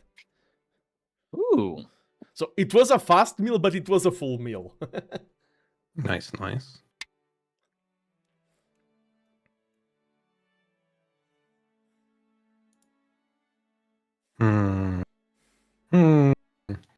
I have a feeling this is where it kind of just ends if you know Yeah, how things work. like- It's kind of just over. If I was playing either black or white right now, I would pass. Mm-hmm. Pass. Remove the dead stones. Pass. Okay. Yeah, you just accept the... And yeah, Zirzon won by 3.5 points, so very close game. Nice. It was the 6.5 points that... Okay, white is the second to play, so they start with a 6.5 point advantage. And that's what made the difference here. Black's territory is actually like 3 tiles bigger, but white has those 6.5 points advantage. Because of like the starting advantage, Yeah, basically. yeah, because black has the starting advantage, and to make it up for it, things do balance out. Does that point value difference change based on the size of the board? I'm not sure, but well, I know that on the big board it's 6.5 points. Probably it's also 6.5 points here. But it is 6.5 points. It has changed over the course of history. It's only rule in Go that has changed. Okay, there are some peculiar rules like Super Go, but those are for nerds. So you know really, them, certainly. there's like some rules where really weird stuff can happen. It's like 1 of a million situations. And when judges are talking about rules, they spend like 6 or 7 hours discussing, oh, but what if a super co happens? Oh, how do we solve this super co? And it's something super rare. Yeah, now Sugi just needs to accept the result. Yeah, and then it will be match complete. White wins. Oh. And you can see, that black was winning up until this point. Okay, white was winning earlier on. I don't... does the graph analysis showed up for you as well? Yes. Yeah, white was winning. Then black captured those 2 stones and was ahead. Oh, but okay, I see it now. Yeah, then Zirzon took back that stone. And it was a really close game. That was a crazy swing. It's like the blunder right there. Yeah, you can. Yeah. Explain Superco to a first. I don't know how to explain Superco. A lot of people have explained Superco to me. It's like a lot of goes. But yeah, this was your first match. I don't know if you want to go for another one, if you want to watch more slides. I have all the options in the table. I'm honestly down for a new match. Yeah? Sure. Down for the rematch? Yeah, one of you creates the link and send it to the other one while you're setting up. There is a rematch button. Oh, nice. That does and help. then it comes up with the same settings, I guess, is what it... Okay.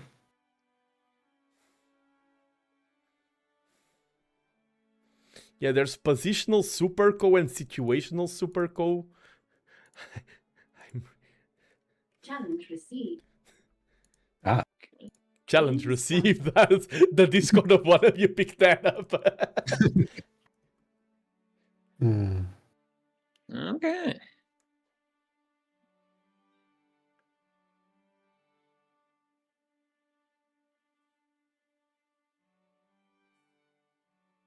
Okay. And are you in, Nando, or do we need to send something?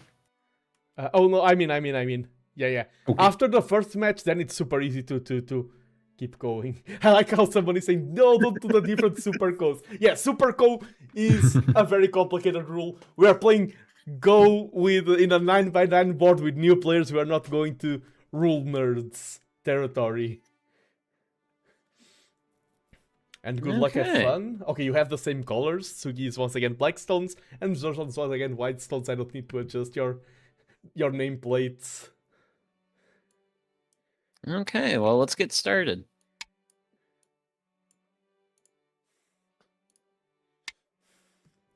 Good luck, have fun, both of you.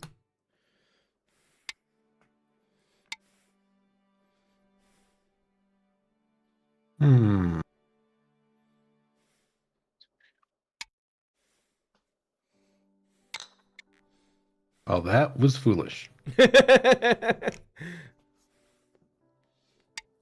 Oh no, we're still in the learning phase.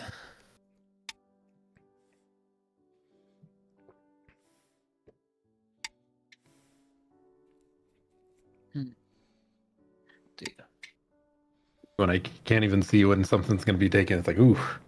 Yeah, like that's the. Of course, here we're playing a little bit faster because we are doing on stream and things like that.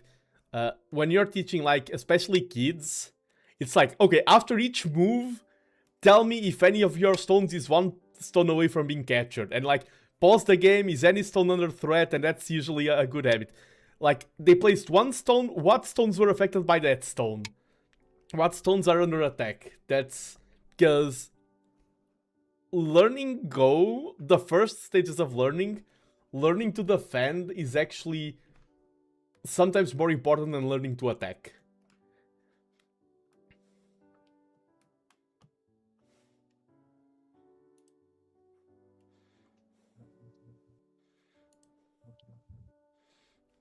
And the only reason why I stop yapping, I'm a natural yapper, is to let you focus on the game.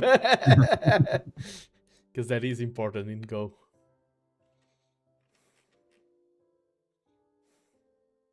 It's not good.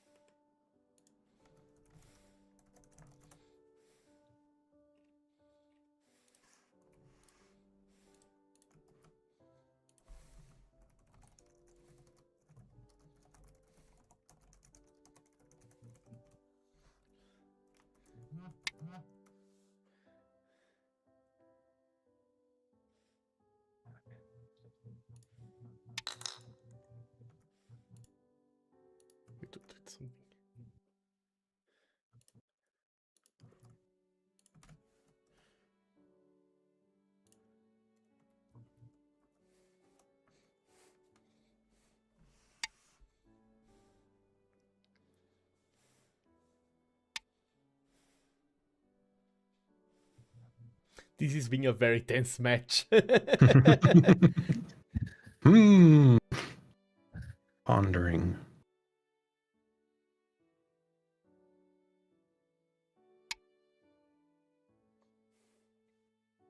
And It's fun. Yeah, and someone is saying, I was saying that learning to defend is more important than learning to attack. And that is very true at all levels of Go. I need to learn how to defend better. Because usually in a lot of Go games, if you just know how to defend, eventually your opponent will do a blunder. You don't need to attack aggressively to force your opponent up to a certain level. Of course, if you're pros, it's different.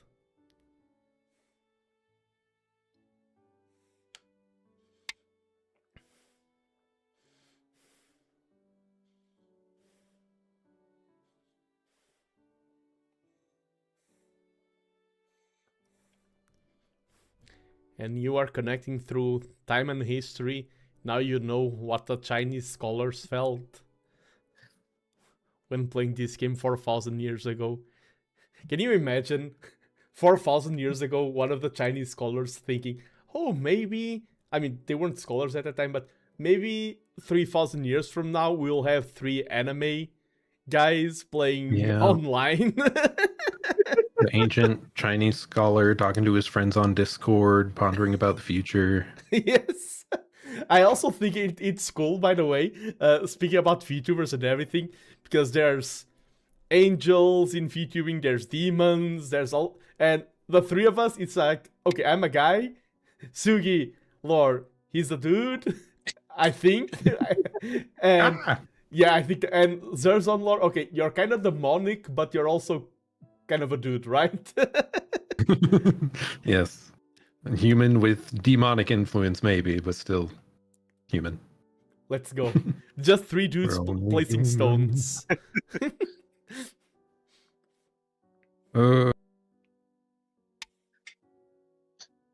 Just having a fun evening. I'm just blindly like missing that. Yeah, I will. Some of This the stuff game is open. has a lot of interesting. Like, I will review it after you finish the game. This game has some interesting lessons to it. This will be a good learning game during the review.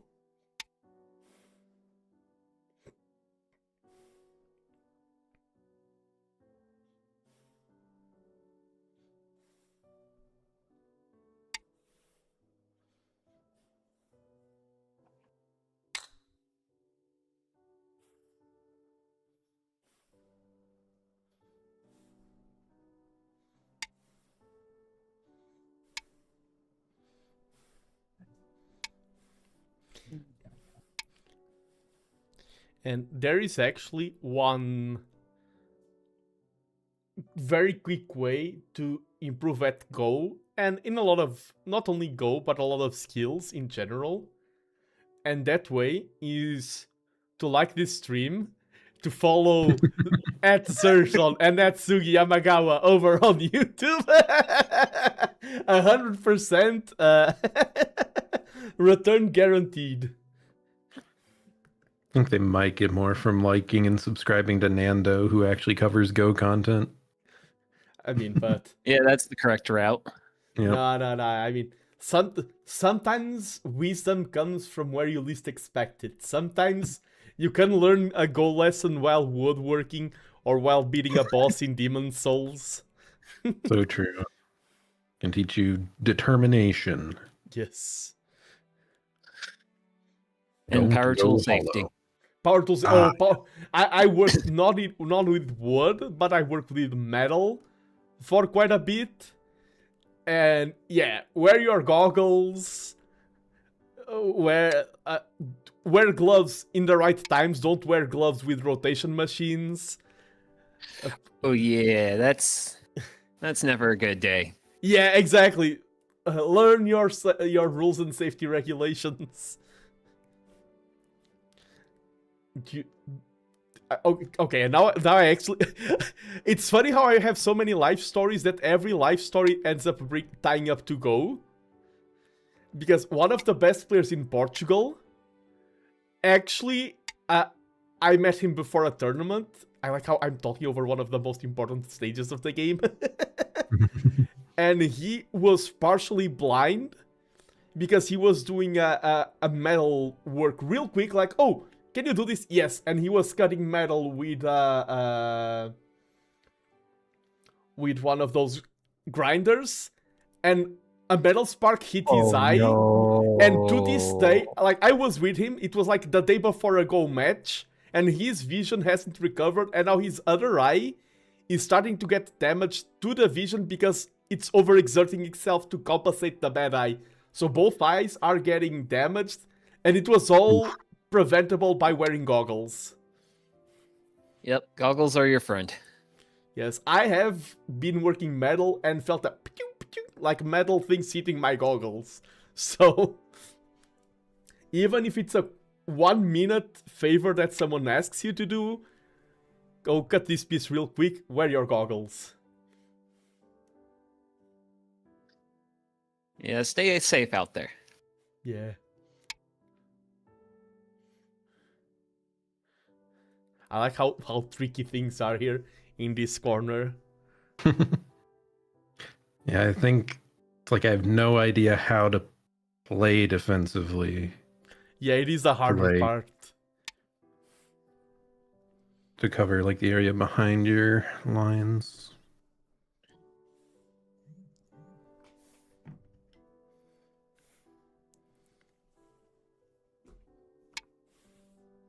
Okay.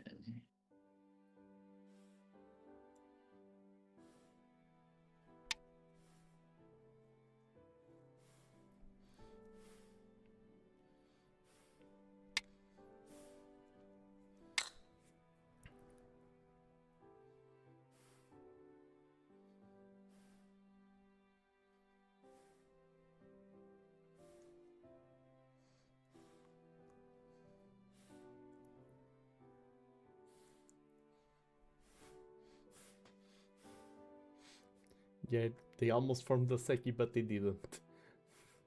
So I'm safe. You almost did another complicated thing. Forgot. Whatever. Yeah.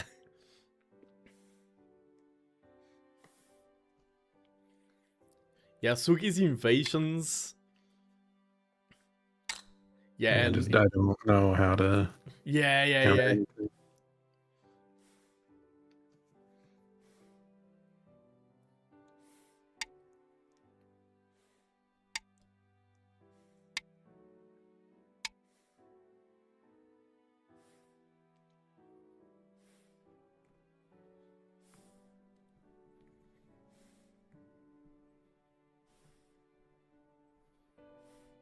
It is, Go is a ruthless game. And especially, like, this is a 9x9 board, and you feel the frustration, and rightly so, Zirzon. It's like, that was my territory, and because I lacked the knowledge, I lost it. Like, it's frustrating to lose territory from the grasp of victory. Imagine when that happens in a 19x19 board. You've been playing a game, even a tournament game, for an hour. And yes, the game is resolved. And once again, this was the opposite. White was ahead. Black won, then white came back, and then black won. And I'm going to review this game because this is quite an aggressive one. Are you seeing the board on my stream? Yep. Yeah, okay, this is the first thing. The game from here started already being quite hard for you, Zirzon. Because, yeah, when you're opening, like, these stones is under threat. It's surrounded by 3. You gotta defend. When your opponent gets this early on, it's like, these 4 stones are connected, and your 2 stones are separated. This is so powerful. From this point on, you were already fighting such an uphill battle. Losing a stone like this early on is huge. But then things continued, and you did claw back, Zirzon. Here, this was a good sequence by you, Zirzon, because what you are doing is that these stones are dead either way. You cannot save them. By playing these moves, you are guaranteeing, you're securing this side of the board, you're guaranteeing more points here, and saying, no, those stones, yes, they are dead, but you will have to take them. This move forces Sugi to play, and Sugi gains nothing from this move, but he is forced to play it, or else your stones would eventually escape. Here you start going a good surround, and here, this is great for white at this point. This is the one move that was too far. When you're playing diagonal moves like this, having 3 diagonal stones is too much. Like here, if you just played here, the game was secured. What is the problem with this shape? Is that when black plays this, you have 2 stones that are under attack. Okay. This is called the double Atari. Attacking 1 stone is called an Atari. Attacking 2 stones is a double Atari. And when you play too many diagonal moves like this, you start creating weakness in your own shape. It was exploited on this side, not that. But good job here containing the damage. And here you are winning, Zirzon. If the game ended like this, you would win by 3 points. However, the invasion happened and this is devastating. And, okay, usually when an invasion happens, a good rule of thumb is divide opponent and stay connected. If you play here, this is not a bad move, by the way, but you're allowing your opponent to cut you, and this is creating weakness inside your own territory. So he's gaining here, you want to remove space, play something like this. Keep it simple. If he plays here, you can then start going something like this, and then attacking, he has to defend or you attack that stone. So the best way to defend is 1, guarantee that you are connected, and 2, play adjacent to him in a way that he's losing space. And if he goes like this, for example, you're like, oh, you can connect, but I can divide you. You want to divide him and play adjacent to him. And here, this is still good. And you can see the computer analysis going crazy here. I'm going to turn it off. Yeah, because this is kind of the defining point. From here on out, I don't blame you for what happens, like losing the game here. This fight is already super tricky. I think the problem was not how you played it from here on out. It was just a setup. The fact that you allowed your opponent to divide you here. Even here, if you play this, or even this, he can no longer divide you. Right. It is good to attack, but the best way to defend, paradoxically, the best way to defend is not to attack his stones, is to literally defend, literally connect. You play here, and suddenly he has no space to do anything. You can just connect here, and all of your stones are connected. These black stones have no space at all. And by doing this was kind of... You are attacking these stones, but it was too much, and you left weakness inside your own territory. And he did the divide and conquer. When he played this is kind of the definitive move, because now you are split here, and now there's... From this point onward, there is no sequence that can make you live. And this was the game decided. Okay. Yeah, and here... Yeah, I was just struggling to see the vision of, like, how you eventually cut him off and contain him without leaving an opening. Yeah. So I guess it's leaving it linked is the big thing, and back Yes. to yourself and just cutting him All off. as about much as access you to can. liberties. Yeah. Staying connected. Because, yeah, these stones have 1, 2, 3, 4 liberties. You play here, they have 1, 2, 3, 4 liberties. If you connect them here, for example, something like this, now these stones have 1, 2, 3, 4, 5, 6, 7, 8, 9, 10 liberties. And these ones have 1, 2, 3, 4, so you win any battle here. So it is really divide your opponent and unite yourself, and it is hard to say which one is the biggest one. Here, you needed to prioritize uniting yourself a bit more. This was a good call. This could be, from this point onward, you play here, no way black leaves. But this was one move too many on the attack. Mm-hmm. Of course, if you do like this, then you can still take... But okay, this is more complicated. You almost did... I'm going to show you something funny, because you all almost did it. A Seki. Okay. How would I set up a Seki here? It was almost a Seki, but it wasn't. I don't think... Can I make it turn this into a Seki? Okay, this situation right here... No.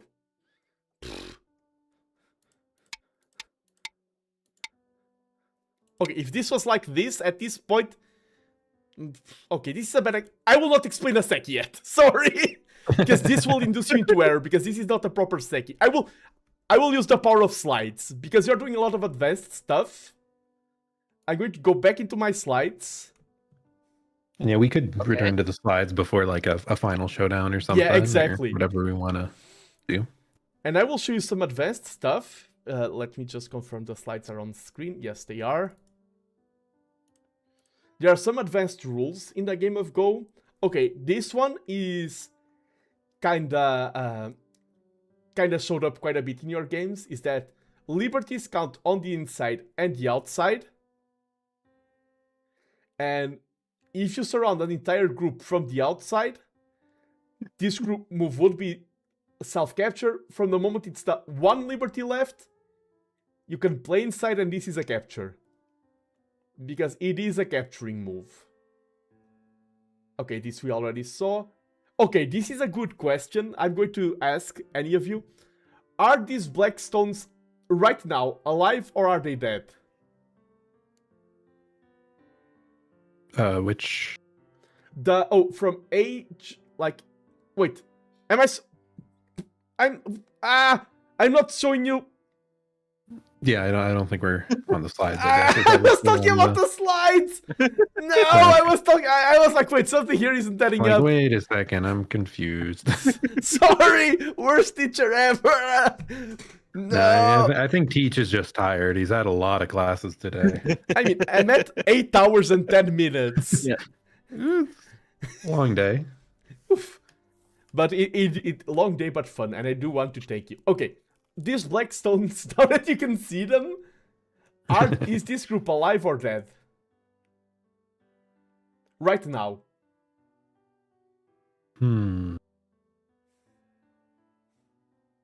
I would assume alive, but... And you, Sugi, do you think... they still have liberties. Yeah, this group right now is unconditionally alive, the black group. Yeah. However, if white, for example, plays a stone there, and black ignores it, one more move and now black is unconditionally dead. So if white plays, black must answer, or else all of this sequence plays out, and black has no way to live. Which means that black is alive, but if white threatens, black needs to play another move. If white ignores and passes again, he loses. And this way, black would have lost a one game. The correct answer is if white plays, you just play one stone and you're 100% safe. Why is this a peculiar scenario? Because in this count of points, white played a stone here, and black answered here. This stone removes 1 point from black, and this gives 1 extra point to black. So, white can play this sequence instead of passing, and black is forced to answer, but the result is the exact same. It doesn't change points, it just changes one territory to one capture. Okay. This is an interesting nuance. So, black is alive, if white plays, black answers, stays alive, and things don't change. And Closius, thank you so much for the raid. Welcome in, raiders. Let me just introduce myself. Just wait a bit first, because sometimes computers do buffer and things do lag. But welcome in, raiders. I'm TheNando. I'm teaching Go, the ancient board game of Go, while supporting the Jingle Jam. And I'm not alone. I'm joined by two fellow VTubers. One of them is Zirzon. Please introduce yourself, Zirzon. Hello. I'm Zirzon, small-time VTuber who plays a bunch of full game playthroughs on my channel on YouTube and Twitch. And go ahead, Sugi Yamagawa. Yeah, and I'm just a regular guy VTubing my slow life hobbies, which are like cooking and woodworking and various other things. Yeah, and thank you so much for the raid. Right now, chat isn't showing on the screen. This is the only scene where chat isn't on the screen, but I do see you there sending message. Hello. That's Sold Shop. Hello, Mixo, my series. Closius. Is this a slideshow? Yes, it was a slideshow. We were playing some games. Now I'm doing a slideshow. Of course, if you and your viewers have to raid and leave, I do not know that people raid when they are tired. So it is a natural thing, but thank you so much for the raid. We were playing some games, now I'm teaching some more rules to Zirzon and Sugi, and we'll hop back into the match. This is a slideshow that I prepared. Okay, this is what I wanted to explain to you. Seki. This is a very interesting rule, this is a very interesting nuance. Here in the bottom of the screen, who is alive, white or black? Ooh. Yes. Yeah, for now. They're alive for now. The interesting thing is, who is alive? The answer is both and neither. It's Schrodinger's stones, but they are both alive. Actually, the thing is, if it is white turn, and white plays there, then white only has one liberty, black answers, and black captures the stones. So if white plays a stone there to try and attack black, white ends up losing all of his stones. If black plays a stone trying to capture white stones, black loses. So whoever plays there loses the fight. So who is alive? Both of them are. And if anyone plays there, they lose. Okay. So the answer is you literally do not play there. You finish the game, and that is no one's points. Both of those groups are alive. The only correct answer is who is alive? Yes. No one plays there. Both groups are alive. I got it. Let's go. That is so it's like you activated my trap card type setup. You just never want to play there. Yeah, okay, this is auto capture. It is another rule here. Since we are not playing on a physical board, the UI already blocks it. If you're playing as white, all of these moves are illegal. In Japanese rules of Go, you cannot play auto capturing moves. You cannot play suicides. If white plays here, he loses all liberties and is gone. Same here, same here. All of the moves marked by a cross are the only illegal moves for white. If white plays A1, for example, black can play A4 and white loses all of these stones. But since white is not committing a direct suicide, it doesn't lose the stones in this turn. That is a bad move, but it is allowed. The only illegal move is a direct suicide in Japanese rules of Go. Is that clear? Yep. Yep. Yeah, nice, nice, nice. What? Ah, yeah, oh, this is just to show that if you're playing this final move, this looks like an auto capture, but since you are attacking as white, you take all of those stones. This is not a suicide. When it is an attacking move, it is not an auto capture. Okay, and this is the final situation, which is a ko. And basically, what you're seeing here on screen is illegal. Technically, you could do this, but the game would never end. So how is a ko solved? You basically play intermediary moves. The rule is that you cannot repeat board positions immediately after they were played. So if you play another stone in the meanwhile, now you can capture it back because now it's not a repetition. And this is how you can fight out a ko. If you play other moves, then it becomes legal because you're not repeating the exact same position. You can go back and forth like this. Okay. This is more advanced stuff, by the way. Mm-hmm. Which I tried to do, but then I gave up something definitely not worthwhile. And yes, that was it for more advanced rules. I do have some slides about history and... About the anime. Do we have the anime references? Yes, we have the anime.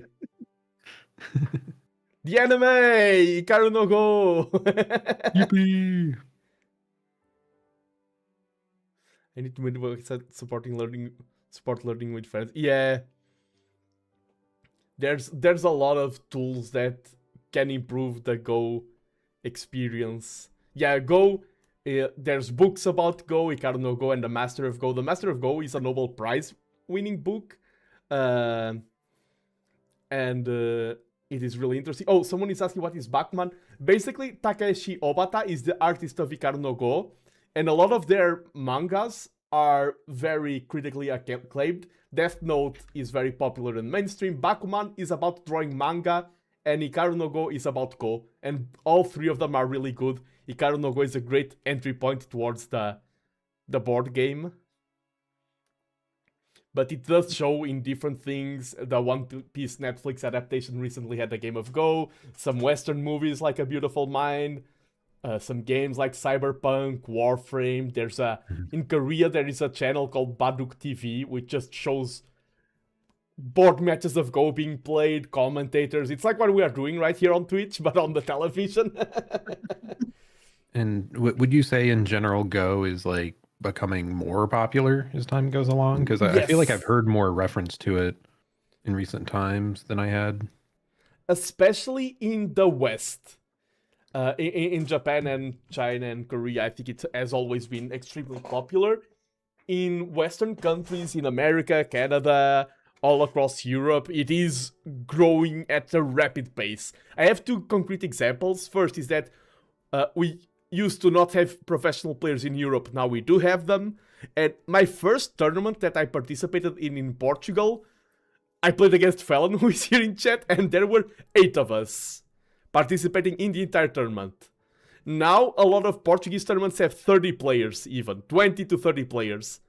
So that's triple the number of players. Go is growing on the West, in my opinion. We are going places with Go. Yeah,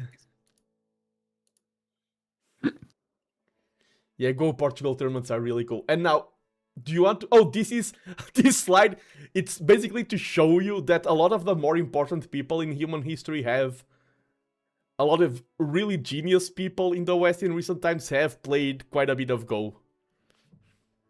Yes, Oh, yes. okay. I feel like I've heard of all these guys. There's one that seems a little out of place. Paul? No, I'm Yeah, not sure about Paul. Yeah. Paul is definitely out of place there.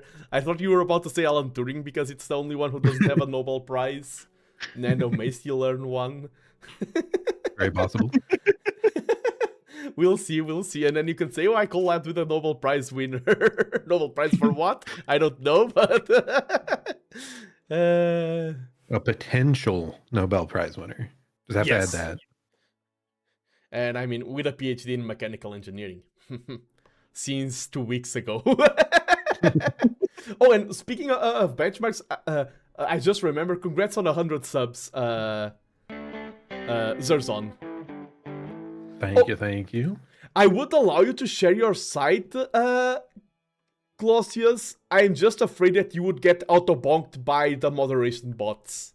Just write the name. You can write the name of it. Do not include the direct link to your website because bots will auto-bonk you. And hello, Raiders! We have more Raiders! This time from DJ Inner Demons. I do know DJ Inner Demons quite well. And I know that DJ Inner Demons knows the mythical lands of Shambar Parhuingith Gogerith Kundobot San Cecilio Gogogoch. Do you know that land, Zirzon? Yes, it's placed in Wales, right? I mean, yeah, the Welsh town of Shambar Parhuingith Gogerith Kundobot San Cecilio Gogogoch. I think I only know it because I follow sorry, can you repeat that, Sugi? Oh, that's too much of a tongue twister for me. I'm not even gonna try it. I will write here in chat if you want to try pronouncing it. It's quite easy. Oh no, I trip over simple English already. Yeah, I think I only know. I think I only know of it because I do follow a Welsh YouTuber that's Seadog VA. He's talked about it before. It is quite a famous land. But yeah, wanna hop back into yeah, Seadog VA. I'm also a fan of Seadog VA. Want to head over to another match, both of you? Sure. Let's go. Okay, can I... Is there a way to make sure I'm the other color or no? Or are we just gambling it again? I guess we'll just see. Wait, did I... Ah, there we go. But yeah, I'm like someone who unlocked a new superpower. Now that I can say... Wait, I need to open my... I will keep spamming that. It's like I spent the weekend learning how to say that because it was a reward on the Jingle Jam fundraiser. I mean, fortunately, it's something that comes up quite often in everyday conversations, so yeah, shouldn't be too hard to slot in there.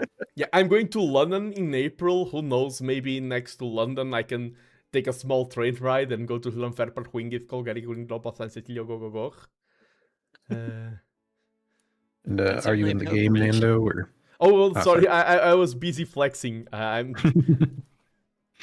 Wait, let me check just one thing. Why are you higher ranked than me, Zirzon? I was just checking.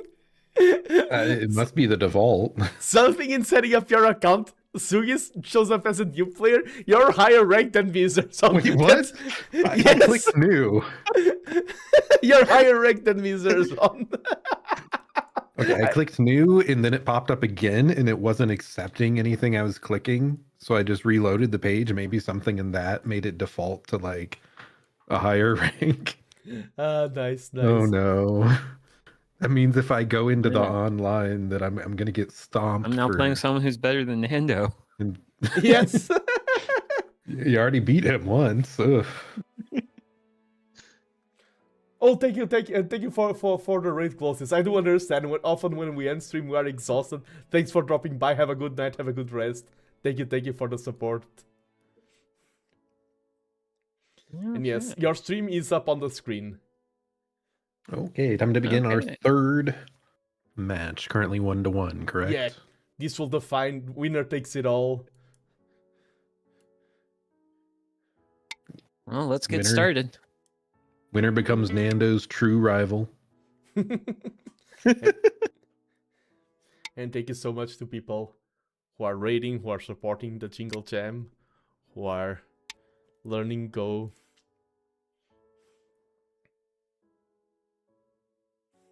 I mean, I gotta say, it's a pretty fun game. Yeah, like for right now, of course, it is hard to talk and play and everything. You learn how to both enjoy it in a really intense way. I can be in a tournament full silence, but also you learn how to enjoy it in a casual way. Sometimes I'm playing really relaxed matches and I'm just placing a stone and talking. For example, okay, fun story from the World Cup. I lent the Spanish player some money because we went to a fair and they didn't accept credit card. And he paid me back with beer. And I drank so much. I drank like 2 liters of beer, like in close proximity. And then I was just playing Go, like yapping on. Like, you can play Go in a fancy cafe. You can play it like drunk, having a laugh. Like, it's really a game that you make your own experiences.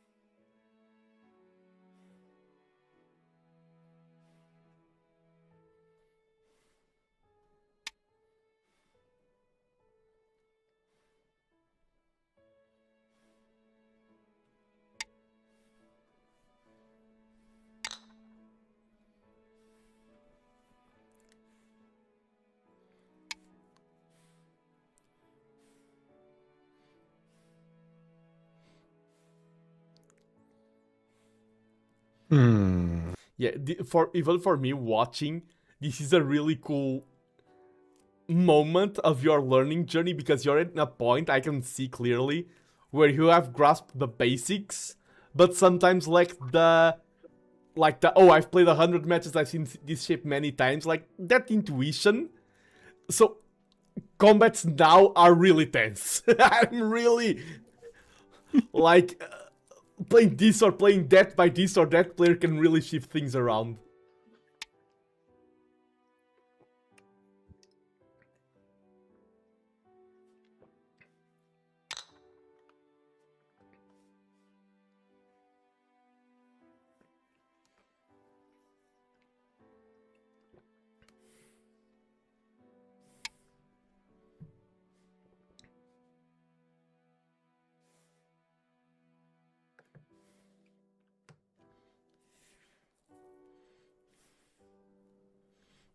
Yeah, for example, someone is saying that they went to Spain and played matches. I've played this game, okay, I've played it competitively in tournament.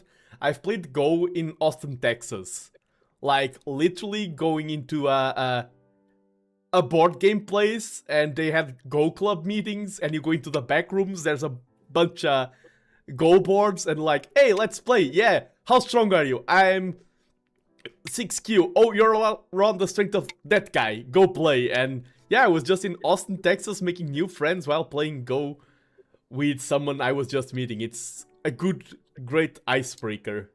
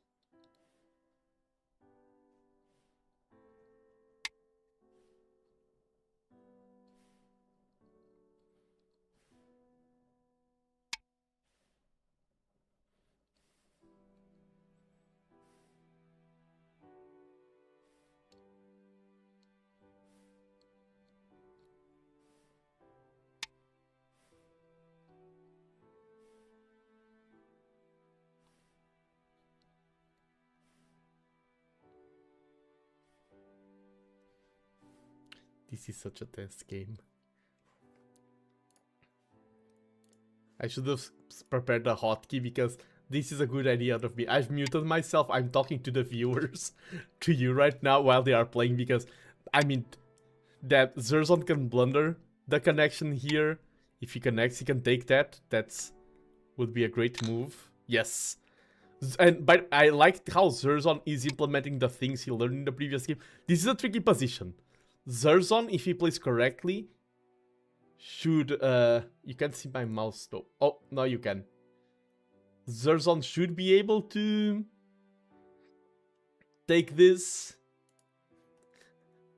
I just unlocked a new superpower. I was explaining the game to the viewers while I muted myself on Discord. So Ooh, very powerful. I found my way to Yep without disturbing the game. Ah, Sugi can play here. Sugi can play G8. J8 by Sugi. Ah, he saw it. Nani? No. Okay. Nani? What did I do there? Thought I was so secure.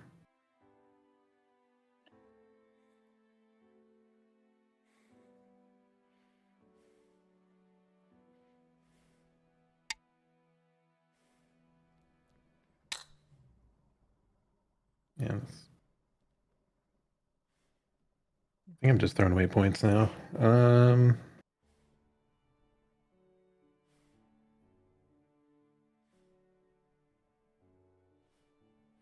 I do wonder how this game will end.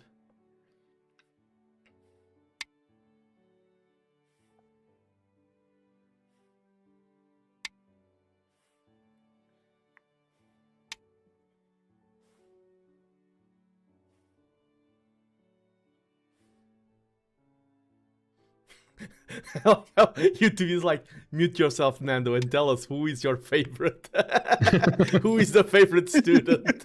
Was that Cradden Toast? Yeah, Yes, of course it was I knew Kratos it. saying that. It's such a Kratos code. Such an instigator. I'm sure Nando doesn't play favorites. No. Certainly not. I play favorites, but my favorite is myself. That's my answer. That's a good answer. Yeah. Gotta have some self-appreciation.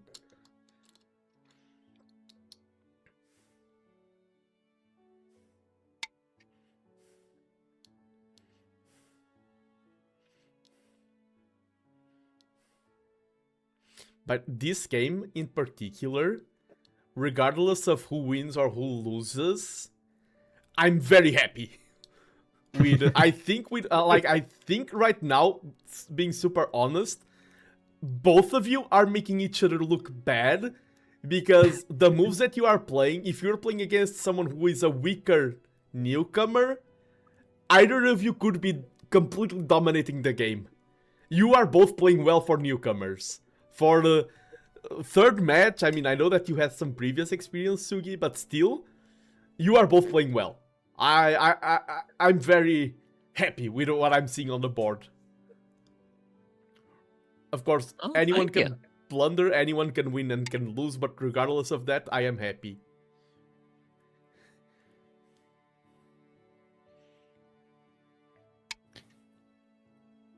Like, speaking of a blunder, I make a play.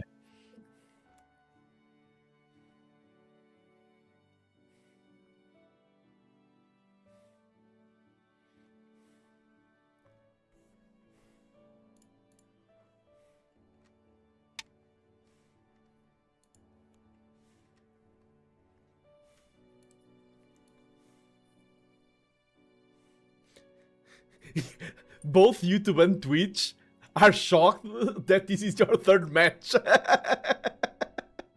This doesn't feel like a third match, trust me. We learned from the best. Exactly.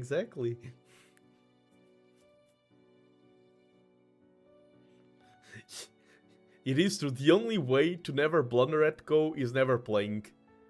The true blunder is to not play, in a way. Yeah, you'd be missing out on this much fun. high octane adrenaline. I need say, we need to add like Clausius was here and I know that he programs Go stuff. We need to create a version where you play a stone and it's like double kill, triple kill, rampage, like a true Baker, what was that?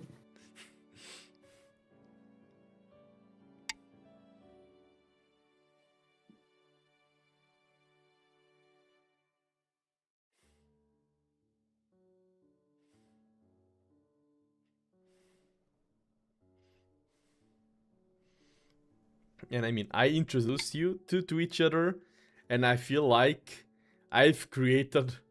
There's a rivalry in the making here. I can see next American opening, like, who is going to face Nando in the World Championship. We have Zirzon and Sugi fighting each other for the spot in the World Cup. See, that's part of the struggle. You're talking about like representatives of all these other countries, and we're like, oh, the U.S. We can probably beat everyone here, right? Yeah, for sure. Yeah, it's not one of the strongest countries in the... I mean, China, Korea, and Japan, of course, are the top 3. The US is quite strong in Go.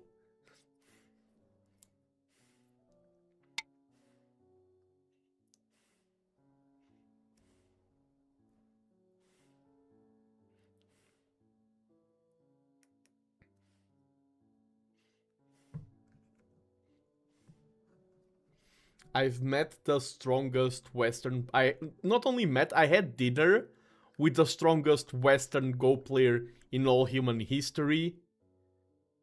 And he's American. So...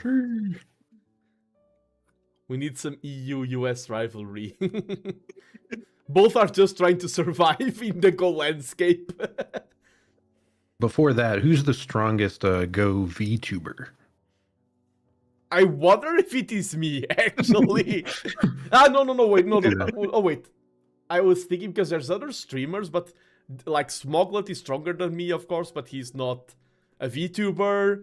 Dwyrin is stronger than me, but he's not a VTuber. Vexel is almost at my level, but I'm slightly strong. Maybe there's someone from JP. Okay, Vexel Kratos has more game knowledge than me, but I'm a stronger player. So... Dango. I don't know. Dango. I need to check Dango.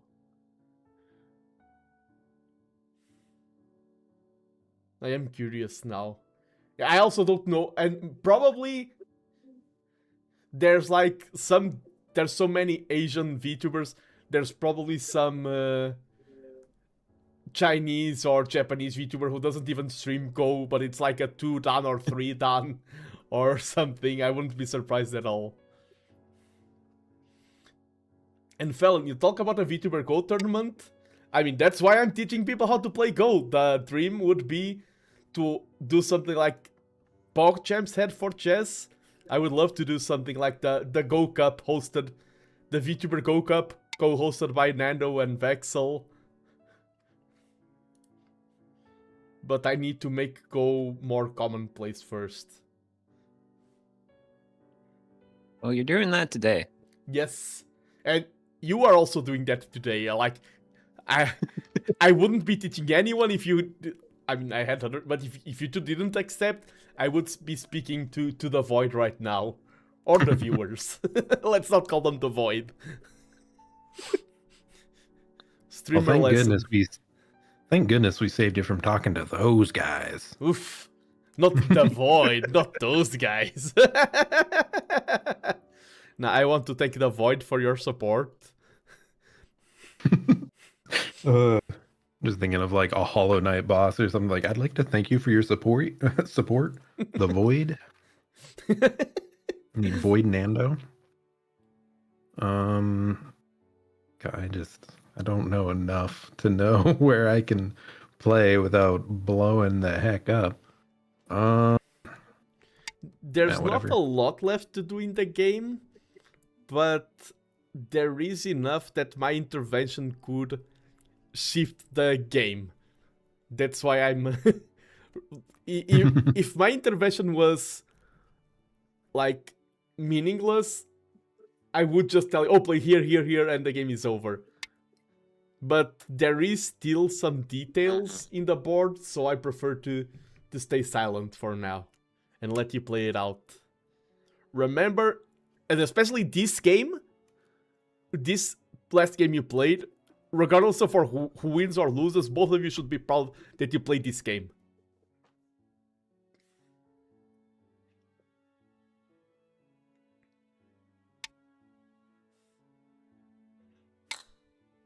Ah. Yeah, both of you should be proud, but especially Sugi, because he's my favorite. Oh no! Because I blundered and now he's winning. I'm nobody's favorite. Nah, you are.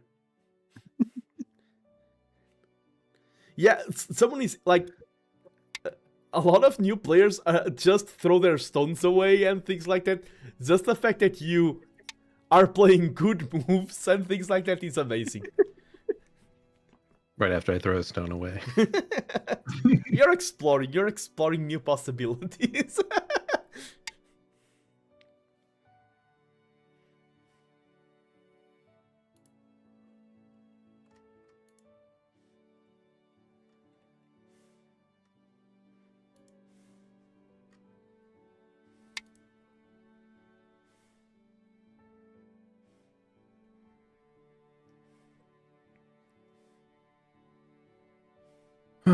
Yeah, I definitely messed up. Yeah, the board is getting quite filled, so the curtain is almost closed on this match.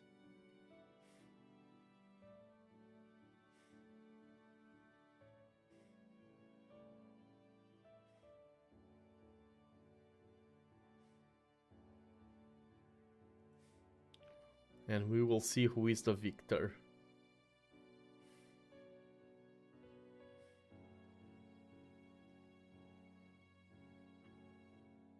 I like how I'm playing a little bit of Christmas music while you're going at it, and now the music like sounds super sad. It's like, oh no, the darkness. Oh no, one of them will lose. Oh no, Zirzon's about to die. I'm gonna do that.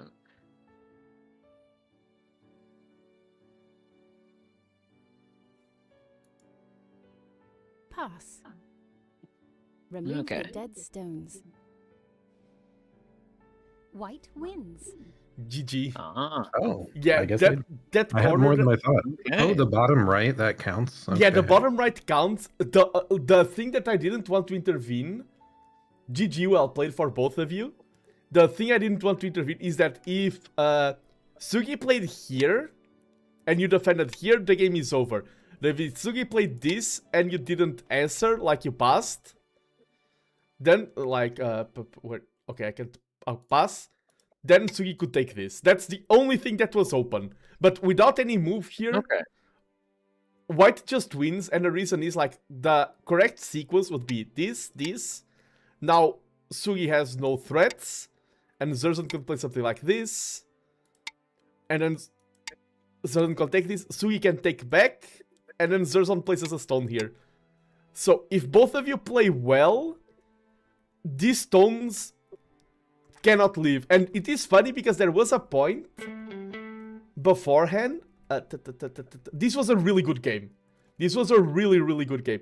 Here, you play this stone more conservatively, and this gives you 2 spots, but they are connected. If you play here, and then Zirzon, this is alive now, because it has 2 separate spaces. Yep. And 2 separate spaces is always alive. Yeah. And this doesn't give you enough space for the 2 separate spaces. So, what exactly with the final state here? What determines that bottom right area is totally mine? Basically, is that if you both played well, if this was a tournament, imagine you say, "Oh, I won," and Sugi said, "No, you didn't. This is mine." What would happen was, okay, let's get back to the game, and you would keep playing until it was resolved. Okay. That is how this would be defined in a tournament. And if you didn't blunder Zirzon, this would be yours. That's why the computer says it's yours. But if you disagreed in a tournament, you would just play it out. And eventually it would become clear that it is part of mine or yours territory. And okay, I'm going to back to the start because this was a really cool match. And here, this was already super dangerous for Zirzon. Sugi overcomplicated here. If you just play this, these stones have no escape. Okay. That would have been like, I'm happy I'm happy this didn't happen, because when the game was like this, I was like, oh no, this is the final match and it's going to get decided now. But the fact that you played it, now Zirzon has enough space. But this, sometimes easier is better. If you just play this move, these stones have no escape. If Zirzon tries to attack, you are faster. And Black's position is just obscenely good here. But the game was still super even at this point. And here, of course, this didn't leave, but quote unquote, it didn't have. This was a great defense. You needed to defend here. If not, if you didn't play there, like this is fatal. You have no way to escape there. So this was a very good defense point. This was also well played. And this, this capture here. It is hard to see this in a corner. You just had to play here, Zirzon. By playing this, you allowed yourself to be captured. This was a fun one. And here, I was really happy with this. Because, okay, first I was happy here. Because Zirzon defended with the lessons I taught him. Like, with the stay connected, I could see your mind working with the lessons. And I was happy that now you were like, okay, I've been invaded so many times, let's flip the curse around. And Sugi was ahead here, and it is like karma that now Sugi was the one to fall to the invasion. And I think the key point,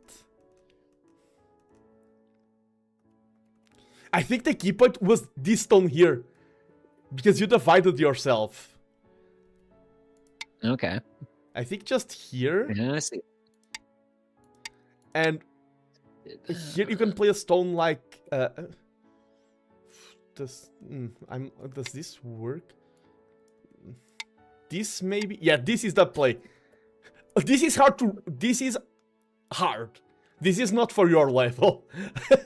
But the way you would counter Zirzon invasion would be something like this, yeah. This, Zirzon needs to defend here, and then you throw in this stone, and now Zirzon cannot make 2 eyes there. And this is how you this was complicated. But you played this one, this could still work. There was a point here. Yeah, nah, at this point nothing could work anymore. Oh, here, just running away. But this is complicated. Like this, any of you blundering here, Zirzon didn't blunder, invaded well. Any of you blundering here is completely acceptable. This was advanced stuff. This is the kind of stuff that players like 9Q players blunder this often. And you're way behind a 9Q player, or should be. What? But we've learned so much from you this stream. Any of you losing here, like, if both of you were strong, like super strong, this invasion from Zirzon should never work, theoretically speaking. But it is a hard to defend invasion for Sugi. It was easier for Zirzon to leave than for Sugi to punish. Okay. And I think you did play quite well. And then at this point, and I think, okay, here, this was way too hard for Zirzon to leave here. And I think you both had the misconception about this in the corner. If this is alive for Black, the game is so even. If you consider this alive, I don't think the game allows me to. But okay, let me move. Can I artificially move stones? Like, oops. And now will you let me analyze the game? Like, okay. Okay, it isn't allowing me to count score. But with this position, probably, yeah, black wins this if the game is like this. Okay. But it was this. I'm not just flattering out of nowhere. This was a really good game that you both just played. You can be proud. The other two games were more of a stomp from one side or the other. Here, Zirzon did win, but the game could have gone either side, and I feel like you two played a good game. I think it was a very beautiful game to watch. Thank you, and well played, Sugi. Good matches. They were fun. And chat is agreeing. If I was telling a lie, the other Go veterans would not allow me to. But I think, if you agree with me, I have been streaming for almost 9 hours. I think this is a good time to end it for today. I suppose. Okay. Sounds good by me. Let me just get you up here in my room. Oops. You're here in the corner. Let me put you bigger. Yes, let's go. I'm ready. I think it was the shine on the glasses that like buffed me in the end. It barely probably barely pulled it out at the end due to it. And this just means that I will need to invite you another time in the future, and you will need a rematch. You both go for your own separate training arcs, but I want to thank you both for being here. I hope it was enjoyable. Oh yeah, I had a good time today. It was a fun time. Thank you for having us. Yeah, and I of course, maybe you two hated being with me and will be like, okay, no, I don't want to collab with Nando anymore. But if you did enjoy, I would love to be with either of you again in the future. We will definitely. Oh yeah, I'll always be happy to come by. Yeah, we will stay in touch. And now let me see, because I am going to raid, and I will raid someone who is part of the Jingle Jam, just to keep the tradition going. We often try to keep since we are doing the charity fundraiser, we try to keep the train going in. Oh yeah, and someone is saying, next time you both meet on the 19x19 board. Daunting. Oh boy, that's going to be some work. Okay, I'm going to as a reminder to everyone, check out the Jingle Jam. You donate up to $35, I think it was. You get a bunch of games. Yes, if you donate over £35, you get 15 video games for free. You are supporting charity, and you get access to a game bundle. And most important, you are placed in my board of donators. Now that's the true value. And you force me to do funny goals like learning how to pronounce the emphatic for go. Too tired to pronounce the name correctly now. But I will raid out a fellow Jingle Jammer on stream. And that was it for today. Thank you so much. Please also, viewers, do support both Sugi, Yamagawa, and Zirzon. Sugi is on YouTube, Zirzon is on YouTube and Twitch. By supporting them, you're also supporting me, because I'm someone who likes to support those that I find cool, and both of you earned the cool seal of approval. Oh, thank you. From the coolest man himself. Thank you. Thank you. Yeah, and I'm about to end. Anything you would like to add, either of you, or is that okay for today? I'd say that's okay. Everyone have a good upcoming holiday season. Let's go. Hope everyone has a good holiday season. Thanks for joining us today. Thanks for every guest who was here. I definitely need to rest, so thank you, and bye-bye, everyone. See you soon. Bye.